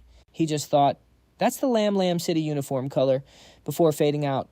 The woman stood over him, saying, are you Old Man Bach's grandson? When Tu An opened his eyes, he was somewhere else. He thought an unfamiliar ceiling. Tu An was lying in a spotless room. Where am I, he wondered. Suddenly a voice spoke up. Hey, he's awake. Go tell the city lord. Two strangers looked at each other and reported into their headsets. City Lord Young Master Bach is awake. He sat up, head spinning. Who are these guys? This is the hospital. A blue-haired woman appeared at the door. You're finally awake. She looked familiar to Tu An. Before he could place her, Dong Lai continued. I won't ask why a wanted criminal from White Scale City is hanging out in Black Sand City. It's not really my business anyway. But since you were at the scene of the attack, I need to ask you a few things. Do you remember what the kidnapper looked like? Anything specific? That's when it clicked. She was the city lord of Lam Lam City, he thought carefully. Recalling the moment the kidnappers appeared, Tu An deduced, if the city lord is standing here talking to me, Does that mean Chiki was the one who got kidnapped? He pictured Lam Chi Kai, that energetic girl. He remembered meeting her once at an auction, a natural-born genius. Tu An replayed the recent events in his mind. He suddenly realized she must have formed a contract with a space-type spirit beast by now, and space-type skills, they can even cut through time. What does the demon spider cult want with her? A subordinate received a report. Yes, understood. Tu An didn't hide anything and answered honestly, it was the demon spider cult. I saw demon spider cult members at the scene. Dong Li looked a bit done with him.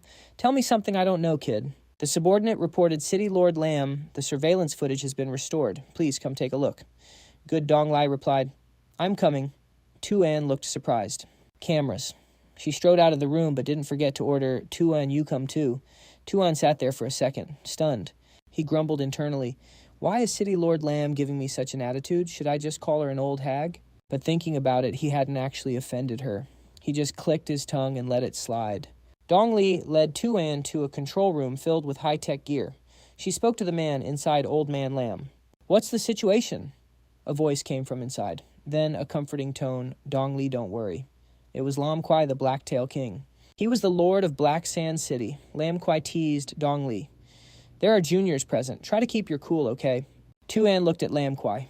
That mask made him hesitate. He thought that mask is kind of creepy. A familiar voice shouted, Tu An! He turned around surprised. Little Phoenix. Wait, why does she look so mad?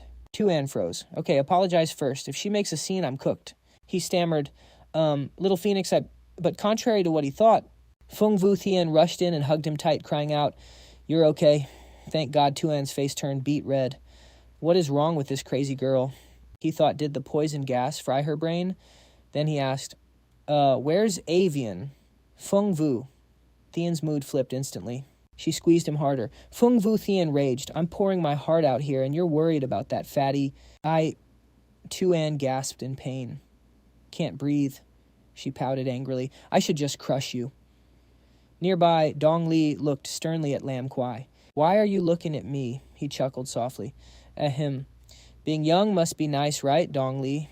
After the jokes, Lam Kwai got serious. He opened his interface. We should handle business first. System open projection. A video of last night's incident popped up. Lam Kwai pointed at the footage. This is all from the surveillance feed. The perp was alone. Tu An stepped up and pointed at a screen. What's this? Lam Kwai replied. The outbound bus station. Tu An recognized something. That person looks like the one who kidnapped my friend. Lam Kwai ordered system-enhanced image of Gubai. Tu An was shocked. Lam Kwai stood behind him. What is it?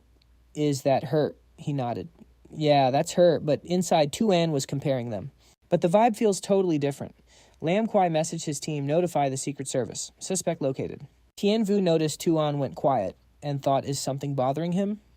Dong Li looked anxious. Makes sense, that's her niece after all. If we've ID'd the suspect, let's move. I'll handle this personally. Lam Kwai wanted to stop her, but just sighed helplessly. Dong Li, if you want to leave, go ahead. I won't stop you. Don't want a diplomatic crisis on our hands. I'm joining the op too. Tu An suddenly announced.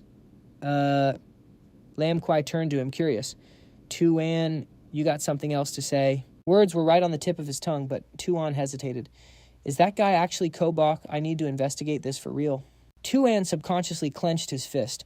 But the White-Scale City mess isn't even settled yet. If I go with these two city lords, I won't know how to explain it to Little Phoenix and Avian.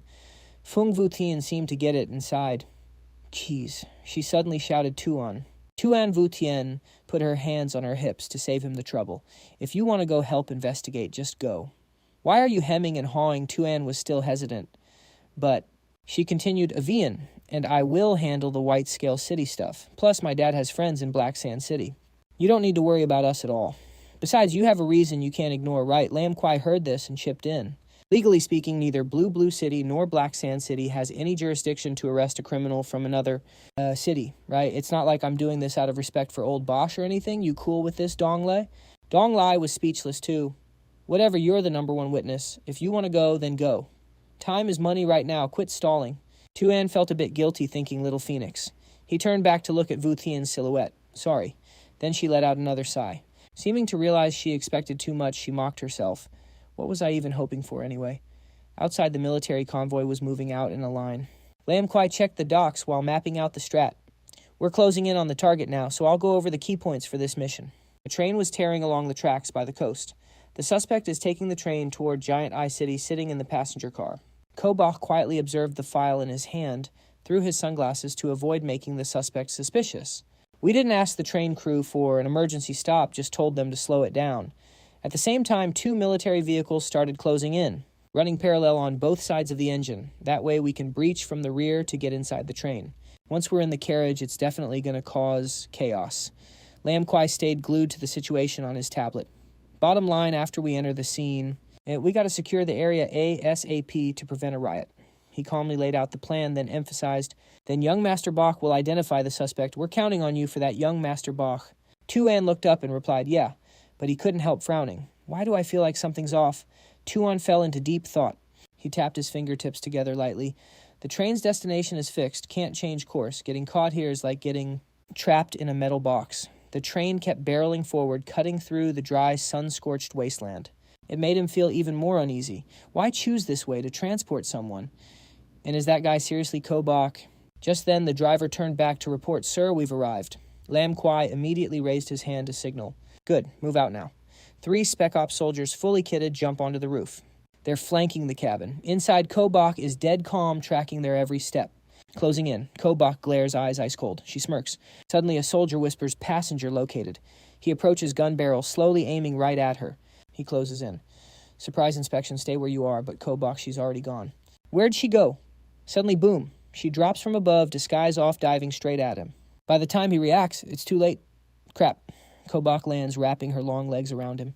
She locks his head in a death grip, eyes full of bloodlust. The squad surrounds them, screaming, open fire. But she suddenly leans back, diving headfirst toward the floor. Still locking the target tight, letting his own teammates' bullets rip through the air. They keep lighting him up. Luckily, his bulletproof vest saves him. He's fine. Suddenly, Kobach flips back, kicking the surrounding squad away.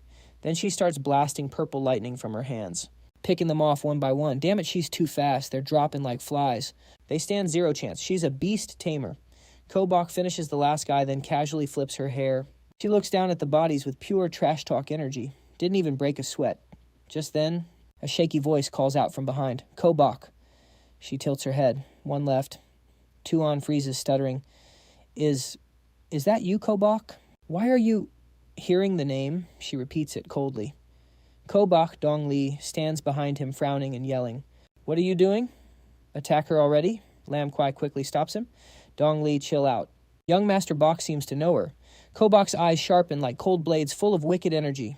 Her voice drips with dangerous sarcasm. The one you're talking about is that unlucky little brat. She's not here anymore. The person standing there is totally different, no trace of her old self. Tu An quickly asks, what do you mean, not here? Kobach smirks. Guess you don't know anything. Suddenly her eyes flash red, glowing with a demonic light. She laughs with pure contempt. That unlucky kid is so weak, just a pathetic orphan. Who do you think protected her while she grew up? She puts a finger to her lips like shushing a secret. That's right. It was me. Even she doesn't know about this. Tu An's eyes go wide, realization hitting him. Split personality. He instantly remembers the weak, desperate Kobach begging for help. That means whenever Kobach was in danger, this other personality took over to protect her. Tu An composes himself and looks her dead in the eye. Even if that's true, why are you helping the demon spider cult? But this version of Kobach acts like it's no big deal. She answers casually. For the profit, obviously. Suddenly a voice shouts, report, we have an emergency. Lam Kwai asks immediately, what is it? The soldier stammers, sir, you're not going to believe this. He recalls the chaos outside. Sand. Trees. It's a sandstorm. Ever since using the tech from Azure City. There hasn't been a sandstorm in 20 years, but somehow it's happening right now. He mutters, shocked, how is that possible? Something's wrong, the soldier interrupts, panicked. Wait, there's more. The sandstorm is raging now. Someone spots a shape in the sand. Suddenly the ground near the tracks starts shaking violently as the train passes. A massive creature with rough skin and a razor-sharp horn bursts out of the earth, sending rocks flying. The whole train cabin rocks sideways. Everyone struggles to stay on their feet. Lam Kwai instantly recognizes the beast, a black sandworm. Its mouth gapes like an abyss, lined with spiral rows of jagged teeth. It looks ready to crush the entire train. In the corner, Kobach stretches, staring at the black sandworm, like she's been waiting for this. She whispers. Finally, a soft cough from behind. Tu An rushes over. Wait. Panting and frowning, he demands, "What the hell are you guys actually planning?" But Kobach doesn't give a damn. She just grabs her suitcase and walks out. Suddenly a shadow appears, waiting at the door. "How is someone still alive?" She answers calmly. "Look for yourself. Don't you recognize him?" Diego Barrow asks, "Someone you couldn't bring yourself to kill Kobach." Walks past him, replying coldly, "Didn't you say to keep him as a backup plan for yourself?" He squats down, shocked to see who it is. "What a coincidence, huh?"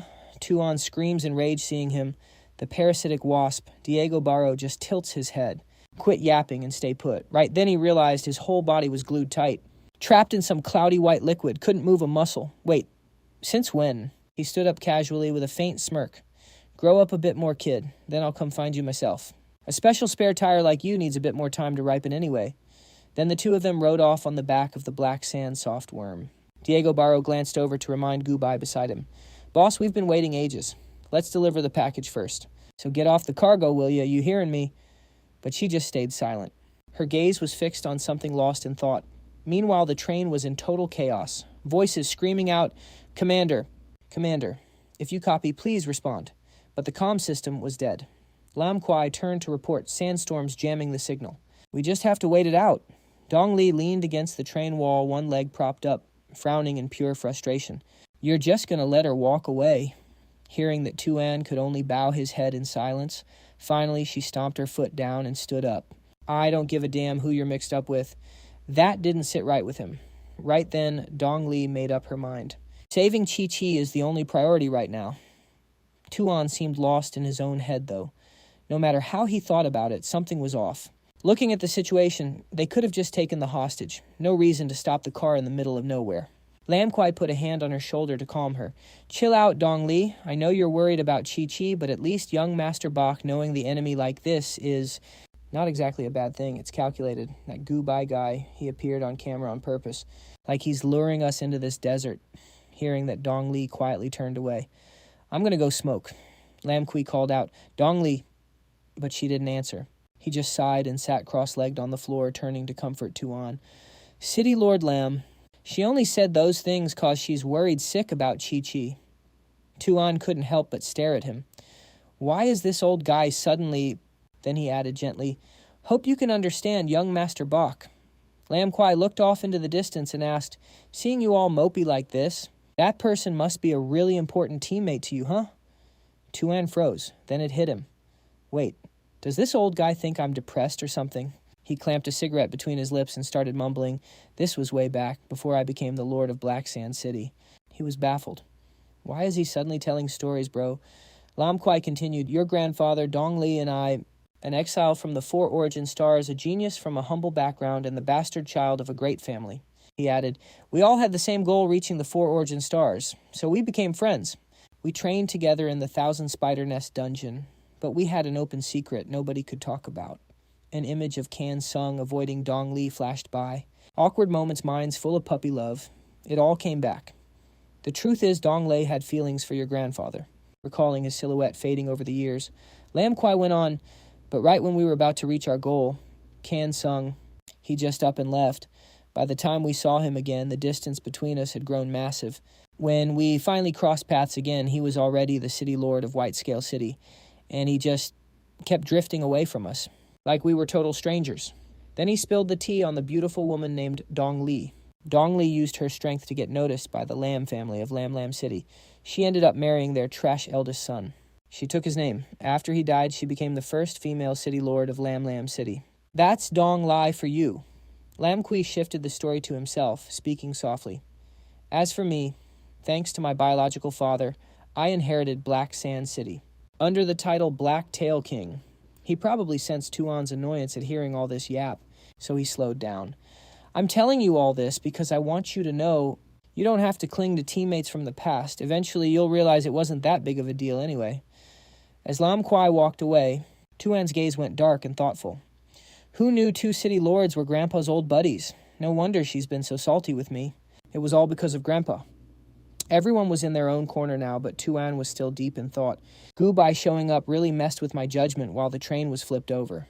He told himself, instead of making wild guesses about what the demon spider sect wants here, I should flip the script. Just sit tight and wait. Who knows? Maybe the answer will reveal itself once the sandstorm clears. Suddenly, weird noises tapped against the glass, grabbing Tu An's attention. What the hell is that? Then a loud crunch of instant noodles echoed out of nowhere. The guy chewed and mused. The taste of the desert, just like this cup of noodles, dry as hell. Suddenly, a long screech of slipping feet. He tipped over falling, but concluded calmly, "Yep, definitely dry." Finally, he smashed through the train window and free fell right in. Everything happened so fast nobody could react. Tu An was stunned. What the heck just fell down here? Both he and Lam Kui approached. Seeing the person clearly, your Or pushed himself off the ground, frowning as he tried to stand up. He muttered regretfully, "Man wasted my cup noodles." From a distance, Dong Li immediately noticed something weird, this guy's eyes. Looking straight into those deep eyes, she was shook his pupils were horizontal rectangles. Instantly, Dong Li drew her glowing blue sword and pointed it right at his neck. "Are you with the demon spider cult?" She couldn't control her emotions and screamed, "You guys kidnapped my niece. What is your goal?" Or quickly raised both hands to stop her, emphasizing, "Hey, don't point that sword at me. Besides, I'm not with the demon spider cult." Tu An cut in City Lord Lam. "I know this guy." She glared and asked, "Who is he?" He hesitantly held up a finger and explained, "He's a friend of my grandfather, the original civilian master." Tu An scratched his head and added, "It's complicated. But he is definitely not an accomplice to the guys who kidnapped Kai Kai." Dong Li lowered her sword. She stared at the man acting all chill in front of her. So that's how it is. But suddenly, the sword tip pointed right at Or's neck again, closer this time, making him jump. She glared, grinding her teeth. But in the end, he's still friends with that man. Can't trust him. Hearing this, Tu An held his forehead and sighed helplessly. "Grandpa, what kind of karma did you create?" Suddenly, Lam Kui stepped closer, gently lowering her sword arm. "Dong Li, don't get agitated. Let the past stay in the past." He hugged Dong Li and sighed. "You haven't changed a bit either, have you?"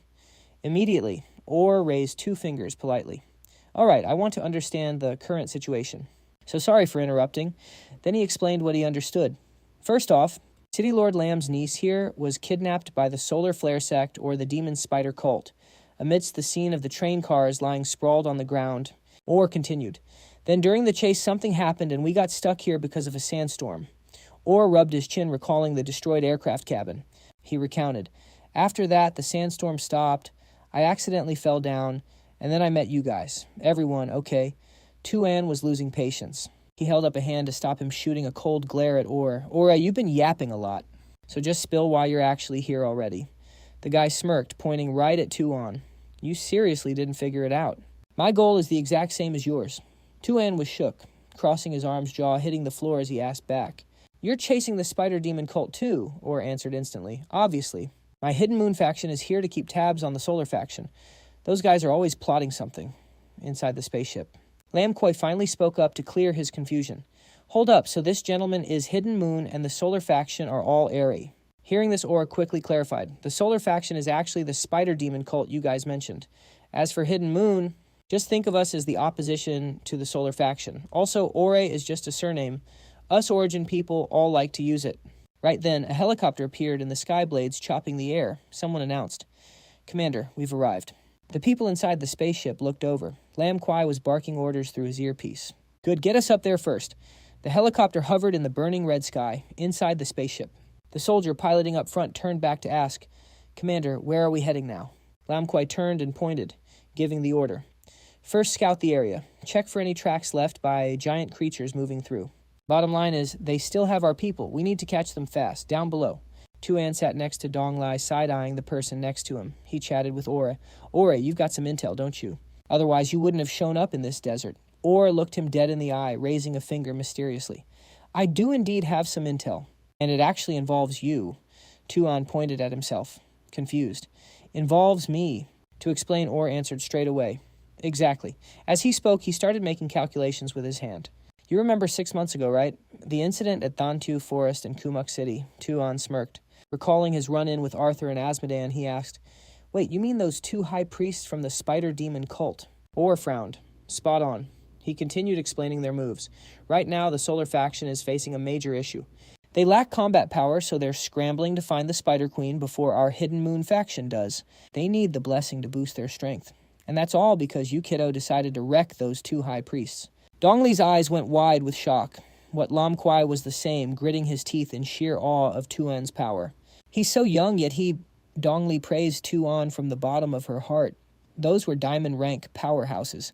He scratched his head, dodging the praise and replying humbly, It's really nothing. I just got lucky, that's all. Even with the praise, he's staying sharp, but let's be real. The situation right now, it's messy. He's already calculating the next moves. Yen VM said Bu Yuanxing mobilized the army. They're going to crush the Spider Queen. Fast. Chikai made her move.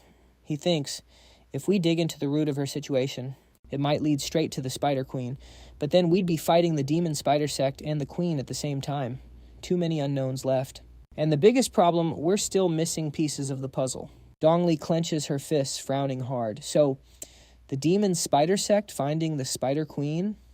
Or is wondering the same thing. He says, that is exactly what I want to figure out. Their moves are weird. Suspicious. The demon spider sect keeps kidnapping normal people. Those with zero talent. Wait, could it be Tu An Freeze's panic setting in? Right. The Eye of Revelation mentioned Shikai. Or figures it out too. He points a finger, smirking. Is your granddaughter a beast tamer with a rare awakening? Dongli realizes it. She nods. That's right. It was when we visited Black Sand City. Kai. She awakened back then. And she did it without an awakening stone. A spontaneous awakening. She gained an OP ability just like that. Right in front of everyone. Lam Kwai scratches his head jumping in. I remember that. Total chaos. So we couldn't check her rank. But the crazy part, reports said a spatial rift opened in the desert. Tu An shrugs, grinning to himself. That it was just the two worlds fusing together. When Shiki awakened, a blue divine beast appeared right next to her. That really freaked everyone out.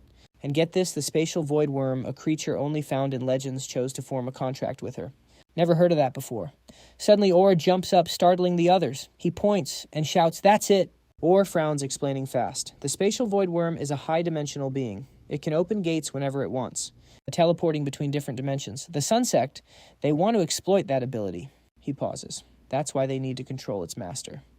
Chikai is shown standing before a gate, crackling with creepy purple lightning. They're using the teleport gate to find the Spider Queen. He yells at the team. We're running out of time. Just then, the helicopter flies over a massive trench below. The pilot shouts, Commander, I've got eyes on something. Lam Kui rushes to the cockpit, gripping the seat as the pilot continues. Tracks down there. Looks like the black sand worm. Lam Kui barks the order. Follow those tracks. The sky is getting darker. Time is ticking. Don't lose them.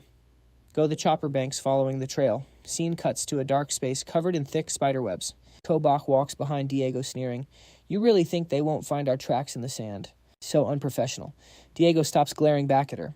His voice drops low. I have a plan. Then comes the warning. Just like I know you're plotting something behind my back. Kobach doesn't flinch. She smirks, provoking him. Oh, really? Tell me then. Don't go accusing people without proof. Diego points a finger right in her face. I don't care about your little agenda. But remember, do not get in my way. He adds. And most importantly, the tension is thick. Diego glares, grabbing Kobach's chin and forcing her to look up. He snarls, don't forget, if it weren't for me, you'd still be rotting in that mine. But Kobach Shi doesn't look scared at all. She's still playing games. Wow, I guess I should thank you then. Faced with that attitude, Diego shoves her away and turns around. He throws back a warning, just remember your place. Don't cross the line. Kobach grabs her gear, rubbing her neck, staring daggers at his back.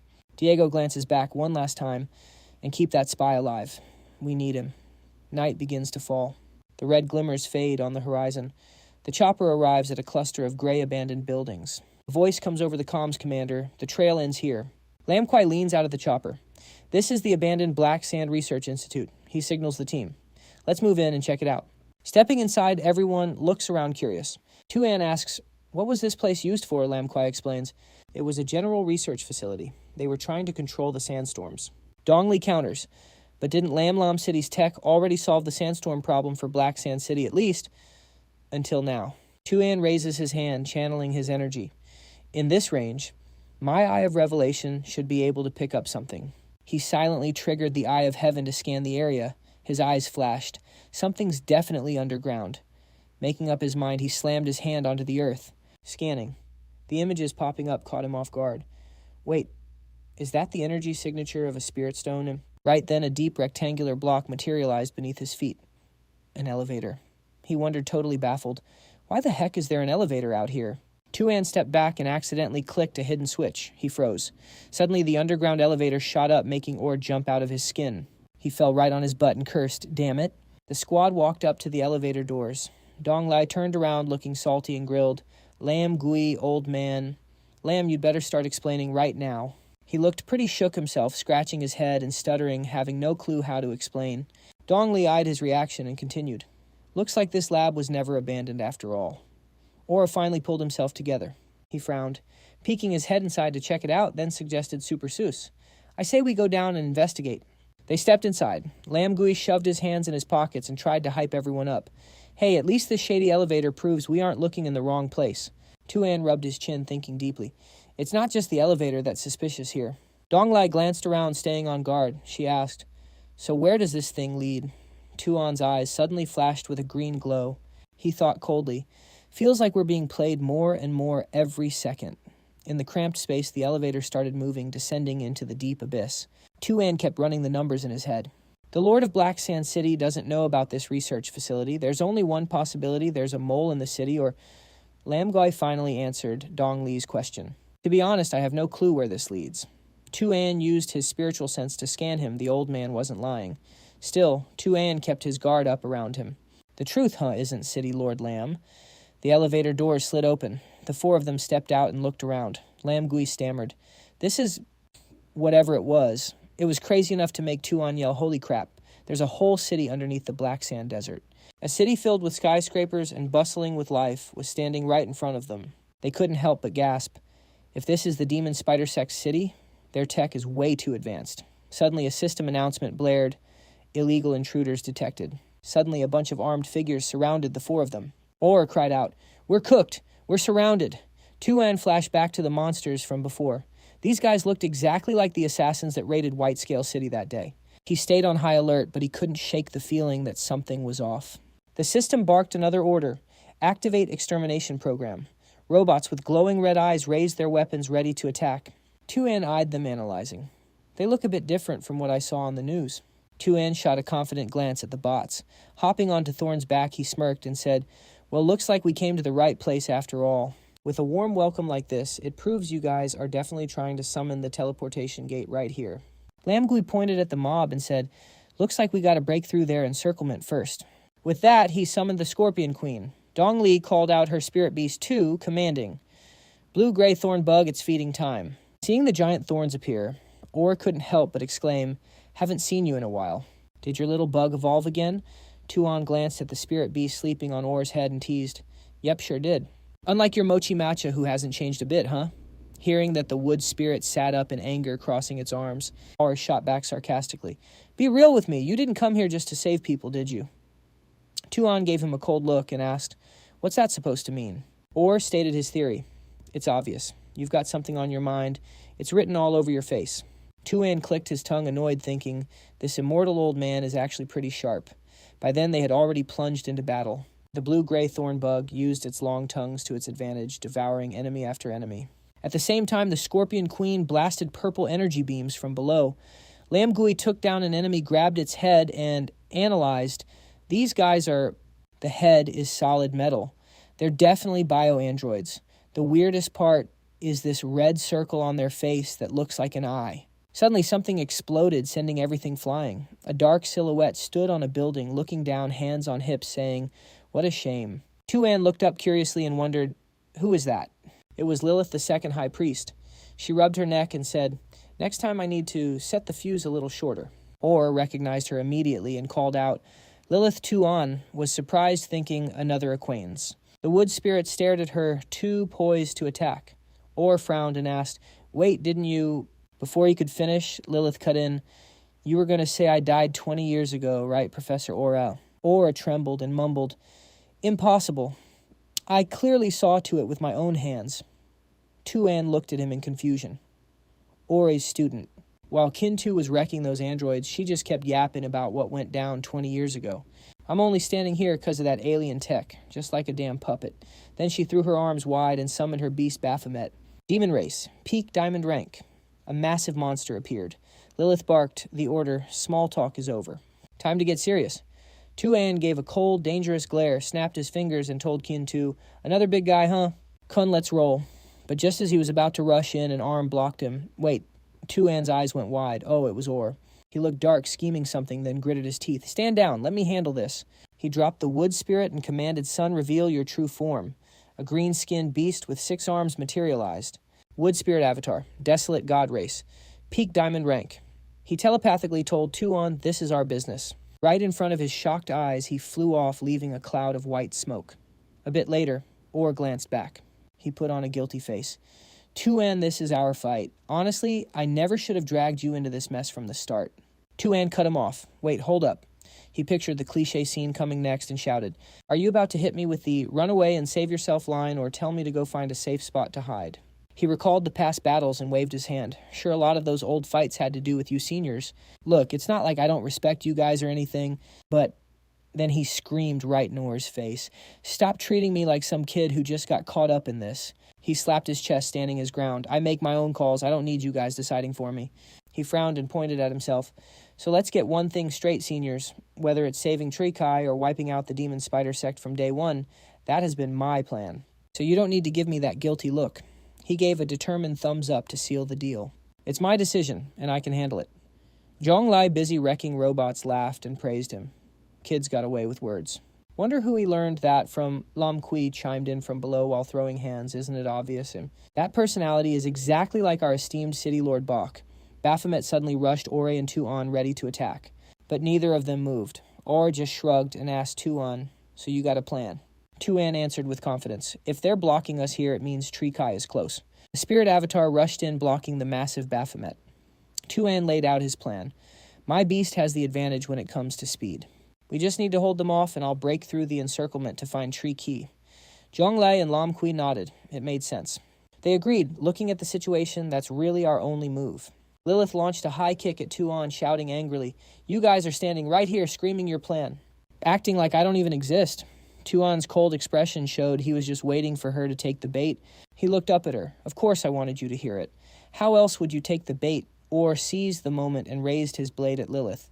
Standing before her, he still looked conflicted. "Lilith, I don't want to kill you again." Facing her old teacher, her eyes flashed a dangerous red. "The old Lilith is dead, Master Orr." Under the city's LED lights, Orr slammed his blade down at Lilith, but she lifted her leg and dodged just in time. He turned back with a request. "Quit the riddles. I have one condition. Whatever your goal is, do not kill the Spider Queen." Tu An thought to himself, though, he couldn't say it aloud. That request is going to be a little tough. If we don't kill the Spider Queen, the fleet will level the Spider Nest dungeon. He wasn't sure, so he rubbed his neck and avoided eye contact. "I'll make the right choice," saying that he turned away, leaving the two of them to fight. He waved to Kintu Kun. "Let's go." Tu An hopped onto Kintu's back and asked uncertainly, "This won't be a problem, right?" Kun reassured him, "Totally not a problem. Just relax." Now he could relax. He steered Kintu toward the robots and waved his hand. "Let's fly." Tu An and Kin. Two blasted electricity, wrecking the obstacles and robots around them. He yelled out with hype, "Sorry guys, I'm out of time." The two of them broke free from the control of the group below. Hovering above the skyscrapers, Tu An put a hand to his forehead, eyes wide amazed by the view. "The underground space is way bigger than I thought." Kintu added, "It feels exactly like your beast space, Master." "That's also a disadvantage," Tu An frowned, calculating. "If that's the case, finding Trikai with just the naked eye is going to be tough. The God's Eye scan range isn't big enough. Only the treasure hunter function has a wide enough range." He flashed back to that sparkling stone. Right, didn't he gift a treasure to his bestie a while back? He figured if she had it on her right now. Thinking fast, he grabbed tight onto Kantu's fin, scanning the area. Just got to sync up. With Kantu's speed scanning, the whole zone would be instant. All right, let's do this. Tu An reached out, commanding the God's Eye to scan for the treasure. Mental energy surged like lightning through the nearby buildings. The whole sky lit up blue. Kantu streaked through the air. Suddenly, Tu An's eyes flashed. "Got a ping." He felt something and yelled for Kantu to slow down, pointing straight at a building below. "Over there," he ordered. Kantu responded instantly, got it, and whipped its tail to change course. Meanwhile, the squad holding off the robots was getting exhausted. Even the Scorpion Queen and Grey Spike Bug were struggling. They couldn't keep this up. Lam Kui and Dong Li stood back to back. "These bastards are actually tough to crack. We keep killing them, but they never end." On the other side, Muktin was clashing with Baphomet, getting slammed into the dirt. Its master was taking heavy fire from Lilith, too. He raised his sword, barely blocking the combo. Orr carved a line in the ground to steady himself, face dark, panting hard. Sweat was pouring down. He thought, damn, this is actually tricky. He underestimated her. Who knew Lilith would get this cracked? Watching Lilith's attack patterns and that red lightning crackling around her, he had to admit it. Looks like the kid really has grown up, but he held up 2 fingers, smirking as he analyzed her. That outsider tech really buffed your spirit power, huh? Let me guess, the amplifier is that thing on your head. Lilith flinched, instinctively touching the back of her head. This old man isn't stupid.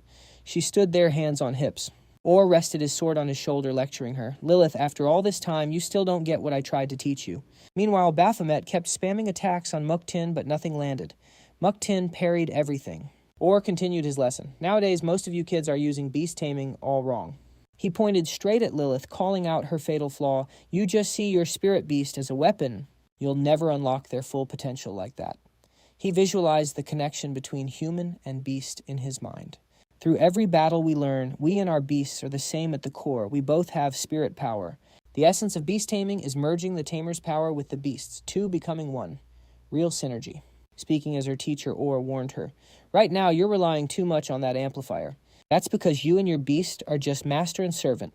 But the way of beast taming our ancestors taught us teaches us to respect and understand our beasts, not to enslave and force them. Baphomet swatted Muktin back to its tiny form. It flew back and landed on Or's head. He smiled. Good work, buddy. Now for the main event. Baphomet was still raging, opening its maw to roar at Or. But he stayed calm. Get ready. The monster Baphomet slammed its massive hand down. Dust exploded everywhere. It lifted its hand, revealing a huge crater, but no one was there. It looked down, confused. Where did he go?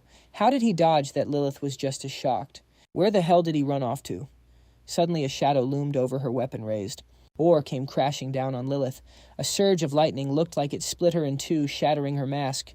Her eyes were wide with terror. Instantly, all the robots short-circuited, their red eyes going dark. They wobbled like they lost connection, then collapsed in unison. Lam Kuai and Dong Li looked around, totally confused. What just happened? He turned to Dong Lai. You good? She nodded. I'm fine. She stared ahead. Looks like we owe Old Man Bach's friend a thank you. Muktin sat on Or's head, arms crossed like a boss. Or stood with his arms crossed, looking down at Lilith, struggling on the ground with pity. Look at you. Done already, Or thought to himself. Right, that scar. That's from back then. Lilith was trembling, too scared to make eye contact. She lowered her head, trying to hide the vertical scar on her forehead. Ore stared at it. The time I personally killed her. Watching her shake and hold her arm, Or felt a pang of guilt. Maybe I made her relive her own death. He looked away, turning to leave. I told you I wouldn't kill you a second time. Watching Or walk away from Lilith, Lam Kuai muttered, I really don't know how long this war between us and the demonic beast sect is going to last. Dongli narrowed her eyes dangerously. You sympathizing with them now? He quickly shot back, No, I was just thinking. Seeing Ares look so awkward after fighting his former student, he voiced his thoughts. They're different from us, but they have feelings too. Caught off guard, a shadow loomed behind them. Lilith popped up right on the building from before. Scanning the path ahead, the shadow said, No time to overthink. Gotta find Tree Kai fast. Lam Kuai replied casually, Wonder how young Master Bach is doing over there. He had no clue someone was right behind them. Ares pointed and screamed a warning. Hey, look up there. Gubo flashed a wicked smile, diving down with a dagger in hand. Startled, Lam Kuai could only gasp what the he looked up just as the dark shadow crashed down on him. Meanwhile, Tu An and King Tu landed at the base of a red tower. This was the place. But King Tu gave an uneasy warning. Master, this place gives me the creeps. Tu An stepped forward and touched the red glass surface. His eyes went wide. This is no way inside that blood-red tower was Tree Kai, the girl they'd been hunting for. But she was out, cold eyes shut tight, looking lifeless. He shouted, Tree Kai, it's Tree Kai inside the tower. Suddenly a figure stepped out of the shadows behind him. Wearing a hat, the stranger spoke. Relax, the little girl's going to be fine. Tu An whipped around on guard. Who are you? The guy introduced himself. I am Mephisto, the 4th priest of the solar sect. The guy started making lame excuses for kidnapping and locking someone up. We just needed to borrow this young lady's pet for a bit. Tu An grit his teeth in rage. Borrow. Is that the kind of culture you demon spider cult freaks have? Calling out their savage behavior. He snapped, You guys didn't talk this much logic during your terrorist attacks. Mephisto, with his creepy single red eye, argued back terrorist attacks. Is that how you see our resistance? This place was originally our home. We just want you people to understand. Standing among the deserted buildings, he labeled Tu An outsider. Seems you're an outsider, too. You'll never understand us. Tu An shouted furiously. Even if I understood, I'd never accept your methods. You better let Triki go right now. King Tu sensed the bad vibes, too, staying on high alert. Tu An was ready to do whatever it took to save Tree Kai. King Tu floated overhead, charging up spiritual energy. Tu An continued his threat. If you don't just remember what happened to Asmodan and Arthur, Mephisto gasped. So it was you. Behind him, a spirit beast emerged with purple flames, its red eyes flashing. He said darkly, then a vicious battle is inevitable. Both Tu An and King Tu went wide-eyed, gasping, Master, that's... No way. How sharp jawline, high nose, bridge-toned arms with strange markings and metal armor hugging her body. Mephisto's spirit beast had arrived the evil spirit queen, a fierce beast species. Rank peak diamond, a form evolved from an alchemy fierce beast. According to natural evolution theory, this shouldn't be possible. Only human interference could force an evolution like this. Tu An analyzed the beast. Is this the evolved form of an alchemy beast? He couldn't believe the guy managed to form a contract with a monster like that. Mephisto opened his hand, revealing another red eye embedded in his palm. It looked incredibly dangerous. Looks like he's controlling the beast with that eye. Tu An thought doesn't matter how he contracted it, that monster will corrode his own body. That's insane risk. Meanwhile, the evil spirit queen charged straight at him. He clenched his fist, calculating, neither this guy nor that monster are simple. Can't let my guard down. King Tu opened its mouth wide, blasting a stream of blue fire at the evil spirit queen. But she sidestepped it instantly. Tu An spotted their weakness. Regaining his confidence, he smiled. Just like before, its vision only tracks spiritual energy. The evil spirit queen launched her first strike. Tu An and King Tu leaped up to dodge. From midair, he waved his hand. Time for the old strats. Come forth, Ruknahs. A phoenix burst forth, diving straight down. Ruknah soared up and spewed fire around the evil spirit queen, disorienting her. The flames roared high, but there was dead silence from within, as if she'd been incinerated. Watching from the outside, Tu An and his beasts muttered, that seemed too easy. But inside the inferno, she glared out with a ferocious gaze, red eyes, glowing sharp teeth bared. Suddenly her pupils shifted shape. Unsheathing razor-sharp claws, she locked onto Tu An's group, standing behind the flames. Claws glinting the evil spirit queen, slashed with both hands, tearing through the curtain of fire to escape. Watching Ruknah's wall of fire get completely shredded, Tu An gasped in shock. What the... He stepped back, eyes wide, gritting his teeth. Wait, I thought I couldn't see. Just then an explosion blasted through the entire red tower. Mephisto squinted at him, mocking, is that all the power you've got? How on earth did Arthur and Asmodan lose to someone like you? Tu An used a guardian shield to burst out of the smoke from the explosion. He walked toward him and said, you're speaking way too soon. This isn't over yet. The evil spirit queen had completely broken free by now. She waved her hand, blowing away the white smoke. Tu An stood below, stunned. He gritted his teeth, blaming himself for being too cocky. Literally just said I wouldn't underestimate the enemy. And then I make a mistake like that. Looks like it can share visual signals. Gotta think of a different plan. I'm not that weak bronze ranker anymore. Tu An thought hard, trying to find a way.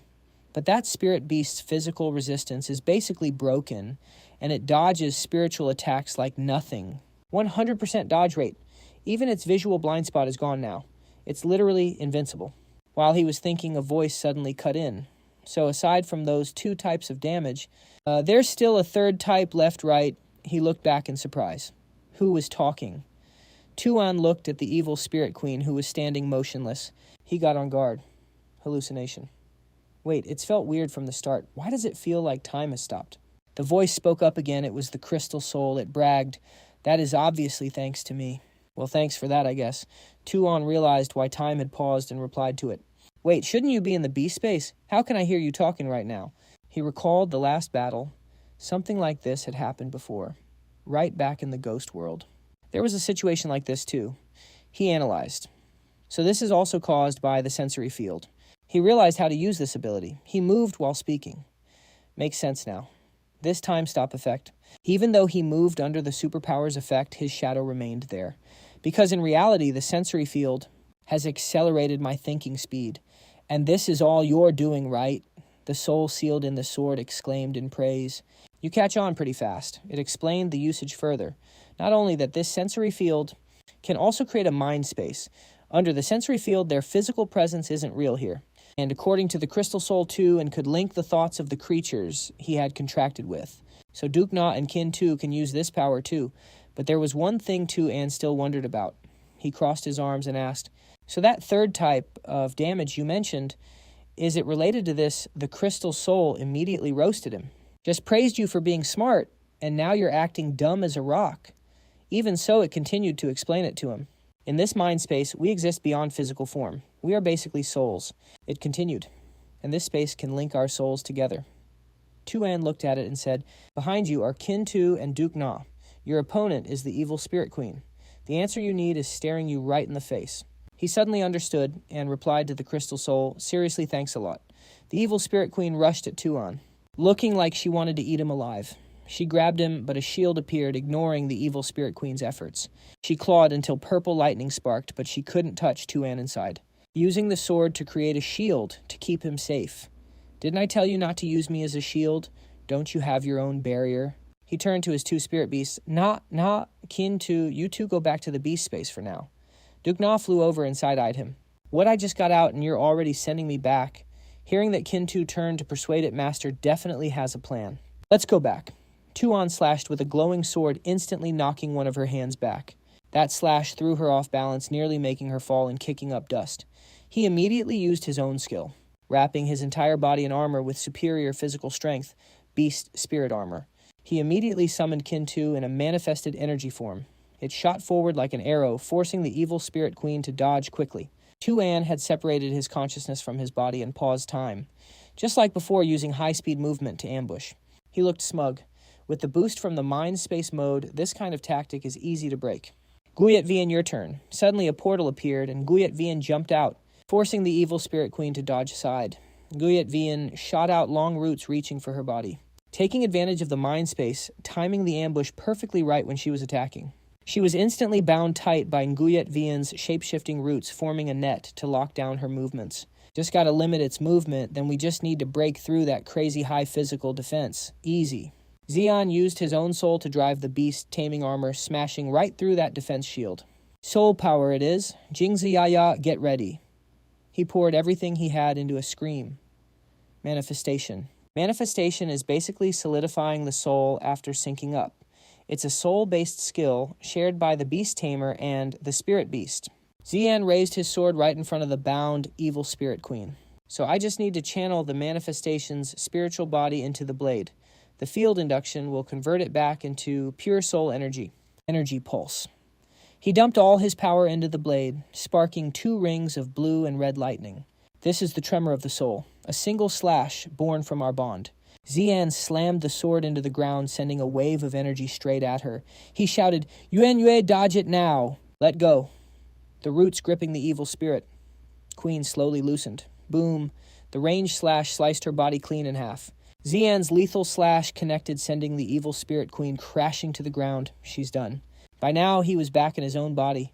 The sword hummed, speaking up Outlander. I never expected an antique like me to be this useful in your world. But this thing's ranked nowhere near a god. Well, we did successfully kill a god before, right, Z? And snapped back. Read the room. Terrible timing. I'm itching to meet the god of this world. Come on, show me what a god can really do. Suddenly, a dark figure emerged from nowhere. He stared straight at Xian. Impressive, as expected of the beast tamer who took down 2 priests. But take my advice, don't mess with the Spider Queen. When he opened his eyes, the truth hit. It was Mephisto. As a priest of the Solar Order, protecting the Spider Queen is my duty. But wiping out heretics, that mission stands above all. Mephisto stepped closer and closer. Mephisto, race origin folk. Type fusion form. Merging yourself with a contracted spirit beast is absolute madness. Yet this guy actually pulled it off. Xian stood frozen, completely stunned by the sight in front of him. What the hell he fused with his spirit beast? The sword mocked, gotta be honest. Even by my world's beauty standards, this guy looks like something nobody would want. Suddenly, Mephisto launched tentacles straight at Xian. Scene shift. Another street. The air was dead silent, chillingly cold. Suddenly a voice ripped through the stillness of the street. This isn't what we agreed on. It was Dong Li. She gritted her teeth, clutching her stomach. Lin Gui stood beside her, asking Dong Li, you good? She collapsed to her knees. Lin Gui stepped in front to shield her, shouting at the man facing them. Gubai, didn't we already settle this? Or do you guys still want to keep collaborating? Gubai looked bored, raising his hands in mock surrender. My orders didn't come with any extra conditions. Besides, I'm just a wage slave here. I don't know anything. Lin Gui turned back, hesitating. Dong Li, I'm sorry. She looked at him, unable to believe her eyes. You're working with the demon spider cult? Dong Li asked, broken, why he didn't know what else to say. I have my reasons. She stood up and punched him in the face with everything she had, sending his cap flying. It rolled across the ground. If you have reasons, then speak up. Dong Li looked at him with pure disgust. When you inherited the Black-Tail King, you didn't say a word either. And now, a sudden suspicion made her pause, her gaze locking onto him. She realized something was off. Wait, your eyes. Is that the demon spider cult in your eyes? Or suddenly spoke up. Half-blood. You're a half-blood. Dong Li was just as shocked. Mixed blood. Lin Gui didn't hide it anymore. That's right, I'm the illegitimate son of the Lin family. My mother was an origin folk. Mixed bloods don't show origin folk traits at birth. They only start appearing over time. It wasn't until my eyes started changing that I realized who I really was. Dong Li screamed in anger. That's your reason, that's it. She couldn't hold back, grinding out every word. Just because you're a half-blood, you decided to side with terrorists. Diego looked down from above, hands on his hips, speaking with pure arrogance. Hey now, don't go throwing around accusations like that. He glanced down at the group below. We just want to take back our territory. Or ignored his arrogant speech, completely replying calmly. No wonder I kept hearing this annoying buzzing sound. Turns out there's a little bee buzzing around here. Diego scoffed. Humph. He jumped down next to Lin Gui, tossing him a compliment. You did great, Lin Gui. Diego frowned slightly, eyeing the two in front of him with caution. Didn't think you'd actually find this place, though, so plans have changed. He slowly stood up. We can't let word get out about this place. Gotta silence you all, Lin Gui asked, disbelief in his voice. The plan changed. Just as Diego was about to clash with Orlin, Gui suddenly shouted, Wait, Diego! He adjusted his mask and said, I agreed to cooperate, but I have conditions. He pointed a finger at Diego, accusing him. You guys went behind my back and built under the city. And my underground city. It nearly took Dong Li out. Dong Li clutched her stomach, face pale as a sheet, staring them down. Lam Kuai kept going. This isn't what we agreed on, Bach and Diego totally speechless. They both thought the exact same thing. Does this old dude even know what's going on right now? He glanced over, dropping a cold reminder. Didn't you say you wanted to end this war, then start cooperating? Then Diego rushed Ore instantly. His arms lit up, ready to strike. He slashed down, flash of light right in his face. Lam Kuai scrambled over, kneeling in front of Dong Li. Hands shaking, totally panicking, he just started stammering excuses. Dong Li listened to me, helping them kidnap Kai Kai. Yeah, I did that, but... Voice dropping, he said, I just wanted to end this pointless war. The Origin Star scumbags kept lying to us every single word. That's why I teamed up with them. Dong Li looked absolutely shook. Do you even hear yourself right now? Lam Kuai tried to reassure her, Don't worry, Kai Kai's going to be fine. Bach walked up from behind, spinning a blade in his hand. Yo, old man, you heard him. Move it. Dong Li gritted her teeth. You're not a native either. Why help them? Bach gripped his knife, smirking. Get asked that a lot. Simple answer, it pays well. Don't blame me. Nearby, Or leaped up, waving cockily. Eat this, you can see me. A giant hand slammed down, triggering a massive explosion. Diego instantly popped a bubble shield to cover himself. He landed staring at Or. Thought to himself, manifest Diego's eyes went pure white power surging out. He scoffed. Like I don't know that, then Diego countered. Charged up rocks floating around him. He shot up into the air. Behind him, Lam Kui shouted, making Ore frown and look over. Stop, I won't let you touch Dong Li. Meanwhile, Diego focused power at his feet like a bee stinger ready to drill Ore. The Ore didn't back down. 2 arms turned into 6, striking out, just in time. The second Diego got close. 4 giant arms snatched him up. Couldn't even react. What the... Ore smirked. Surprise, darling. He grinned kindly, adding, don't rush it. The fun part's just starting. Then a giant arm flew in, punching Diego straight in the back. Piss off that hit sent him flying, crashing down with a massive explosion. Smoke everywhere. Bach dusted himself off, frowning. What's going on? A second later, a beam of light shot past. She froze. Body locked up, couldn't react in time. Ore's power zoomed past Bach, aiming for something else. She only had time to think, oh crap. Lam Kuai sprinted after them, screaming, Dong Li. But Ore had already scooped her up with his power arms and flown off. He added politely, Sorry, City Lord, Lam. Economy class only. Deal with it. She stared blankly at the arms holding her. What is this? Can spiritual power actually be used like this? Bach looked bored. Aren't we chasing them? One Diego pulled the other out of the rubble. It's fine, I got a plan B. They all looked at Lam Kuai. What about that guy? One Diego spoke up, he's still useful. The other added, since he paid for the resources to build this city anyway. Hearing that Bach cheerfully dragged out a sure thing. Meanwhile, Ore and Dong Li were walking into a fortress. He helped her step by step, breaking things down. Looks like nobody lives here. We're safe for now. Dong Li replied, It is the YEETED capital, after all. Ore didn't get it. YEETED capital. Dong Li struggled to explain. Our home planet origin. Star always wanted full control of the spirit stone veins here. Her voice was steady, like she was recalling the past. So they planned to use starships to destroy the Vanchu world, wipe out all surface life, including the natives and U.S. colonizers, and Utah capital was the shelter plan of Black Sand City back then. Or just stood there, arms crossed, listening. But most city-states thought that plan was basically declaring war on the government, the Origin Star, so they rejected it. Instead, they negotiated with Origin Star, getting a 50-year deadline. But within that time, we have to kill the Spider Queen to prove we can rule this place. And now time's running out. He looked surprised, thinking, so that's how it is. No wonder Henry Tu An was so worried. Looks like that brat's real goal is to go straight for the Spider Queen. The mood got heavy as Dong Li and Orr moved forward. The silence around here was dead quiet, and you could tell he wasn't vibing with it at all. But speaking of which, I wonder how Tu An is doing over on his side. Bet it's going smooth. Suddenly a boom echoed from the distance. Alry whipped his head around to look. His eyes went wide, absolute shock, written all over them at the scene unfolding right in front of him. He cursed under his breath. Damn it, what the hell is this situation? Turns out it was Tu An. In his hand was the Kim Dong sword, his ride-or-die teammate. He smirked, looking like he was having way too much fun staring down his opponent. Didn't think you could actually block that one. Not bad. Huh, I told you to stop using me as a meat shield, didn't I? The freakish body in front of him had these red tendrils burning with a soft glow. Its ferocious face made the whole vibe around them get crazy oppressive. Interesting? Very interesting. You're the first one who's ever been able to handle that. Its hand pointed straight at the eye on its head, glaring as it dropped a warning. Too bad you're about to be the last one, too. The red tendrils started blasting out light as it leaped into the air. Those beams of light homed in on Tu An. He was already losing steam, couldn't hold out much longer, but he raised his sword anyway. Blocked the beams firing from that strange monster. This again, damn it, he's spamming that move. The second he realized something, Tu An slipped into his own mental world. He frowned slightly, lips parting like he was about to say something. That's it. If the thought space accelerates my thinking, that means, relative to this, the time outside is basically frozen.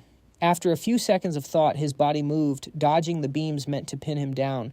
A slight smile. I can definitely dodge this. A soft green light flared up on Tu An. He smirked, pumped up, and called out to his teammate.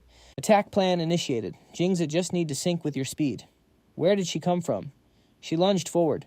Tu An hopped right onto her back, dashing straight for that monster, running the numbers in his head as he moved. Then I can borrow the perfect evasion ability of an alchemy beast. The green light weaved through the red beams the monster threw at him. The creature started raging. I don't get it. I'm going all out. And he still dodges. How is he not getting hit by this heavy fire? Jingza and Tu An closed the distance right in its face. The monster stared in horror. Suddenly the sword spoke up. The crystal soul started fighting back against Tu An's will, resisting because he was drawing too much power. Hold up, Outworlder. This ability is broken. Yeah, but you can't spam it like that. Hearing that didn't make him feel any better. His eyes shifted, voice full of shock. Say what? Why didn't you tell me that sooner? His body was still moving on autopilot from his previous thoughts. Sure enough, he lost control from overexertion. What the heck is happening? My body won't listen. But it was a second too late. Mephisto spotted the opening and launched a counterattack. Gotcha. An opening. The attack was way too OP. Just one hit blew him back. Tu An managed to land on the ground. The crystal soul started explaining his glitchy movements. So what is the deal here? Guess your body hasn't adapted to staying in the thought space for that long yet. The monster hovered in the air, dropping insults. To be honest, your fighting style, it's nothing like a normal beast tamer. Reminds me of an old acquaintance. Its voice dripped with arrogance. But just like him, you're absolutely no match for me. Mephisto started charging up a new move. It readied a blinding red orb to strike him, shouting with pure confidence. Your life ends right here. Tu An was hurt, but his face was steely. He didn't give up, throwing back a self-deprecating jab to tick it off. Seems like all the broken abilities come with a hefty price tag. Gotta cut back next time. A red light flashed, tearing through the air. It was pure rage manifest. That massive power crashed down on Tu An's spot, dyeing the whole area blood red. You could tell how insane the power was. Suddenly, Alray flew in from out of nowhere, mocking Mephisto at the top of his lungs. Just showing off your power, huh? Hey, quit capping, will you? He jumped down, calling out the monster's bluff. Pretty sure I'm the one who took the W that time. The monster panicked the moment it saw Alray. Tu An saw his savior and scrambled to his feet, complaining about how tough the fight was. Alray, perfect timing. This guy's annoying as hell to deal with. He was talking without looking when suddenly a sword was drawn. The blade was pressed right against his throat. He stared in shock at the move his ally just turned into an enemy in a split second. Before he could even react, Alri's voice came out ice cold. Is your goal to kill the Spider Queen? Tu An felt something was off. He shouted, face covered in blood, mouth twitching with tension. Now is not the time for this. Besides, didn't I already tell you? The sword started digging into his skin. He bit his lip hard. Orr's face dead serious. No jokes here. He frowns, grilling him on the question he just asked, but Tu An keeps dodging the answer. I need a straight answer from you. Is your endgame really to kill the Spider Queen too? And grits his teeth. He looks at the guy in front of him, face totally unamused, frowning at how weird he's acting. The dust and smoke make the whole scene look chaotic. What is this immortal old geezer freaking out about? But to stop the Origin Star's move. Killing the Spider Queen is the only way.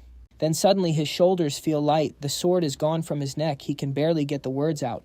Yeah, I did think about killing the Spider Queen. It's like Ori already knew the score, catching Tu An completely off guard. Orr's voice stays ice cold as he replies, the Outsider fleet is going to wipe out all life on Earth. Right. You knew the whole time Mephisto is losing it. Sure enough, they are totally mocking him. He keeps spamming attacks just to get noticed. Do I not exist to you guys? Ori is still happily chatting with Tu An, completely ignoring the massive energy bomb dropping behind his back. He just frowns, asks his question, and pretends the attack isn't even there. The Spider Queen's core is tied directly to this world. She was injured before, which caused the world's rank limit to drop to purple star. The two of them are still standing there talking like no one else is around. Ignoring the monster's raging storm, it's hard to imagine what kind of mutation will hit this world after the Spider Queen dies. He starts racking his brain. Flashbacks of scenes he's seen before start popping up in his head. His face relaxes a bit, but he's still biting his lip.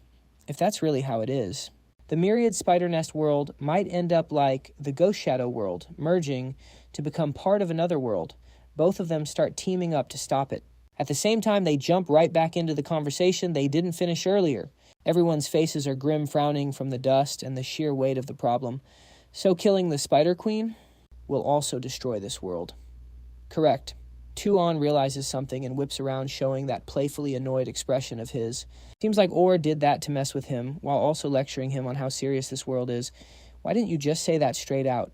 Wouldn't that have been done? You're an outsider after all. What if you didn't give a damn about the life and death of this world? Orr and him are almost done talking, but looks like someone wants to crash the chat, forcing them to stop midway and rush into battle together. Let's deal with this guy first, bet. Orr flashes a sly grin, meeting an old rival. Step 1 is saying hello to the moldy old past. Mephisto tries to dodge that embarrassing history. How many years has it been since we fought? Who remembers that trash? The guy starts swinging. He doesn't back down either, firing back with his own attacks, while the monster keeps yapping about his past shame without an ounce of dignity. That's right, you're going to lose miserably this time too. Clearly, I beat you into the dirt last time. He squints at him, voice dropping an octave. If that's how it is, he gets exactly what he means. His face lights up, hyped to keep the fight going. Run it back. The battle officially kicks off. The monster and Orr start popping their skills. Everything activates. The scene is absolute madness. Mephisto starts spamming violent attacks. Tentacles stretch out, flying straight at where Orr is standing. He just chuckles watching those moves. Remembering when they fought back in the day, it's been ages. Seeing this move is kind of nostalgic, honestly. Not backing down, massive arms manifest out of nowhere, blocking all 6 of his attacks. With a sharp glare, it mutters something under its breath, seeing him pull that move right now. 1,000-year-old nostalgia trip. Their memories must be cracked to remember every single move like that. Just like back then, huh? But this time, the one with teammates is me, Tu An and Kin Tu, along with the sword trapping the crystal soul. A blue beam shoots into the sky. Totally calculated, even the monster is shook. He smiles confidently and gives the order cool as ice. Kin Tu used that move. She gets it, instantly firing back a cheeky response. That move it is. Tu An jumps up super stylish form. Bro has definitely practiced this. Suddenly the sword slams down. Kin Tu looks up and launches into the sky. Skill activated. Twin moon surface pillar counter. A beam of blue light rushes down, slicing through all 6 of Mephisto's tentacles. Those blue arms send the guy flying back after that hit. Seizing the chance, Tu An rushes in with his sword, driving it right into the center of Mephisto's body, aiming to slice him in half. The impact blows him back, but his vibe is still untouched. As soon as he lands, he shouts out, totally hyped. White Scale Squad. Nishot Kintu immediately dashes in mouth, wide open, ready to chomp down on Mephisto. The guy feels a massive power spike right behind him. Eyes wide open amidst the chaos and dust, she dashed in and devoured Mephisto's entire body in one go. Tu An charged in right after Blade, ready to strike. His eyes shifted gears, a wild grin spreading across his face. Player Tu An, home run. The enemy was one step away from being cooked. On the flank, Ore was closing in fast, Blade locked and loaded. A look of annoyance crossed his face, hearing that scream. The hell are you yelling for baseball? Then bam, they slashed from high and low simultaneously. That monster's head went flying into the stratosphere. He turned to scold the glutton immediately. Kim too spit that out right now. That guy signed a contract with a beast. You eat that trash, you're going to get diarrhea. She obeyed and immediately hacked up the corpse. Seems like after all this time apart, they're finally vibing again, bridging that long gap between them. Kid, you leveled up, huh? If you knew where I've been grinding lately, you wouldn't be surprised, old man. Smirking at that comeback, Orr flashed a mischievous grin to tease him. Be real with me. You copied your fighting style from me, didn't you? Tu An wasn't having it, clapping back instantly. Who would want to learn from an undead fossil like you? That monster's head flew off to God knows where, but the cursing still loud and clear. Damn it, they actually got me! Suddenly a hand snatched the head out of the air. Pure panic flashed in its eyes. He sensed the murderous intent, immediately averted his gaze, and started regretting his entire existence. Sorry, I failed you. A voice rang out from behind Orr, killing the celebratory vibe instantly. Didn't think we'd meet again like this? Solaris appeared behind them, looking absolutely disgusted. Am I right, Aura? You're seriously still siding with these invaders? Her brows furrowed, her voice dripping with pure rage. Just like back then, she pointed right at them, screaming so loud even Aura flinched. Playing nice with the invaders while slaughtering your own people. Solaris, how many more of our people do you have to hurt before you're satisfied? Pure fury twisted her face. Traitor. Red lightning crackled and the wind began to howl. The dust storm forced Tu An and Aure to cover their eyes. Solaris wasn't just strong, she was absolute chaos. They braced themselves, grimacing against the force. The spiritual pressure was suffocating. Orr stood his ground face, twisted in pain, looking almost helpless against her rage. Stop this, Solaris. Violence isn't the answer. Keep this up, and you'll be the ones who wreck the entire myriad spider nest. She ripped off her cloak, revealing a lethal physique and a face cold as steel. Do you even hear yourself? The ones destroying our world are those invaders? Orr was left speechless. Solaris glared, her voice ice cold, every word hitting like a blizzard. Am I wrong? Didn't we used to wear the same colors? Fight on the same side? Her expression darkened. Solaris was truly built different. Just her words were enough to summon the scent of blood. Back then you wouldn't hesitate even if the enemy was a child. You'd pay any price to complete the quest, wouldn't you? She was playing dirty with mind games, digging up the past to break his mental state. All just to catch him off guard. Do you remember how many outsiders you've slaughtered? If I remember correctly back then, they called you the Solar Butcher. Tu An was completely shook by the reveal. Hold up. Does that mean Aura used to be with the demon spider cult? A beam of light hit his face while the heavy shadow of loneliness and regret weighed down his back. Life is defined by partings. The sun and moon cycle waxing and waning, light and shadow. A nameless anger burned in Orr's eyes, his voice turning heavy with philosophical weight. In the past, I chased the crimson sun, believing that solar glory was the only way to end this war. He cast his cloak aside, his expression hardening. But now, I follow the fading light of the high moon. The way of the hidden moon is our people's true hope.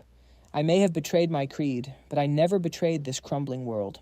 He glanced back, assigning Tu An to handle the little missy. He had resolved to fight Solaris to the bitter end. Tu An, look after the little missy. You got it. But sensing the vibe, Tu An asked worriedly, Wait, what are you planning? Orr straightened his back, his eyes glowing with a terrifying blue light as he prepared to throw down. This mess is way above your pay grade. Just be a good kid and listen to the adults for once. He grinned arrogantly, chin held high, mocking 2 and 1 last time. Have a little faith in your senior. Will ya? A junior like you should cut me some slack. Orr turns back to face the real threat. Little Wood Spirit perched on his head, that smirk on his face, pure provocation. Wood Spirit's been busy as hell today, huh? The mood is dark. Solaris steps into view, looking deep in thought. Brows furrowed, eyes soft. She looks down, completely lost in her head. A faint, meaningful smile creeps onto her lips. Major nostalgia. She's standing right in the middle of a city getting swallowed by thick fog. Solaris stands tall, arrogant as ever, bringing up old times with the Wood Spirit. The spirit on Orr's head, it's absolutely fuming hearing her talk. Remember back then, when we signed that contract together, a blazing red spatial gate cracks open above Solaris. Sparks flying everywhere. Boom! A flame demon crawls out looking smug as hell. Come on out, flame demon. It lands right on her hand. Red aura explodes around Solaris. She looks at her demon and breaks it down. Wood spirit on earth, flame demon below. They come from the same root. Flashback time. Deep in the green forest on a stone slab. 5 tiny pure white creatures like innocent souls huddled together. Born from heaven and earth, the purest souls in existence. Then the image shifts to wood spirit and flame demon. But after suffering, after all that pain, those pure things changed into this. Years of tempering split the primal spirits. Same origin, different paths. One became the wood spirit, the other, the flame demon. Back to reality. Solaris and Or faces dark, glaring daggers at each other. Or's voice is ice cold, just like you and me. She chuckles softly. We're way past the point of no return. Solaris powers up. Massive energy spike. Her sword ignites with raging fire. Scorching flame. Or isn't backing down either. His sword whips up a storm. Blue lightning wraps around him. He's cracked. Or takes his stance. Windbind. Solaris rushes him fast. Smug look on her face, reaching out to grab him. Or charges in. Stone cold serious. Swords clash. Clang. A blinding light explodes. Their power collides. Boom. A massive pillar of energy blasts out everywhere. Everything gets blown away. Smoke everywhere. Her eyes go wide. She's loving this. He stays icy calm. Then in unison, Avatar manifestation. The smoke clears. Wood spirit. Avatar and flame demon avatar rise up. Majestic. Suddenly the flame demon sprouts 4 extra arms. They pop out. Both avatars fully armed, ready to throw down. Below them, the real fight isn't over yet. Sword swing. Avatars crash into each other. 6 arms pushing against 6 arms. Pure strength diff. The humans switch to hand. Solaris shoves Or back, taunting him. Or, I bet you met lead, didn't you? Even your own student turned on you, so what are you fighting for? He blocks her strike. He snaps back. Stop using her to provoke me. Solaris gets triggered thinking of Asmondan and Lead. She screams, you literally said you wanted peace with the outsiders for our people? But look what we got instead. Suffering. Pain. You really think those outsiders will ever live with us? He glares, eyes sharp as a blade. One day, they will. While they fight, Tu An makes a run for it. Now's my chance. Gotta save Cheeky. He reaches the red pillar. Chikai's trapped inside. He points at the red seal and yells, Kin Tu, smash this thing open. Immediately, she flies in. Riding a massive water current, Kin Tu rams the pillar. Impact. Water sprays everywhere. Smoke rises. Wait, Lam Chi's body is absorbing the white smoke from the impact. She looks at him. Master, just because I have an iron head doesn't mean I like headbutting stuff, okay? Attack failed. His eyes go wide. Damn, looks like this pillar is harder than your head. Inside the pillar, Cheeky slowly opens her eyes. Panic sets in. She's floating in water. Wait, what the hell? She looks out, confused. Where am I? She spots someone. Where is this? It's Tu An approaching. She's shocked. Tu An, why is he here? He gets close to the red pillar and tells Lam Chi this thing is too tough. We need a new plan. Tu An smiles warmly to calm her down. Don't worry, I'm getting you out of there. Hearing that, she relaxes a bit. Following his command, Kin Tu grows huge. Tu An points straight at Chikai's prison. Face serious teeth gritted. Tear it apart. She opens her massive jaws, revealing razor-sharp teeth and lunges. Right then, Solaris freezes mid-fight with Eri. She spots Kin Tu chowing down on the red steely. Her eyes, her smile, total danger. Vibes. She realizes she got played and sneers. Oh, I see. You're trying to stop me, huh? She orders her flame avatar to charge up a massive energy ball, shouting down at them, you guys are way too naive. Eri frowns but stays cool, hitting her with Solaris. You honestly have no clue what's going on right now. He commands his wood spirit avatar to whip up a giant energy sphere, ready to counter her attack. Eri says with total confidence, your plan was flawed from the jump. Boom. Both avatars fire their energy blasts at each other. The 2 massive energies collide, triggering a huge quake. The flash lights up the whole zone. But wait. The intense light is creeping toward the wood spirit avatar. The energy is too insane. The wood spirit avatar is losing ground, getting totally overpowered by the flame avatar. Eri gets pushed back by the pressure, shielding his face and groaning, damn it, I can't hold this much longer. A split second later, a massive explosion from the flame avatar blasts everything away. Even the red stelly Kin Tu was biting gets launched. Now it's just smoke and dust.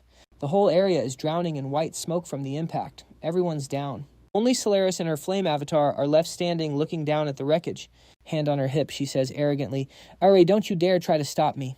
Through the smoke, her flame avatar shrinks down into a tiny spirit floating in her palm. She steps closer to Ari and the squad. She looks ticked off, frowning as she looks down, preaching as she walks. If you don't fight back, you lose everything.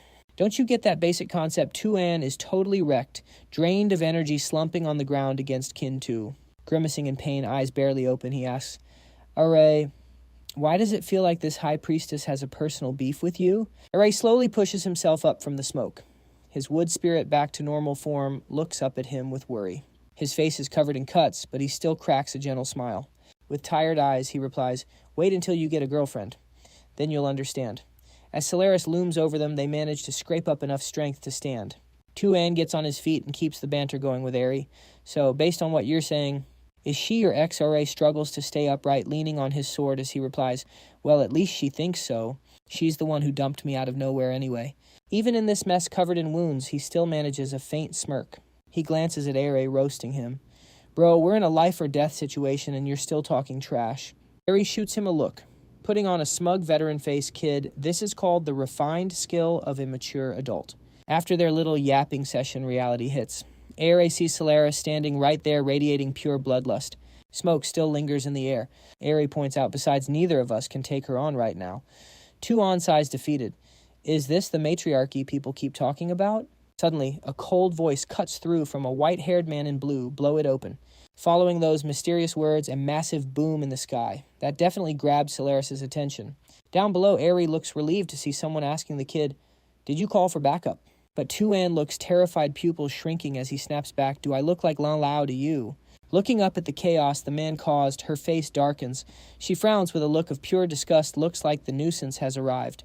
A gigantic crystal ice block crashes down from above, landing right on Solaris. The impact triggers a massive quake, sending wind and smoke everywhere. Spotting the ice, he looks over in shock, thinking, that's ice crystal. The temperature just plummeted. From inside the crystal, a pair of ironclad legs steps out.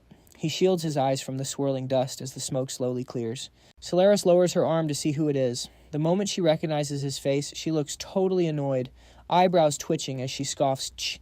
The man stepping out of the crystal ice, it's Kan Sung. Every step he takes drops the temperature, leaving a trail of cold mist. Power still surges through his hands from breaking the ice. Kan Sung's face is stone cold, his brow furrowed as he says, you lot still haven't kicked that habit of living like rats underground. Finding this place was a total pain in the neck.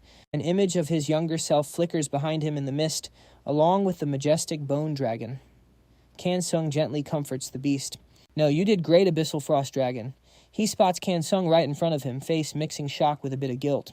Thinking to himself, Grandpa and his beast, it actually evolved. The figure turns around, hitting him with a judgy stare. Crystal ice shards float around him in the mist, the corner of his mouth curling up just a bit.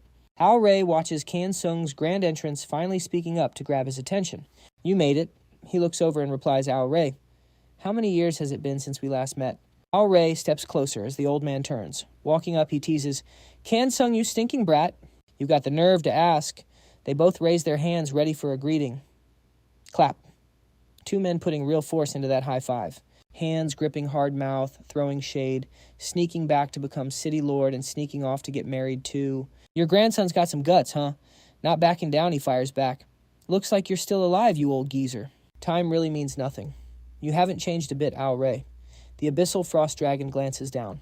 Spotting tiny Tu An and Kin Tu on the ground. Making eye contact with the Frost Dragon, it looks confused. Then its eyes start glowing. Affectionate. Realizing something, Kin Tu asks sadly, Master, do you think I'm weak? Surprised by the question, he turns and replies, No way. Why are you suddenly saying that? The other spirit beasts appear looking proud. Thinking about them, Kin Tu looks downcast. I'm clearly a descendant of dragons. But look at me. I'm still just a fish. Seeing his friend like this, the boy gets flustered, not sure what to do. Stuck in that negative loop. Kin Tu continues. Plus, I'm hard stuck at silver rank. I'm dragging you down, keeping you from breaking through. My past self had so much potential. Hearing this, Tu An's hands tremble, clenching tight. Suddenly, bonk. He smacks its head, making it tear up. He shouts angrily, What kind of stupid talk is that? Then he grabs its face with both hands, squishing it so it can't escape. Listen to me. Tu An's voice softens, gently comforting it. You don't need to blame yourself for this. And definitely don't get depressed just because you haven't evolved into a dragon yet. Still trapped in its gloom, Kin Tu replies, But it's so embarrassing. With shimmering eyes and a sincere face, he tries to get through to it. Think about it carefully. While speaking, he squishes its face harder. Surprising Kintu then explains, "Maybe you were supposed to evolve into a dragon, but reality hit us with some accidents. So you couldn't become your ideal self, but this whole time, you never gave up, did you?" His words start to sink in. Images from the past play back like a movie. He recounts all their victories. Even when fate exploited our weaknesses and threatened us, we didn't bow down. We relied on our own hands. We took down the strong. Just think about our journey. With just bronze and silver bodies, we wrecked so many diamond rank powerhouses. Finally, his face turns serious. His voice gets softer but firmer. Achieving all that, while being held back, you're already incredibly talented. Tu An pulls its face close, both of them grinning happily. But he adds one more thing. "I know you care about how others look at you, but let me tell you, they don't know Jack." He lets go of Kintu's face. Looking up at the sky with determination, he says, "Those self-righteous people just riding dragons in the clouds, clueless about the long, dangerous road below. Images of them fighting side by side, destroying every enemy." As he speaks, turning broken bodies into fire and shackles into sharp blades. We slashed through injustice chains, oppression, and arrogance. After finishing his speech, he turns to it with a bright smile, delivering the final line. "So how could someone like you ever be an embarrassment?" Sincere eyes, a bright smile, and validation from his master. "Being able to form a contract with you is my honor." His words and actions leave Kintu deeply moved. Eyes glowing, it looks at him and calls out, "Master Bach Tu An and the Frost Dragon." The old man's gaze is sharp and determined, cold energy wrapping around him. He points forward, ordering Abyssal Frost Dragon, "Go." Obeying instantly, blue mist gathers in its mouth, exhaling freezing cold air. As it flies up and breathes out, the mist turns into a massive crystal ice block. Solaris quickly conjures a fire shield, blocking the Frost Dragon's attack with a bored look. She's slightly intrigued by their power. Smiling faintly, she comments, "Not bad." Mina Solaris' eyes, glowing red with fire, gripping her sword, grins with delight, but still not enough. Konsung suddenly frowns, voice serious. Her spiritual power just spiked. "What is this?" Aubrey assessed the situation for a second, then spoke up. Hearing him, Kansung whipped around and demanded, "She's actually lost her mind." "What do you mean?" He grimaced, gritting his teeth. "That is super limit synchronization." Aubrey kept one eye on her as her power exploded right in front of them. He continued explaining, "Using super limit synchronization forces the beast tamer's soul to fuse completely with their pet. For both the beast and the tamer, it is absolute excruciating torture." Solaris' spirit beast erupted with unprecedented power, radiating a blinding, threatening golden light. Albray went on, "But at the same time, it buffs all stats for both the tamer and the beast using the super limit manifestation." Solaris activated the manifestation, her eyes rolling back white, her brows furrowed in pure, unmatched aggression. Her hands glowed red like fire wrapped in flickering golden energy as she slowly levitated up from her beast. It slammed its hands onto the ground, screaming loud enough to cause massive shockwaves. The earth cracked rocks, surging up from below. Everyone there felt the danger instantly. Magma surged up from deep underground, looking like it wanted to devour them alive. "Swallow everything whole." Albray shouted, "Magma is erupting from the ground.